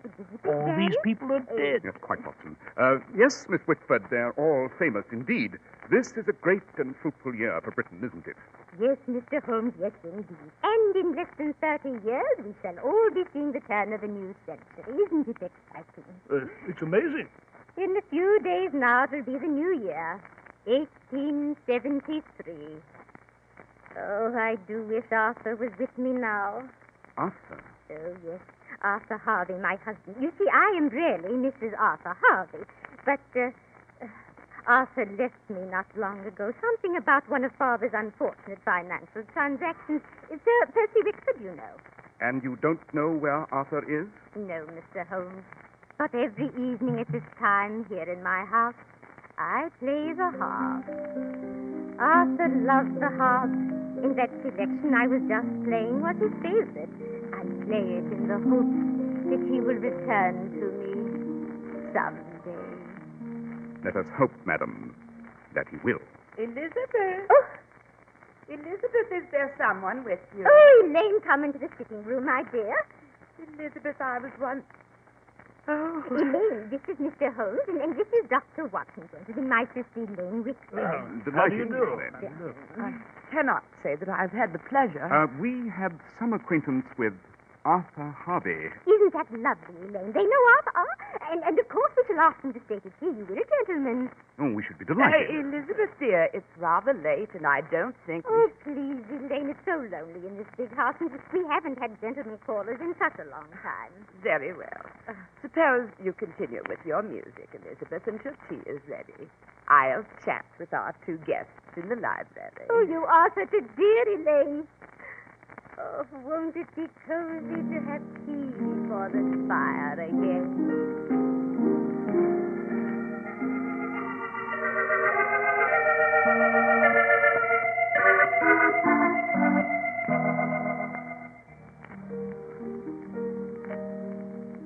By Jove, Miss Elaine, we were sure you were dead.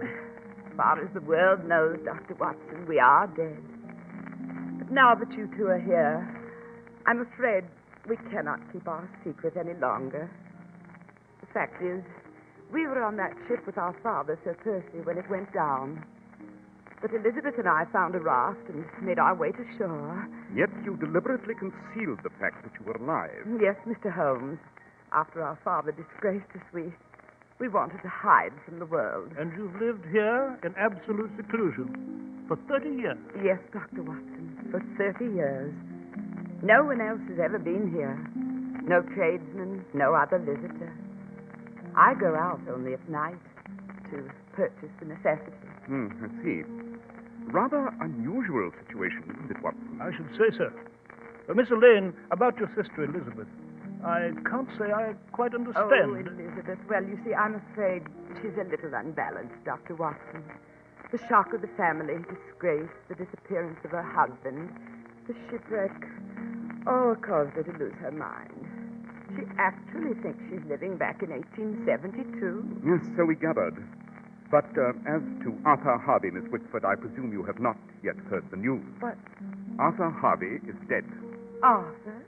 Dead? Yes. He was murdered here in London last night. Oh, I see. Well, perhaps it is just as well. Elizabeth was beyond all hope long ago, and she could not stand another shock.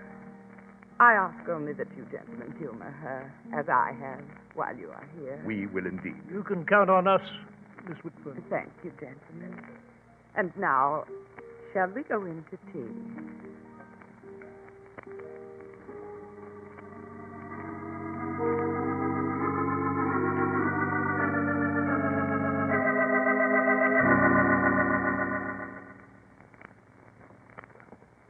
A most interesting tea, Watson. Now, here we are at the rear entrance. Jove, Holmes, it's fantastic. Those two elderly women living alone in this gloomy old house. Living in the past. Holmes, what the deuce are you looking at? The surface of this long pathway to the street. There's a layer of coal dust on it. What of it, Holmes? They burned coal in the fireplace. Precisely, Watson. And you couldn't have failed to observe that the coal scuttle of the hearth was almost empty, and that the two elderly ladies will need more fuel by tomorrow night. What the devil are you talking about? The Wickford sisters are not the Wickford sisters, Watson. They are clever imposters working with the assassin who killed your friend Harvey.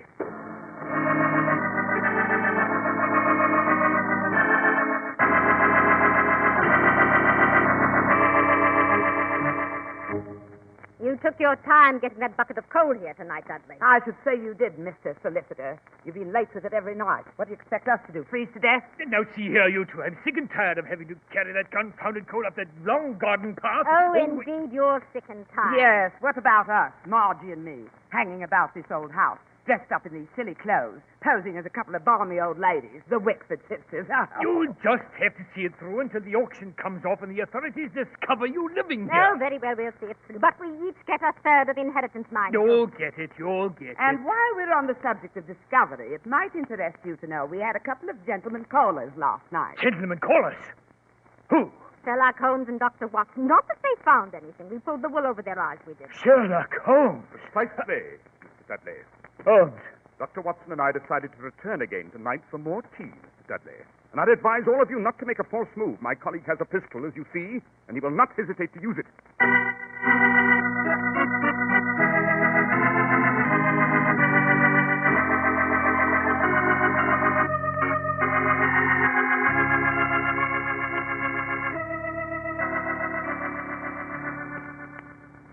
Jove, Holmes, here in our rooms at Baker Street, this whole thing seems like an unpleasant dream. The whole thing was a clever, romantic swindle, eh? Yes, quite. Dudley killed Arthur Harvey to remove the last legitimate heir. Yes, but Holmes, how the deuce did you know that The Dudley... ticket punch proved that the killer had made a train journey from Bloomsbury to Chancery Lane. And Dudley's office is on Chancery Lane. But the empty coal scuttle at the Wickford fireplace was by far the most salient clue, Watson. How? Both Elizabeth and Elaine are elderly ladies. They needed coal to heat that sitting room, and neither was strong enough to carry a full coal bucket up that long garden path. But no tradesman could have carried out the task, since the secret would be discovered. Yet it had to be a man with a man's strength. And that man had to be Reginald Dudley. Precisely. Especially since Dudley was left-handed, and since I had noted a black smudge on his left cuff when I saw him at his legal office. Holmes, for my part, well, I'm profoundly grateful, you know. After all, it was my personal friendship with Arthur Harvey that... Not at all, my dear fellow, not at all. I found the adventure most invigorating. And with your indulgence, Watson, I should like to add a final conclusion to your memoirs. Yes, Holmes? What conclusion? You may quote me, Watson, as saying that, in my opinion, the violin is a much more pleasing instrument than the harp.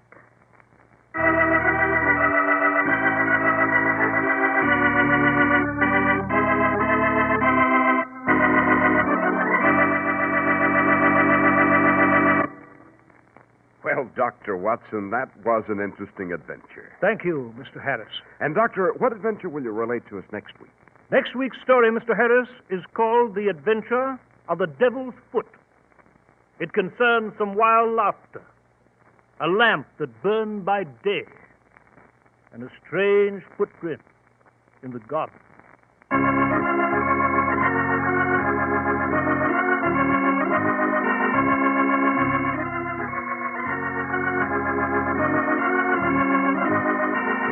The makers of Clippercraft clothes and more than 1,200 stores from coast to coast have brought you another in the new series of broadcasts featuring the world's most famous detective, Sherlock Holmes.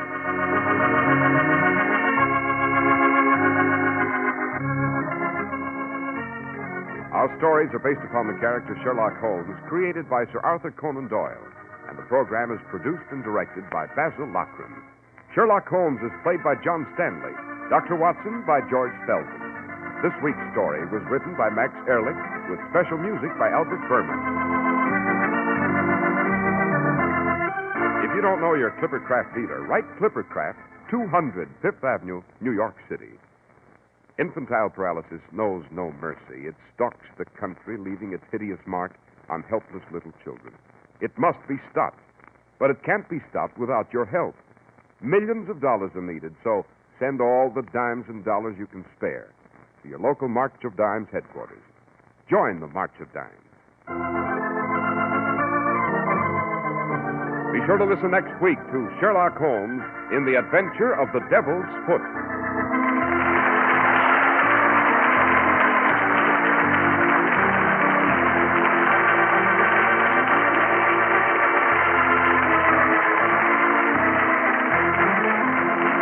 This is Cy Harris speaking for Clippercraft Clothes. This is the Mutual Broadcasting System.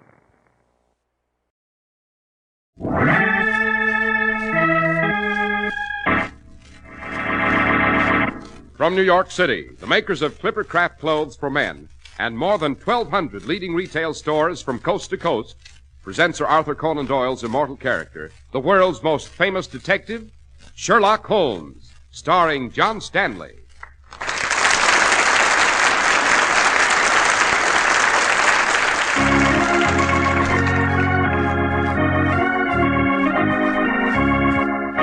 This week's story, Murder on a Wager.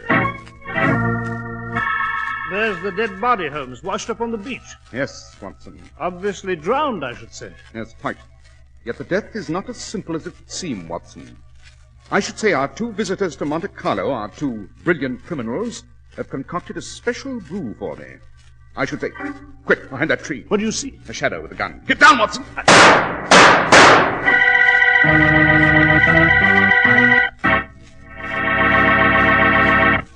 I'm sure you've overheard people say, "Who is that handsome man?" Well, now, of course, everybody can't be handsome, but every man can look his very best, and it does not cost you a lot of money. The secret is this. Get a perfectly styled Clippercraft suit and topcoat, and you're the best-dressed man in any group. A Clippercraft all-worsted suit in smart spring patterns at only $45 makes your shoulders look broader, your waist trimmer, gives you that tapered-down athletic appearance, makes you feel important. And then topped off with a beautiful all-wool covert cloth or gabardine Clippercraft topcoat at $42.50. Well, people will say, "Who is that handsome man?" Clippercraft clothes look like they should cost much more, and they would too, except that more than 1,200 independent merchants have pooled their tremendous buying power to make Clippercraft's low prices possible. Compare Clippercraft yourself with clothes costing many dollars more.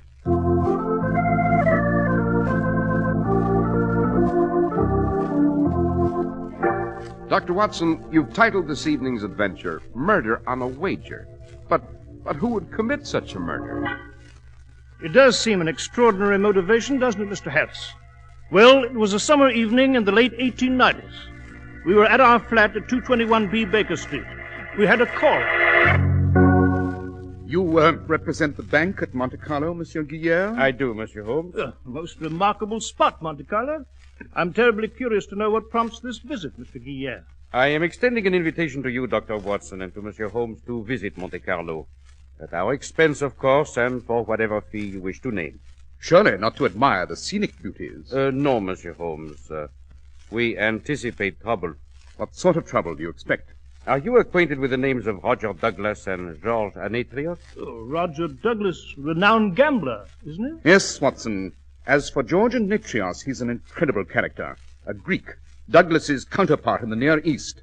Given to wagers of gigantic sums, though not always upon cards or dice or chemin de fer, rather on curious events and feats of daring. We maintain a secret service for the bank, Monsieur Holmes, and they told us that for the very first time these two treacherous gentlemen, Douglas and Anetrios, will meet. And at Monte Carlo. Each, of course, with his entourage of double dealers and professional killers. Exactly. I should enjoy the spectacle. Both gentlemen are experts at every conceivable form of gambling. We wonder, therefore, when the two meet, what game they will play. Might they make a wager of some sort that would endanger the interest of the bank? Might they join forces against us? We fear that the meeting of these two may lead to a disaster. We implore you to join us, Monsieur Holmes. Hardly necessary to implore me, sir. Since this is a meeting of supremely sharp minds, it'll be hard to keep me away. Let us prepare our luggage for a trip to Monte Carlo, Watson.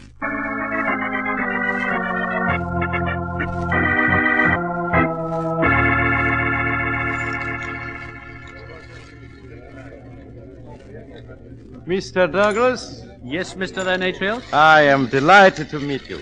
The moment I heard you were coming here to Monte Carlo, I was most anxious to see you. Thank you. You know Miss Deborah Stevens, I believe? I know George very well. We're old friends. We miss you, Deborah. Deborah lived in Athens and Constantinople for some time. She and I were very close. I first met her when she was dancing professionally. We'll all miss her soon. She's to be married. I thought you wouldn't mind my bringing Deborah to this meeting. We required a witness for whatever wager we shall make, or whatever game you choose to play. Oh, I am so pleased you did bring her, Mr. Douglas. Shall we close the door and begin? Most considerate of the management to provide this private room for our game. As you may see, Mr. Anatrios, the management has provided us with equipment to play whatever we choose. Your naivete is charming, Mr. Douglas. Why do you say that? It would be extremely dull for either of us to indulge in a contest of an ordinary sort. We would merely exhaust ourselves, only to end with a negligible gain of a few £1,000 by one or the other. Then what on earth did you expect to play, George? I do not know, Deborah. Perhaps together, Mr. Douglas and I may conceive of a game or wager of truly fabulous stakes, of infinite excitement.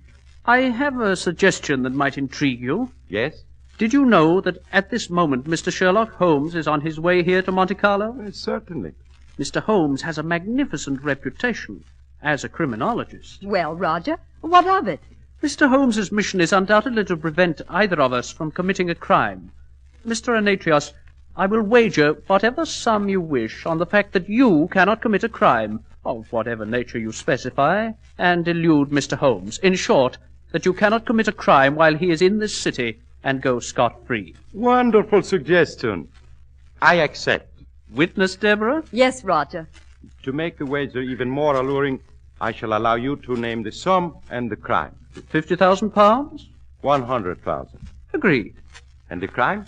No pedestrian crime will do. It must be a major crime. Arson on a gigantic scale, embezzlement for an enormous sum, or better yet, murder. Whatever you like. I control a great and efficient organization. I have years of experience in these matters. My performance should be inspired. Sufficiently to baffle Mr. Sherlock Holmes. Yes, Anatrios. Murder. Roger, you're going too far. I thought you two would play a very exciting game of cards or wage a battle together against the bank.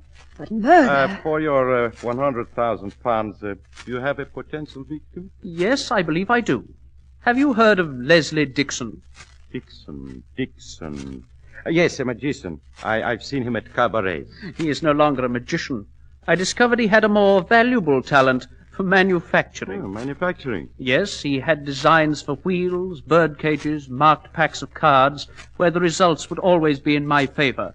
I placed him in business. But why do you want Leslie killed, Roger? He wants considerably more money. Oh. He's threatened to go to the newspapers. Of course, I can't afford that. Nor could you, Anatrios. It would keep the public away from our houses. This Leslie Dixon is a very tempting victim. He's here, now, in Monte Carlo. Oh, Leslie Dixon will be dead by midnight of 1 week from tonight, when Sherlock Holmes fails to identify the murderer and returns to London, defeated. I shall meet you on the evening of his departure, in this same room, where you will pay £100,000 to me. Cash, of course. Agreed? Agreed.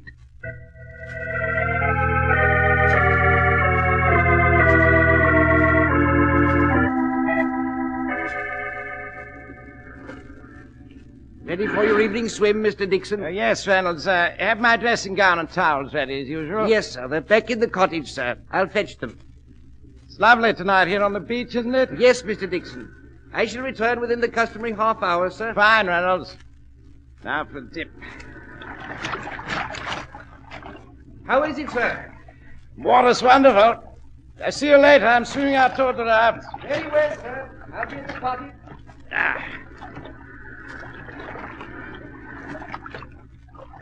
My legs. Cramp. My legs. Reynolds! Oh, my head. Dizzy. Dizzy. My legs. I can't swim. Reynolds! Help! Help! Help! Oh.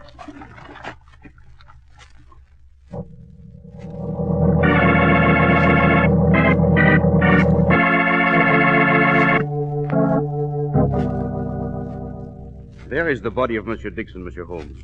Washed ashore here on the beach just as the police found him. Bewildering, eh, Holmes? They say Dixon was in perfect physical condition. Superb swimmer. The sea was very calm. No signs of violence. What do you make of it? You've interviewed the butler, Monsieur Guillaume? The police did so, yes. He failed to hear anything. If Dixon called for help as he drowned, the butler was out of earshot. He might simply have developed a sudden cramp. Eh, Holmes? Rather doubtful, Watson. A thoroughly experienced swimmer would not enter the water immediately after having eaten anything that might cause a cramp. Especially Monsieur Dixon. He was most careful about food. A gourmet. I see. No, Watson, I'd say this is directly concerned with a visit to Monte Carlo of Messrs. Douglas and Anetrios. It would appear that the two geniuses of crime have concocted a special brew for me. I'd say... Quick, behind those trees. What is it? What do you see? A shadow with a gun. Get down!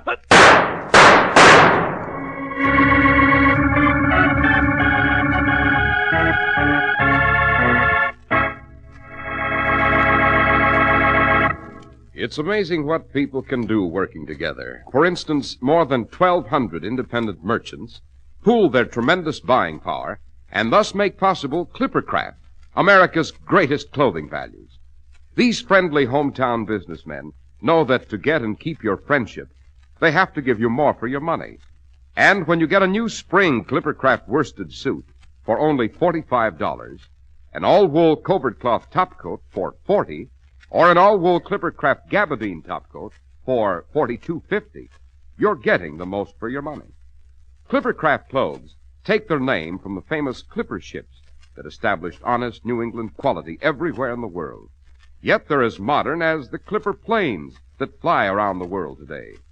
Yes, you can trust Clippercraft clothes, and you can trust the men who sell them. That's why men who know insist on Clippercraft clothes bearing the Clippercraft label. So be sure to visit the Clippercraft store in your city. These leading stores in the metropolitan area are proud to add their names to Clippercraft in your suits and topcoats. In Manhattan, John Wanamaker Men's Stores, Broadway at 8th and 67 Liberty Street. Saks 34th, Broadway at 34th. In Brooklyn, Abraham and Strauss. In Newark, New Jersey, Boulevard Men's Shop, Kresge Newark. And in Jamaica, the B&B Clothes Shop, 16408 Jamaica Avenue.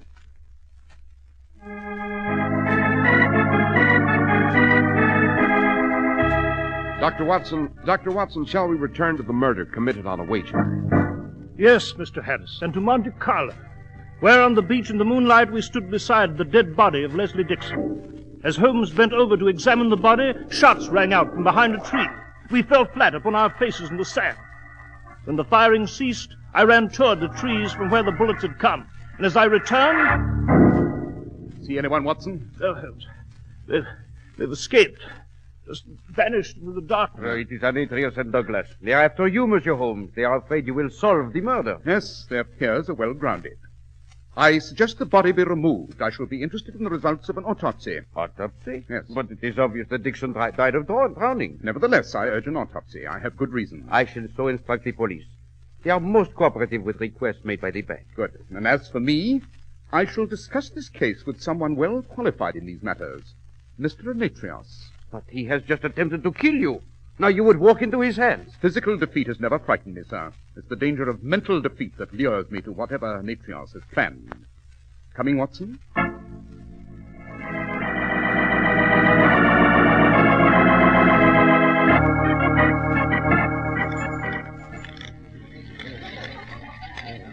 Oh, dazzling crowd, eh, Holmes? Princes, millionaires, cabinet officials, diplomats. See the Indian Rajah in the ruby-trimmed headdress there? Irrelevant, Watson. We've business with Mr. Anetrios. The croupier said table 3. Ah, yes. Wouldn't that be he? Mr. Anetrios. Good evening, Mr. Holmes. Oh, I'm complimented that my face is internationally familiar. I've been expecting you.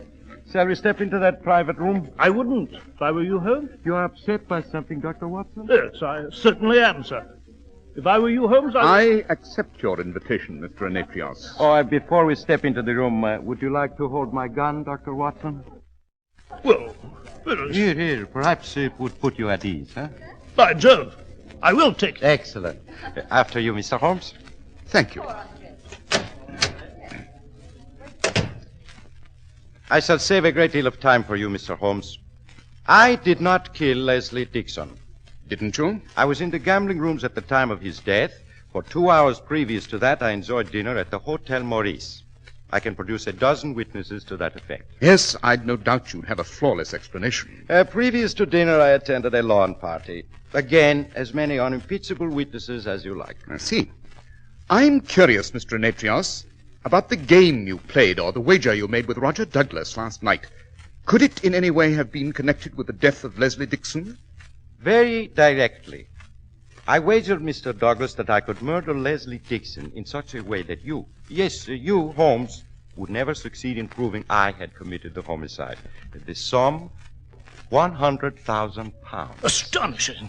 Of all the effrontery, throwing the gauntlet in your face, Holmes. Now, really, this... Very amusing. Well, there's the motive, Holmes. There's your man. I see no reason for concealing the wager. Besides, it would be unjust of me to collect. I did not kill Dixon. I intended to, yes, but I was late. I hadn't even started my plans when I had the news of his death. Hadn't you? Perhaps it's a move by Roger Douglas. He wanted Dixon to die. He suggested the wager. He might eliminate me that way as a competitor. His own men execute the crime in their own manner, being sure it's done properly. The guilt would seem to be mine. Ah, Mr. Douglas. You know Mr. Holmes, Dr. John Watson. How do you do? We were discussing the late Mr. Dixon. Really? I was at the theater when he died. Can you prove that, sir? Of course, Dr. Watson. I can prove my whereabouts throughout the entire evening. I told Mr. Holmes about our wager. You did? Why shouldn't I? Aren't you writing an invitation to the gallows for yourself? Not at all. Mr. Holmes must produce concrete evidence before I lose. Evidently, he's finding it impossible. Oh, quite the contrary. We're leaving, Watson. May I offer my carriage, Mr. Holmes? Thank you, no. I don't believe it's much of a walk to the morgue. The morgue, Holmes? Yes, Watson. If you'll excuse us, gentlemen, I must visit the morgue. The dead, you see, are often more articulate than the living.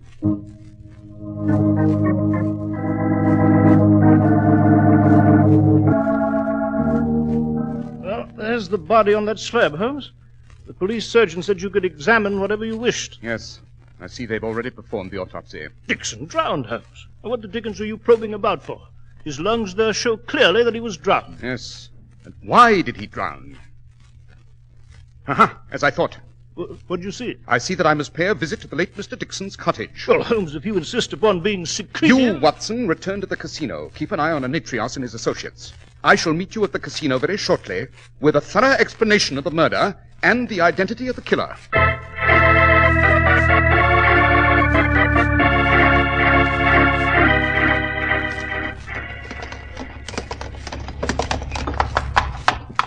Thank you, driver. That was indeed fast enough. Well, Holmes, I've been waiting for you here on the steps of the casino for 2 hours. Did you go to Dixon's cottage, speak to the butler? What have you found? Where are Anatrios and Douglas and their crew? Well, they're having cigars and brandy on the terrace. This way, Holmes. It's the terrace on the cliff, overlooking the sea. Hurry, Watson. We must find them. I have the evidence. You have? Yes. Where is it? Here, in my hand. In your hand? What is it? This small bottle of salad oil.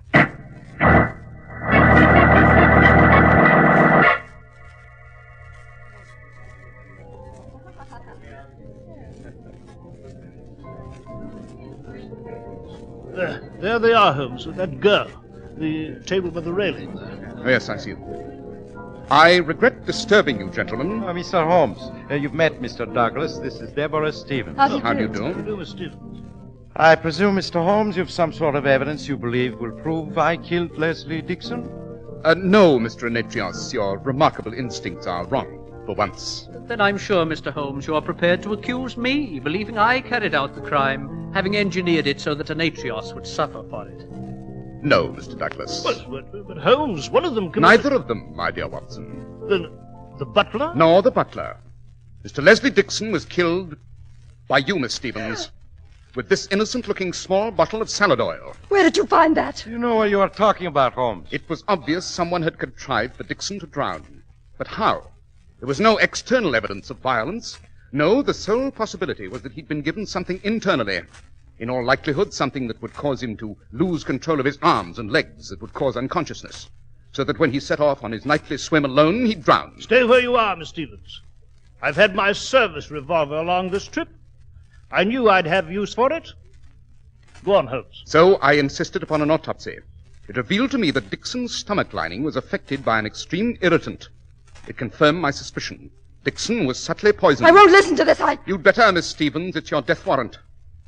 I raced to Dixon's cottage. I spoke with the butler. I inquired about what Mr. Dixon had had for dinner prior to his swim. His dinner included a salad prepared with a small bottle of oil. This bottle, which had been presented that afternoon as a gift to Mr. Dixon by Miss Deborah Stevens. This oil contains an overdose of camphor. Camphor, Holmes? What sort of diabolical notion? Camphor, as you know, Watson, is soluble in oil, but not in water. The salad oil was a magnificent idea. The minute amounts of camphor could easily be blended with other flavors and odors, so its presence might not be detected. Yeah, but of all the Shut strange... up! Shut up, all of you! Camphor, Miss Stevens, is obtainable easily at a chemist's, isn't it? There's no suspicion of poison when you purchase camphor, is there? And just a bit too much of it will cause leg cramps and dizziness. Will it not, Miss Stevens? Stop it! And an autopsy might well be a routine drowning report without evidence of poisoning. Am I correct, Miss Stevens? Yes. Yes, you're quite right. At one time or another, she's been associated with all kinds of men. Lord knows what sort of mess she was in with Dixon. I was to be married next week. Dixon knew about where I've been and what I've been. He was very much in love with me, ever since we met when I was dancing in cabarets and he did his magic act. I loathed him. Every time I had a chance to marry, he would speak to my fiancée and break it up. He was going to do it again. So you couldn't wait, could you, Miss Stevens? You couldn't wait for Mr. Anetrios to eliminate Dixon. Besides, it was an ideal circumstance. If there were any suspicion of murder, it would point to Anetrios. Yes, but Holmes, the shots are on the beach. Fired by you, Miss Stevens, to create the impression that an organized gang was responsible. I won't go to prison. Dixon won't have another victory over me. I won't allow his death to send me to even more misery. No, I won't go. Here, let go of my revolver. I would get her away from you. And she's tripped. She's falling back over the railing.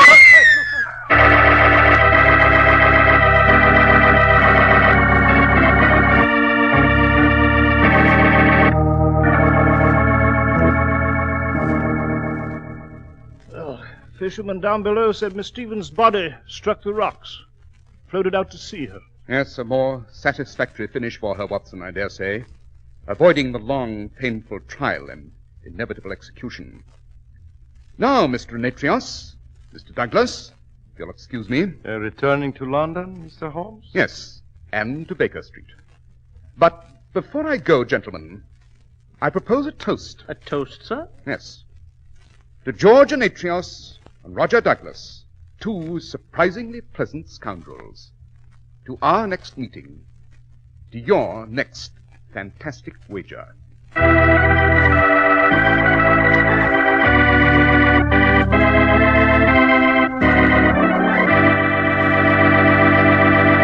Well, Dr. Watson, that was a very gripping adventure. Indeed it was, Mr. Harris. And what adventure have you for us next week, Doctor? I have called it The Adventure of the Unfortunate Valet. It concerns a medical diagnosis, a restless corpse, and a domestic quarrel.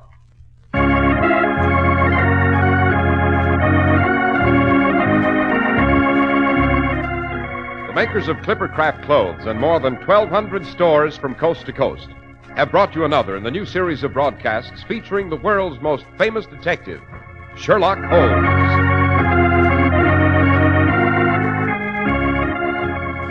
Our stories are based upon the character Sherlock Holmes, created by Sir Arthur Conan Doyle, and the program is produced and directed by Basil Loughrane. Sherlock Holmes is played by John Stanley, Dr. Watson by George Spelvin. This week's story was written by Howard Merrill, with special music by Albert Berman.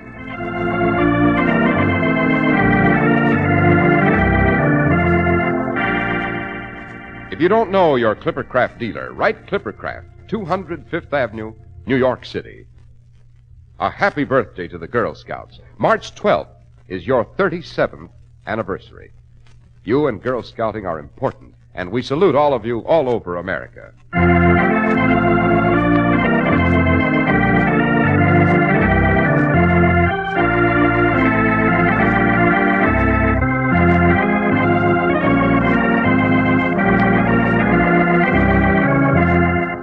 Be sure to listen next week to Sherlock Holmes in The Adventure of the Unfortunate Valet.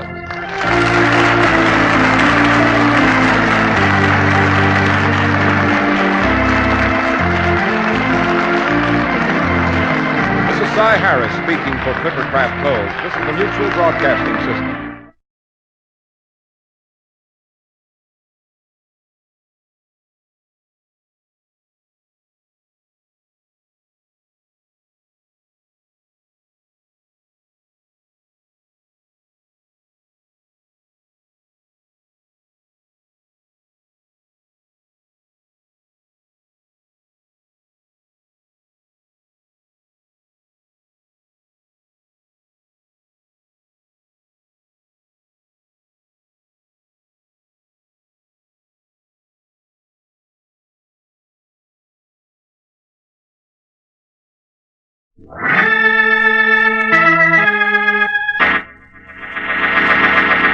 From New York City, the makers of Clippercraft clothes for men and more than 1,200 leading retail stores from coast to coast present that immortal character created by Sir Arthur Conan Doyle, the world's most famous detective, Sherlock Holmes, starring John Stanley.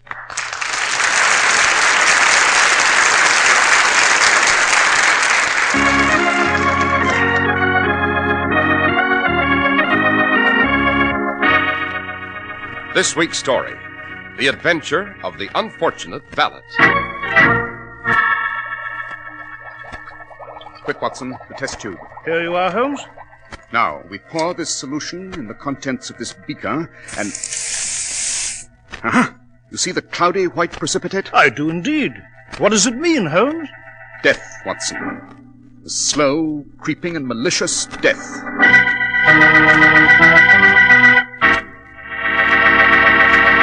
We're at the door of Dr. John Watson's study, and we're about to hear another of his adventures with the fabulous Sherlock Holmes. Well, good evening, Mr. Harris. Good evening, Dr. Watson. Well, I see you're just adding your signature to a new memoir. Yes, Mr. Harris. This particular adventure took my friend Holmes and me out of London for a few days to the historic English Shrine of Learning, Cambridge University. Sounds interesting, Dr. Watson. What's this adventure called? I call it The Adventure of the Unfortunate Valet, Mr. Harris. As soon as you have regaled our audience on the merits of Clippercraft clothes, I shall be very happy to recount it to you. Spring, as they say, is just round the corner. That means you're going to want to celebrate with a new spring suit. It's like a tonic for that worn-out winter feeling. And you can get it without spending a fortune in a Clippercraft suit. Because the new Clippercraft suits for spring are styled to make you look your best. Broad-shouldered, trim-waisted, the athletic look. And the price for all this super tailoring and workmanship is as welcome as spring itself. You pay only $45 for a pure worsted Clippercraft suit. And if you shop around and compare values, you'll find your Clippercraft suit has all the workmanship, the new pattern effects, and the quality materials of suits costing many dollars more. And while you're choosing your Clippercraft suit, take a look at Clippercraft top coats in all wool gabardine or covert, only $40 to $47.50. Yes, Clippercraft clothes make you feel like a million, look like a million, and still leave you money to spare.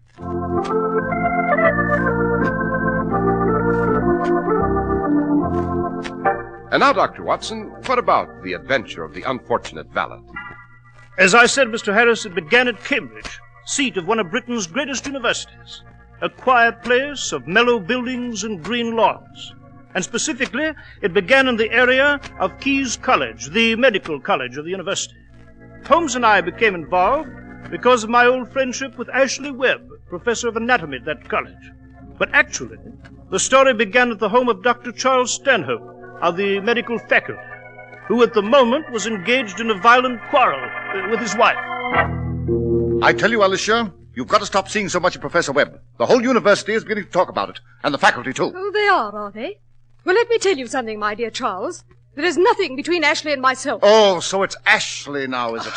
Alicia, for the last time, I forbid you to see Professor Webb. Oh, you do you? Well, I shall see him all I please. He's a fine man, and I'll not let you dictate to me. I'll leave you first. You don't mean that, my dear. Oh, yes, I do. That frightens you, doesn't it, Charles? You're very clever, dear boy. You married money. But if I leave you, who'll pay your gambling debts in London? Alicia! They'll sack you from the faculty when they find out about your debts, won't they, Charles? You'll be ruined, disgraced. And if I leave you, I'll change my will, naturally. You won't get a shilling. Well, Charles, now are you going to be nice to me? Oh, Very well, Alicia. Thank you, darling.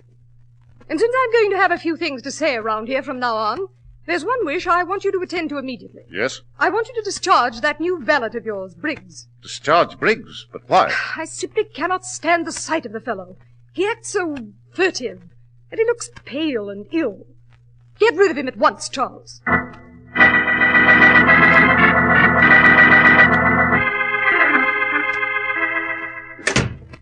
Your bath is ready, Dr. Stanhope. Oh, Briggs, never mind the bath.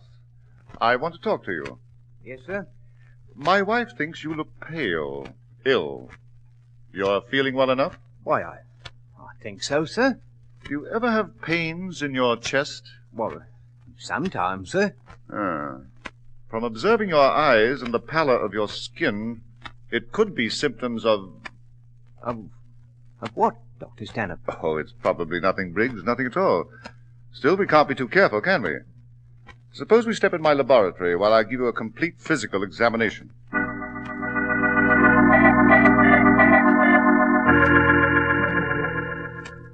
All right, Briggs. You may put on your shirt now. Dr. Stanhope, what is it, sir? I'm sorry, Briggs. Terribly sorry. But you've got only a few months to live. A few months? A year at the most. Dr. Stanhope, you're sure? Positive. My examination has been conclusive. It's your heart, Briggs. There's a severe weakness in the heart wall. An aneurysm, we call it. A few months to live.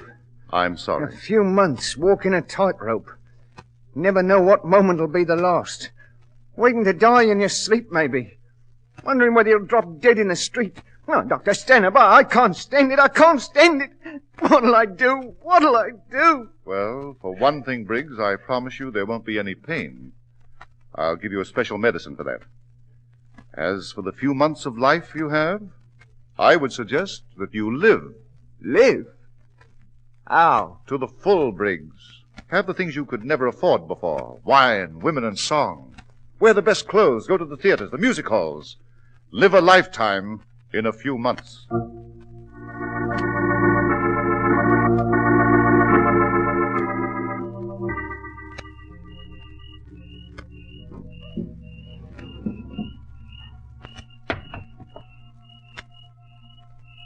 Who's there?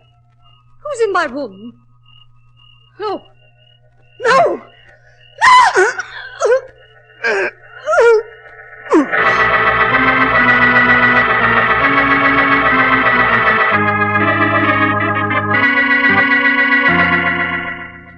So they're holding you here at the police station? The charge of murdering Alicia Stanhope. Eh, Webb? Yes, John.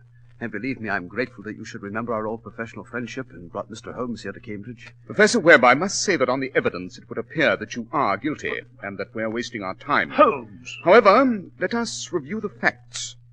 Alicia Stanhope was found murdered in your home last night, while her husband, Dr. Stanhope, was presumably traveling on the continent. Yes. Yes, that is true, Mr. Holmes. I had gone out for a long walk, and when I came home, she was there. The police believe... Well, they believe I stabbed her in an amorous quarrel. But they lie, I tell you, they lie! I must confine myself to a healthy skepticism, my dear Professor. At least until I'm able to interrogate Dr. Stanhope, who I understand is hastening back to England from the continent. Come, Watson. Yes, Holmes? Where? To the home of Professor Webb here. The official police have not yet removed the body, and I should like to form my own conclusions.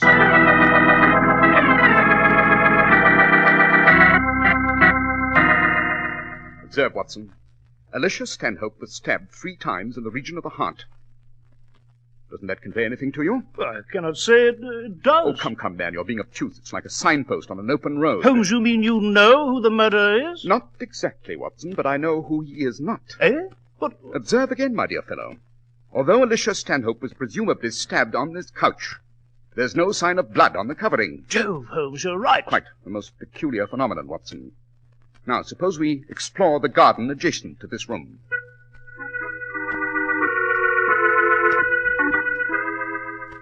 Look, Watson. There are footprints here in the soil of the garden. Note how they go down into that steep gully and disappear in the underbrush. Yes, Holmes. There seem to be 2 sets of footprints.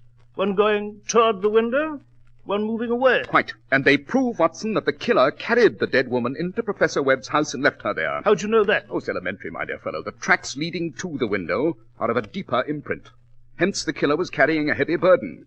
On the return journey, as you see, the footprints are lighter. Therefore, he had been relieved of his burden. Jove, Holmes, you're right. Yes. Oh, what is it, Holmes? This gully proceeds in the rear of several houses along the street here. And I shouldn't be surprised if one of them belongs to Dr. Charles Stanhope.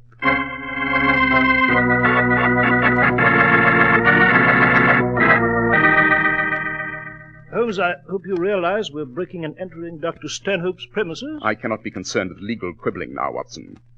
It's obvious now that Alicia Stanhope must have been murdered here, carried out to the garden, down along the gully, and from there into Professor Webb's house. Rather a restless corpse, I must say. Oh, there seems to be a small servant room here. Yes. It's been vacated very recently. What is it, Holmes? Note, Watson, the spoon on this shelf. It's covered with a light film of what seems to be some medical preparation. And it proves beyond all doubt that someone was here last night. How'd you know that? Because the film on the spoon is still fresh and damp. It hasn't had a chance to evaporate. Holmes, someone's just come in. What's the meaning of this? Who are you? We might address the same question to you, sir. Oh, you might, eh? Well, it just happens I am Dr. Charles Stanhope, and this is my house.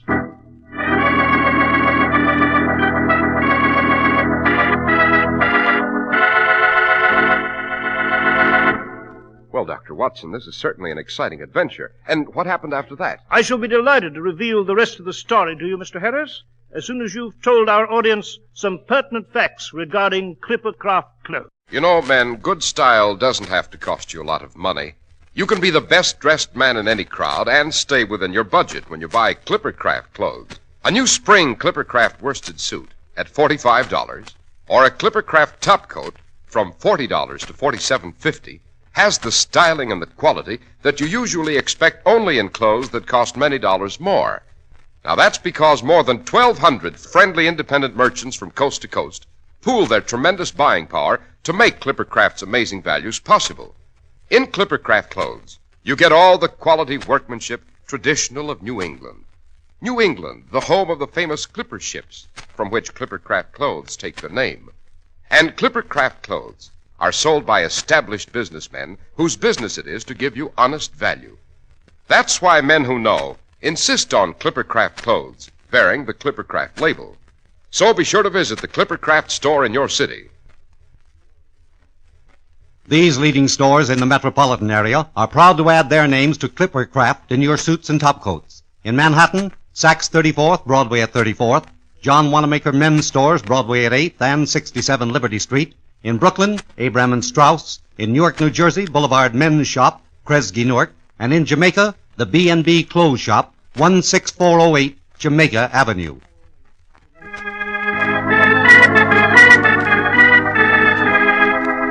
Dr. Watson, you were relating to us the adventure of the unfortunate valet. So I was, Mr. Harris, so I was. Dr. Stanhope had come into his house with his baggage, and he was stained with the dust of travel. But when we introduced ourselves, he immediately abandoned his idea of turning us over to the local police and became more tractable. He explained that he'd only just that moment returned from his trip to the continent, that he had not yet seen the body of his wife, but he was quite sure as to her murder. It was Professor Webb, Mr. Holmes. Ashley Webb. He killed her. It couldn't have been anyone else. He was mad about her, wanted her to leave me, and he killed her when she refused. Then, Dr. Stanhope, how does it happen that your wife, Alicia, was found at Professor Webb's house? I don't know, Mr. Holmes. I'm sure that he had some power over her. Blackmail, possibly. Perhaps Alicia had to go to his house. Perhaps she had no choice. I don't know. I'm afraid, Dr. Stanhope, this affair will provide a holiday for the gossip mongers. Dr. Stanhope, a question. Yes? Were there any servants on the premises while you were abroad? Well, no. I did have a valet named Briggs, but he left my service a week ago. May we ask why? Well, he was in ill health, Dr. Watson. Very bad heart condition. A severe aneurysm, in fact. Poor fellow had only a few months to live. I see. And where might we find this fellow, Briggs? I believe you can find him at the Carlton Hotel in London.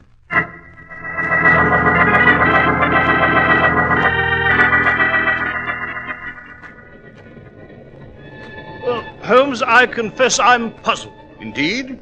Why, Watson? Well, we telegraphed the customs at Dover, found that Dr. Stanhope did not pass through until this morning. Yes? Therefore, he couldn't have murdered his wife last night back in Cambridge. It's... Well, I hate to say it, Holmes. But you think Professor Webb might be guilty after all? Oh, yes. Rubbish. Eh? A single glance at the corpse was sufficient to exonerate Professor Webb. Yes, but how? Remember, the killer plunged the blade into the victim's body 3 times in the area of the heart. But, Watson, consider that Webb is a professor of anatomy. If he were the assassin, he'd obviously know how to find the heart with one swift blow. Jove, Holmes, you're right. Quite. But how can a valet live in splendor at a first-class hotel like the Carlton? And secondly, how could a man with a severe heart aneurysm carry a heavy body along a strenuous path, up and down a steep gully?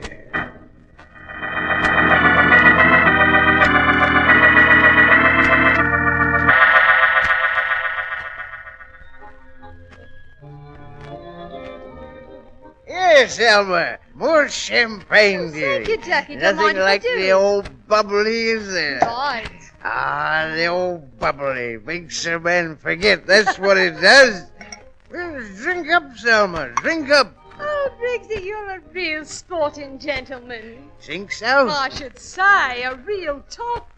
The suite at the Carlton and dinner and squab at the cafe and all the champagne there is. And plenty more bubbly where that come from. All the champagne you can drink, dearie. You and me are going to do a lot of living, we are. go You'll on. have pretty frocks, and we'll go to the races and the music halls and live like royalty. Come on, drink up more of the bubbly. Briggsy, someone's coming over to our table. Who? Oh, I don't know, a couple of men. I beg your pardon. Your name is Briggs? That's right. And who may you be? This is Dr. Watson, and my name is Sherlock Holmes. What? Sherlock Holmes? What do you want? Briggs, we understand that you were valet to Dr. Charles Stanley. As you no doubt know, his wife has been murdered. We should like to ask you a few questions. Would you? Would you indeed? Well, I don't know nothing, see? I give up my post with the Stanhops a week ago. And as for a nibs, good riddance, I says. Now, look here, Briggs. Watson.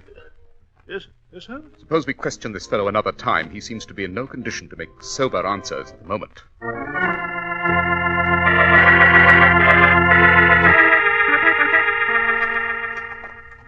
Well, Holmes, we didn't seem to find out much from this Briggs fellow. Oh, on the contrary, Watson, we did.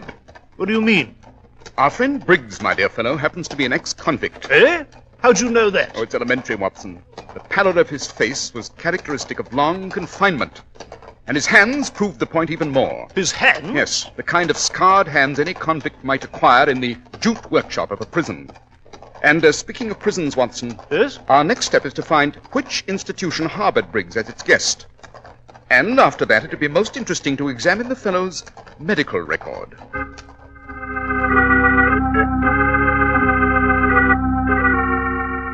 Watson, look here. An interesting medical report. Very. What do you mean? According to the physician's report here at Newgate Prison, there's nothing wrong with Briggs's heart. Note, the report is marked excellent, and this is as recent as 6 months ago when Briggs was released. Yes, but that doesn't make sense. Oh, on the contrary, Watson, it does.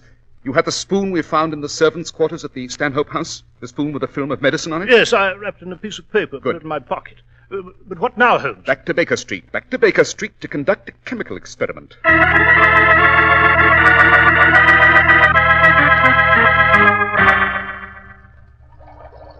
Quick, Watson, the test tube. Here you are, Holmes. Now, we pour this solution in the contents of this beaker and... You see this cloudy white precipitate? Yes, I do indeed. What does it mean, Holmes? Death, Watson. A slow, creeping, and malicious death. Quick, my dear fellow, get your hat. We must get to the Carlton Hotel at once. The Carlton? Precisely, to have another talk with a valet called Briggs.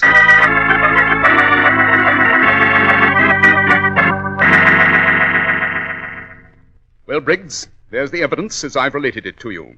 You murdered Alicia Stanhope at the instigation of her husband, Charles. You still deny it, Briggs? Deny it? No. Why should I? You got me dead to rights. And what do I care? I'm going to die anyway soon. I got a bad heart, I have. And I'll cheat the hangman's noose before it's time. Briggs, I'm afraid you've been played for a fool. Huh? Yes, your heart's in excellent condition. As strong as an ox. That's a lie. Not according to an examination given you by the Newgate prison physician not 6 months ago. But, Dr. Stanhope, it's his diagnosis. He duped you and deceived you, Briggs. He lied to you about your heart, bribed you with money, and used you as a tool. You thought that with a severe heart condition you had nothing to lose. But you were wrong. Stanhope! So, he lied to me. He lied. You carried Alicia Stanhope's body from your house to Professor Webb's up and down a steep gully. A fatal effort for a man with your alleged condition. That led me to question the diagnosis from the start. And I could have lived, a free man, without murder on my hands. And Stanhope, he even gave me medicine for my heart. Exactly, but that medicine happened to be a slow and insidious poison, Briggs. Stanhope wanted to get rid of you after you'd done your work. And you would have died soon, just as he promised. I see. Holmes, look out! He's got a Don't revolver! move, either of you. Don't try anything. You're not going to take me in. Not yet. Not until I keep an appointment with a certain gentleman. He just come to London from Cambridge. And I know you'll be glad to see me.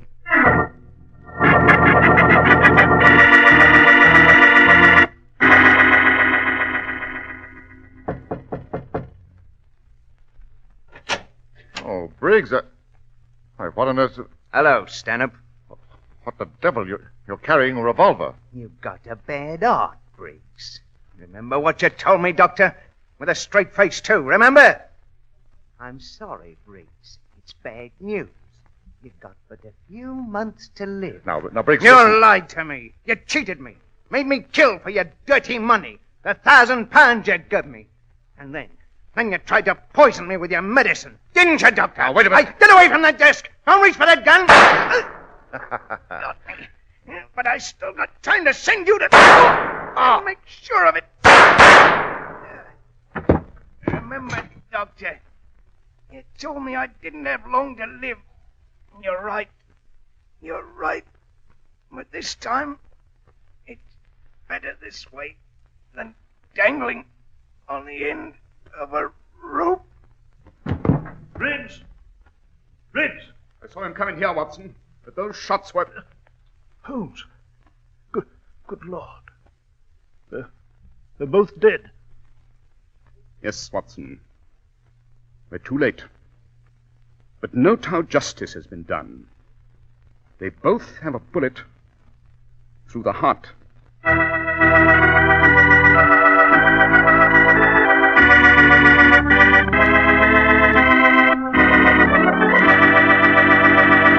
Well, Dr. Watson, that was certainly an unusual adventure. Thank you, Mr. Harris. Oh, I almost forgot one thing. Yes, Dr. Watson? A subsequent investigation of Dr. Stanhope's background revealed that he was not entitled to practice medicine at all. He had cleverly kept this secret for many years. I see. But now, what about next week's case, Dr. Watson? Well, next week I shall relate to you the adventure of the elusive agent. It concerns an interrupted honeymoon, the odor of a rare tobacco, and a strange new British invention which made a dramatic appearance during World War I.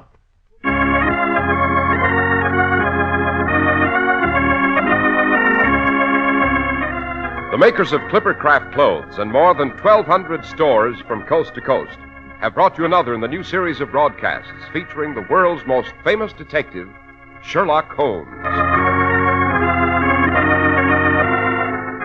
Our stories are based upon the character Sherlock Holmes created by Sir Arthur Conan Doyle, and the program is produced and directed by Basil Loughlin. Sherlock Holmes is played by John Stanley, Dr. Watson by George Spelman. This week's story was written by Max Ehrlich, with special music by Albert Berman.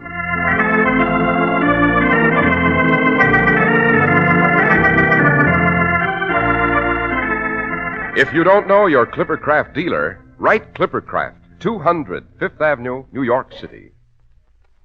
The Red Cross is always ready, always there.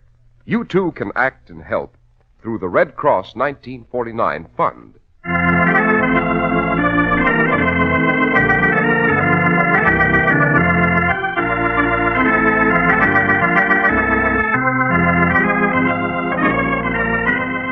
Be sure to listen next week to Sherlock Holmes in The Adventure of the Elusive Agent.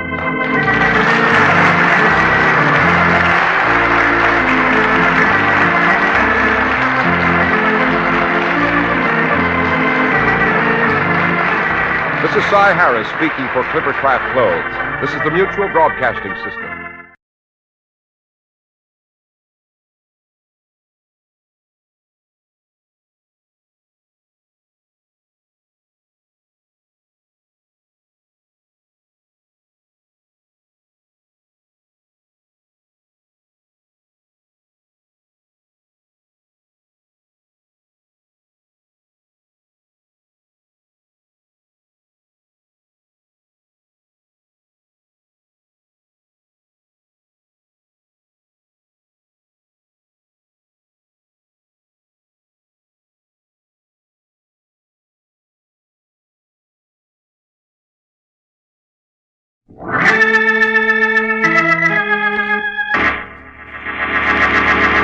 From New York City, the makers of Clippercraft clothes for men and more than 1,200 leading retail stores from coast to coast present that immortal character created by Sir Arthur Conan Doyle, the world's most famous detective, Sherlock Holmes, starring John Stanley.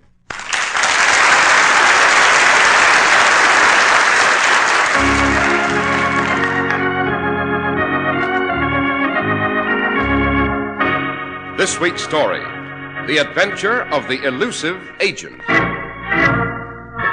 Holmes, the quarry we followed from the docks went into that room off this corridor here. Right, Watson. What are we waiting here for? Why don't we just go in? Patience, Watson, patience. We cannot precipitate ourselves into a trap on sheer impulse. Holmes, great Scott! Quick, Watson, into that room. The trap is sprung. We must get to the victim.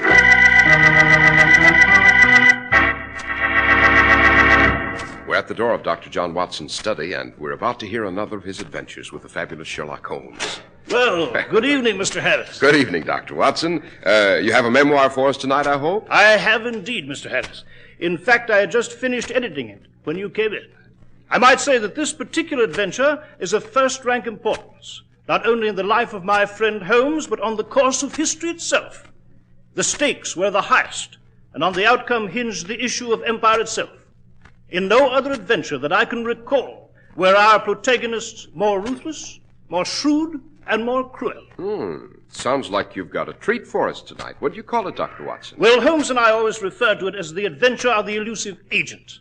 And after you have enlightened our audience to the merits of Clippercraft clothes, Mr. Harris, I shall proceed with this highly unusual story.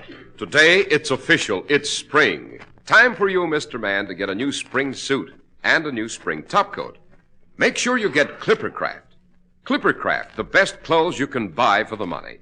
Beautiful new spring all-wool worsted Clippercraft suits, only $45. Clippercraft all-wool gabardine or covert topcoats, only $40 to $47.50. Clippercraft clothes make you look your best because they look like they cost much, much more. Get your Clippercraft spring outfit tomorrow.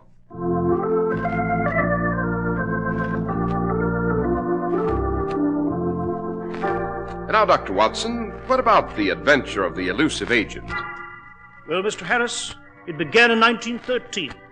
This was a year when Holmes's brother, now Sir Mycroft Holmes, had publicly achieved the post of Minister at Large at Whitehall, but secretly conducted the affairs of British intelligence. 1913, I might add, was a year of international tension, notably between Britain and Germany, which a year later culminated in the First World War.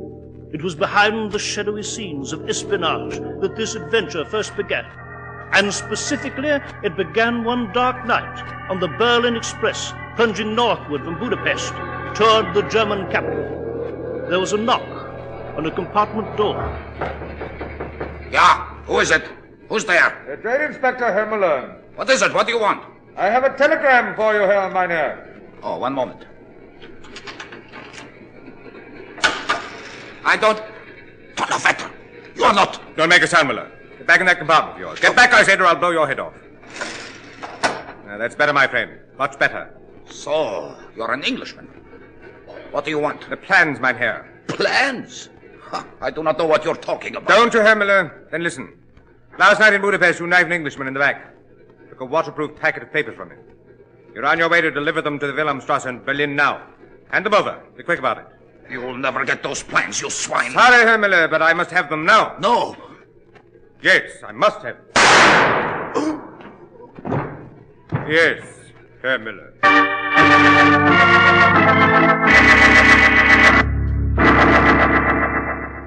Congratulations, my dear Norton. You've done an excellent job in intercepting that German agent and returning these plans to our embassy here in Berlin. Thank you, Sir Mycroft. Unfortunately, our problem has only begun, my dear boy.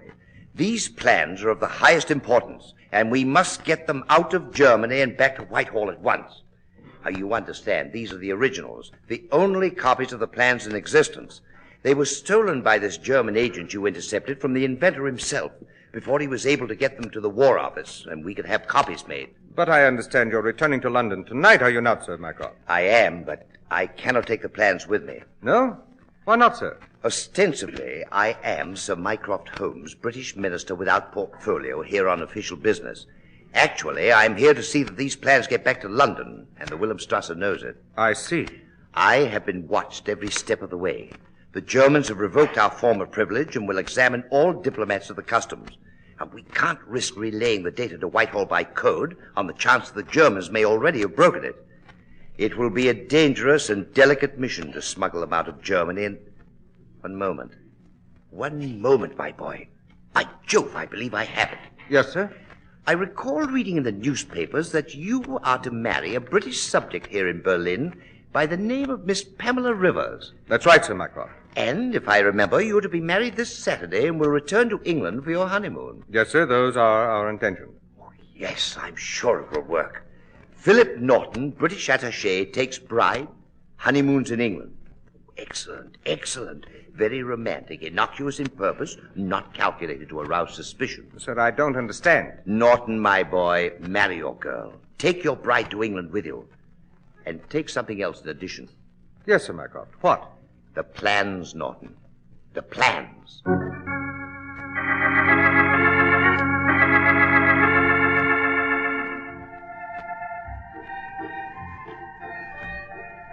Darling, darling Philip.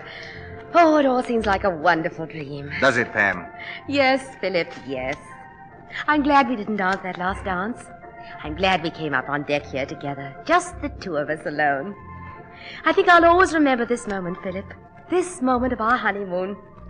I'll always remember what the music was playing and how the moon shone up there on the sky and the lights of England of home shining over there on the shore. So will I, Pam. So will I. Philip. Yes, darling. Put your arms around me. Hold me close. Pam. Closer, darling, closer. That's it. Oh, darling, darling Philip, kiss me. Now, tell me that you love me. I love you, Pam. I love you, I love you. Do you really, darling? Pam, what? Surprise, darling? Pam, you've got a knife. You just... Yes, you English swine, and you're going to feel the blade again. Now, my dear departed bridegroom, the plans.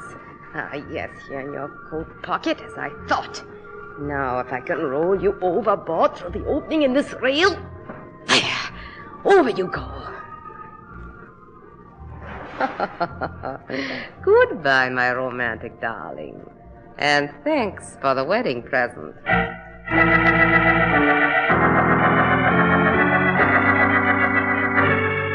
The porthole. Gustav should be below in a small boat. That was the arrangement. Gustav! Gustav, are you there? Ja, Fräulein. You have the plans? Yes. Throw them down to me through the porthole. You are? Thank you, Fräulein. That swine Norton. So he thought he could smuggle the plans... One moment, Gustav. Only half the plans are there. I have the other half. What is the meaning of this? It means that the half I have is for sale. I see. But the Herr Director has paid you well. Tell your master if he wants the rest of these plans, he will have to be more generous. You understand, Gustav? Very well, I shall tell him. And when you come ashore, Fräulein, we shall be waiting for you at the rendezvous. Auf Wiedersehen.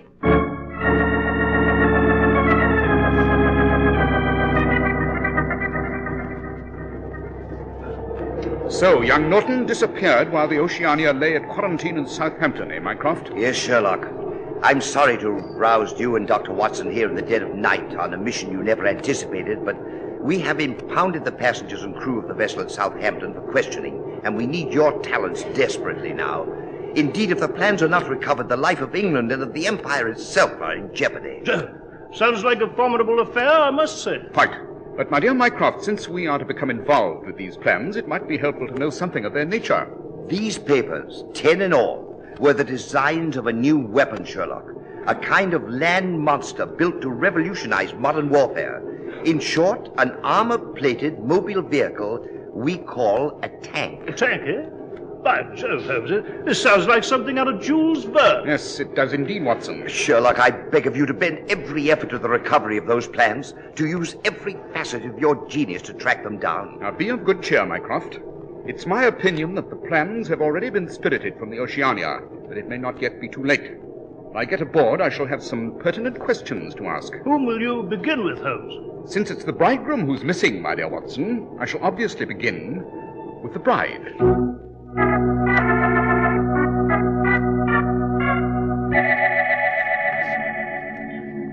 Now, Mrs. Norton, exactly what happened after you and your husband had gone to the upper deck of the vessel here? It was a little chilly. I asked Philip to wait for a moment. I left him alone, went down to my cabin to get a wrap.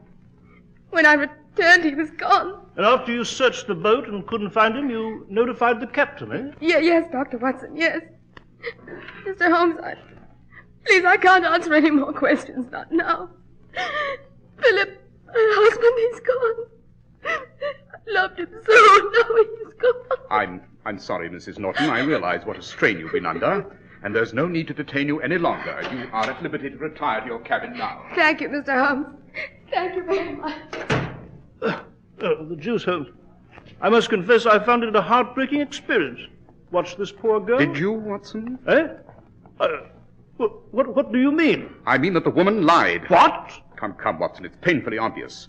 She distinctly said that she went down to get her wrap. Did she not? Oh, yes. Yes, she did. But what is... Consider, my dear fellow, if you were a bridegroom on your honeymoon and in a chivalrous mood, would you allow your bride to go to the trouble of getting her own wrap? Well, No.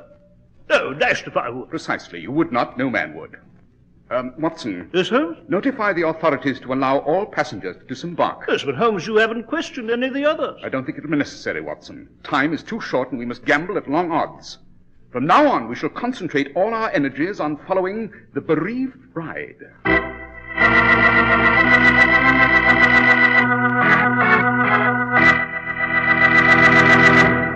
Now, with your permission, we're going to transport Sherlock Holmes and Dr. Watson from England to America for a few moments. They are in a typical American city. Oh, I say, Holmes, that's a very successful-looking chap standing there, isn't it?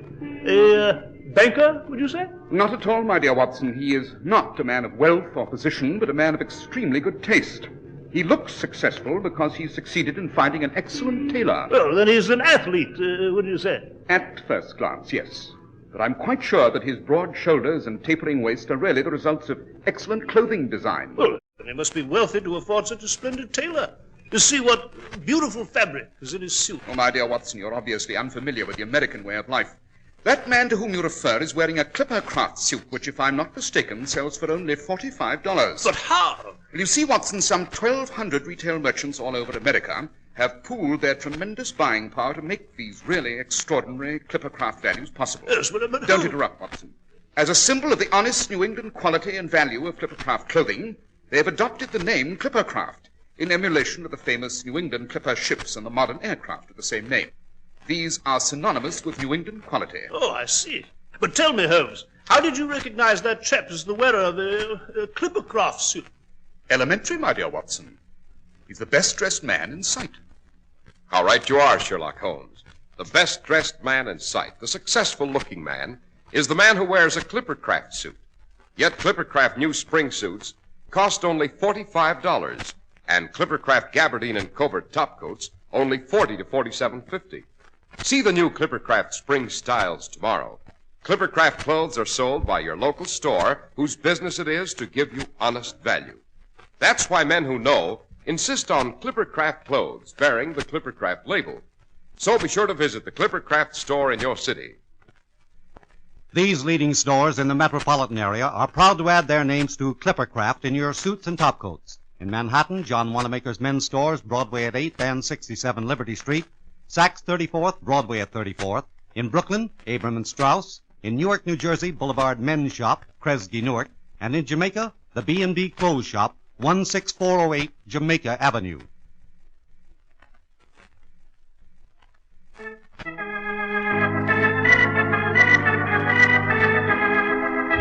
Now, Dr. Watson, you were relating to us the adventure of the elusive agent. So I was, Mr. Harris, so I was. Our task, as Holmes had explained, was to keep the bereaved bride, Mrs. Philip Norton, under our watchful surveillance. And this on the theory that she might lead us to the stolen plans for the new British armored monster named the Tank. We saw her take the train to London, and we followed. Then at London she took the underground, and we followed. keeping out of sight in the next car. And finally, she emerged at the suburban station of Golders Green. Oh, she went into this house. I believe I saw someone admitted to that door there in the corridor. Yes, quite. You shall wait here for her to emerge, Watson. Yes, but why? Why don't we just go in? Patience, my dear man, patience. Our belief is that Mrs. Norton did not see us shadowing her, but we cannot be sure. He's shrewd, my dear fellow, a consummate actress and no fool. For all we know, this may be a trap. You have your service revolver with you, Watson? Yes, I've got it right here. Good. Better have it ready, my dear fellow. In a very short time, you may have occasion to use it.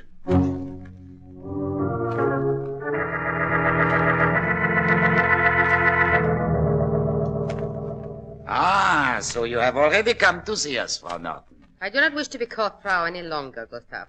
The mockery is over, and that fool Norton is dead. As you wish, Fräulein. Where's your master? As you know, we have a business appointment. The Herr Director has delegated me to represent him in these negotiations. Very well. I have half the plans. Your master has the other half. Without one portion, the other portion is useless. How much am I bid, Gustav? The Herr Director is inclined to be generous. You have already been well paid, but he realizes there are certain expenses. He's willing to pay you £10,000 on receipt of your half the plan. £10,000. It is a handsome sum, my dear, to pay a blackmailer. It's a pittance. The answer is no. The price is £50,000. Oh, you must be mad with greed. £50,000, my dear Gustav. I know what those designs are worth. Price is low and of no consequence to the organization you represent. Consider what the British would pay for those papers. Well, Gustav? I am empowered to go as high as £20,000. That is my final offer. 50,000, and that is my final offer. You have the papers with you? I have. Oh, but don't think you can take them from me by violence, Gustav, and remove me for good. It really wouldn't be worth it, you know. I have a trusted friend in London, and he has a sealed letter. In this letter is all the information I possess concerning the German espionage ring, not only on the continent, but in England, too. You understand? Yeah, Fräulein, I understand. And finally, the letter contains the identity of the ringleader himself, Gustav. Your master and mine. In the event of my disappearance, my friend is to mail this letter to the Chief of British Intelligence at Whitehall. The price is still £50,000, Gustav. Perhaps you had better talk to the Herr Director personally, my dear Fräulein. He's in the next room, and I will summon him. Herr Director, the Fräulein is here. Will you talk to her? Naturally. And I'm sure we shall come to some conclusion speedily. Good evening, Fräulein. So considerate of you to visit our little hideaway far out here in Golders Green. I understand you've named a price for those plans. £50,000. It's a little high, my dear. May I make a counter-offer? What is it? This. Simple. Hey, Gustav? The ideal way to make a bargain. Quick, efficient, ruthless. And so we bid farewell to the bride. But, Herr Director, the letter she wrote to her Don't take me for a fool, Gustav. Both the friend and the letter were destroyed long before she arrived in England. What? I haven't my agents honeycombing this foul and miserable island for nothing. Quick now, search her for the plan. Yeah. Open up! Open the door! They've got it locked. Herr Director, it's Sherlock Holmes. He's followed her here. Yes, quick, Gustav, out the back way. But the plan There's no time now. Above all, we cannot afford to be seen. Quick. Hold the lock off with your pistol, Watson. Yes, right, Holmes.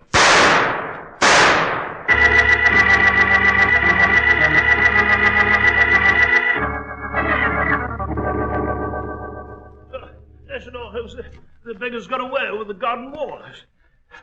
Well, Holmes, you got the plans, eh? Yes, Watson. They were on Mrs. Norton's body here. Unfortunately, however, we have only half the packet. Half? Quite.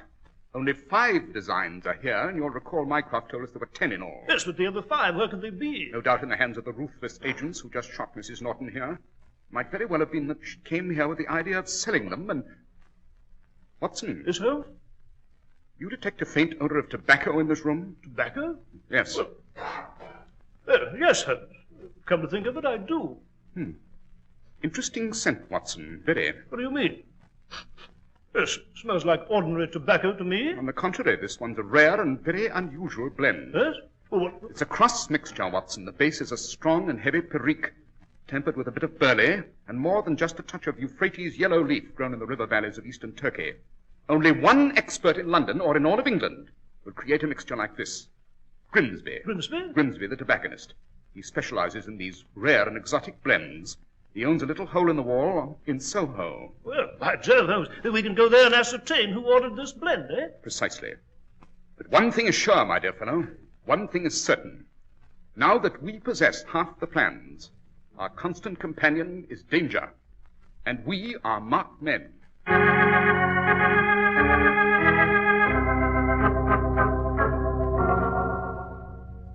So you did mix that blend I described, Grimsby. Yes, Mr. Holmes, I did. I most certainly did. A very unusual formula, very unique. I made it at the purchaser's own request, of course. And who was this purchaser, Grimsby?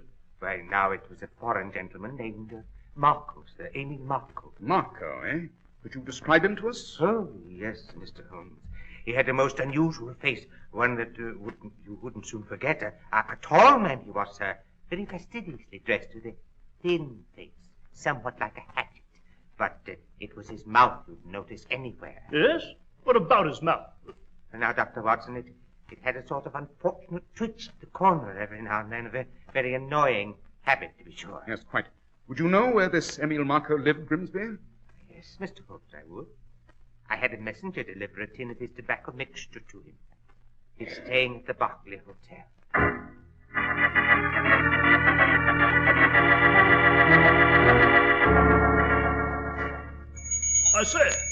I say there, room clerk. Yes, gentlemen, what can I do for you? We're looking for a gentleman named Marco, Emil Marco. What room does he occupy? Why, he did occupy a suite on the 3rd floor, sir. Did? You mean he's left? Yes, sir. He left only this morning. Would you know his destination from here? Yeah, well, let's see. Marco, Emil Marco. Think, man, think. It's of the utmost importance that you remember. Well, one moment, I do remember. Yes, where did he go? I recall his luggage was routed for the Hotel Metropole in Paris. I remember it from the label. Hotel Metropole in Paris. Come, Watson, there's no time to lose.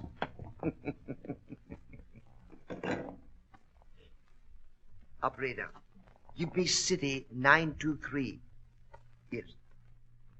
Are you there? This is Bradley at the Berkeley. The gentlemen were here. They found out about Marco and they're trading him to Paris. Yes, sir. I told them where they could find him myself.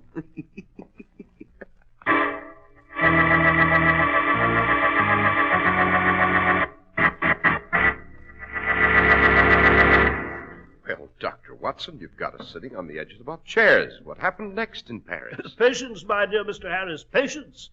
Next week I shall go on with the adventure of the elusive agent.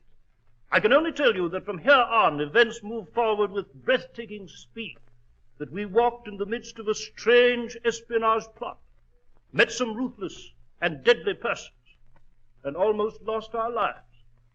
And so until next week at the same time, Mr. Harris, I shall say good night.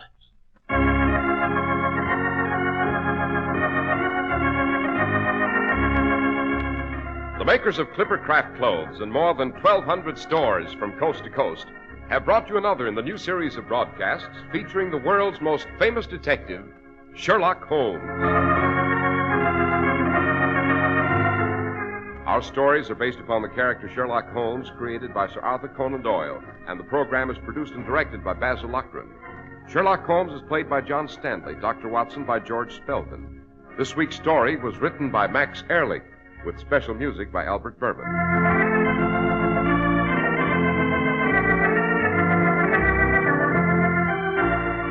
If you don't know your Clippercraft dealer, write Clippercraft, 200 Fifth Avenue, New York City.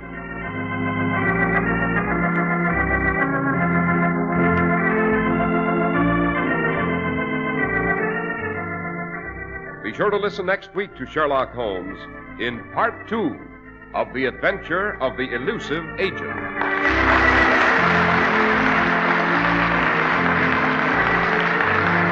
This is Cy Harris speaking for Clippercraft Clothes. This is the Mutual Broadcasting System.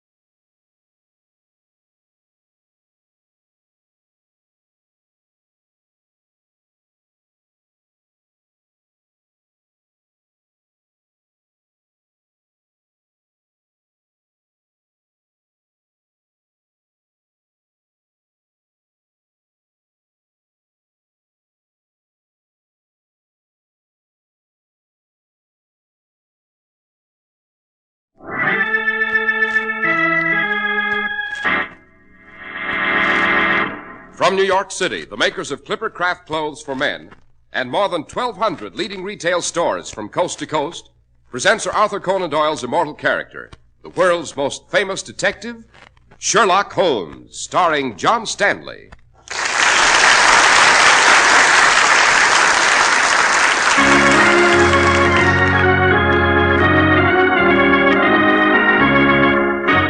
This week, The Adventure of the Elusive Agent, Part 2. There it is, Holmes. 27 Ludwigstrasse. Ugly building. Yes, and there's the front door, Watson. Shall we mount the stairs and ring? Suicidal, I'd say.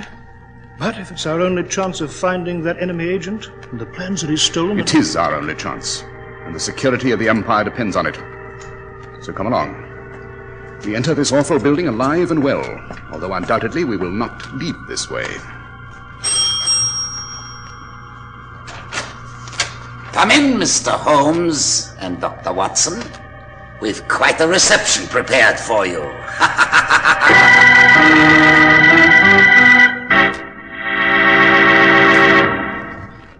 Who is that handsome-looking man? Who is that handsome-looking man? That's you, Mr. Listener, you, in a new spring Clippercraft suit with a beautiful Clippercraft gabardine topcoat over your arm. So athletic-looking. Broad shoulders, tapering waist. That's Clippercraft designing. Clippercraft design does make you look your best every time. So prosperous-looking. Such a rich-looking suit. Such beautiful tailoring. Shh. Your new Clippercraft spring suit in 100% all-wool worsted costs only $45. That's right, only $45. And your new spring Clippercraft topcoat in genuine gabardine or all-wool covert is only $40 to $47.50. What an impressive executive type. Maybe an executive and certainly a man of excellent judgment who understands that when more than 1,200 independent merchants pool their tremendous buying power, as those Clippercraft merchants have done, they can offer you really fabulous values, as they do in Clippercraft clothes. What a well-dressed man. What a handsome-looking man. What a successful-looking man. He's for me. That's you in a new spring Clippercraft suit. Better choose yours tomorrow.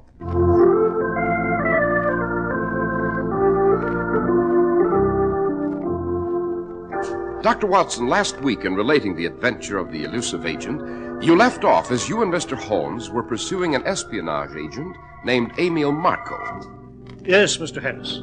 Shall I recall how we were led to his trail? Yes. It was 1913. An atmosphere of foreboding gripped the continent. War with Germany was imminent. British plans of priceless value had been stolen by the Germans by a young woman named Pamela Norton, a German agent.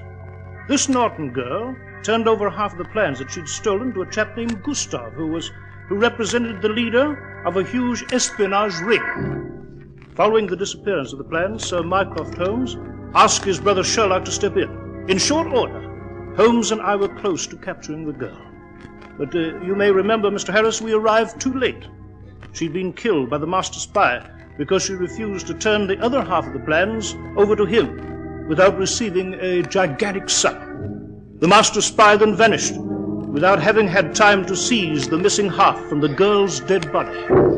Detecting the odor of a rare tobacco about the room where the girl's corpse was found, Holmes and I, we dashed to a shop in Soho, the shop of the chap named Grimsby.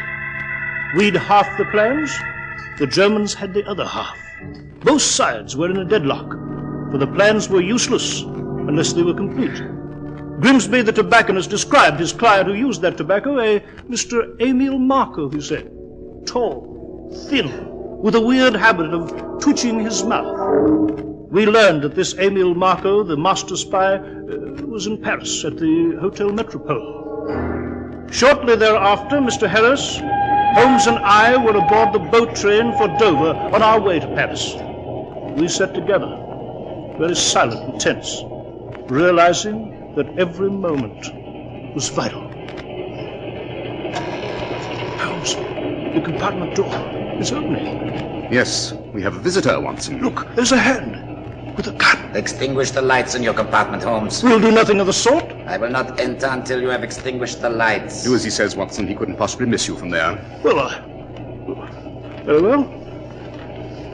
Well, complete darkness. I'm sorry it is necessary for us to meet under these strange circumstances, Holmes, but it may in the future be necessary that you do not recognize me. Therefore, my request for darkness. By George, Oh, I can see your silhouettes. If either of you attempts to move or calls for help, I will blow out your brains. What is the purpose of this visit, sir? You are journeying to Paris to find Mr. Emile Marco. What of it? I can save a great deal of time and trouble for you. Can you? Yes. I represent Mr. Marco. As you know, he already has half of a set of plans in his possession, but his portion is worthless because you have the other half, Holmes. Indeed, and I do not intend to surrender it. Mr. Marco is fully prepared to make an intriguing offer. What is it? Give me your half of the plans. We will pay you £20,000. Rubbish. Say 30,000? The plans are not for sale. 50,000. If you finish stating the nature of your offer, sir, you may leave. I've never found myself in a situation where enough money would not provide a happy solution. You have a price, Holmes, I'm sure. I most certainly have not. There may well be persons of differing political views who would betray the British Empire. I'm not one of them. Come, Holmes, very touching. Now, would you name your price? There isn't any. Holmes, you are forcing us to take the plans from you. If you can find my half. And you are forcing us to kill you. If that can be arranged. Might I point out that in our organization we never kill our opponents in an ordinary manner, that we prefer to torture them to death? I'd accept the money if I were you. My answer is a definite and final no. You might inform Emile Marco that I intend to secure his half of the plans and return them to Whitehall. Very ambitious, but you underestimate the power of Marco's organization, which will now be devoted to securing your half of the plans and to conceiving new and exciting torture devices for you and Dr. Watson. Good night, gentlemen. I planned this as a short and pleasant visit. I trust that it was. Well, let's after the rascal, Holmes. Futile, Watson. He's armed, we're not. Even in these few seconds, doubtless he disappeared into another compartment. Besides, we've no idea what he looks like. We must wait, Watson, for Paris and the Hotel Metropole.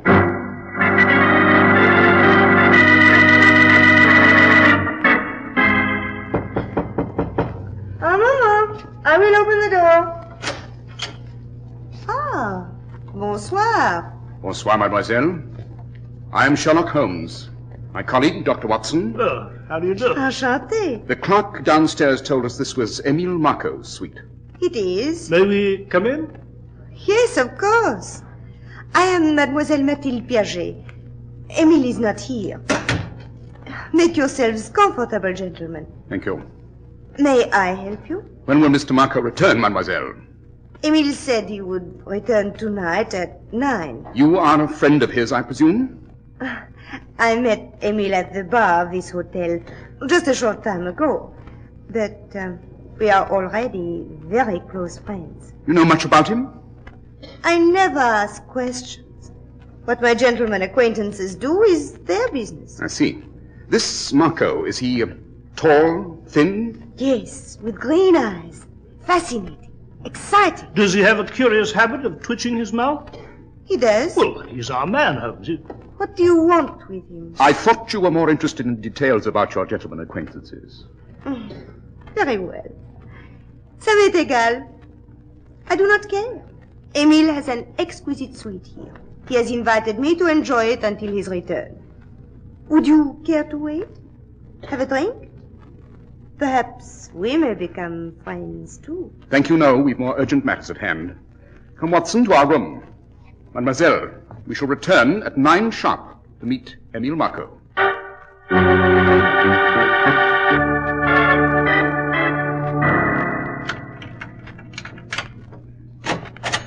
These are lovely rooms they've given us here at the hotel, eh, Holmes? Yes, Miss Watson.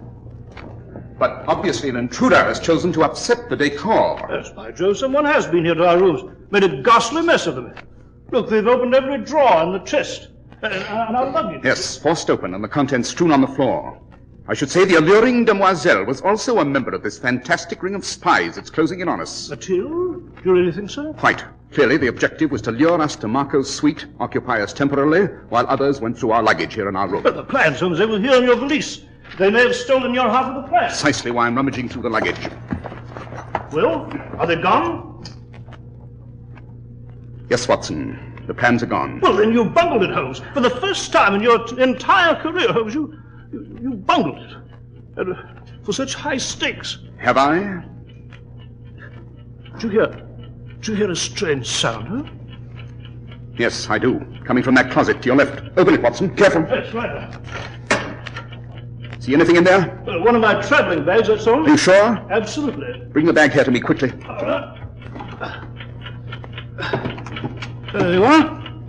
Yes, the ticking's coming from inside the bag. Open it, man, instantly. It may be a time bomb placed there by Marco's ring. Time bomb? Yes. Just 1 second. I'll just open this catch. Hurry. The clothing. Take it out, Watson. We must see. Yes. See the shorts and shoes.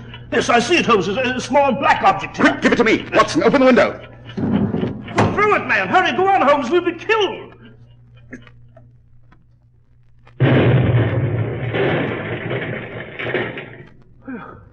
It went off in the yard.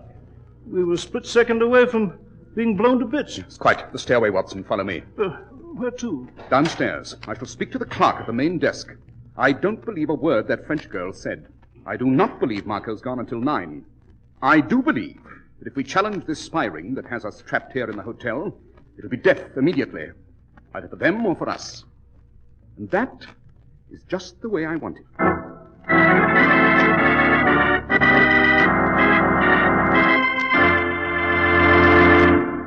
Mr. Harris, tell me again about that handsome-looking man. He's for me. The best-dressed man in any crowd is the man who wears Clippercraft clothes. For spring, new all-wool worsted Clippercraft suits, only $45. Clippercraft topcoats in all-wool gabardine or covert, only $40 to $47.50. Handsomely styled, tailored to the finest standards of traditional New England craftsmanship, Clippercraft clothes take their name from the famous New England Clipper ships and the speedy airliners of the same name. Sold by more than 1,200 independent local merchants from coast to coast, the leading hometown merchants everywhere. That's why the ladies say, when they see you in your new Clippercraft spring suit, Who's that handsome, successful-looking man? He's for me. and that's why men who know insist on Clippercraft clothes bearing the Clippercraft label. So be sure to visit the Clippercraft store in your city. These leading stores in the metropolitan area are proud to add their names to Clippercraft in your suits and topcoats. In Manhattan, Saks 34th, Broadway at 34th, John Wanamaker's men's stores, Broadway at 8th and 67 Liberty Street. In Brooklyn, Abraham and Strauss. In Newark, New Jersey, Boulevard Men's Shop, Kresge, Newark. And in Jamaica, the B&B Clothes Shop, 16408 Jamaica Avenue.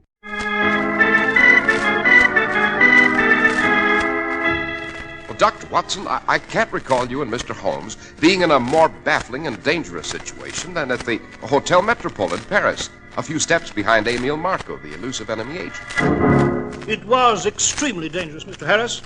Marco's German spy ring, which seemed to be everywhere we turned, had found Holmes's half of the infinitely valuable British war plans and had vanished with it. Holmes and I hurried to the front desk of the hotel to question the clerk. I understand, Clark, that Mr. Emile Marco will return here at 9 this evening. Monsieur Marco? Yes. Did you go to his suite earlier this evening, Monsieur Holmes? Yes, I did. There was a young lady there. I am sorry that you went directly to Monsieur Marco's suite. If you had stopped to inquire here, I might have saved time for you. You see, Monsieur Marco left this afternoon. Permanently. Well, And the young lady in his suite, Mathilde Piaget? The mademoiselle left just a few moments ago. Do you know where she's gone? I believe she said something about the train to Berlin. She was in great hurry. To meet Emile Marco, no doubt, eh, Holmes? What time does the train depart for Berlin? It departs in approximately 4 minutes. Well, there's not enough time for us to reach the station. Perhaps not, Watson, but there's nothing to prevent our boarding the train after it and rushing to Berlin. The train after it departs in 2 hours, Monsieur Holmes. We should be aboard that train, Watson. Thank you, Clark. About the service. Berlin, Holmes, are you mad? The very center of the German government? Well, if we've almost been murdered outside of Germany, what on earth might happen to us were we found in Berlin? Our personal safety does not matter in this case, Watson. We are on a counter-espionage assignment for the British governor. By all the rules of international intelligence, you and I are expendable. My brother Mycroft made it clear that possession of these plans may mean triumph or defeat in a war with Germany. So, you and I, my dear Watson, are petty marionettes. shall fetch our luggage and ride to Berlin.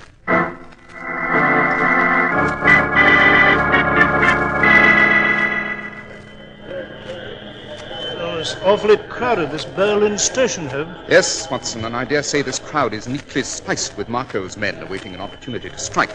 Very foolhardy, Holmes. You have entered the trap this way. How the dickens will you ever find that French girl? Or Marco? Elementary, my dear Watson, elementary. Yes, but in all of Berlin? With their secret agents at every turn, scheming about our death? I insist. As always, I have a method. Latest newspapers. Buy your newspapers Our here. first problem, Watson, will be to leave this station alive. Yes, quite. Anyone in this crowd may be an agent with a knife or a gun. Quite. Keep your eyes open. Newspaper, gentlemen? No, thank you. All the news, gentlemen. Just to finish, all the news. We told you we don't want a newspaper. Now be off with you. This way, Watson. There's the exit. Crude news vendor practically shoved the newspaper down our throats. I say it's very dark outside the station here, Holmes. Is it advisable for us to step out this way? We cannot remain here at the railway terminal. We must find our coquette and Marco. Right, there's the exit. One moment, Holmes. What is it? That news vendor. He seems to be following us. Just your imagination. No, I don't think so. He was at the center of the station when we stepped off the train.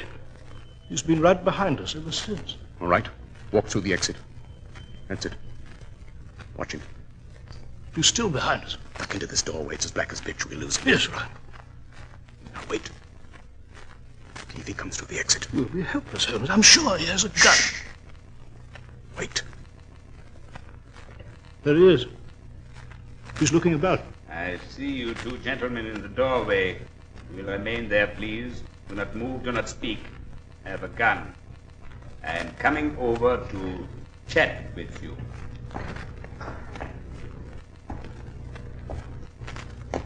Good evening, Mr. Holmes, Dr. Watson. If you intend to kill us, go on and shoot. Be over with it. I should like to introduce myself. My name is Collins, British Intelligence. British Intelligence? Aha, then you received my wire. We did. Wire? What wire? The moment I knew the French girl had left for Berlin, Watson, while you were packing our luggage, I sent a wire here to British Intelligence in code. Mycroft had given me the information as to the technique, if required. My wire described Mathilde in detail. I told British Intelligence to pick her up here at the station and keep after her. Then to communicate with us at the moment we left the train. We spotted her leaving the train. We followed. Excellent. I'm sorry if I gave you a bit of a scare following you this way. I had no choice in the matter. I had to force you to stand here. You might have believed I was a German agent and fled. Where is Mathilde? She's gone to a building on the outskirts of Berlin. An old ramshackle building. Awful place. 27 Ludwigstrasse. Thank you, Collins. You've done a superb job. Are you going to 27 Ludwigstrasse now, Mr. Holmes? This very minute.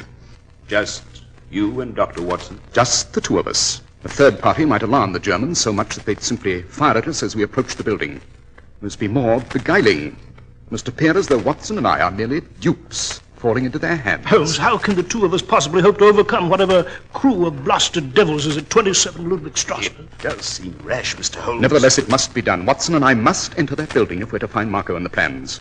We must enter it alone, alive, and well. Although we may not leave that way.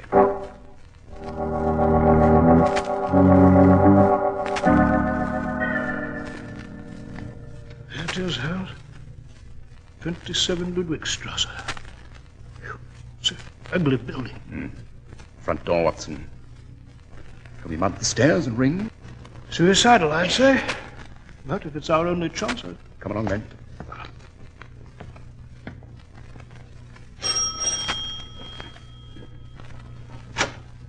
Monsieur Holmes, Dr. Watson, I am so happy to see you again. Mademoiselle, may we come in? Certainly, I'm delighted. Won't you make yourselves comfortable? Thank you. You've been expecting us, of course. Of course. We were sorry that our time bomb did not kill you at the Hotel Metropole. We realized you would continue your efforts to find Emile Marco and the plans our men took from your luggage. Where is Marco? I am afraid you will not meet him, Dr. Watson. And why won't we meet this Marco? Oh, because we are going to kill you, Monsieur Holmes. Oh? Oh, I am being rude. I forgot. A cigarette? Drink? If you think we're going to remain seated here, doing nothing, just accepting this... I'm afraid there isn't anything you can do about it, Dr. Watson. Ah, I recognize the voice. Our visitor in the train compartment. Yes, Holmes. I may introduce myself now. My name is Gustav. Like Matilda, I'm an employee of Emil Marco, his personal representative. And I still have that same gun, you see. You played a rather deplorable trick on us, Mr. Holmes. Have I, Gustave? We wanted your half of the plans. You left them in your luggage. We examined them carefully. Yes. They're false. They're not really your half of the plans at all, are they? An excellent counterfeit, but with its weakness. That's wonderful, Holmes. Then they haven't the real half they wanted, eh? I hardly been stupid enough to have gallivanted about the continent carrying the real half. I resent that, Gustave. You've underestimated me. I beg your pardon. Now, as for the business at hand, I'd like you to meet a friend of ours. Peter. Yeah, Gustav. Peter, this is Mr. Holmes and Dr. Watson. I see. I will take care of them for you. Peter was a wrestler. Unfortunately, he was drugged. His tactics were illegal. Too cruel. You may leave, Matilda. Yes, Gustave. Good night, Monsieur Holmes. Doctor? Peter has made quite a study of the human body, Holmes. He's a specialist in various methods of creating unbearable pain. Yeah, I have my own way. Holmes, we want to know exactly where the real half of the plans is. Your half. I haven't the slightest intention of revealing that, Gustave. Dr. Watson, could Holmes have told you where he has hidden those papers? He did not. If he did, I would defy you to learn their whereabouts. I was afraid this would be your answer. You're a reckless gentleman, Holmes. You force me to take all sorts of steps that I am most reluctant to take. I'm a mild-mannered soul. I believe the problems of man versus man can be settled on a cordial level. I dislike animal tactics. But, since you insist, Peter. Yeah, Gustav. Ready. I will make them talk very quickly by taking hold of the arms. You may recall, Holmes, in the train compartment, I said we never kill our opponents in an ordinary manner. We torture them to death. I want to know where the papers are, Holmes. But perhaps it will require just a bit of persuasion. Peter. Yeah. So, I take this Holmes and... That's it, Peter. That's it. Go on. Persuade them.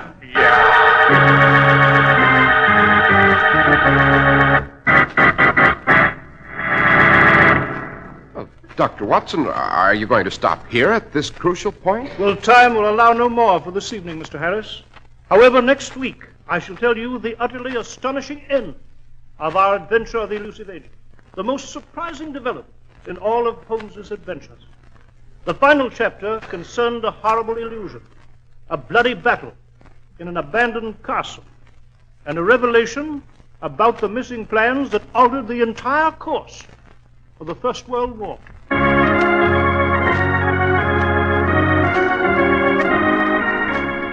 The makers of Clippercraft clothes and more than 1,200 stores from coast to coast have brought you another in the new series of broadcasts featuring the world's most famous detective, Sherlock Holmes. Our stories are based upon the character Sherlock Holmes, created by Sir Arthur Conan Doyle, and the program is produced and directed by Basil Loughrane. Sherlock Holmes is played by John Stanley, Dr. Watson by George Spelman. This week's story was written by Howard Merrill with special music by Albert Berman.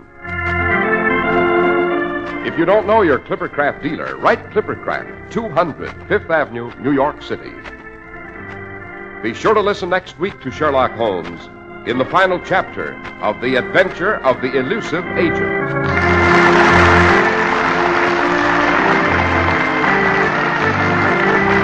This is Cy Harris speaking for Clippercraft Clothes. This is the Mutual Broadcasting System.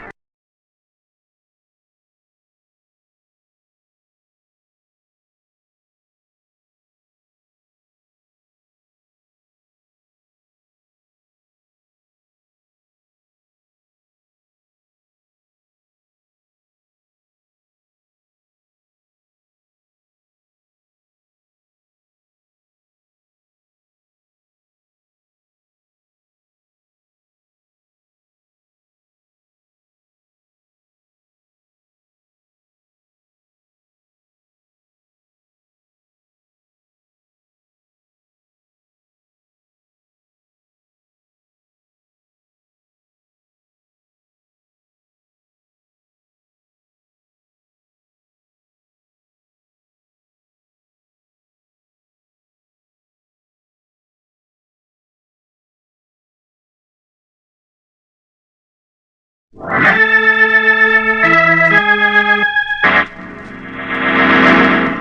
New York City, the makers of Clippercraft clothes for men and more than 1,200 leading retail stores from coast to coast present that immortal character created by Sir Arthur Conan Doyle, the world's most famous detective, Sherlock Holmes, starring John Stanley.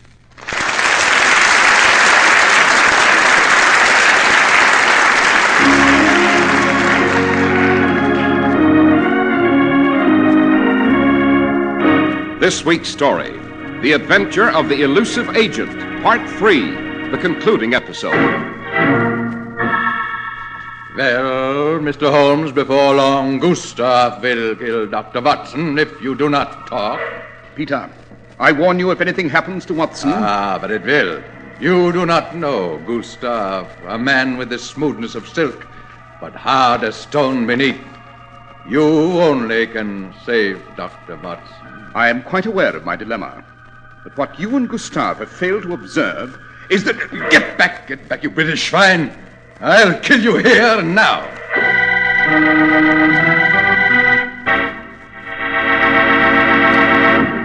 Now, I'd like my listeners to see if they can make a correct deduction like Sherlock Holmes. I'll set the scene for you. An alert, well-dressed young man is counting out some money. He says 41, 42, 43, 44, 45. That's right, 45. Now, what is this young man doing? Well, I'll tell you, because you'd hardly believe the evidence of your own eyes. He was paying only $45 for that excellent new Clippercraft suit. That's right, only $45 for a nationally famous Clippercraft suit of carefully selected, tested worsted, of exceptionally fine tailoring, with the distinctive styling that sets Clippercraft suits apart from any suits ordinarily sold at anywhere near this price. How can they do it? And I'll tell you that. More than 1,200 independent merchants have pooled their tremendous buying power to make those low prices possible for Clippercraft. So compare Clippercraft clothes with clothes costing many dollars more, and you'll agree that never before has there been such value in fabrics, such value in styling, such value in workmanship. In short, you get America's greatest clothing value when you buy Clippercraft clothes.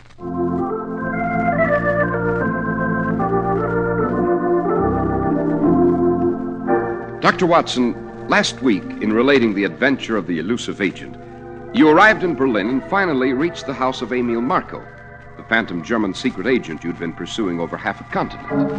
Yes, Mr. Harris, but unfortunately we found ourselves in enemy hands. Shall I recall the circumstances for our audience? By all means, Dr. Watson. As you know, it was the year 1913, a year when Germany and Britain were striving for mastery, a year when ominous war clouds were already gathering.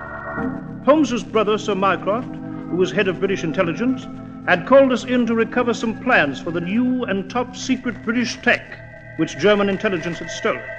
Well, after a series of desperate circumstances, Holmes and I managed to obtain half of the plans, of which only one copy existed. Without the other half, the entire set was useless. You may recall, Mr. Harris, we pursued Marco to Paris, and there we almost lost our lives in a bomb explosion. Our luggage was rifled, and German agents managed to steal the half of the plans that we carried. But they were only clever imitations. Then we picked up Emil Marco's trail to Berlin. And what finally happened in Berlin, Dr. Watson? Well, a British secret agent, posing as a news vendor, a man named Collins, directed us to Marco's home. There, we were trapped by Marco's henchman Gustav and a brute of a man named Peter. Peter had seized Holmes, as Gustav said. Mr. Holmes, I once said we never kill our opponents in an ordinary manner. We torture them to death. I want to know the truth about the papers, Holmes. But perhaps it will require a bit of persuasion. Go on, Peter. Yeah, Gustav, I will make Holmes answer. That's it, Peter. Go on, persuade him. Surely, Gustav, you must know I wouldn't be carrying our half of the genuine plans. They are, of course, somewhere in England, safely in the custody of the Admiralty, where you will never lay hands on them. We thought of that, Holmes. It is possible you're telling the truth. But there is another possibility, too. Are you as patriotic as you seem, Mr. Holmes? You are not an official employee of the British government. I believe you may not be cooperating with England either, but playing this game alone, trying to collect both halves of the real plan yourself. Fantastic nonsense. It would be so profitable for you to have both halves and sell them to the highest bidder. Isn't that what you're attempting, Holmes? I repeat, the idea is absurd. Answer me. Help him to answer me, Peter. Yeah. If you have deceived the British, I will be glad to work with you, Holmes. But you must tell me the truth. Tell me exactly what you're doing. I must say the weather here in Berlin's rather chilly for this time of year. You won't keep this up for long, Holmes. Again, Peter. Holmes, good Lord, Come, Watson, don't look so agitated. I have no doubt I shall survive the efforts of this butcher. One has only to make the brain the master of the body, to concentrate, to divorce it from its physical functions. A trick I learned in the East, Watson. Speak, you swine, speak! Donnerwetter, Gustav. This man Holmes is iron. He will not speak. All right. Release him, Peter. So, you still won't disclose the truth, Holmes? I was remarking to Watson here that your climate in Berlin is usually much warmer at this time. I've had enough of your stupid English humor, Mr. Holmes. I have a better idea. Really? Dr. Watson and I are going on a little trip together to my private retreat. You, Peter, will stay here and guard Mr. Holmes. Well, sounds like some new deviltry, eh, Holmes? Just what is this proposition, Gustav? Very simple indeed. I shall be in touch with Peter here by telephone. If, Mr. Holmes, you do not disclose the truth about the plans in 24 hours, my hostage and your friend, Dr. Watson, will die.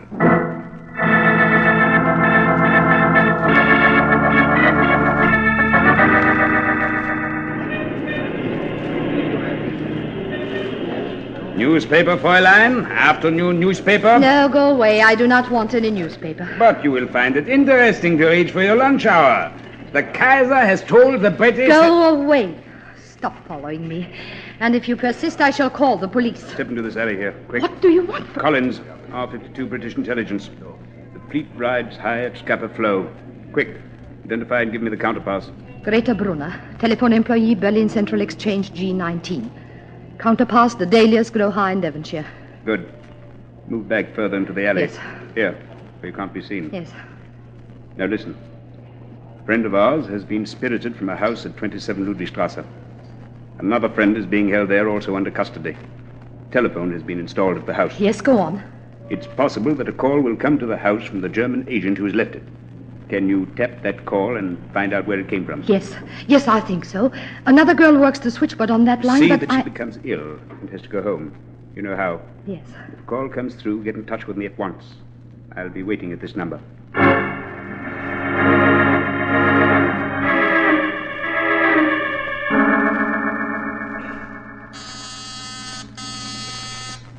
Your number, please. Lützow 8834.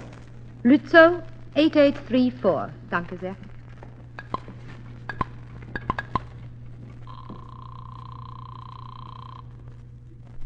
Yeah, who is this? Peter, this is Gustav. Has Holmes weakened yet? No, the swine will not talk. I see. Tell him that I am cutting the time to 12 hours. I will continue to hold his friend here at the Schloss until then. After that, it will be all over.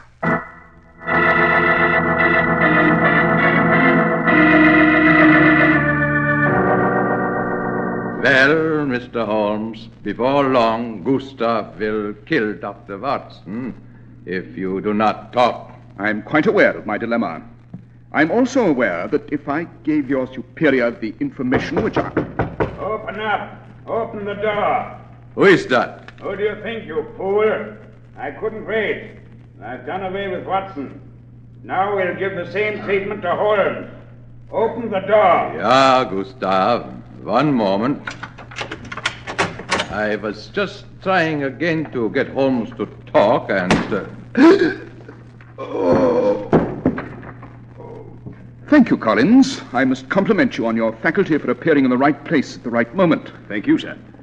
I think I've located Dr. Watson with the cooperation of one of our agents at the Berlin Telephone Exchange. Capital, man, capital. Where is he?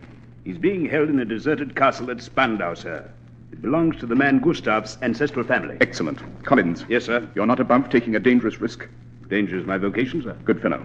First, you'll dress in dead Peter's clothes here, his cap, overcoat, everything. They'll fit you a trifle loosely, perhaps, but well enough.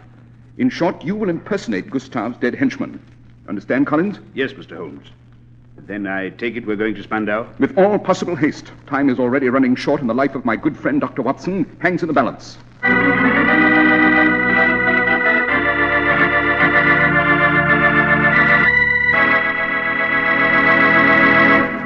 Before you buy that new spring suit, just remember this. When you get a new spring Clippercraft worsted suit for only $45, an all-wool covert cloth topcoat for $40, or an all-wool Clippercraft gabardine topcoat for $42.50, you're getting the most for your money. Clippercraft clothes take their name from the famous Clipper ships that established honest New England quality everywhere in the world. Yet they're as modern as the Clipper planes that fly around the world today. Yes, you can trust Clippercraft clothes and the men who sell them. That's why men who know insist on Clippercraft clothes bearing the Clippercraft label.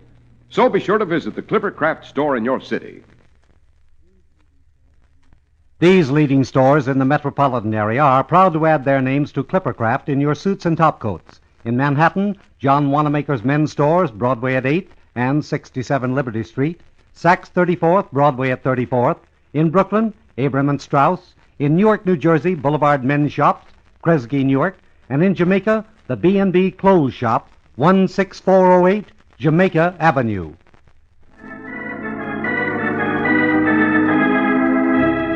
Well, Dr. Watson, Mr. Holmes and Collins, the British agent, were off to rescue you at the castle in Spandau, where Gustav held you as his prisoner. Yes, Mr. Harris, the castle in Spandau was a huge deserted spot. In the dead of night, Holmes stood with Collins before the entrance.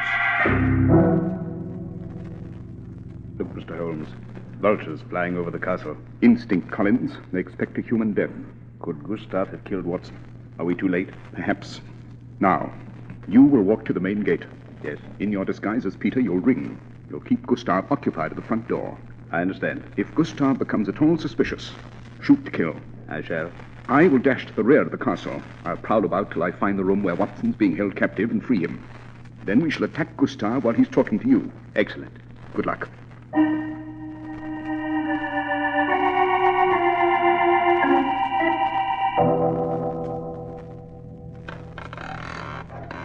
Who's there? Will you come back, Gustav? Answer me. Watson. It's Holmes. Holmes, by Jove. How did you get in here? There'll be time later to explain. Come along. Collins of Intelligence is downstairs in this castle chatting with Gustav. Yes, I see. All right, now take this revolver. We shall steal downstairs. Surprise Gustav. This way. At the stairs. As cautiously as you can. Right.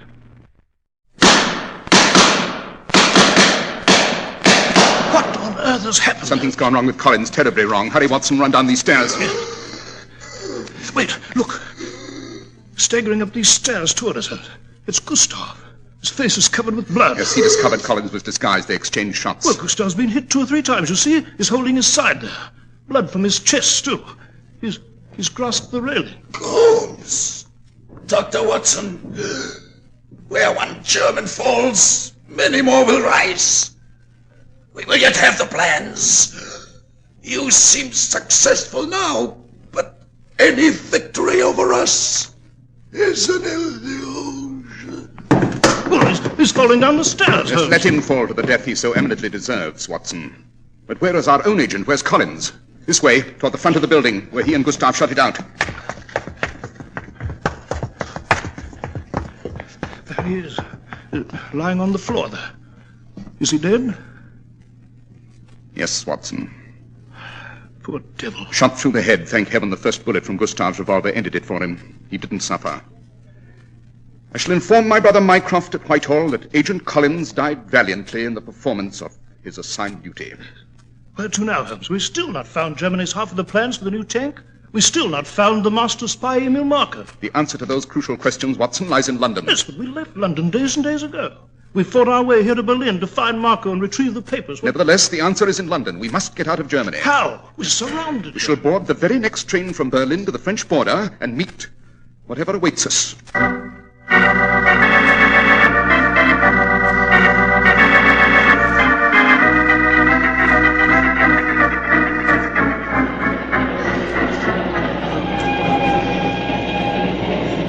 Well, so far we're doing well, Holmes. We've caught the train. We're on our way to the French border. If we can remain alive to reach it, Watson? Blessed, why are we returning to London, Holmes? The conductor. Tickets, please. Oh, here you are, sir. Thank you, Mynheer. I presume they're in order? So they are, Mynheer. Just one more item have I to tend to, and... I don't think you will, sir. Use the button on your revolver, Watson. Strike him down. Yes. Oh. Good work. Why did you seize him, Holmes? He's hardly reached for his ticket punch when you pounced upon him. The bulge in his coat pocket. I realized it might be a revolver, as indeed it is. No, he's another of Marco's endless supply of killers. He was assigned to murder us here. Well, we can't leave him here. There'll be an inquiry. Oh, yes, we can leave him. You see, we're leaving this train. At the first stop? No, immediately. There may be other German agents aboard, but there are just 2 of us. We can't take the risk. My intention, you see, Watson, was to do just this even before the conductor arrived. We boarded the train ostentatiously, so they'd make plans for us all along the route. Now, we shall spring the trap. Come, to the corridor. Open that door, Watson. Holmes, we can't leave off the train at this speed. It's our only chance. We shall wait for a run of what is apparently soft earth. Now relax as you go, Watson. Arms and legs loose. Try to roll over easily as you strike the earth. You ready? Yes, ready. After me, Watson. Jump!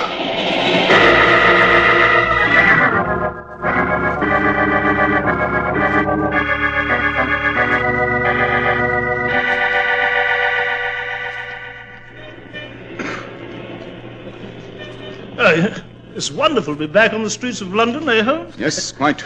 But why have we run here to Soho? We haven't even reported to Whitehall. Because, Watson, we must visit the shop where this gigantic and gruesome trip began. The shop of Grimsby, the tobacconist. Grimsby shop? But why? Because we've journeyed to foreign cities, eluded death, and fought the greatest spiring of our day, all because of a few sentences spoken by the shy, friendly tobacconist here in this shop.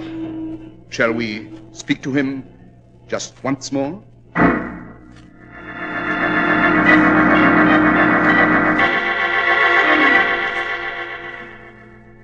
Back in London, Mr. Holmes and Dr. Watson? Yes, Grimsby. Wasn't Mr. Emil Marco at his hotel here in London? I described him to you. Tall, thin, and a nervous habit of twitching his mouth. Yes, you did describe him, Grimsby. But he was not at the hotel in London, nor was he in Paris, nor was he in any of the dark and bloody corners of the continent where we sought him. You know why, sir? I can't imagine.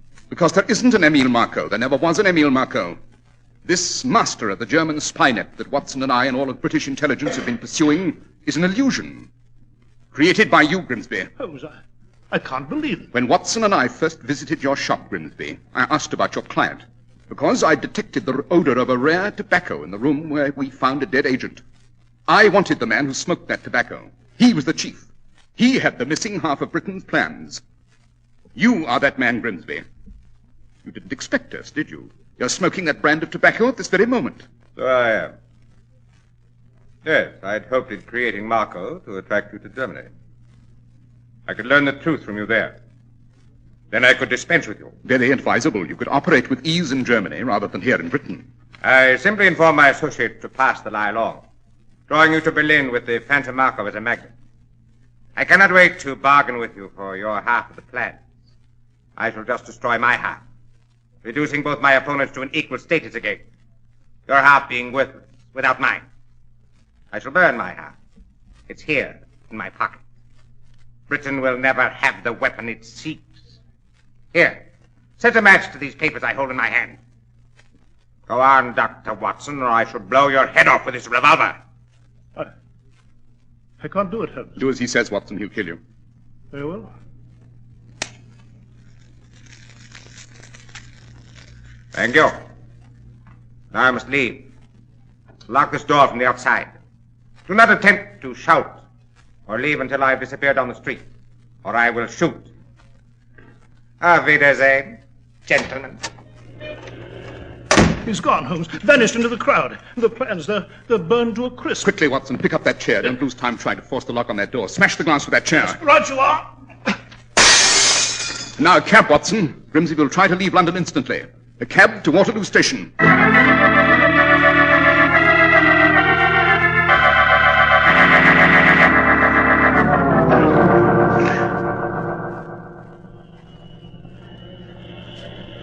Why should Grimsby be here at Waterloo Station, Holmes? Because he realizes Whitehall would turn London topsy-turvy to find him. He must return to Germany. All aeroplanes in this area are in British hands. He must travel by boat train to the Channel, and this is where he'd board the next train. The revolver handy? Yes. There he is, by that gate. All right, I'll stop. Stand where you are, Grimsby. Holmes. Dr. Watson. I'm afraid we have the upper hand now, sir. Now, before we turn you over to the authorities, where are your half of the plans? You saw me destroy them. I burnt them before your own eyes at the shop. Oh, no, Grimsby. You've played card after card by which we have been deluded. But I say you still have the missing half of the plans for Britain's new weapon on your person. This last ruse of yours is quite transparent. And you burnt an ordinary piece of paper. Did I? I'll search him, Holmes. All right, put up your hands, Grimsby. Oh, he wouldn't carry the papers openly in his pockets, Watson, nor in his wallet. He would conceal them in a spot where no one might think to look. Except, of course, your humble servant. I'll find them. The search isn't necessary, Watson. One must always analyze a personality in its own milieu. Within itself, it contains the answer to its mysteries. Now, where would a tobacconist be likely to conceal a few small papers? Why, beneath the tobacco in his tin. Let's have a look at that tin. Yeah, I'll open it. It's filled with tobacco. And beneath the very same rare tobacco which first launched us on this great adventure, Watson? The plans, Holmes. The plans!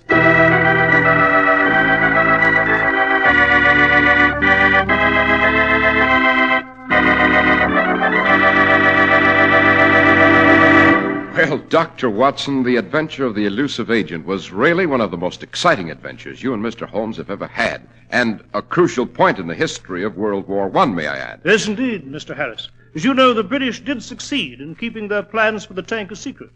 It proved to be a very decisive weapon. Well, where was Mr. Holmes' half of the plans, Doctor? In a vault at Whitehall, Mr. Harris, under special guard of the Royal Navy. Well, Dr. Watson, these past 3 weeks have been very exciting and memorable ones. Yes, but do you think, Mr. Harris, our audience is in favor of these longer stories? You see, some of our more colorful stories are too long to compress into one short program. Well, then, Dr. Watson, a letter or a postcard from our listeners will give us the answer.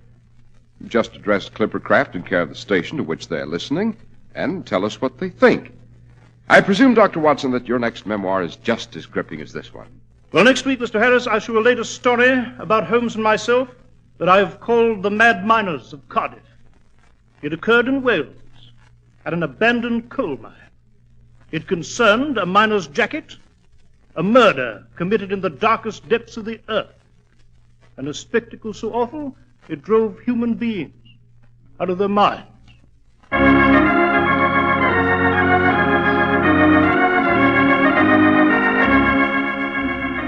The makers of Clippercraft clothes and more than 1,200 stores from coast to coast have brought you another in the new series of broadcasts featuring the world's most famous detective, Sherlock Holmes.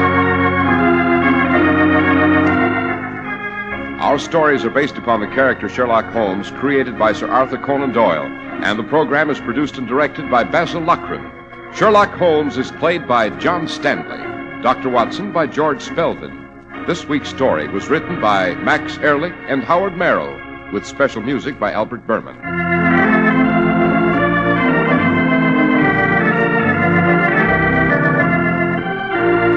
If you don't know your Clippercraft dealer, write Clippercraft, 200 Fifth Avenue, New York City. Be a friendly neighbor and buy your Easter seals to provide proper medical care, healthful recreation, and special vocational training for crippled children. Every Easter seal you buy helps a crippled child to meet the challenge of a handicap. Be sure to listen next week to Sherlock Holmes in The Mad Miners of Cardiff. This is Cy Harris speaking for Clippercraft Clothes. This is the Mutual Broadcasting System.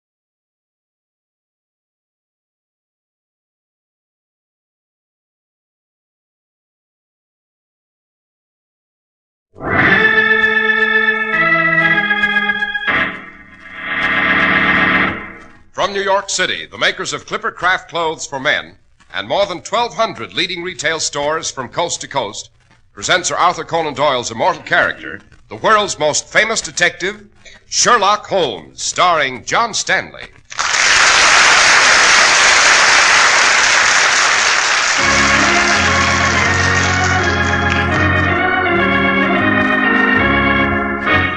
This week's story, The Mad Miners of Cardiff.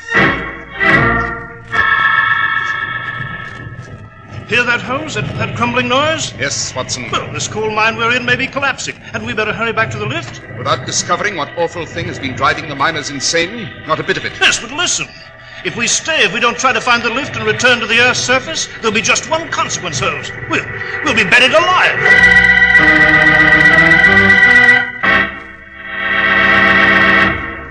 When you step out proudly in the Easter parade, dressed in your smart new Clippercraft suit, no one will believe that you paid only $45 for it.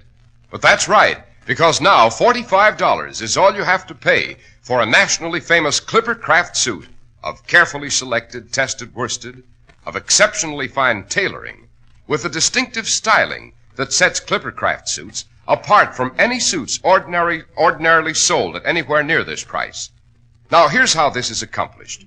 More than 1,200 independent merchants get together and pool their tremendous buying power. That makes these low prices possible for Clippercraft. So compare Clippercraft clothes with clothes selling for many dollars more, and you'll agree that never before has there been such value in fabrics, such value in styling, such value in workmanship.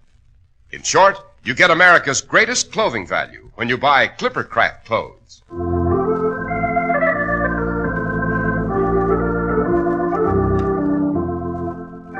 Dr. Watson, your memoir for this evening is entitled The Mad Miners of Cardiff. Cardiff is a city in Wales, isn't it? Yes, it is, Mr. Harris. At the very heart of one of the world's greatest coal mining centers. Our story begins one awful night at the mine owned by Mrs. Ann Powis. There were 2 lifts at the mine, huge iron cages operated by a chain winch that lowered the men down the shaft and into the winding, treacherous black tunnels below. One lift was rarely in use, since it dropped into a portion of the mine that was abandoned. It was there that the horror began to unfold.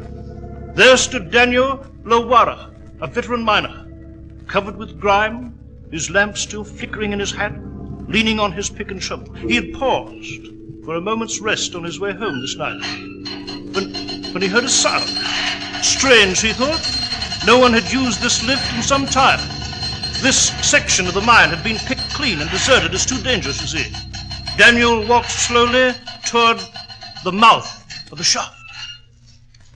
Lad, it's you. What are you doing in this section of the mine? It's God's justice, that's what. We're paying for it, we are. We've no right. We've no right. Step off the cage, man. Never seen you look like that. Can't you stand up? Here, I'll help you. Your eyes. I've never seen a man's eyes like that. It's what I've seen. The saints preserve me, it's what I've seen. Get hold of yourself, lad. A strong man like you, quivering. What did you see? The thing. That's all you could call it. Down in the mine. I wish my eyes had been struck from my head before I saw it. Try to make sense, lad. What's down the mine? What have you seen? I've seen men's bodies crushed by the weight of coal. I've seen men dying of the lung sickness with the death rattle in their throats. But never this. Never this. Tell me what happened. If I told you what I saw, you'd be going out of your mind. It isn't right for human beings to know there is such a thing inside the earth. They'd kill themselves. I heard a noise at this end of the mine. Go on. I knew it was deserted. Of course it is. Every beam is chalk marked unsafe. How could you? I heard a noise. It was not a noise of this world. Eh? My canary was all right, alive and well, singing in its cage. And I knew there was no danger of gas. And then I saw it. You can't imagine what it is. It's Mother Nature striking back, that's what. It's the Earth's revenge. She's spewing out the secrets we never knew she held, and I've seen it. I've seen it. Lad, no sight can do that to a man. Help! Someone! Lod's having a strange fit. Hurry, call the doctor! Call the doctor!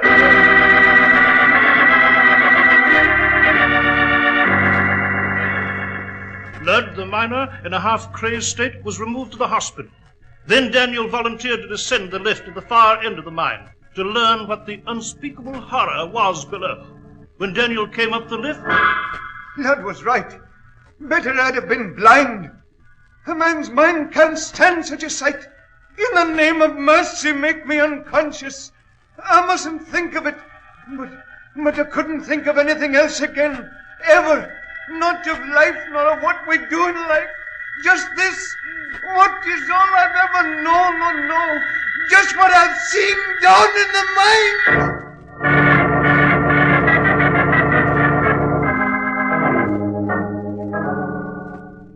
Begging your pardon, Mrs. Powys. Yes, Geoffrey. I'm just one of your miners, Mrs. Powys. I've no right here in your house. Oh, you're welcome, Geoffrey. I've told the men I keep the same rules my husband did before he died. My employees are always welcome. What can I do for you? It's about this terrible thing in the mine. I know none of the men will work. I know you've tried everything. I know even the police won't go down to see what this devil of a thing is. I won't accept any more volunteers, Geoffrey. But it isn't that, ma'am. It's... Well, I know you've troubles. The mine isn't worth a shilling now. I've some savings, ma'am. Thank you. But I won't hear of it. I refuse to borrow, least of all from my own men. You've suffered, too, with the mine closed. Oh, I knew a fine lady wouldn't borrow. I thought I'd buy the mine, ma'am. But it isn't worth anything now. I haven't much to offer. Precious little. But I might salvage the equipment, sell the land. I know you're desperate, ma'am. I wouldn't embarrass you.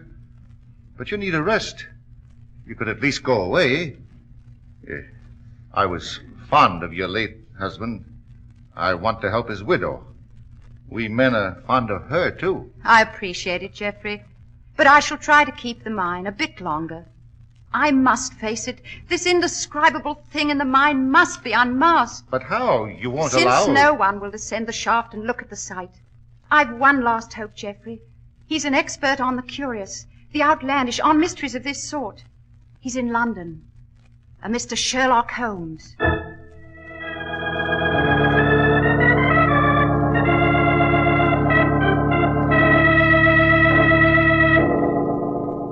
Mrs. Powys, you say 2 men became half-crazed looking at the spectacle in the mine? Yes, Mr. Holmes. Incredible. Can such things exist? Lud and Daniel have been miners all their lives, Mr. Holmes. They're normally vigorous, healthy, and cool-headed. But I wasn't satisfied with their reactions. What did you do? I asked the mine doctor to go down the shaft and look. And did he? Yes, he did. And he came back up in the cage in a waxy, immobile state, without human response, as though alive, yet dead. I see. Has he revived since? Yes. The moment he was alone, he attempted suicide. We stopped him, fortunately. In what condition are Lud and Daniel? Well, Lud has left. He's gone to Edinburgh, where he's resting at the Hotel Cosmopolitan. He refuses to tell a soul what he's seen. Daniel is at home, feverish, fitful. Have you completed your story, Mrs. Powys? Yes, I have. Then we must lose no time in reaching Cardiff and the enigma that lies in the mine.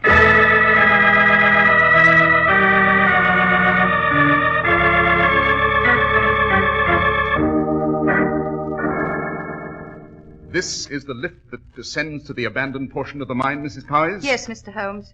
At the bottom of this shaft lies the thing that has driven 3 men mad. Mrs. Powys! Mrs. Powys! Yes, Geoffrey? Daniel, he rose from his bed. They couldn't stop him. He's vanished. Suppose you tell me the details. I've assumed command on this problem. I'm Sherlock Holmes. This is my colleague, Dr. Watson. Daniel's gone, Mr. Holmes. The town's in a state of alarm. Some folks say the evil at the bottom of the mine spirited him away. Some of the women are all for taking the children and fleeing to the hills. What should we do, Mr. Holmes? The answer is simple, Mrs. Powys. Well, Sherlock Holmes, have you the solution? The path to the solution, Watson. Well, what is it? Why, the path before us. To that lift. You're going down To see the thing? Exactly. There must be some other way, Mr. Holmes. You know what's happened to everyone who's seen it. You'll come up out of that shaft like the others, and you're my last hope. You'll be carried off that lift as though you'd seen Judgment Day. That remains to be seen. Oh, you can't, sir. You mustn't risk your life, your sanity this way. If you'll step aside, Geoffrey. You'll not do this alone, Holmes. I shall see this through by your side. This is not a calculated risk, Watson. This is an inconceivable horror beyond human calculation. Whatever it is, Holmes, I shall go with you. Mr. Holmes, please. I'd rather lose the mine. The town itself is already alarmed, Mrs. Powers. We must face this. I shall wait here, Mr. Holmes, and pray for you and Dr. Watson. Give them headlamps, Geoffrey, and a canary. Certainly, ma'am. They're here by the shaft, the lamps. Just put these hats on, Mr. Holmes. So. Thank you. Dr. Watson. Thank you. The canary is in this cage. I'll take the cover off. As long as the canary seems well, you need not fear a gas leak. If the canary seems ill, if it dies, it'll warn you that poison gas is in the air. Yes, quite. The gate, Watson. Close it. Yes, right. Now we shall look upon this thing below, whatever it is. Even if it's from the realm of another world, some monstrosity beyond man's limited imagination. Release lever, Watson. Release lever. We're going down. The mark, Holmes. 10 feet. The mark. 20 feet. The mark. 30 feet.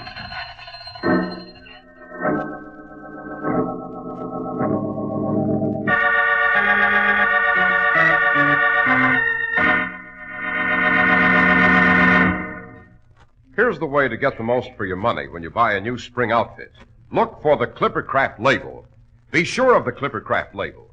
You'll find it on new spring Clippercraft worsted suits for only $45, on all-wool covered cloth topcoats for $40, and on the Clippercraft all-wool gabardine topcoats for only $42.50. Clippercraft clothes take their name from the famous Clipper ships that established honest New England quality everywhere in the world. Yet they're as modern as the Clipper planes that fly around the world today. Yes, you can trust Clippercraft clothes and the men who sell them. That's why men who know insist on Clippercraft clothes bearing the Clippercraft label.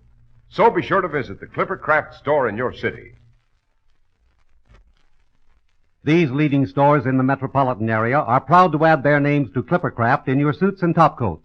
In Manhattan, Saks 34th, Broadway at 34th, John Wanamaker's men's stores, Broadway at 8th, and 67 Liberty Street. In Brooklyn, Abraham & Straus. In Newark, New Jersey, Boulevard Men's Shop, Kresge Newark. And in Jamaica, the B&B Clothes Shop, 16408 Jamaica Avenue.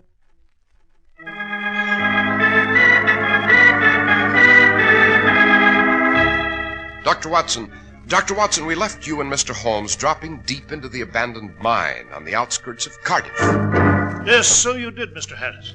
Holmes and I stood in the cage, bracing ourselves as we dropped down the black, musty shaft, prepared for what promised to be an intolerably awful sight. We've almost reached bottom, Watson. Ready? Yes. Ready, Holmes? Yeah, we're slowing down. Must be the bottom. Yes, here it comes. Now, step off the lift. Keep an ear open for strange sounds. This is an abandoned area. A seam may crack and we'd be buried alive. Where do we go, Holmes? Along this narrow tunnel? Precisely. The light in our headlamps isn't very good, but it will suffice. All right, go on, Holmes. Hello? What is it? What is it, Holmes? Just ahead. A very strange object. What does it look like? It's against a beam. Turn your head, Watson, so the lamp in your hat lights the passage to the left. See? Yes. We'll have a closer look. Just move along. Foul air.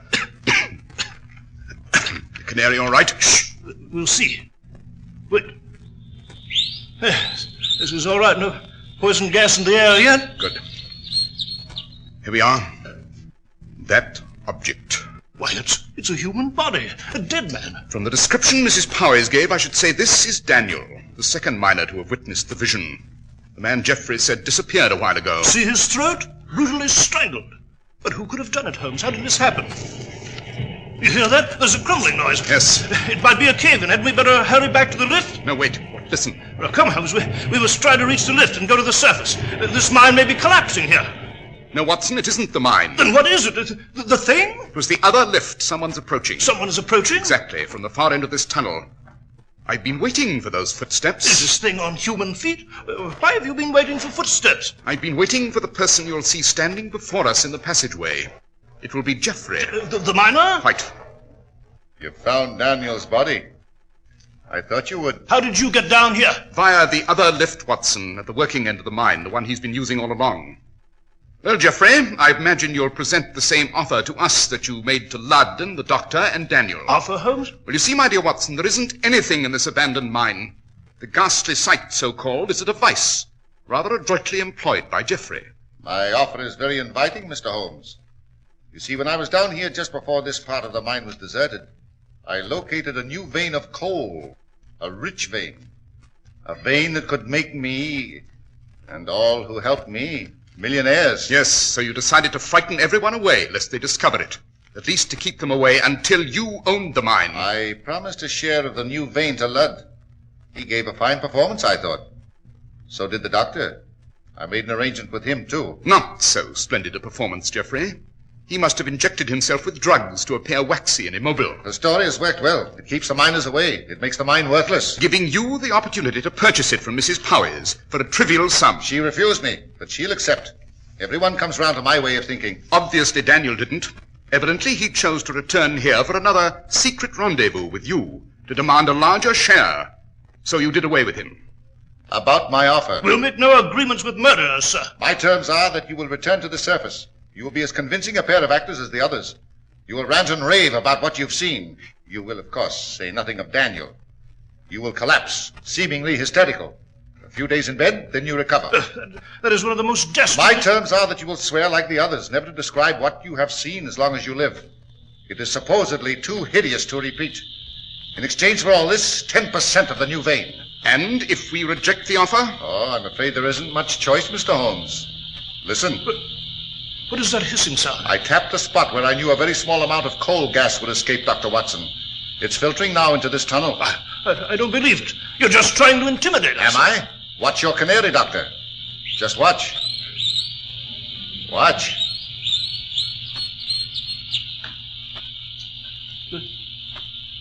The canary is dead. Then extinguish your headlamp, Watson, instantly. Yes, right. I shall too. And you, Jeffrey? Or will you risk creating an explosion? I'll turn out my lamp. But as for an explosion, I suppose you believe me now. I have a box of matches, gentlemen. If I strike one, just one, it'll explode the gas. We will be blown to bits. And we are to accept your offer, or you'll strike the match? Oh, yes. If you return to the Earth's surface and reveal this, my life isn't worth living. I'd rather we all died here. And now, the gas will overcome us at any moment, with very little time. Here's the matchbox and the match. I'm ready to strike it. Do you accept my offer? Yes or no? No. You're sure you won't reconsider? We will not reconsider. I'll stand by that. Just 1 second more and I strike the match. Watson, I've got it! It's pitch black, but I've got his arms. Watson, the rope at his belt. Can you find it? Yes, right you are. Hold him still now. It's so blasted dark here. Yes, tie him up. I've got him, Holmes. Tie him up. I've got a simple jiu-jitsu that'll keep him still now. If I can just find his wrist. There. And now the knot. I can't move. Don't leave me here. The gas. No, we shan't leave you, Jeffrey. We shall take you to the surface and turn you over to the police. Come on, Watson, along the passageway where we came. You find it with your hands? Yes, I have it, Holmes. Then go back. Now, after you, Jeffrey. There's a small beam of light ahead. It must be the shaft. That's it. That's the cage to the surface. Yes, so it is. See, there's the lift. All right, jump on, Watson. You too, Jeffrey. I'll get on. There we are. It's as I feared, I guess. She always wins. She? The Earth. She's cursed, that's what. Her blessings aren't blessings at all. They carry a curse. The gold, the oil, the coal, the diamonds, all the riches of the soil. When we defy the soil and cut too deep, when we slash into our forests and slice the heart out of our mountains, she demands vengeance. And she exacts her toll. That is a lesson you should have learned earlier in the game, Geoffrey. The lever, Watson. Yes, right, Holmes. They called your friends the Mad Miners of Cardiff, Geoffrey. And in a sense, they were really mad. With a cruel dream of power and wealth and glory, illicitly won. A dream not native to Cardiff, nor to these times.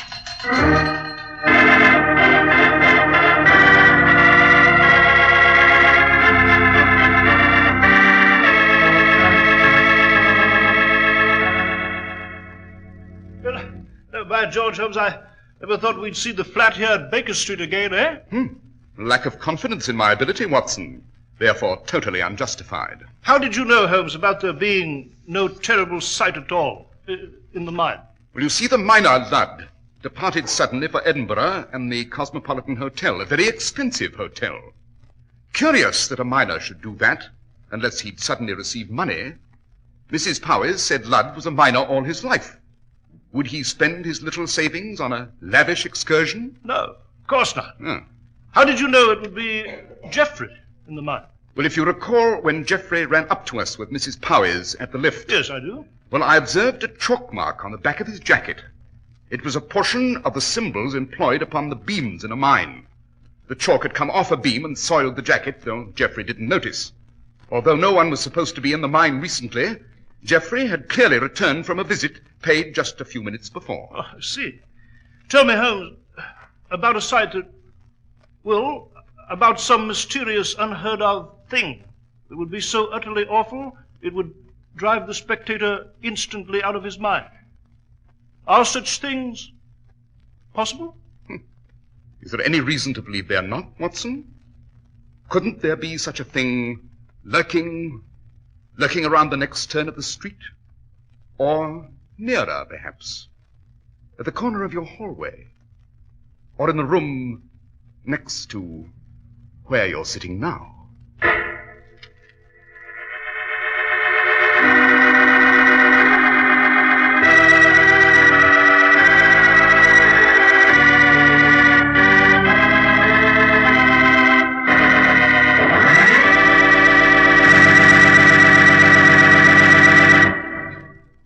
Dr. Watson, the Mad Miners of Cardiff was one of the most spine-tingling adventures you've ever related to us. You must tell us what sort of criminals we're to pursue with you and Mr. Holmes next week, Doctor. Next week, Mr. Harris, I shall relate to you the case of the Burmese goddess. It concerns a strange legend, a man who lost his fingernail, and a peculiar auction sale.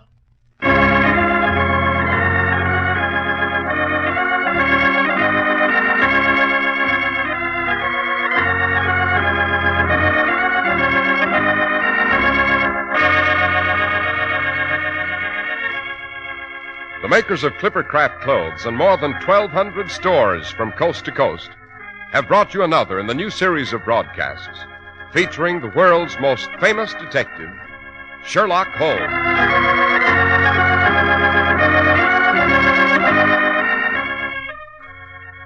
Our stories are based upon the character Sherlock Holmes, created by Sir Arthur Conan Doyle. The program is produced and directed by Basil Lochran. Sherlock Holmes is played by John Stanley. Dr. Watson by George Spelman. This week's story was written by Howard Merrill with special music by Albert Berman.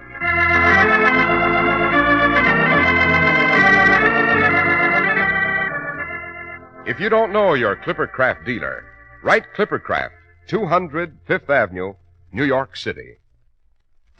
Here's an important fact you probably don't know. It's possible to save up to 50% of all cancer cases if everyone takes proper and prompt action. Support the American Cancer Society. Send a generous contribution to cancer, care of your local post office tonight. Be sure to listen next week to Sherlock Holmes in The Case of the Burmese Goddess. This is Cy Harris speaking for Clippercraft Clothes. This is the Mutual Broadcasting System.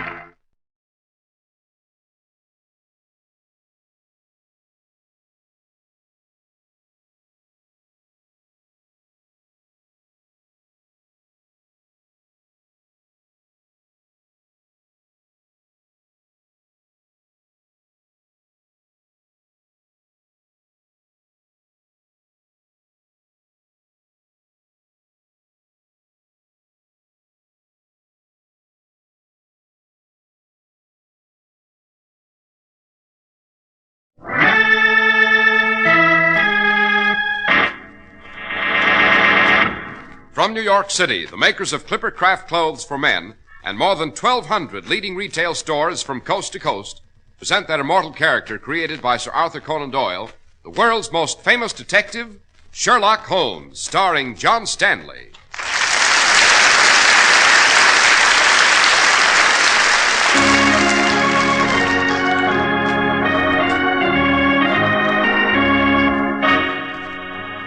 This week's story, The Case of the Burmese Goddess. Yes, Watson. This little jade goddess is an ancient relic of Burma, and its legend is as evil as its appearance. Indeed? What is its legend, Holmes? It's said that he who possesses this tiny goddess dies. But first he's forewarned by a strange death song, somewhat like the reedy melody used by snake charmers to... Good Lord, Holmes! Listen!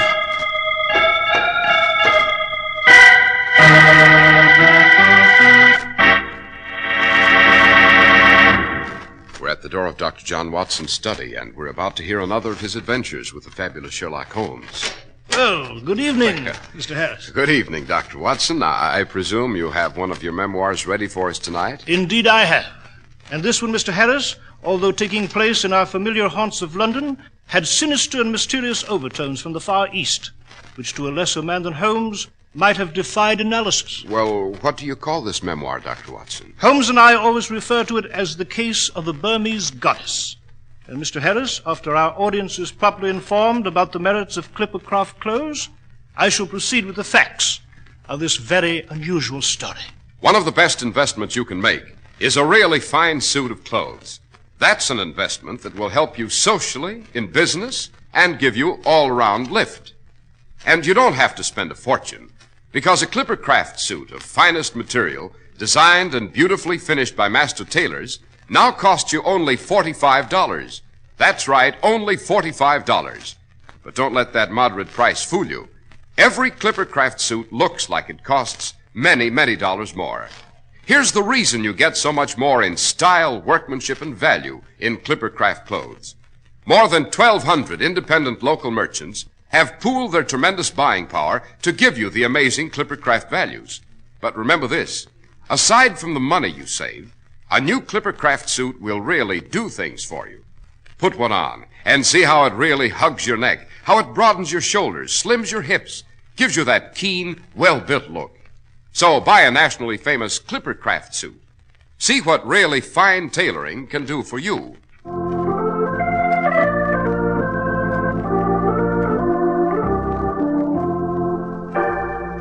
And now, Dr. Watson, what about the case of the Burmese goddess? If my memory does not fail me, Mr. Harris, it took place in the summer of 1911.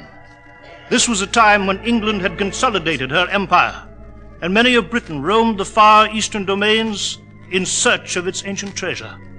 Among these was Sir John Brandywine, recently returned from Burma with a collection of priceless relics.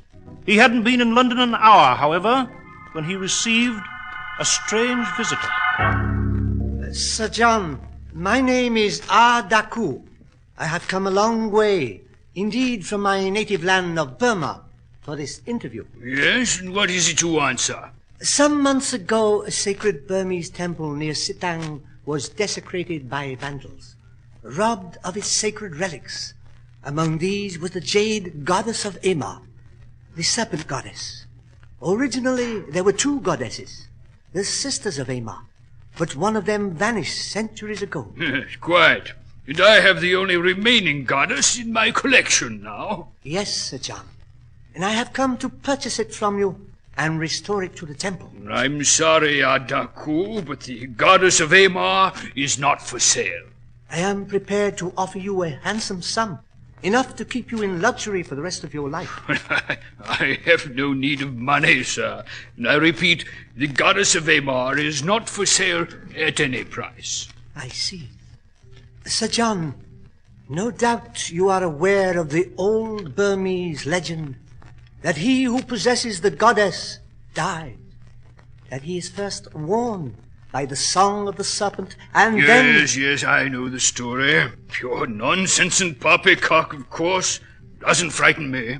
In that case, there is nothing more I can say or do at the moment. Good night, Sir John. Sir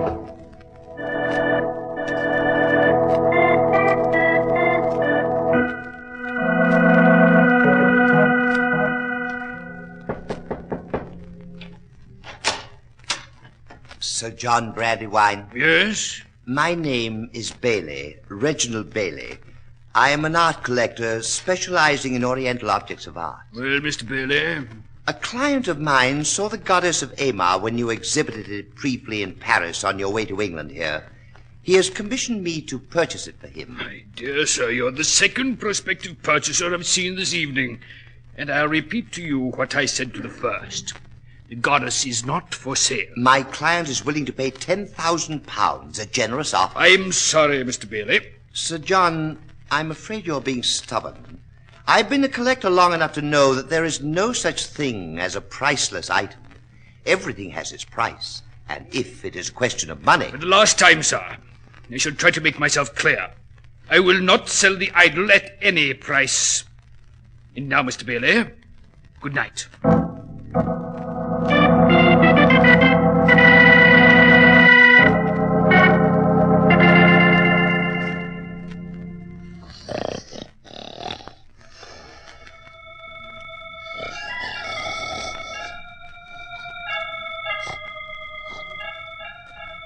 What?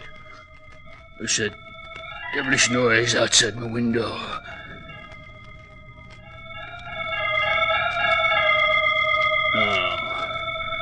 No, it can't be. That confounded Burmese legend. It's absurd. Soon find out what this is all about.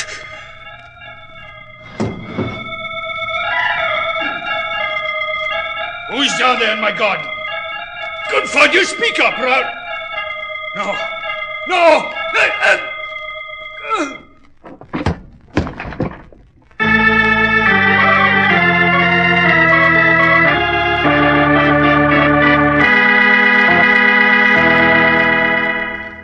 So you think Sir John Brandywine was murdered because he possessed the serpent goddess of Amar, Holmes? Obviously, Watson, his demise followed the legend to the letter. After he was lured to the window, he was struck by a blowgun missile soaked in deadly reptile venom, and he died almost instantly. Oh, Jove. Now, all this makes it hard for a chap to believe he's living in the 20th century. Yes, true, Watson, but Sir John's room was rifled in highly modern fashion. Fortunately, however, he had the foresight to lock the goddess and the remainder of his collection in a vault immediately after he arrived in London. I wonder what became of the other goddess, Holmes, the one that vanished centuries ago. I believe I can give you the answer to that, Watson. Eh, you can? Who has it, Holmes? I have. What? Well... Yes, Watson. Oh, forgive me if it's one of the very few secrets I've kept from you these many years. Up to now, I saw no reason to mention it to anyone. You remember the adventure of the Rangoon Ruby? Yes, indeed I do. That was some 10 years ago. Yes. At the culmination of that affair, the Burmese potentate involved was very grateful for some slight service I'd rendered him, and he gave me the goddess. It seems that it had secretly been kept by his family for many generations. But, Holmes, where is the goddess now? Safely under lock and key in my tin box at Barclay's Bank. But the only other goddess of Amar in existence, that possessed by Sir John Brandywine, will soon see the light of day. Eh? What do you mean? Oh, I take it you haven't read the Morning Telegraph, Watson. It seems that Sir John's widow is auctioning off her deceased husband's entire Burmese collection tomorrow morning at Brandywine House on Berkeley Square. Jove! Then in view of Sir John's strange death, it might be interesting to see who bids for the goddess of Amar. Quite, Watson. And that is precisely why we shall attend the auction tomorrow morning.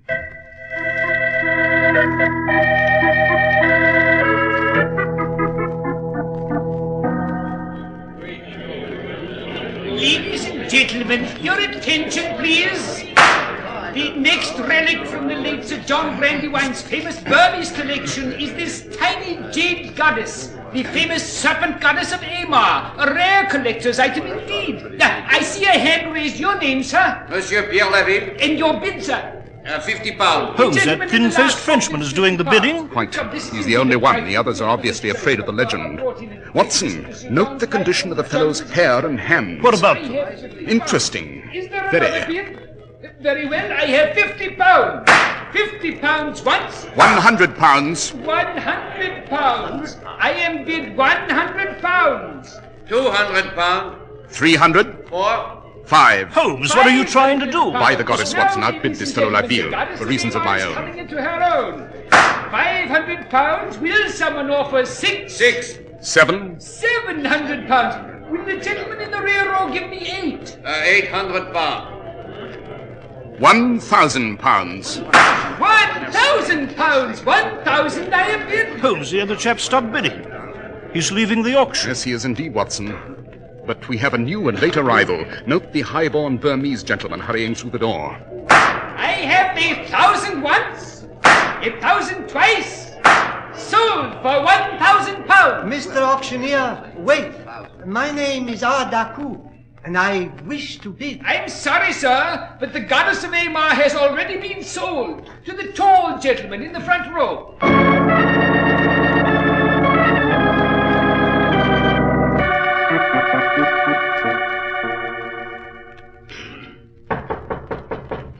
Someone's at the door, Watson. Yes, Holmes. Mr. Holmes? I am Sherlock Holmes. This is my colleague, Dr. Watson. My name is Reginald Bailey. I'm an art collector, Mr. Holmes, and a client of mine is interested in the goddess of Amar you purchased at the auction this morning. Well? My representative, Monsieur Laville, foolishly allowed you to outbid him, thinking the price was too high.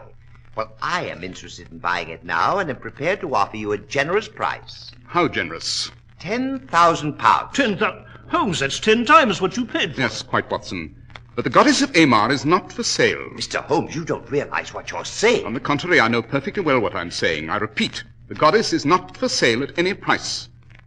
Now, Mr. Bailey, I bid you good night. Very well, Mr. Holmes. I can only say you'll regret your action. Good night. Well, dash it, Holmes, you must be mad, turning down an offer like that. Not at all, Watson. You recall the French gentleman who bid against me at the auction? You remember I referred to the condition of his hair and hands? Yes. The skin on the fellow's hands was desiccated and he'd lost his fingernails. Moreover, on certain areas of his head, he'd suffered a complete loss of hair. Dash it, Holmes, what's all this got to do with the Burmese goddess? It means, my dear fellow, that the jade figure I purchased is worth a fortune. It means that not one, but 2 mysterious parties want the goddess and will stop at nothing to get it. If I'm not mistaken, there may be a desperate attempt to kidnap the goddess tonight.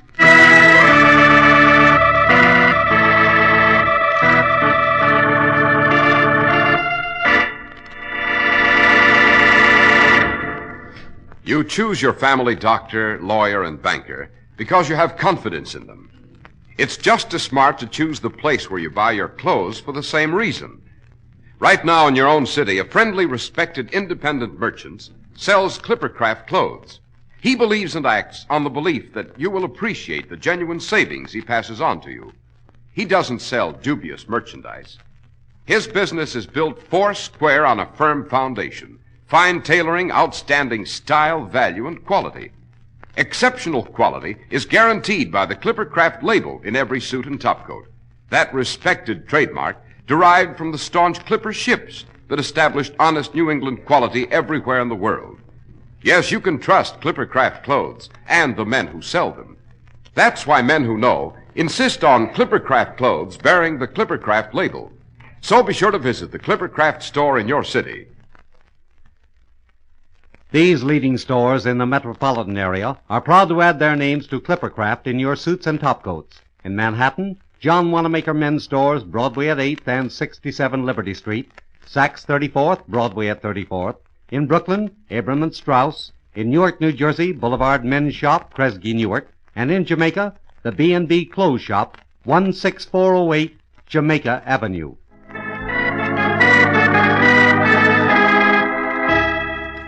And now, Dr. Watson. Dr. Watson, you were relating to us the case of the Burmese goddess.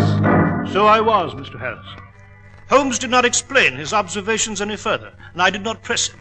That night at Baker Street, I fell into a troubled and uneasy slumber, and my last recollection was of Holmes sitting in his easy chair, smoking his pipe, and facing the window. He seemed to be waiting for something, expecting something. And then... Watson. Watson, wake up. Holmes, what the deuce is the... Listen. Good Lord, Holmes, the warning song. The warning of death. That infernal legend, Holmes. Right. We have a visitor in the yard. Well, confound it, let's go to the window. No, stay away from the window, Watson. Eh? To approach and open it means certain death. We shall wait here in the dark and elude the trap they've set. Who are they? Obvious, Watson. They... 2 shots from outside our window. Yes, something's happened which I did not foresee. Watson, take your revolver and follow me down to the yard, quickly.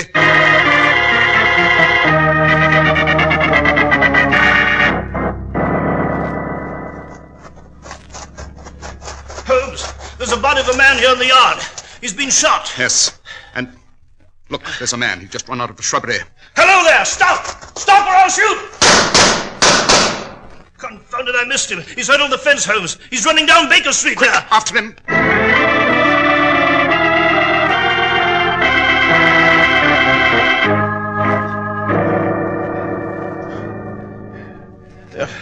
The beggar was too fast for us, Holmes. He got away. Yes, quite.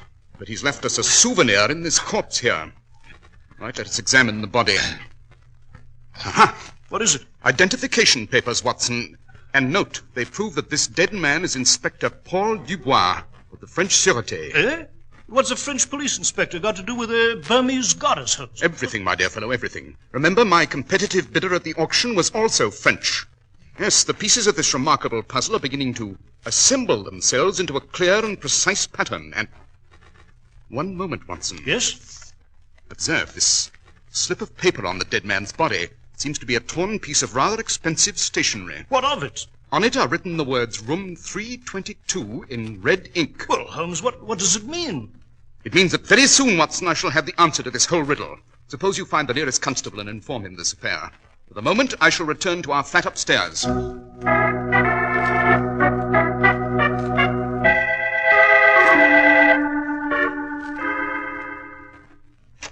the police will be here presently. Good Lord, the place is a shambles. Yes, Watson, our flat was quickly rifled by someone lurking on the premises. And the idol, it's gone, it's stolen. Quite. From now on, we must move with all possible speed. What do we do first, Holmes? First, we must make a telephone call to the prefect of police in Paris. And after that? Find room 322. And there we may discover the goddess. Yes, but how are we going to do that, Holmes? Obvious. The room number Inspector Dubois wrote down means that this is a hotel rendezvous. And from the expensive quality of the stationery, we may deduce that Dubois wrote down this number in some first-class hotel. But, Holmes, London is full of first-class hotels. Yes, true, Watson, true. But here is the salient fact. The room number was scrawled in red ink, a highly unusual procedure. It can only mean that this particular hotel ran out of blue ink. In other words, if we can find a first-class hotel using red ink... Yes, quite, Watson, quite. But come, we are wasting too much time in talk. We must resolve this affair quickly before the night's over, or it'll be too late.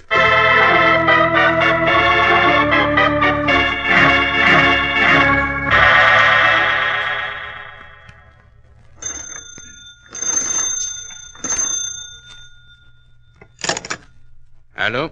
Laville, this is Bailey. I'm down in the hotel lobby. Ah, oui. Did you get that goddess out of the Holmes flat? Oui, well, he ran after you, Monsieur Bailey. I took it from his apartment.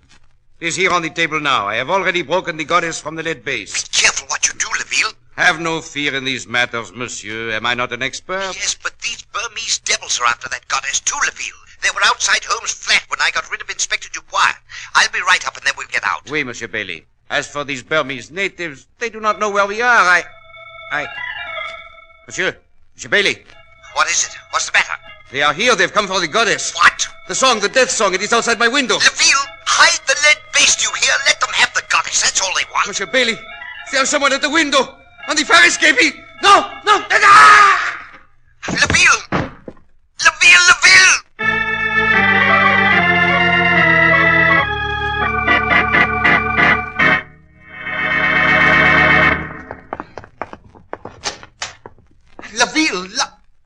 So, they got him. The Burmese devils, they got him.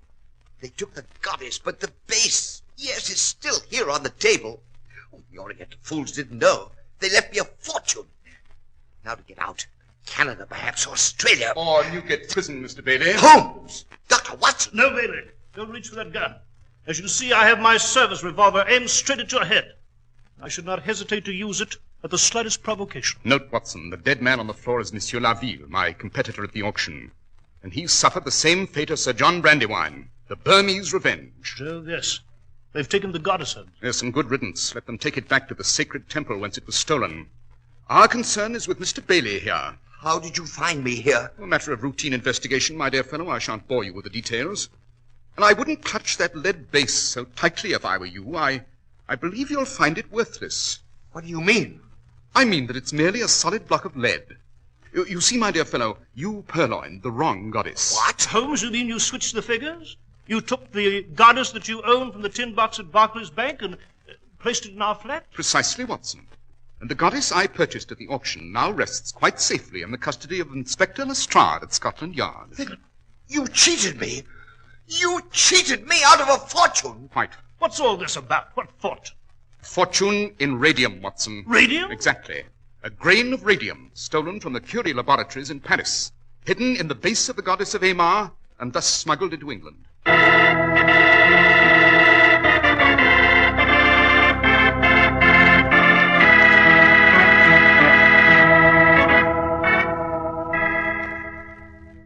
Well, Holmes, now that we've delivered the smuggler Bailey to the authorities, would you mind telling me the course of your deduction? I must confess I'm confused. Are you, Watson? Well, the whole affair is really quite obvious. The Burmese motive to recover the goddess was simple enough, a sacred and religious quest. But it was at the auction, after observing La Ville, that a new element entered. But how? How did you know? The condition of the man's hands and hair. Loss of fingernails, desiccated appearance of skin, loss of patches of hair, symptomatic of work with radium.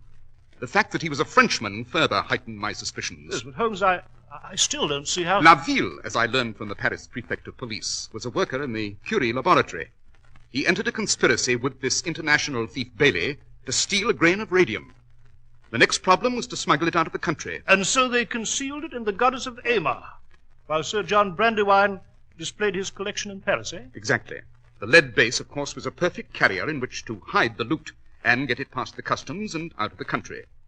They had planned to purchase the goddess from Sir John and then recover the radium. Their plans, however, went awry. Meanwhile, Inspector Dubois was hot on their trail, and they got rid of him. And that, Holmes, closes this adventure. Not quite, Watson. We are living in a new and dynamic age. I am a criminologist, not a seer, and yet I know that these radioactive substances hold the key to the future. And I cannot help but wonder if men will use them for good or evil.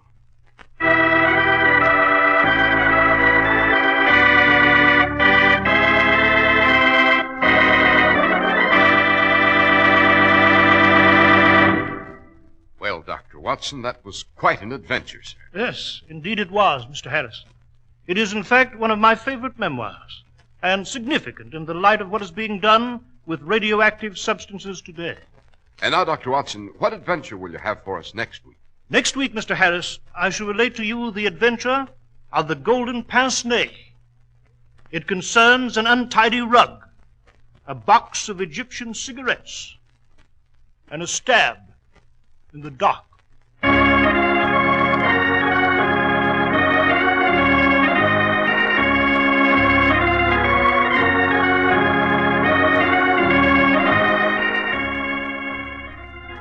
The makers of Clippercraft clothes and more than 1,200 stores from coast to coast have brought you another in the new series of broadcasts featuring the world's most famous detective, Sherlock Holmes. Our stories are based upon the character Sherlock Holmes, created by Sir Arthur Conan Doyle, and the program is produced and directed by Basil Lockridge. Sherlock Holmes is played by John Stanley, Dr. Watson by George Spelman. This week's story was written by Max Ehrlich with special music by Albert Berman.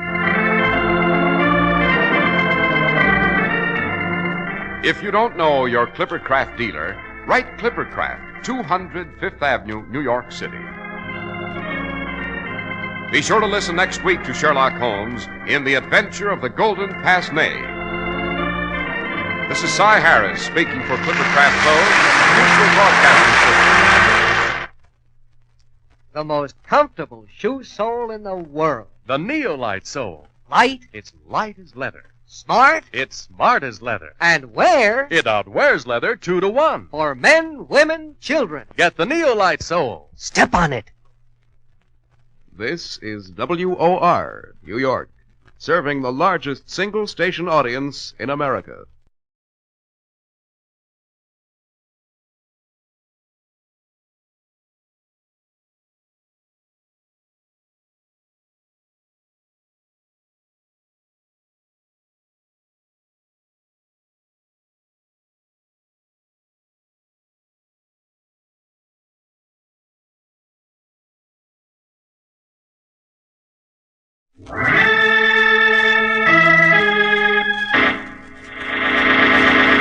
From New York City, the makers of Clippercraft clothes for men and more than 1,200 leading retail stores from coast to coast present that immortal character created by Sir Arthur Conan Doyle, the world's most famous detective, Sherlock Holmes, starring John Stanley.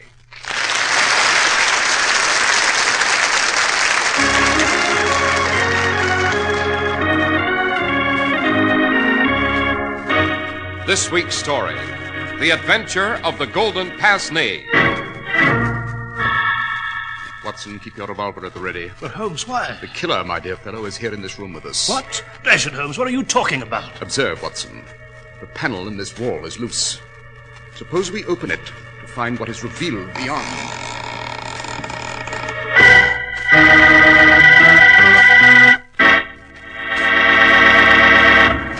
We're at the door of Dr. John Watson's study, and we're about to hear another of his adventures with the fabulous Sherlock Holmes. Well, good evening, Mr. Harris. Oh, good evening, Dr. Watson. I hope you have another one of your memoirs available for us tonight. Indeed I have, Mr. Harris. Indeed I have. And it's a very singular adventure indeed. I might add here that it is one of my favorite memoirs, Mr. Harris, where the genius of my friend Holmes never shone more brilliantly. And the name of this adventure, Doctor? I shall always remember it as The Adventure of the Golden Pince-Nez. And after you've taken a moment to remind our audience of the merits of Clippercraft clothes, I shall proceed with the facts of this amazing story. Thank you, Doctor.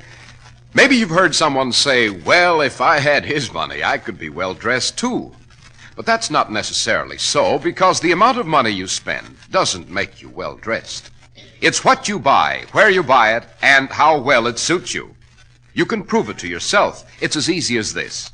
Just try on a Clippercraft suit and see how well it looks on you.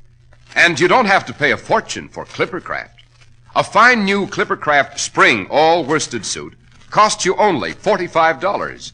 And at that moderate price of $45, you get the greatest dollar-for-dollar value in America because you benefit from the unique Clippercraft plan by which more than 1,200 independent local merchants pool their tremendous buying power to give you the amazing Clippercraft value, the finest materials, and the very latest in style and color made by master tailors.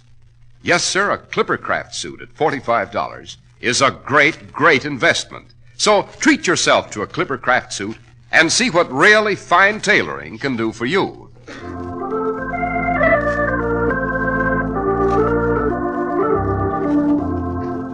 And now, Dr. Watson, what about this adventure of the Golden Pince-Nez?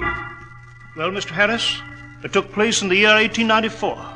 And this time, Inspector Hopkins, Holmes's young protege at Scotland Yard, was involved. It began in Kent, at a great, gloomy house called Yoxley Old Place. Here lived a rheumatism-ridden scholar and professor named Coram, a strange and mysterious man.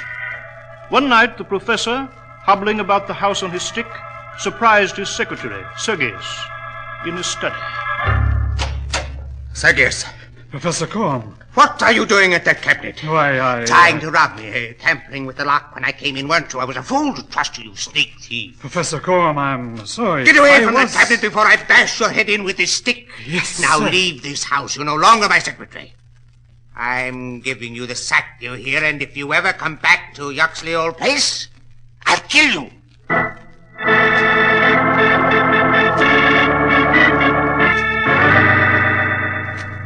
So he threatened to kill you, Sergius. Yes, Anna.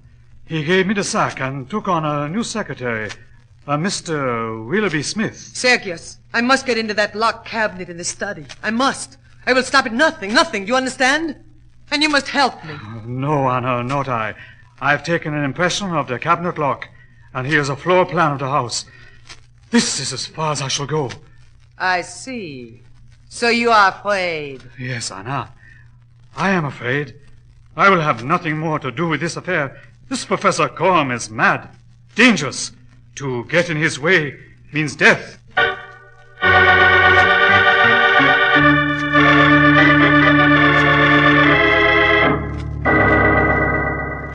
Very well, Smith. That is all all the dictation I shall give you this evening. You may go. Yes, Professor Coram. But before I go, I've something to tell you. What is it? I was in Chatham this afternoon. The greengrocer told me a woman, a stranger, was inquiring the way to the house here. A woman? What woman? Did he describe her? Why, yes. The greengrocer said she was a foreign-looking woman, sir. Black hair, tall, glasses, a tiny scar on her chin. Then it's she. She's found me at last. One moment, Smith. Yes, sir? How do you know so much about this woman? How were you able to describe her so well? Well, I told you the greengrocer... That's a lie! She sent you here. What? You want what I have in that cabinet in my study. You're spying on Professor me. Coram, I don't know what you're talking about. I'm sorry, Smith. I'm afraid I misjudged you. Lost my temper for a moment. Forgive me? Of course. Good night, sir. Good night, Smith.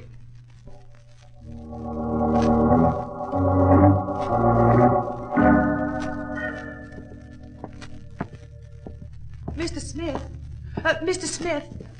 Yes, Susan? Where are you going, sir, so late at night? Into Professor Coram's study. Well, Mr. Smith, I wouldn't do that. Indeed, I wouldn't. I've been the professor's housemaid for more than a year, and I can tell you, he doesn't like anyone in his study after dark. I'm just going in to get a book, and the professor's in bed. Maybe he is, and maybe he isn't. But mark my words, Mr. Smith, don't go into the study. Look here, Susan, suppose you go back to your room and stop giving me advice. I'm perfectly capable of managing my own affairs. But, Mr. Good Smith... night, Susan.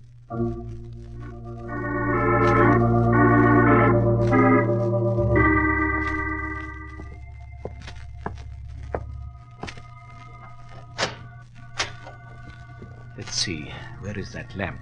If I remember it... Who's that? Who's there by the cabinet? Professor Coram, is it you?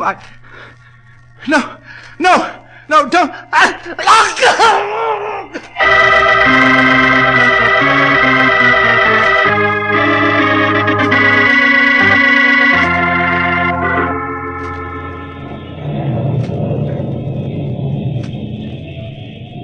Well, Mr. Holmes, that's the entire story. This Professor Coram's secretary, Willoughby Smith, was found dead in the study. A sealing wax knife in his neck. Interesting, my dear Inspector Hopkins, very. And as you say, the presence of a knife a considerable distance from the body would indicate murder, not suicide. This sealing wax knife was part of the equipment in the study? Yes, sir. It always lay on the desk. I see. And other than that, Inspector Hopkins, you found nothing? Nothing to put a finger on, Dr. Watson. That's why I returned from Kent in this beastly weather to consult you both here at Baker Street. Mr. Holmes, I need your help. Yes, quite people who come to the end of their wits usually do. Now then, Hopkins, a few questions. Yes, sir.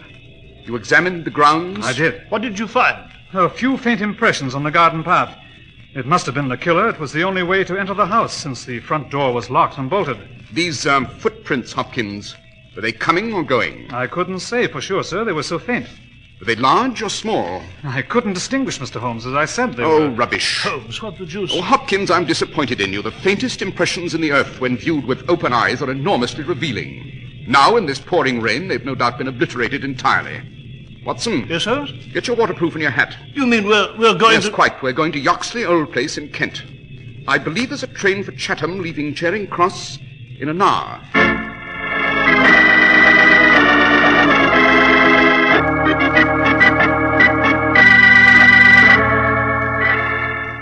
Look here, along the garden path. There's a narrow border of grass along it, some 6 inches in width. There is indeed, Watson. What of it? Well, the killer could have trod this strip of grass in order to conceal his footprints. Perhaps that is why Hopkins saw nothing. Oh, nonsense. Eh?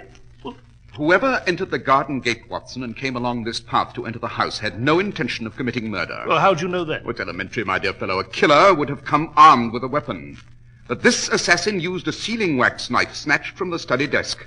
Hence, the murder was on the spur of the moment. Yes, Joe Holmes, you're right. Yes, quite. But now, Watson, let us join Hopkins in the study.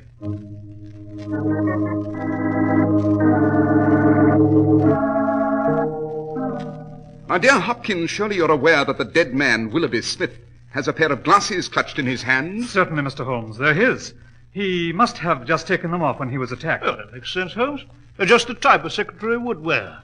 Pince-nez, black thread. Oh, poppycock. Eh? Give me the glasses, Watson. Let me examine them by the light of the window. Very well.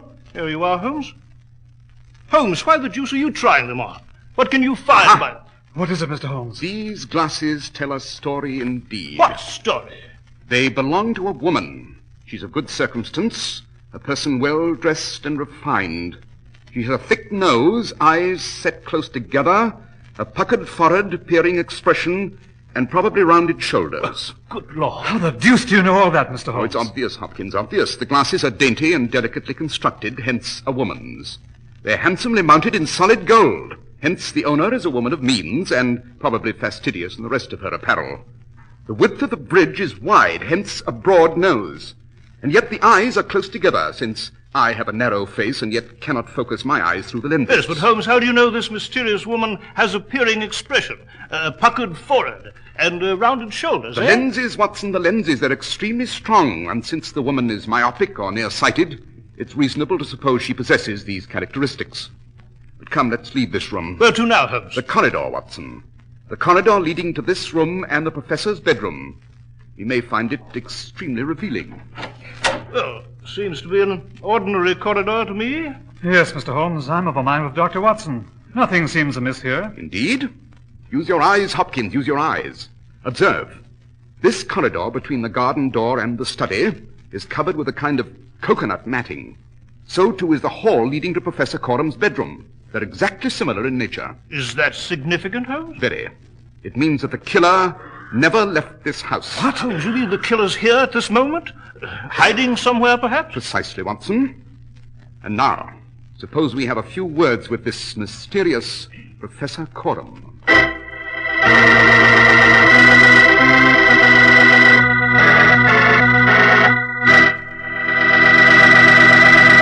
Here's some good common sense about men's suits. When you buy your new spring suit, don't deal in unknowns. Be sure to buy that new suit from a merchant you know and respect. And also be sure that it carries a label that merits your complete confidence. And that's exactly the sensible practice of thousands and thousands of well-dressed American men. They buy Clippercraft worsted suits at $45 from friendly, respected, independent merchants who give you real value not once in a while, but always. The exceptional quality of Clippercraft clothes is guaranteed by the Clippercraft label in every suit and topcoat. The trademark derived from the staunch Clipper ships that established honest New England quality everywhere in the world. You can always rely on Clippercraft clothes and the store that proudly sells them. That's why men who know insist on Clippercraft clothes bearing the Clippercraft label. So be sure to visit the Clippercraft store in your city. These leading stores in the metropolitan area are proud to add their names to Clippercraft in your suits and topcoats. In Manhattan, Saks 34th, Broadway at 34th, John Wanamaker's men's stores, Broadway at 8th and 67 Liberty Street. In Brooklyn, Abraham and Strauss. In Newark, New Jersey, Boulevard Men's Shop, Kresge, Newark. And in Jamaica, the B&B Clothes Shop, 16408 Jamaica Avenue.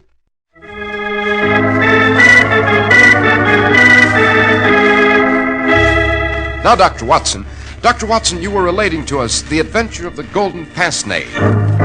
Yes, Mr. Harris, so I was. Holmes asked Inspector Hopkins to go to the kitchen and wait there with Susan, the housemaid, whom he proposed to interview later. Then Holmes and I entered Professor Corum's bedroom. The professor was lying in bed in a stifling fog of cigarette smoke. We introduced ourselves, and Corum greeted us cordially. Then he held out a cigarette box to us. Cigarette, Dr. Watson? No, thank you, Professor. Never touched... Mr. Holmes. Yes, by all means. I'm an avid cigarette smoker, my dear Professor.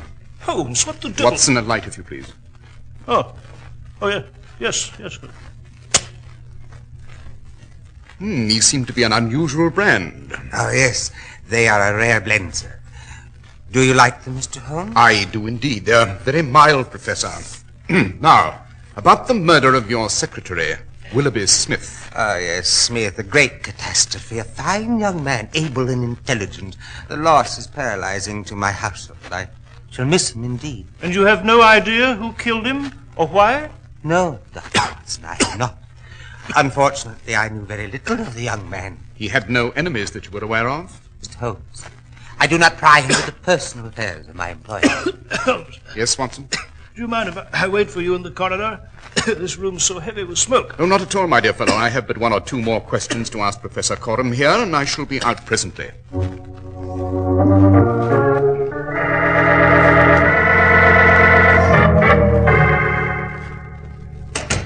There you are, Holmes. Yes, Watson. What the deuce has happened to you, Holmes? Why did you tell Professor Coram you were a heavy cigarette smoker? I happen to know you never smoked one of those things in your life. Yet you were in there, puffing away for all you were worth. I was indeed, my dear fellow. I had not one cigarette, but two. I found them both very helpful. In what way? I have high hopes that my new tobacco habit will help me catch a killer. What? Holmes, perhaps I'm obtuse, but dash it, what the deuce has smoking cigarettes got to do with finding a killer? All in good time, my dear fellow, all in good time. Suppose we have a talk now with the housemaid, Susan.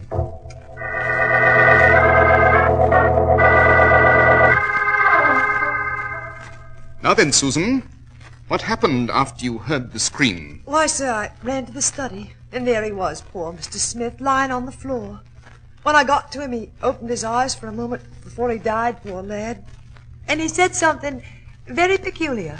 Indeed? What did he say? Well, it sounded funny-like, sir. He said, "The professor, it was she." The professor? It was she? Susan, why didn't you tell me this when I first questioned you? Because I was afraid you'd think me balmy, Inspector Hopkins.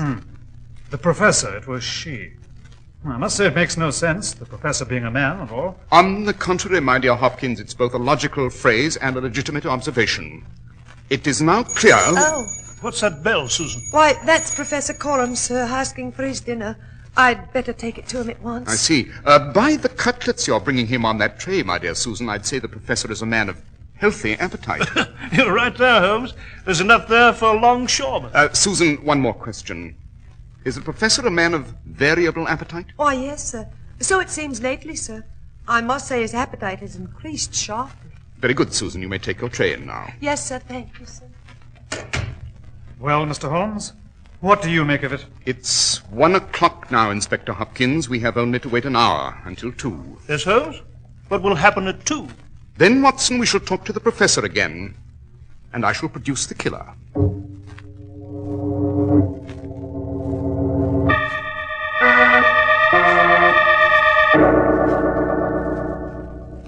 Professor Coram, I hope that you don't resent this second intrusion, but there are 1 or 2 more questions I must ask.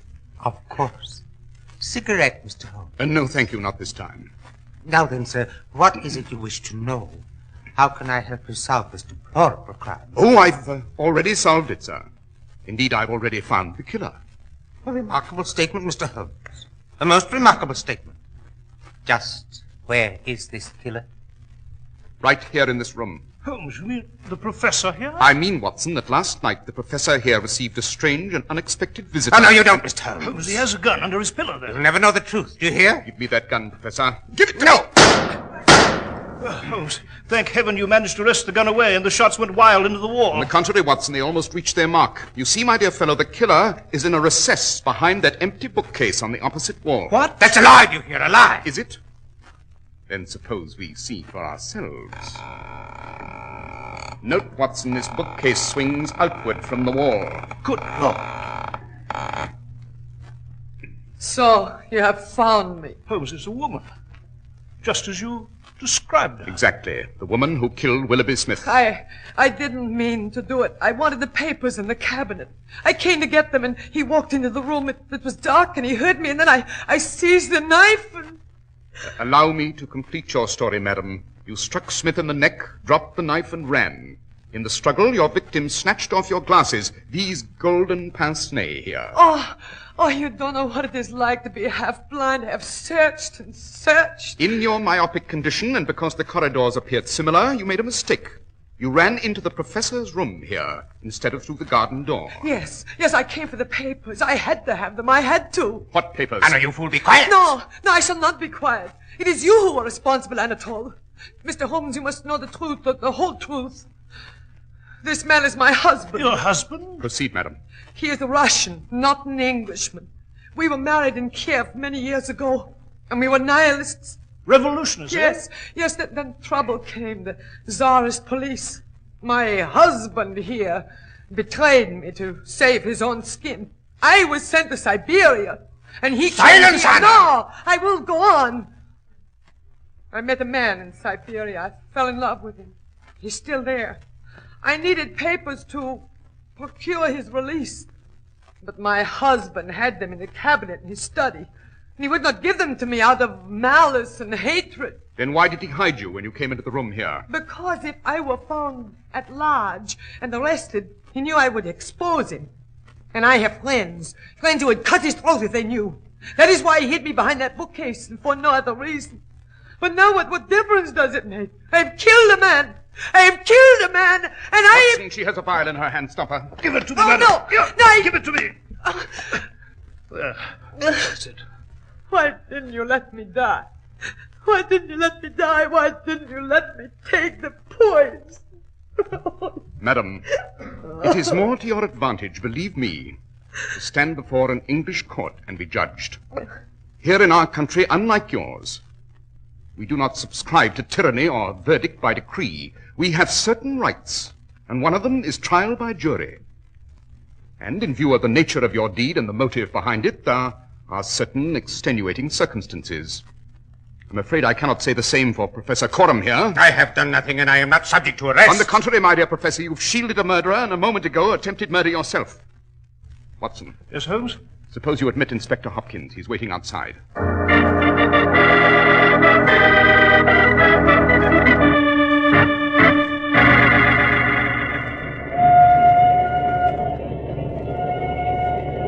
Well, Watson, we shall be in London presently. Holmes, how did you know this woman, Anna, hadn't escaped by the garden path? Well, in order to do that, Watson, she would have had to run along the narrow border of grass to avoid leaving definite footprints.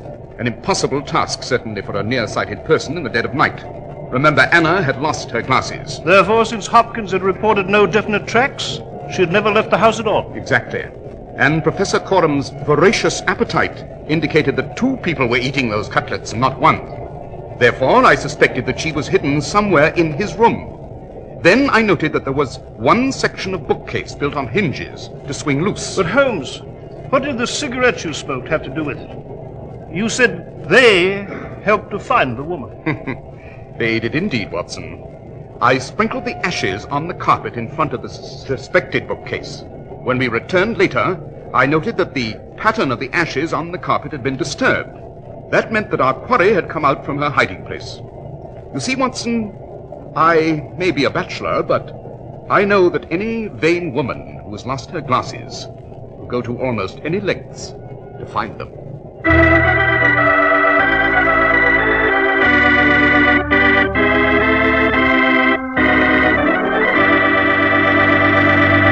Well, Dr. Watson, that was a very interesting adventure indeed. Yes, Mr. Harris. As I said, it is my opinion that Holmes rose to sheer heights of brilliance on this occasion. And of course he gave the credit to young Hopkins of Scotland Yard. Holmes was the soul of generosity in these matters, you know. Yes, Dr. Watson, I do know. And now, Doctor, what about next week's adventure? Well, next week, Mr. Harris, I shall relate to you the adventure of the blood-soaked wagon. It concerns a grotesque bonfire, a breathtaking chase across the countryside, and one of the strangest crises ever faced by the Royal Mint.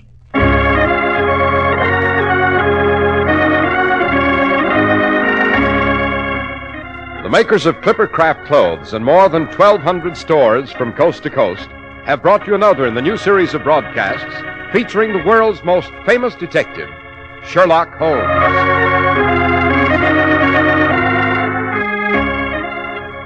Our stories are based upon the character Sherlock Holmes created by Sir Arthur Conan Doyle, and the program is produced and directed by Basil Lochran. Sherlock Holmes is played by John Stanley, Dr. Watson by George Spelvin. This week's story was written by Max Ehrlich with special music by Albert Berman. If you don't know your Clippercraft dealer, write Clippercraft, 200 Fifth Avenue, New York City.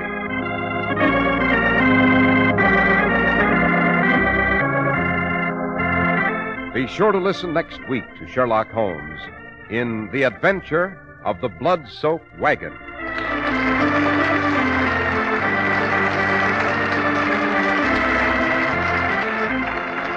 This is Cy Harris speaking for Clippercraft Clothes. This is the Mutual Broadcasting System. Hear Bill Henry on the news, which follows in a moment. The most comfortable shoe sole in the world. The Neolite sole. Light? It's light as leather, Smart? It's smart as leather. And where? It outwears leather 2-to-1. For men, women, children. Get the Neolite sole. Step on it. This is WOR New York, serving the largest single station audience in America.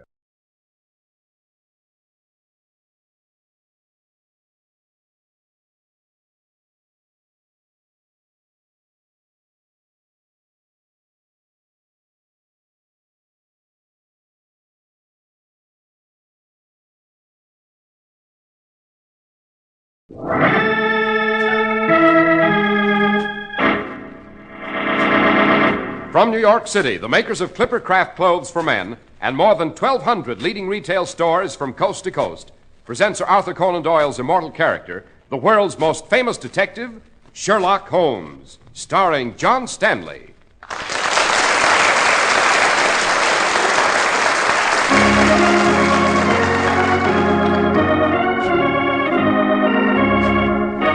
This week's story, The Adventure of the Blood-Soaked Wagon.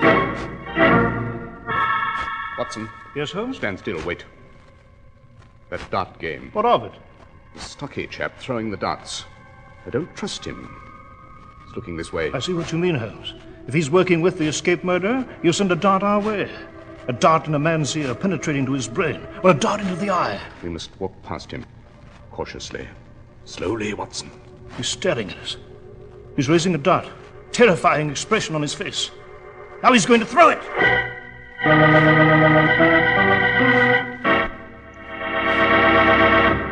Here's some good advice about your new suit for this time of year. Be sure that your new suit for spring and summer is especially well tailored and comfortably fitted so that you look crisp and well dressed even in warm weather. And a suit like that does not have to cost a lot of money. You can buy a marvelous new spring suit, Clippercraft designed and tailored of fine worsted, for only $45. And Clippercraft suits in tropical weights for as little as $33.75 to $42.50. Now, men who know say that Clippercraft clothes give you the greatest dollar value in America. When you buy Clippercraft, you benefit from the unique Clippercraft plan, by which more than 1,200 independent merchants pool their tremendous buying power. They give you amazing savings, finest materials, and the work of master tailors. So if you want to look especially well dressed this spring and summer, see what a fine new Clippercraft suit can do for you.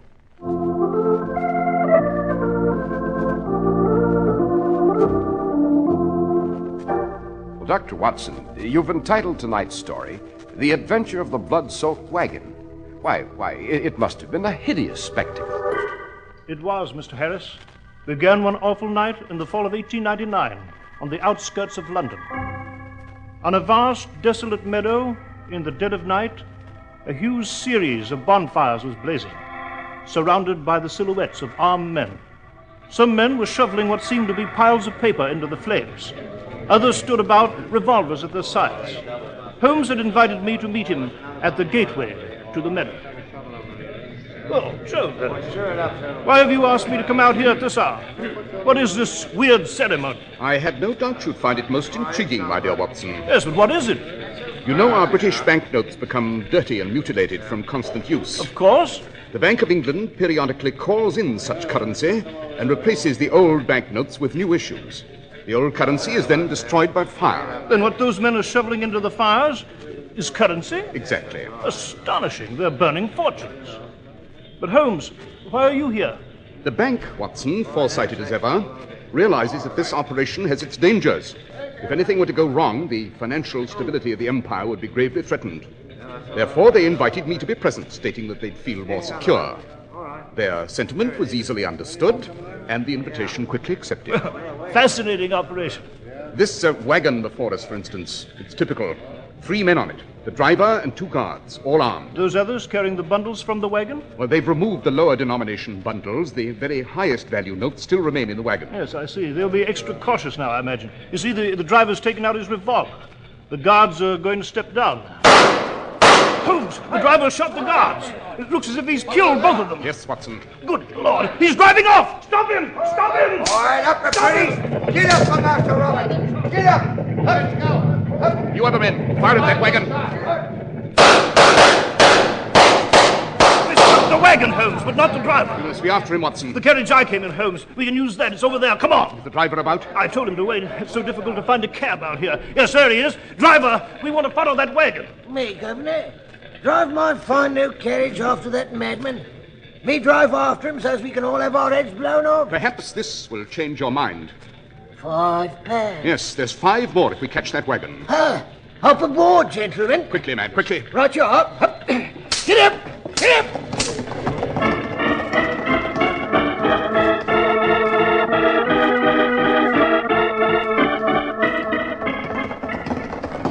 But who can this fiendish murderer be, Holmes? I have no idea, Watson, except that his name is Robert something.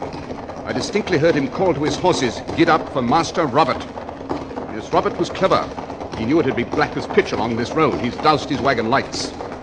Faster, driver, faster. This is the best we can do, sir. We must catch up with him. That insane criminal is racing across the countryside with 2 corpses and thousands of pounds of currency. Can he dispose of the money, Holmes? Indeed he can. Yes, but how? The notes were recorded. A warning will be out. Yes, just as in counterfeit currency. But it's impossible to prevent Roberts using it. Anywhere in the world, he can find countless persons who won't know that the currency is invalid. And it isn't counterfeit in manufacture, it's genuine. I have in my service, Revolver Holmes. What if we do find the blood-soaked wagon and its driver at the range? How shall we seize him? It will not be a struggle of physical objects, Watson. I shall do battle with my wits. Favorite weapon of your humble servant. We must do better, driver, in heaven's name.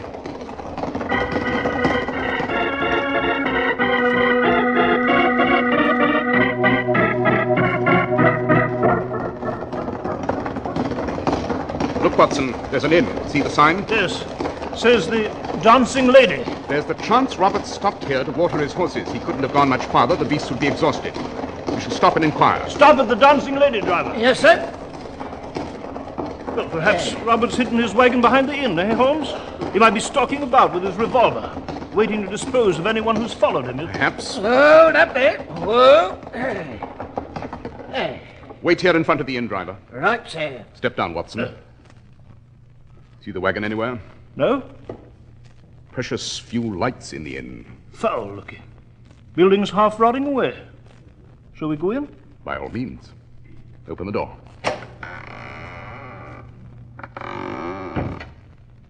Well, it's deserted. No sign of life. Except for the candles flickering by the bar. The innkeeper must have heard our carriage. He'll be down. Someone's coming down the stairs. Maybe the innkeeper, but it may be Robert. Stand by that pillar, Watson, in the shadow, as I am. So we see him first. Shh. Wait. Wait. Hello. Who's here? You are the innkeeper? So I am. What might be the idea of standing in the shadows? Trying to frighten a man to death? I regret the necessity. Well, I've no more room. Full up, bars closed. I'm tired. We do not wish to utilize your facilities, sir. We are looking for someone who may have passed this way. He answers to the name of Robert. He was driving a huge wagon with 4 horses. I don't know anyone of that description. I don't mind other men's business. Even if I did know about this Robert, I'm not the one for tittle-tattle. Now be off. My gracious host, this is extremely serious. The man we're seeking is a thief and a murderer. Then find him if that's your business. Tain't any of mine. Might we look into your cellar? He may have taken refuge there without your knowing it. Could he now? With the cellar door locked and the key here in my apron? You might be concealing him there, and I shall report to Scotland Yard that you've impeded justice unless we're permitted in the cellar. Very well, Mr. Pokeabout. Step this way. Here's a door. Oh, step down first, Holmes. Wait, stop, Watson. What is it?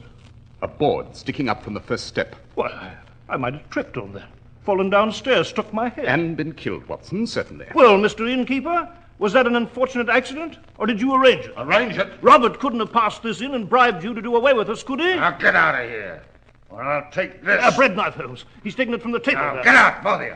Oh, so help me. I have no intention of leaving until we've seen that cellar. All right.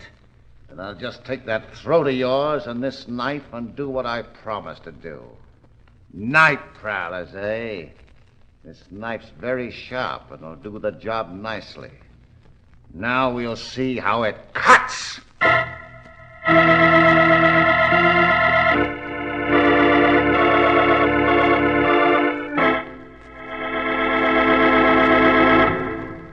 When you buy a new suit, remember, a good new suit is an important purchase, so don't take any chances. Be smart and buy that new suit from a trustworthy local merchant who wants to keep your trade by giving you the latest styles and the most for your money. In your neighborhood, there's an outstanding example of that kind of trustworthy service. The fine local store that sells famous Clippercraft clothes. Superbly designed Clippercraft all-worsted suits at only $45 and tropical weights from $33.75 to $42.50. The exceptional quality of Clippercraft clothes is guaranteed by the Clippercraft label in every suit and sport jacket. The trademark derived from the staunch Clipper ships that established honest New England quality everywhere in the world. You can always rely on Clippercraft clothes and the store that proudly sells them. That's why men who know insist on Clippercraft clothes bearing the Clippercraft label. So be sure to visit the Clippercraft store in your city. These leading stores in the metropolitan area are proud to add their names to Clippercraft in your suits, sport jackets, and tropicals. In Manhattan, John Wanamaker Men's Stores, Broadway at 8th and 67 Liberty Street. Saks 34th, Broadway at 34th. In Brooklyn, Abram and Strauss. In Newark, New Jersey, Boulevard Men's Shop, Kresge, Newark. And in Jamaica, the B&B Clothes Shop, 16408 Jamaica Avenue.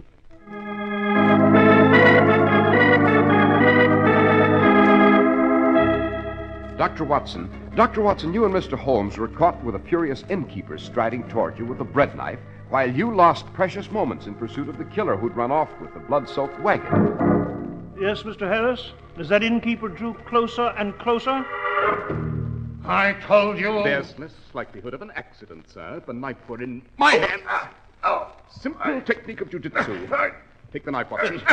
I'll force it from his hand. Oh, my fingers! Yes, I have it, Holmes. Excellent.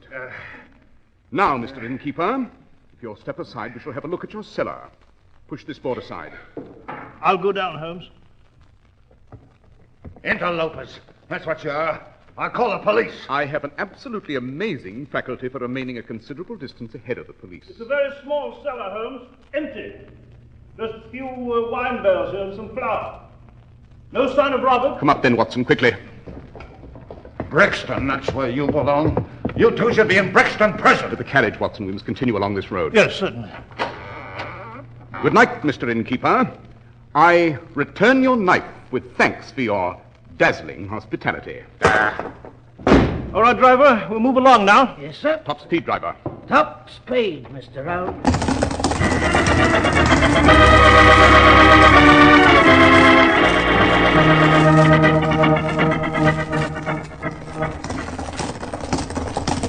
Well, Robert may be very far away by now, Holmes. Out of our hands, free of justice. Prepared to flood the world with worthless currency. Beg your pardon, gentlemen, but there's a crossroads up ahead. By George, we won't know which fork Robert's taken. We may, Watson. Look, on the road ahead. The chap walking there? Yes. Miserable-looking creature. Vagabond, eh? Pull up beside him, driver. Up! Hold up! Whoa! Hello there. You call me? Have you seen a large wagon with 4 horses go racing by? Oh, no, not me. I didn't see nothing, so help me. How long have you been in this vicinity? Oh, a few hours. I was sleeping by that ditch. Tried to get a job with a circus down the road, but it weren't no use. This wagon was driven by a criminal.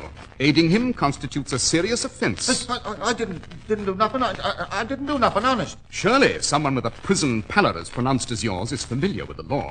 Shall we escort you to the police as a suspect? Oh, no. Shall we examine your pockets, for instance, where we'd find currency? It would be a special type, I imagine. Faded, dirty, stolen by the driver of that wagon and presented to you as a bribe. Well, all right. The bloke did pay me to keep quiet. But it didn't worth the silly £5 note he slipped me. I won't risk going back to prison. Good work, Holmes. When did he pass here? Where's he gone? Well, he was here about 10 minutes ago. Took the left fork of the road toward the village. Well, you won't turn me in, will you? Be a kind soul, Governor. No, we shan't turn you in. The left fork, driver, toward the village.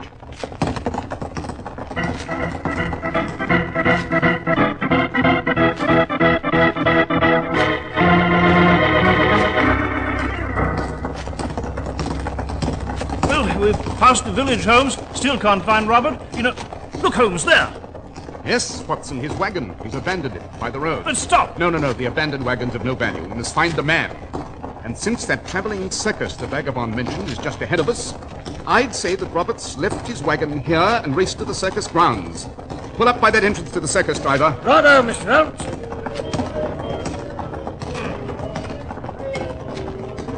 You will wait here by this main gate, driver. I understand, Mr. Holmes. Now, step down, Watson. Our man's somewhere at this circus. Keep a sharp eye on that gate, driver. You may spot our man. Short, fat. And carrying huge parcels, I'd say. Parcels of high-denomination currency. I'll watch for him, Dr. Watson.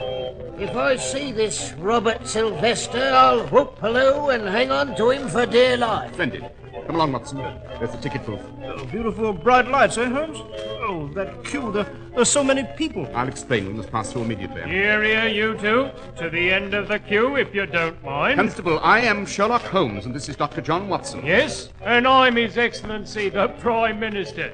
Now get along to the end of the queue. Constable, a homicidal maniac has vanished with a fortune from the Royal Mint. He's somewhere inside these circus grounds. Now, you shut up and wait your turn.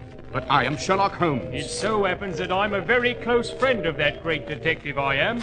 Told everyone in the village about it. I helped him out on many a case. Oh, you have you? Constable, this gentleman standing before you with the pipe and the cape is Holmes. Stay in line, you. We're losing priceless time, Holmes. Yes, confound it, that cashier of the ticket booth is very stupid and slow.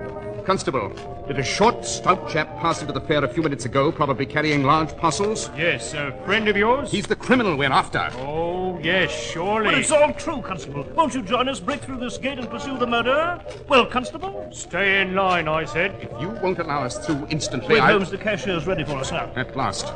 2, please. Right, come, Watson. Let's search every booth, every tent. Hadn't we better take the constable along? That imbecile, what use would he be? Now, let's look for Robert. Very carefully, Watson. Remember, he's sporting a revolver. He's already killed 2 men. An additional 2 would mean nothing to him, nothing at all. Let's begin the search.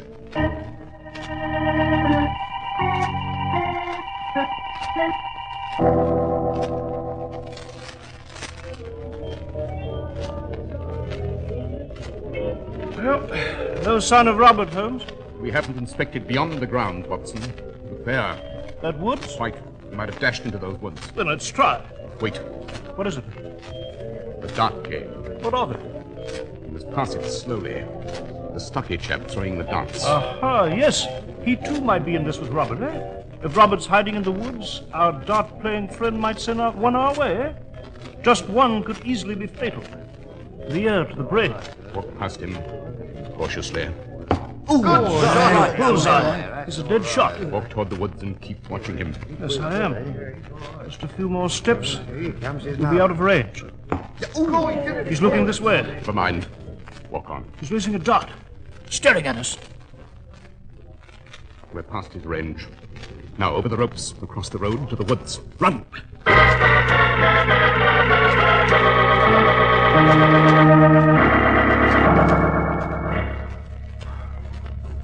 It's not much light, Watson. Just the moon. Thick foliage. It's clearing ahead.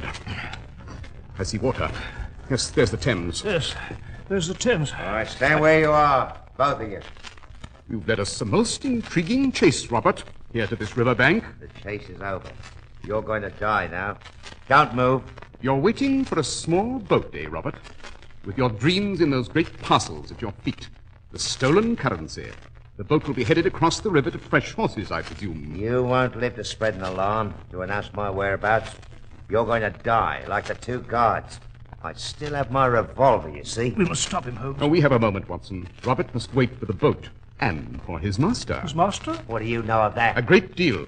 You must be joined by the man who devised this scheme. Your employer. Who is it, Holmes? The innkeeper? The vagabond? Someone back at the meadow there? Someone we've never met, Holmes? No, Watson. The head of this operation has been with us ever since this chase began. He's what? The man behind this criminal maneuver is the driver of our carriage, Watson. Our driver? He's not an ordinary carriage driver, however, not an ordinary criminal. This crime is the brainchild of the one man for whose prowess I have a certain degree of respect. The most dangerous man in England, Professor Moriarty. You've again justified my faith in your powers of deduction, Holmes. Pleasant to greet you by your correct name, Moriarty. I see you've dropped your disguise. It's no longer necessary. Robert will now kill both of you. I admit to having been deceived earlier, Moriarty, but you committed an error, too. I did? Oh, yes. As we left you at the carriage by the fair gate, you referred to this man as Robert Sylvester. No one mentioned or even knew this chap's last name, but you did. It meant that our driver had a direct connection with the escaped criminal. At the same moment, I realized that this was my first opportunity tonight to look at our driver closely, under the fair's bright lights which Watson admired. And you saw through my disguise there? Precisely. A superb idea. To be the carriage driver who brought Watson to the meadow. You could observe every effort to apprehend Robert. Yes. An inspiration, I thought.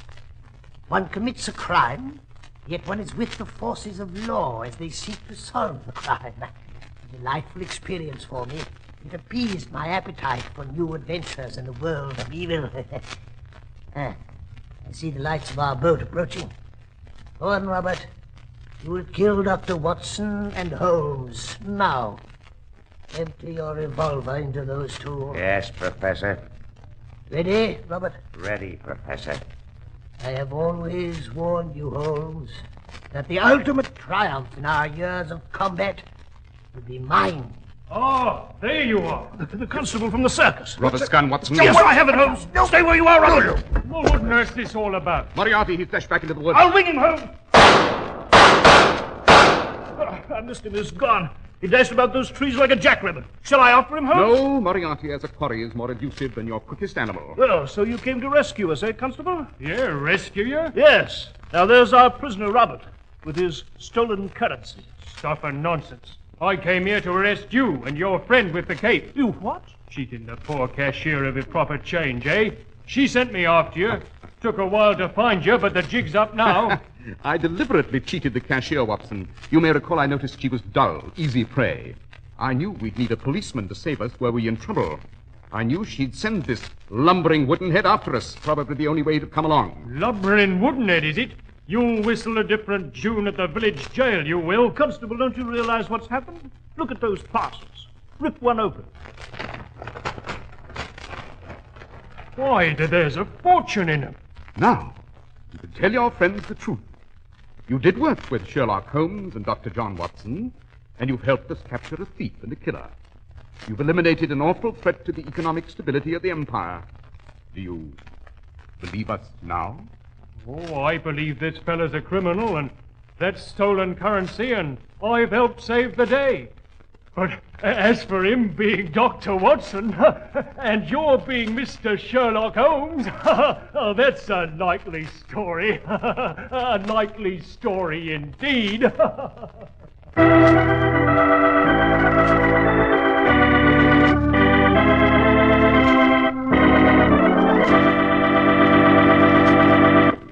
Well, Dr. Watson, pursuing the blood-soaked wagon was an unforgettable experience. Well, Mr. Harris, there are many such thrilling recollections of my adventures with Holmes.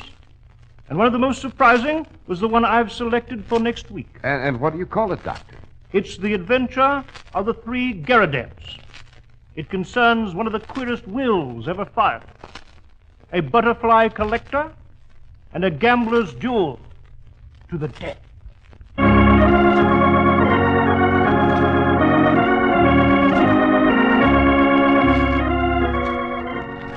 The makers of Clippercraft clothes and more than 1,200 stores from coast to coast have brought you another in the new series of broadcasts featuring the world's most famous detective, Sherlock Holmes.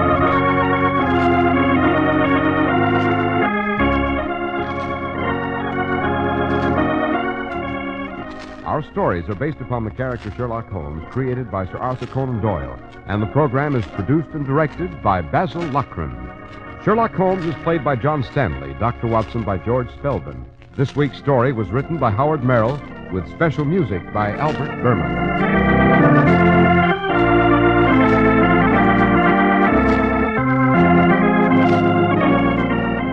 If you don't know your Clippercraft dealer, write Clippercraft, 200 Fifth Avenue, New York City.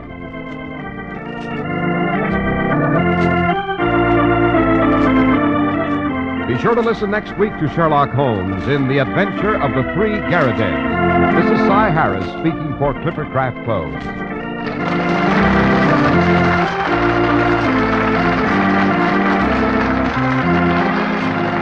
This is the Mutual Broadcasting System.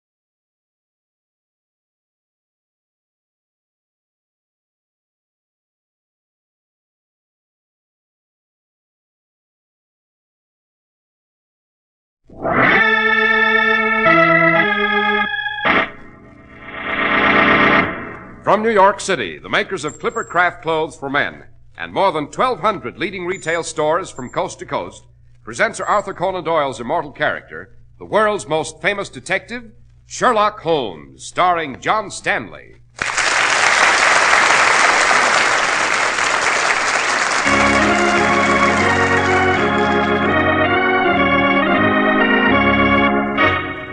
This week's story, The Adventure of the Three Garridays. Shall I pull up the blinds, let some sunlight into this awful room, Holmes? No, Watson, we must have complete darkness. Skulls on the table. Horrifying in these shadows. The ancient crumbling bones. Every sight here, every sound speaks of death. Quiet, Watson, listen. The front door's opening. I thought we were to be alone. No, I'm expecting someone. Who? A professional murderer, Watson. Unless I'm very much mistaken, this is he coming through that front door. The revolver ready? Ready. Now, Watson.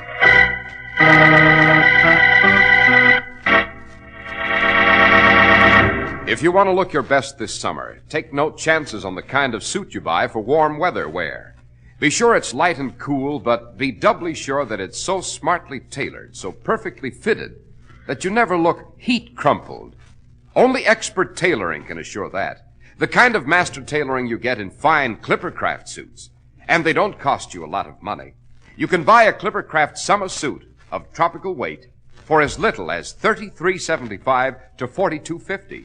And for that moderate price, you get a suit that will be envied by men who usually pay more, much more.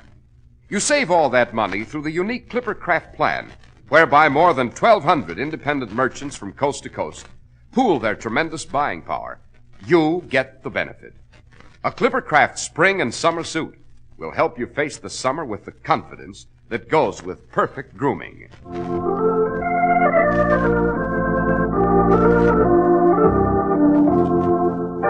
Dr. Watson, your memoir tonight is entitled The Adventure of the Three Garridays. Well, what in the world is a Garriday? Why, that's a gentleman's name, Mr. Harris. And the peculiarity of the name, Mr. Harris, has a great deal to do with our story. Holmes once said about this story that he didn't think in all our explorations of human complexities we had ever come upon anything more singular.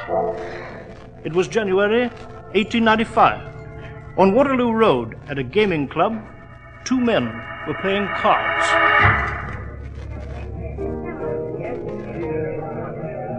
No, you don't, Evans. That's not the card you buried in the deck. It certainly is, Prescott. You didn't show the 6 of clubs. You showed the 4 of diamonds. I've been playing blackjack too long to be careless about such details. I said I showed the 4. You're a rotten double-dealing faker. Why, you cheap, dirty-mouthed You tramp. must have been cheating all along. I want my money back, every bit of it. And I want it now. Also, help me, I'll break your neck. You know I played fair.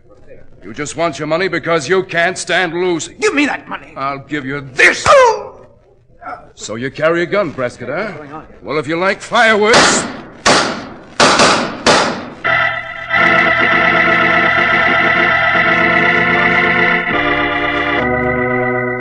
Following that exchange of shots, Roger Prescott died, and his gambling partner, Killer Evans, who'd been quicker at the draw, served 6 years in prison. It was a short sentence because he proved Prescott drew a revolver first and that he had shot in self-defense.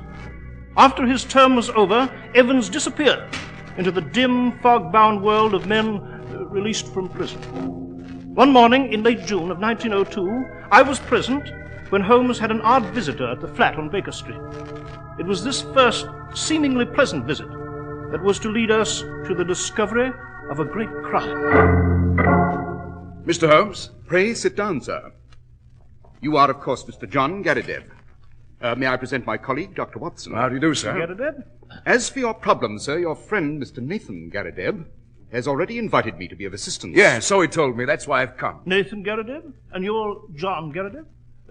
Brothers, perhaps, eh? No, they're not brothers, Watson. No doubt John here will explain.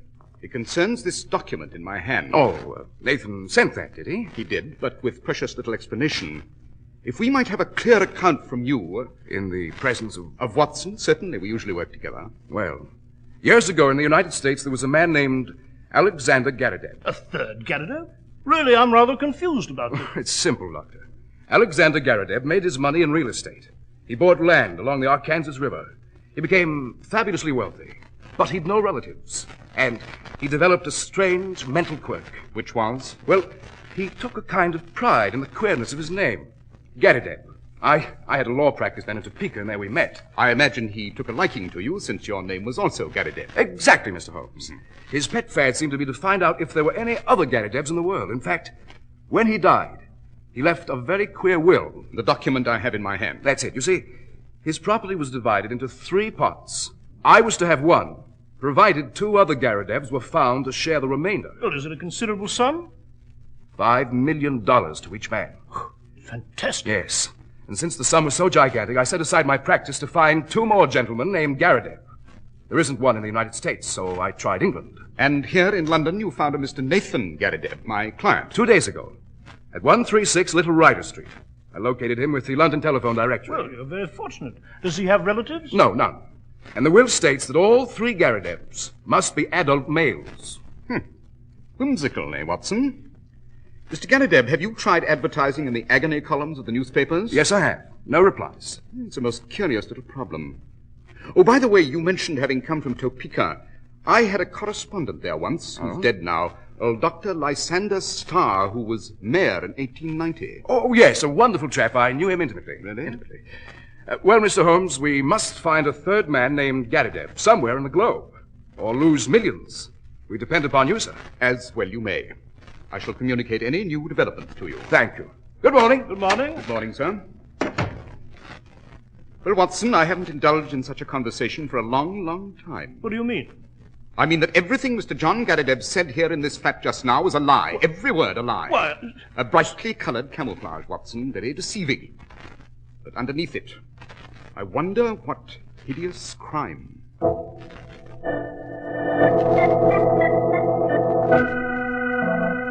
Dash it all, Holmes. I've permitted you to smoke your pipe and meditate long enough.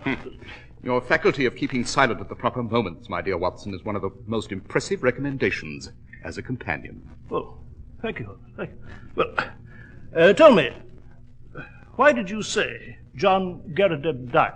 His English coat was frayed at the elbow and his trousers bagged at the knee with a year's wear. And yet he claims to be a provincial American recently landed in London. Aha! He placed no advertisements in the agony columns. You know I miss nothing there. Yes, do go on, Holmes. There isn't any Dr. Starr in Topeka. I invented the old codger. I see. But John claimed to have been his close friend. Precisely. Touch our Mr. John Garrideb where you will, he's false. How do we arrive at the truth, Holmes? By visiting the other Garrideb, Nathan, at Little Ryder Street, as quickly as a carriage will take us.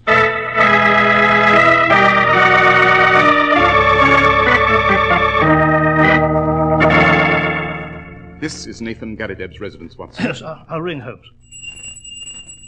We begin on firm ground. Nathan Garrideb is indeed this gentleman's real name. How could you know that, Holmes? Before we've even met him. Observe, Watson, the brass nameplate by the door, especially its discolored surface. Up some years. Oh, yes, of course. Now that you've pointed out. Yes? What is it? Mr. Nathan Garrideb, I am Sherlock Holmes. This is my friend, Dr. Watson. Oh, do come in, gentlemen. Thank you. This way, gentlemen. This way.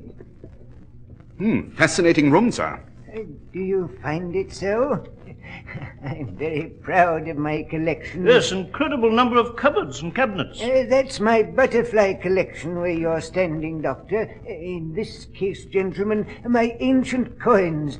In that cabinet, the skulls of prehistoric men, flint instruments, early weapons. Dare say I've never seen so singular a collection. My doctor lectures me about never going out. But why should I, when there's so much to hold me here? You never go out? Very seldom, Mr. Holmes. I'm not too strong. My research is very absorbing. You may well imagine what a terrific shock. Pleasant, but terrific it was when I learned of the will and my good fortune. If we find just one more man named Garrideb, each of us receives $5 million. Yes. Have you any specific plans for spending the money? Oh, I shall spend it enriching my collection. Tell me, when did John Garrideb first speak to you? Last Tuesday. Did he ask for money? No. Do you know of any ulterior motive he might have? None. You told him we were coming here today. I did. Holmes, what are you driving at? Have you any articles of great value in this collection? Oh, it's a good collection, but not very valuable. I see. How long have you been in these rooms? Nearly 5 years. Now I see. You imagine I'm not mentally well. You see my collections, my fossils, bones, my skulls, my dusty room. You're suspicious. You picture me as a child, locked forever in a room with his toys. That is what you two gentlemen are thinking. I know. And you're saying to yourselves he's insane. What's he up to? Is he scheming with this John Garrideb? Why, does every sight and every sound in this room speak of death?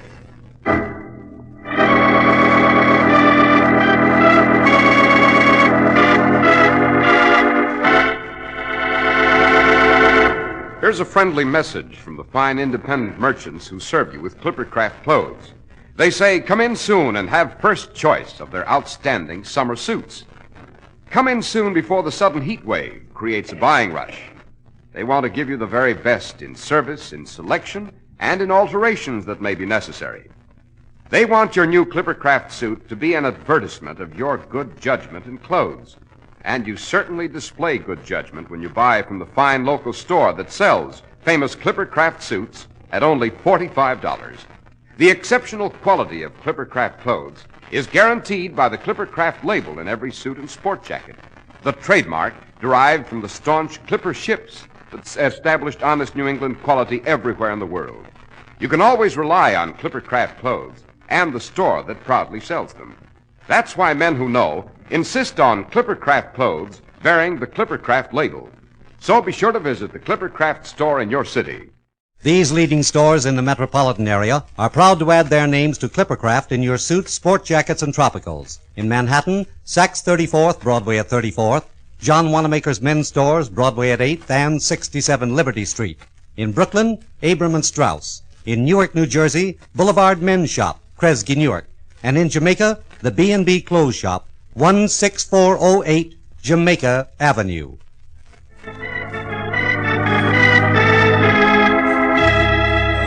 Dr. Watson, you and Mr. Holmes were visiting old Mr. Nathan Garrideb at his very frightening rooms. Yes, Mr. Harris.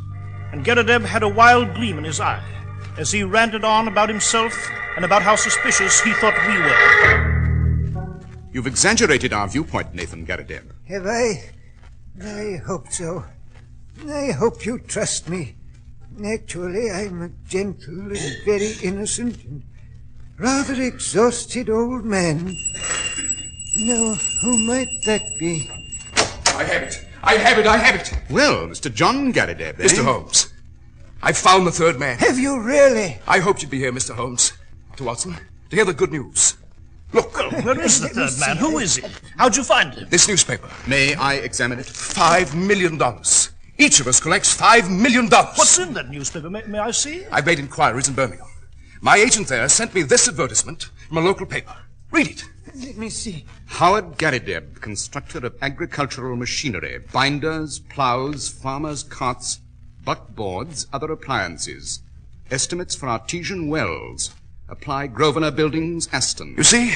Another man named Garrideb. Glorious! Glorious! I'm rich. My collection will be the most magnificent in all history. Now we must see this thing through. I've written to this Howard Garrideb and told him that you, Nathan, will see him at his office in Birmingham tomorrow afternoon. You want me to see him, John? Well, wouldn't it be wise, Mr. Holmes? I'm sort of, really a nondescript American, but Nathan here is a Britisher with solid references. Look here, Nathan.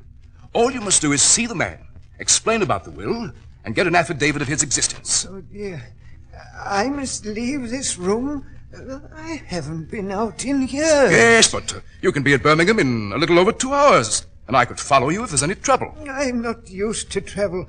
I just know my room. The world outside is another world. I'd be confused, afraid. I would urge you to go, Mr. Nathan. You would, Mr. Holmes? But the poor chap is elderly and infirm, Holmes. I believe the journey might be good for him, eh, John Garrideb? Oh, without a doubt. Look here, Nathan. I've come all the way from America, so it's little enough to ask you to go 100 miles so as we might collect $5 million. Will you go to Birmingham, Mr. Nathan? Yes. I'll go. Fine. I'll call tomorrow and see you off to Birmingham. Good night, gentlemen. A joyful good night. Mr. Garrideb. Yes, Mr. Holmes? I should like to examine your collection more closely. I could take you around now if you have time. Unfortunately, I have not, but while you're away tomorrow, would you object to my visiting these quarters? Oh, not at all. Mrs. Saunders in the basement will let you in with her key. Excellent.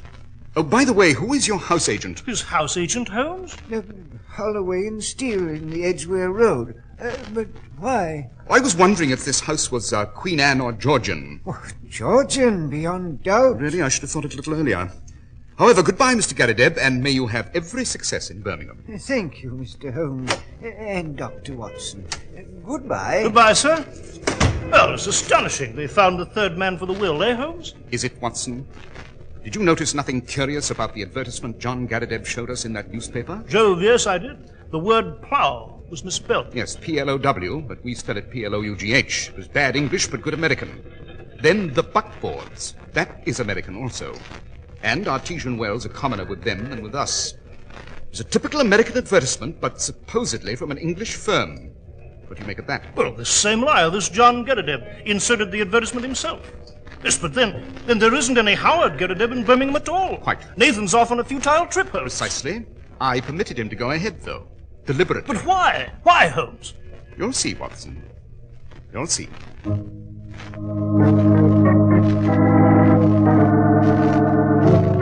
Holmes, where were you all morning? I must warn you, Watson, I have more information. It points to an even greater menace than I thought. If you don't wish to continue... I shall see this through at your side, Holmes. Very well. I have identified this John Garrideb. Who is he? He is Killer Evans, of sinister and murderous reputation. Killer Evans? Yes, I've seen Lestrade at Scotland Yard. I found this John Garrideb's face in the Rogues Gallery. He's a native of Chicago. Shot 3 men in the States. He escaped through political influence. Came to London in 1893, shot a 4th man over cards in a gaming club at Waterloo Road in January 1895. A bloodthirsty madman. The man he killed at the gaming club was a Roger Prescott. Yes? I've also been to the house agents, Watson. Nathan Garrideb's weird quarters were occupied before, by him, by a man who answers the late Prescott's description. I see. John Garrideb murdered the man who once lived in Nathan's quarters. And the next link? Take this revolver, Watson. This afternoon, as I arranged with Nathan Garrideb, we shall ask his housekeeper to admit us to his room. And there, Watson, we shall learn the terrible secret of the 3 Garridebs.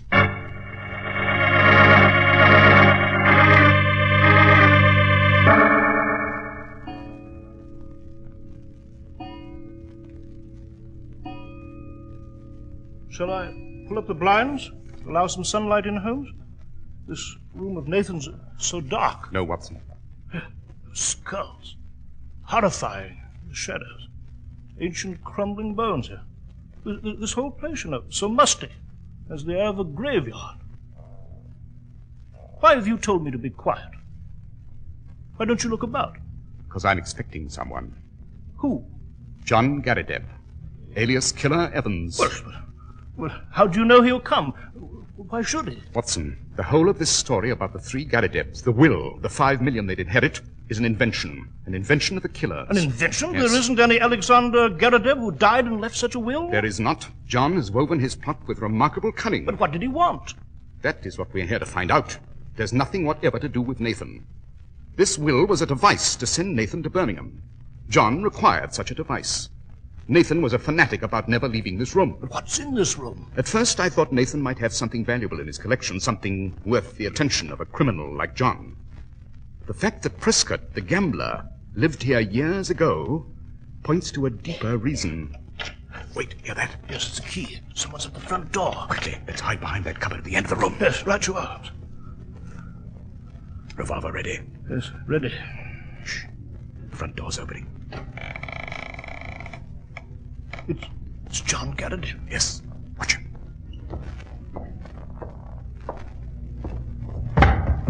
He's pushed the table to one side. Pulled back the carpet.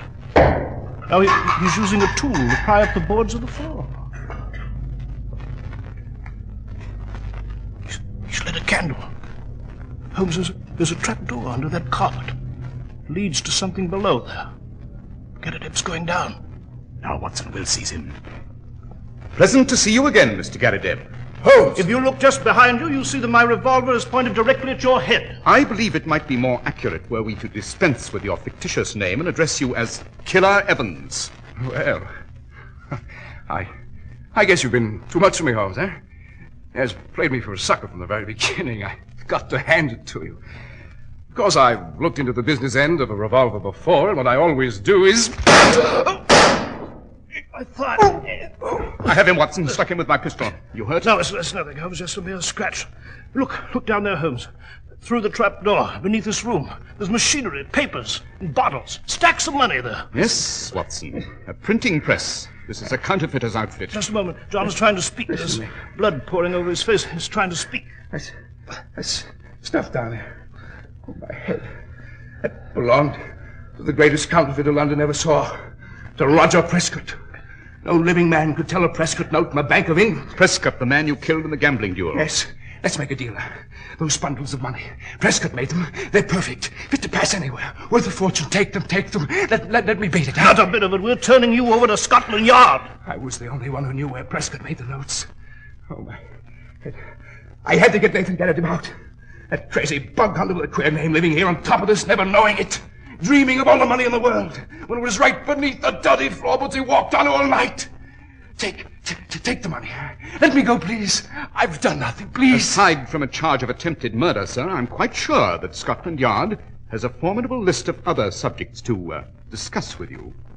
Please give the Yard a call, Watson. Yes, sir. Tell them we have our prisoner, John Garrideb of Chicago. There's some doubt as to their familiarity with the name.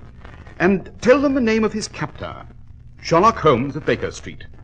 About the impact of that name, there's no doubt at all.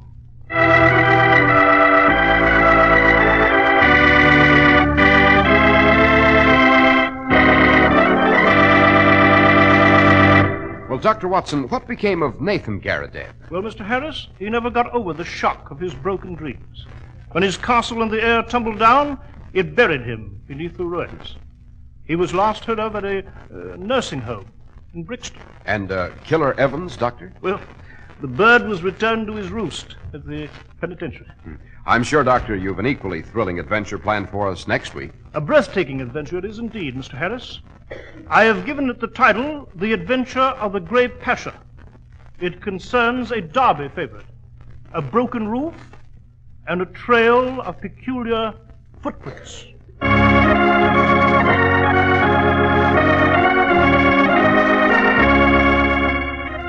The makers of Clippercraft clothes and more than 1,200 stores from coast to coast have brought you another in the new series of broadcasts featuring the world's most famous detective, Sherlock Holmes.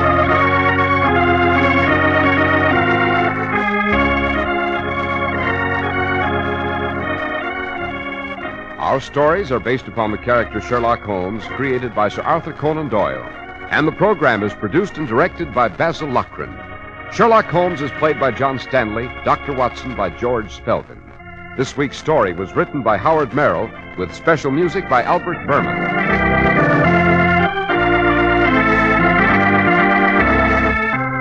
If you don't know your Clippercraft dealer, write Clippercraft, 200 Fifth Avenue, New York City.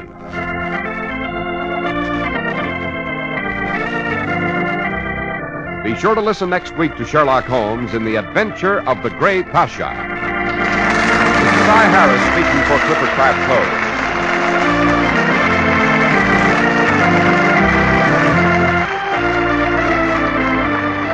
This is the Mutual Broadcasting System.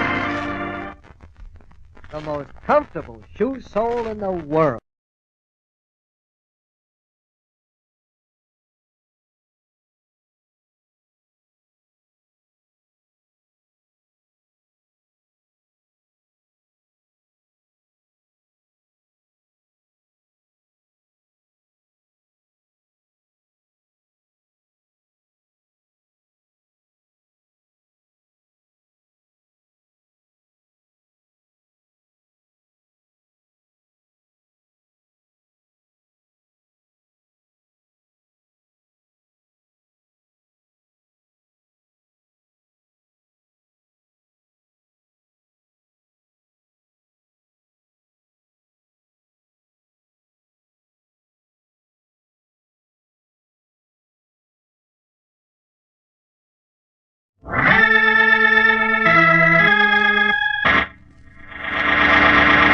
From New York City, the makers of Clippercraft clothes for men and more than 1,200 leading retail stores from coast to coast present that immortal character created by Sir Arthur Conan Doyle, the world's most famous detective, Sherlock Holmes, starring John Stanley.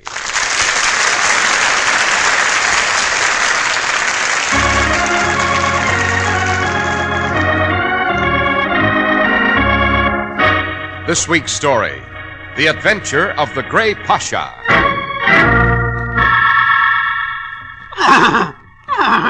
Whoa, Grey Pasha, whoa. Holmes, perhaps we'd better leave this store. This horse seems on edge tonight. Yes, in a moment. But first I must... Watson, we have a visitor coming through the paddock gate with a lantern. Yes. It's a visitor Grey Pasha doesn't like. Look out, Watson. The animal's gone mad. He's trying to trample us to death.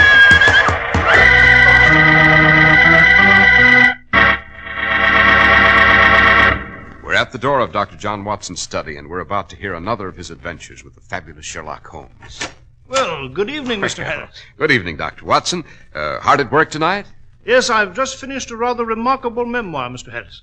It happens to be one of my favorites. And this time that word is apropos.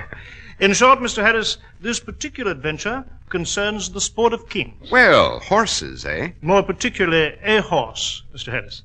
And after you've shown our audience why Clippercraft clothes should be the favorite of discerning men at any odds, I shall be glad to relate this story. And I'll wager it'll hold you on the edge of your seat, right down to the finish. I'm sure it will, Doctor. It goes without saying that you'll be cooler in a specially designed summer-weight Clippercraft suit. But you have another great satisfaction. People will remark how cool you look.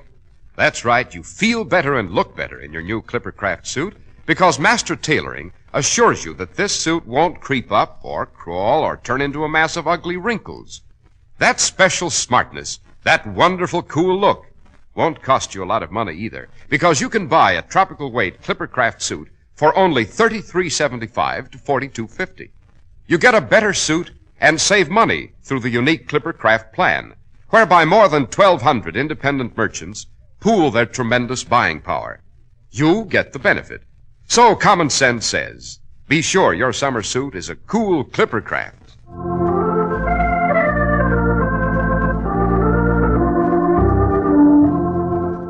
And now, Dr. Watson, what about the adventure of the Grey Pasha? Well, Mr. Harris, it took place in the spring of 1897, a few days before the classic Derby race at Epsom Downs. The odds-on favorite that year was a horse named Grey Pasha, owned by Lord and Lady Kempton. And the second favorite was Roulette, owned by a clubman and man about town named Alex Brand.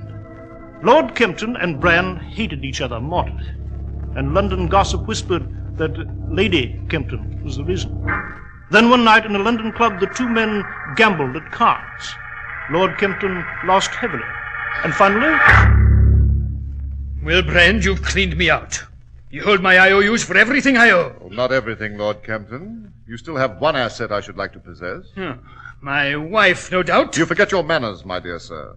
Gentlemen do not bandy a lady's name over a gambling table. Why, you oily swine, are you trying to teach me... I'm trying to tell you that I'm interested in your racehorse, Grey Pasha. You bought him from me as a colt. Now I should like to buy him back. I'll cut the cards for him, Lord Kempton. What do you take me for, Brand, a fool? You think I'd gamble away the Derby favourite, the greatest racehorse that ever lived? With Albert Moylan, the finest jockey in England, riding him, he'll throw dust in the face of that horse of yours, Roulette. Perhaps. But what about these IOUs, your lordship? After Grey Pasha wins the Derby, Brand, you'll get your money. Every dirty shilling of it.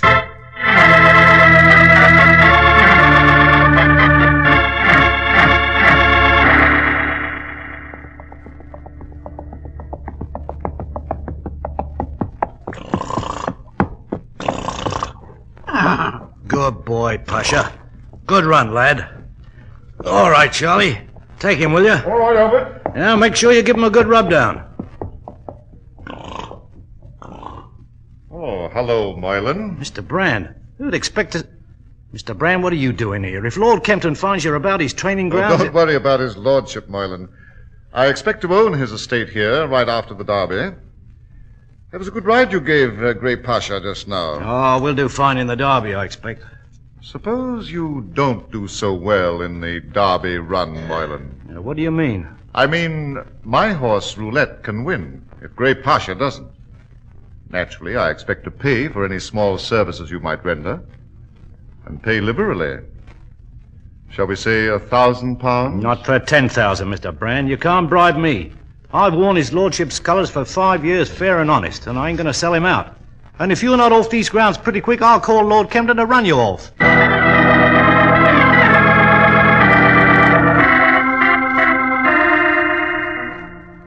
So Mr. Brand tried to bribe you, did he, Albert? Yes, Lady Kempton. He was hanging about the stables and the practice track. I see. A contemptuous blackguard. Yes, wait till I tell his lordship. No, Albert. You better say nothing about it to Lord Kempton. He has a dreadful temper, and I'm afraid he'd kill Mr. Brand if he knew. At any rate, I'm worried. Why, milady? If Brand couldn't bribe you, he might try to do Grey Pasha harm. He'd do anything to win the Derby, anything. Albert. Yes, Lady Kempton? We'll be taking Grey Pasha to Epsom Downs in 2 days. Perhaps you better sleep in the stable with him just to make sure that nothing goes wrong.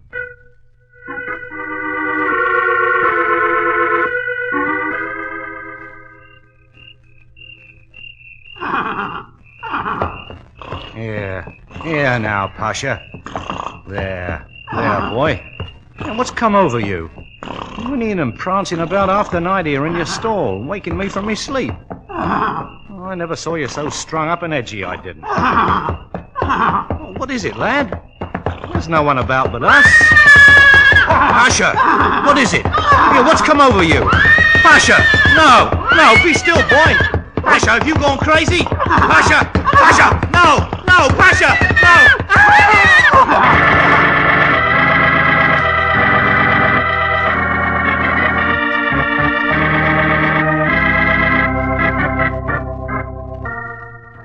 Watson, you are a devotee of the sport of kings, are you not?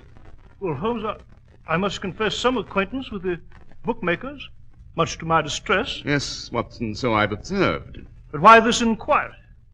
Good heaven, Holmes, you're not thinking of wagering £1 or £2 on the Derby? Oh, my dear fellow, I deal in facts and logic, not in speculation, however attractive. The fact is, however, that I've just received a telegram from the Royal Stewards. They wish to retain my services in rather an unusual matter. Indeed? What matter? You've heard of Albert Moylan. Moylan? Well, Jove, Holmes, who hasn't? He's the greatest jockey in the Empire. A winner of the Gold Cup at Ascot and the Oaks 2 years running. Now he's riding Grey Pasha in the Derby. He was, Watson. Eh? What do you mean? Albert Moylan was trampled by Grey Pasha in the animal stall last night. The racing authorities suspect foul play. At this moment, the jockey lies at the point of death at St. Thomas's Hospital. Come, Watson, get your hat and stick.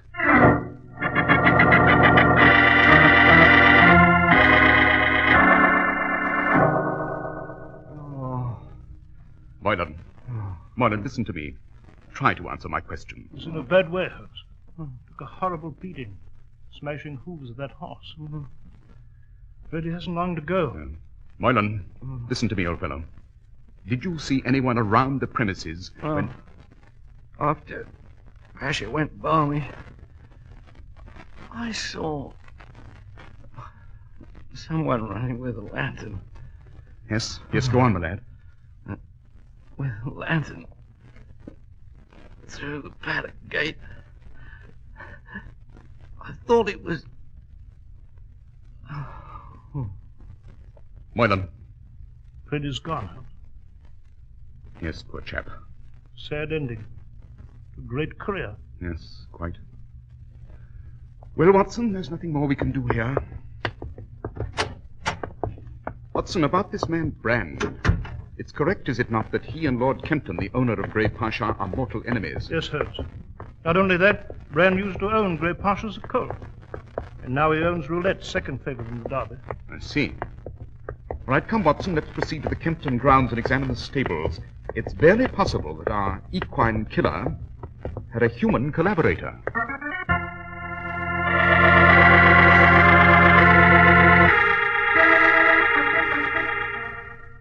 Watson, did you notice anything unusual about Grey Pasha's store? No, can't say that I did, Holmes. Everything seemed in order. Yes, quite, except for one peculiar and perhaps meaningless fact. The roof of the stall slopes backward and downward steeply, and... What is it, Holmes?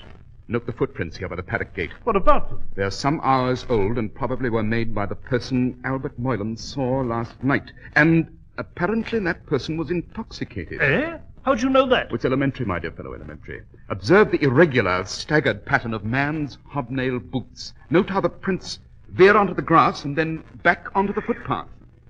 Watson, suppose we go up to the house and talk to Lord Kempton.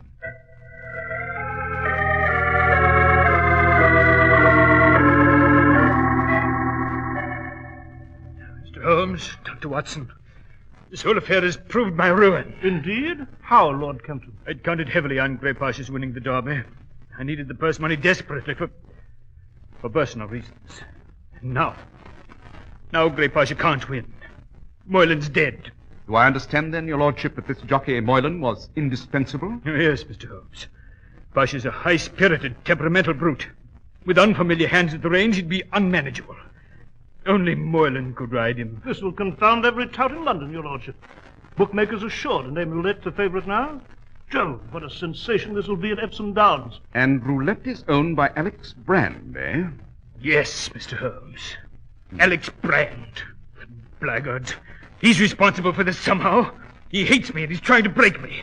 He did something to Grey Pasha, Mr. Holmes. Somehow that villain Brand is responsible for poor Moylan's death. Yes, perhaps not. In due time, Lord Kempton, I assure you I shall have the answer. At any rate, there's no need to detain you any longer. Thank you, Mr. Holmes. I shall be at your disposal whenever you want. Poor chap. He has his troubles. Eh, Holmes? Quite. And particularly this morning, Watson. Did you notice the unhealthy pallor of his skin and his rimmed and bloodshot eyes? Holmes, you mean... Precisely. The symptoms are plain, Watson. Lord Kempton was intoxicated last night.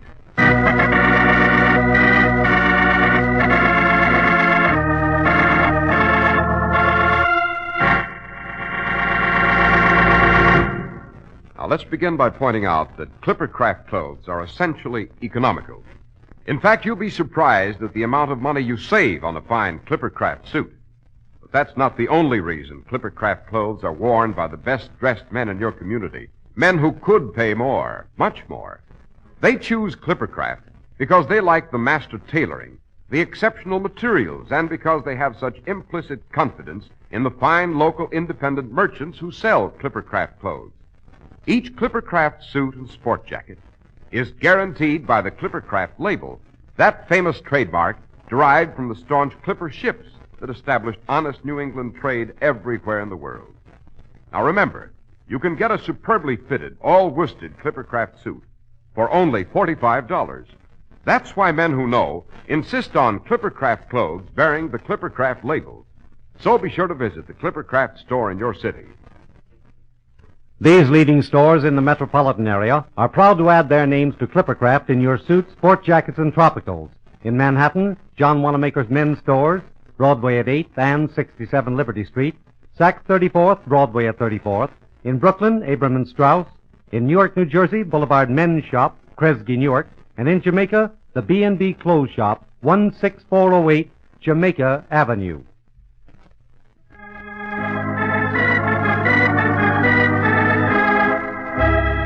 And now, Dr. Watson. Dr. Watson, you were relating to us the adventure of the Grey Pasha. So I was, Mr. Harris, so I was. As I told you a moment ago, Lord Kempton had been intoxicated, and it was plain that the mysterious stranger who left the paddocks just after the fatal accident that night was also intoxicated. But my friend Holmes was never one to jump at hasty conclusions without all the facts. A few hours later, we visited Alex Brand at his club on Pall Mall. Mr. Brand, would you mind telling me where you were last night? As a matter of fact, Mr. Holmes, I was miles from London. In Liverpool, to be exact. Liverpool, eh? Interesting. Very. Yes, isn't it? And if you doubt my word, you've only to telegraph the Adelphi Hotel in that city, and they will confirm my statement. Aside from this gentleman, there is no doubt in my mind that Lord Kempton is directly responsible for Albert Moylan's death. Indeed? How, Mr. Brand? It so happens, Mr. Holmes, that Grey Pasha hated his master. In fact, the horse always went into a tantrum whenever his lordship approached. It seems that Lord Kempton drank heavily and often beat him unmercifully. Well, Jove, Holmes, then that would explain it. When Lord Kempton approached the stables in a drunken stupor, Grey Pasha went mad in his stall, and this... Yes, quite, Watson, quite. But come, my dear fellow, back to the manor.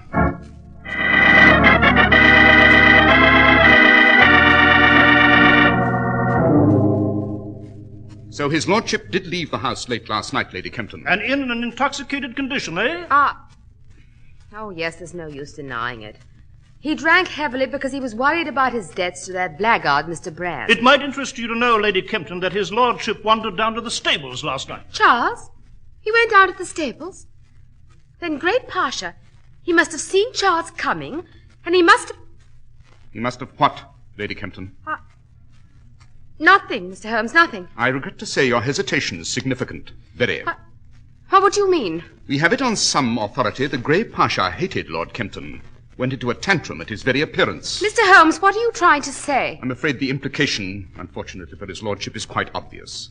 And, by the way, Lady Kempton... Yes? You smoke. Holmes, what the deuce? Quiet, Watson. Well, Lady Kempton? I? Smoke? Yes. Why, no, Mr. Holmes. I've never touched tobacco. Why'd you ask? Oh, an idle question, and perhaps irrelevant. Now, if you'll excuse us, Lady Kempton, I should like to have another look at Grey Pasha's stall.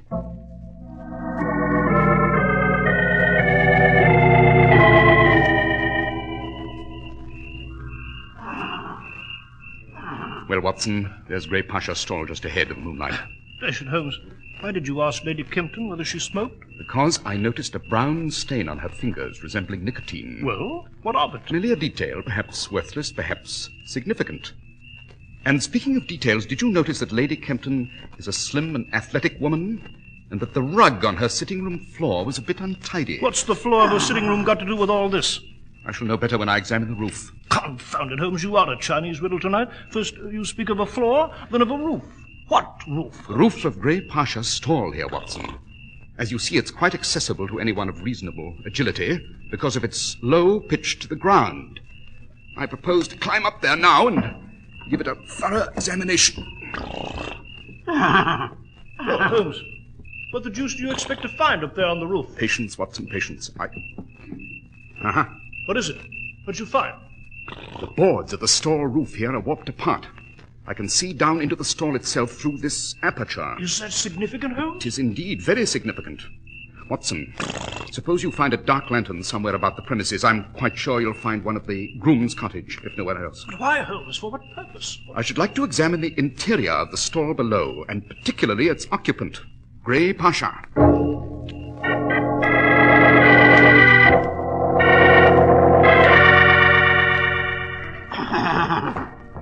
There now, Grey Pasha, there. Easy boy, easy. Holmes, I don't like the way this beast is acting here in the stall. He's a high-strung animal, you know. Yes, he is indeed, Watson, but try to keep him still while I examine the back of this brute by the light of the lantern His here. back? Yes. Holmes, what do you expect to find there? If I'm not wrong, my dear fellow, Aha! Holmes, what is it? Observe, Watson, note. These tiny scars on Grey Pasha's back, they're quite fresh, and... Watson. Yes? We seem to have a visitor coming through the paddock gate with a lantern. Jove, Holmes, you're right. And it's a visitor Grey Pasha doesn't like. Watson, look out, the beast's going mad. Holmes, he's trying to trample us to death. Back, Watson, back, shrink against the wall. Stay clear of his hooves while I wave this lantern in his face. Holmes! Quick! He's shying away from the lantern, out through the door.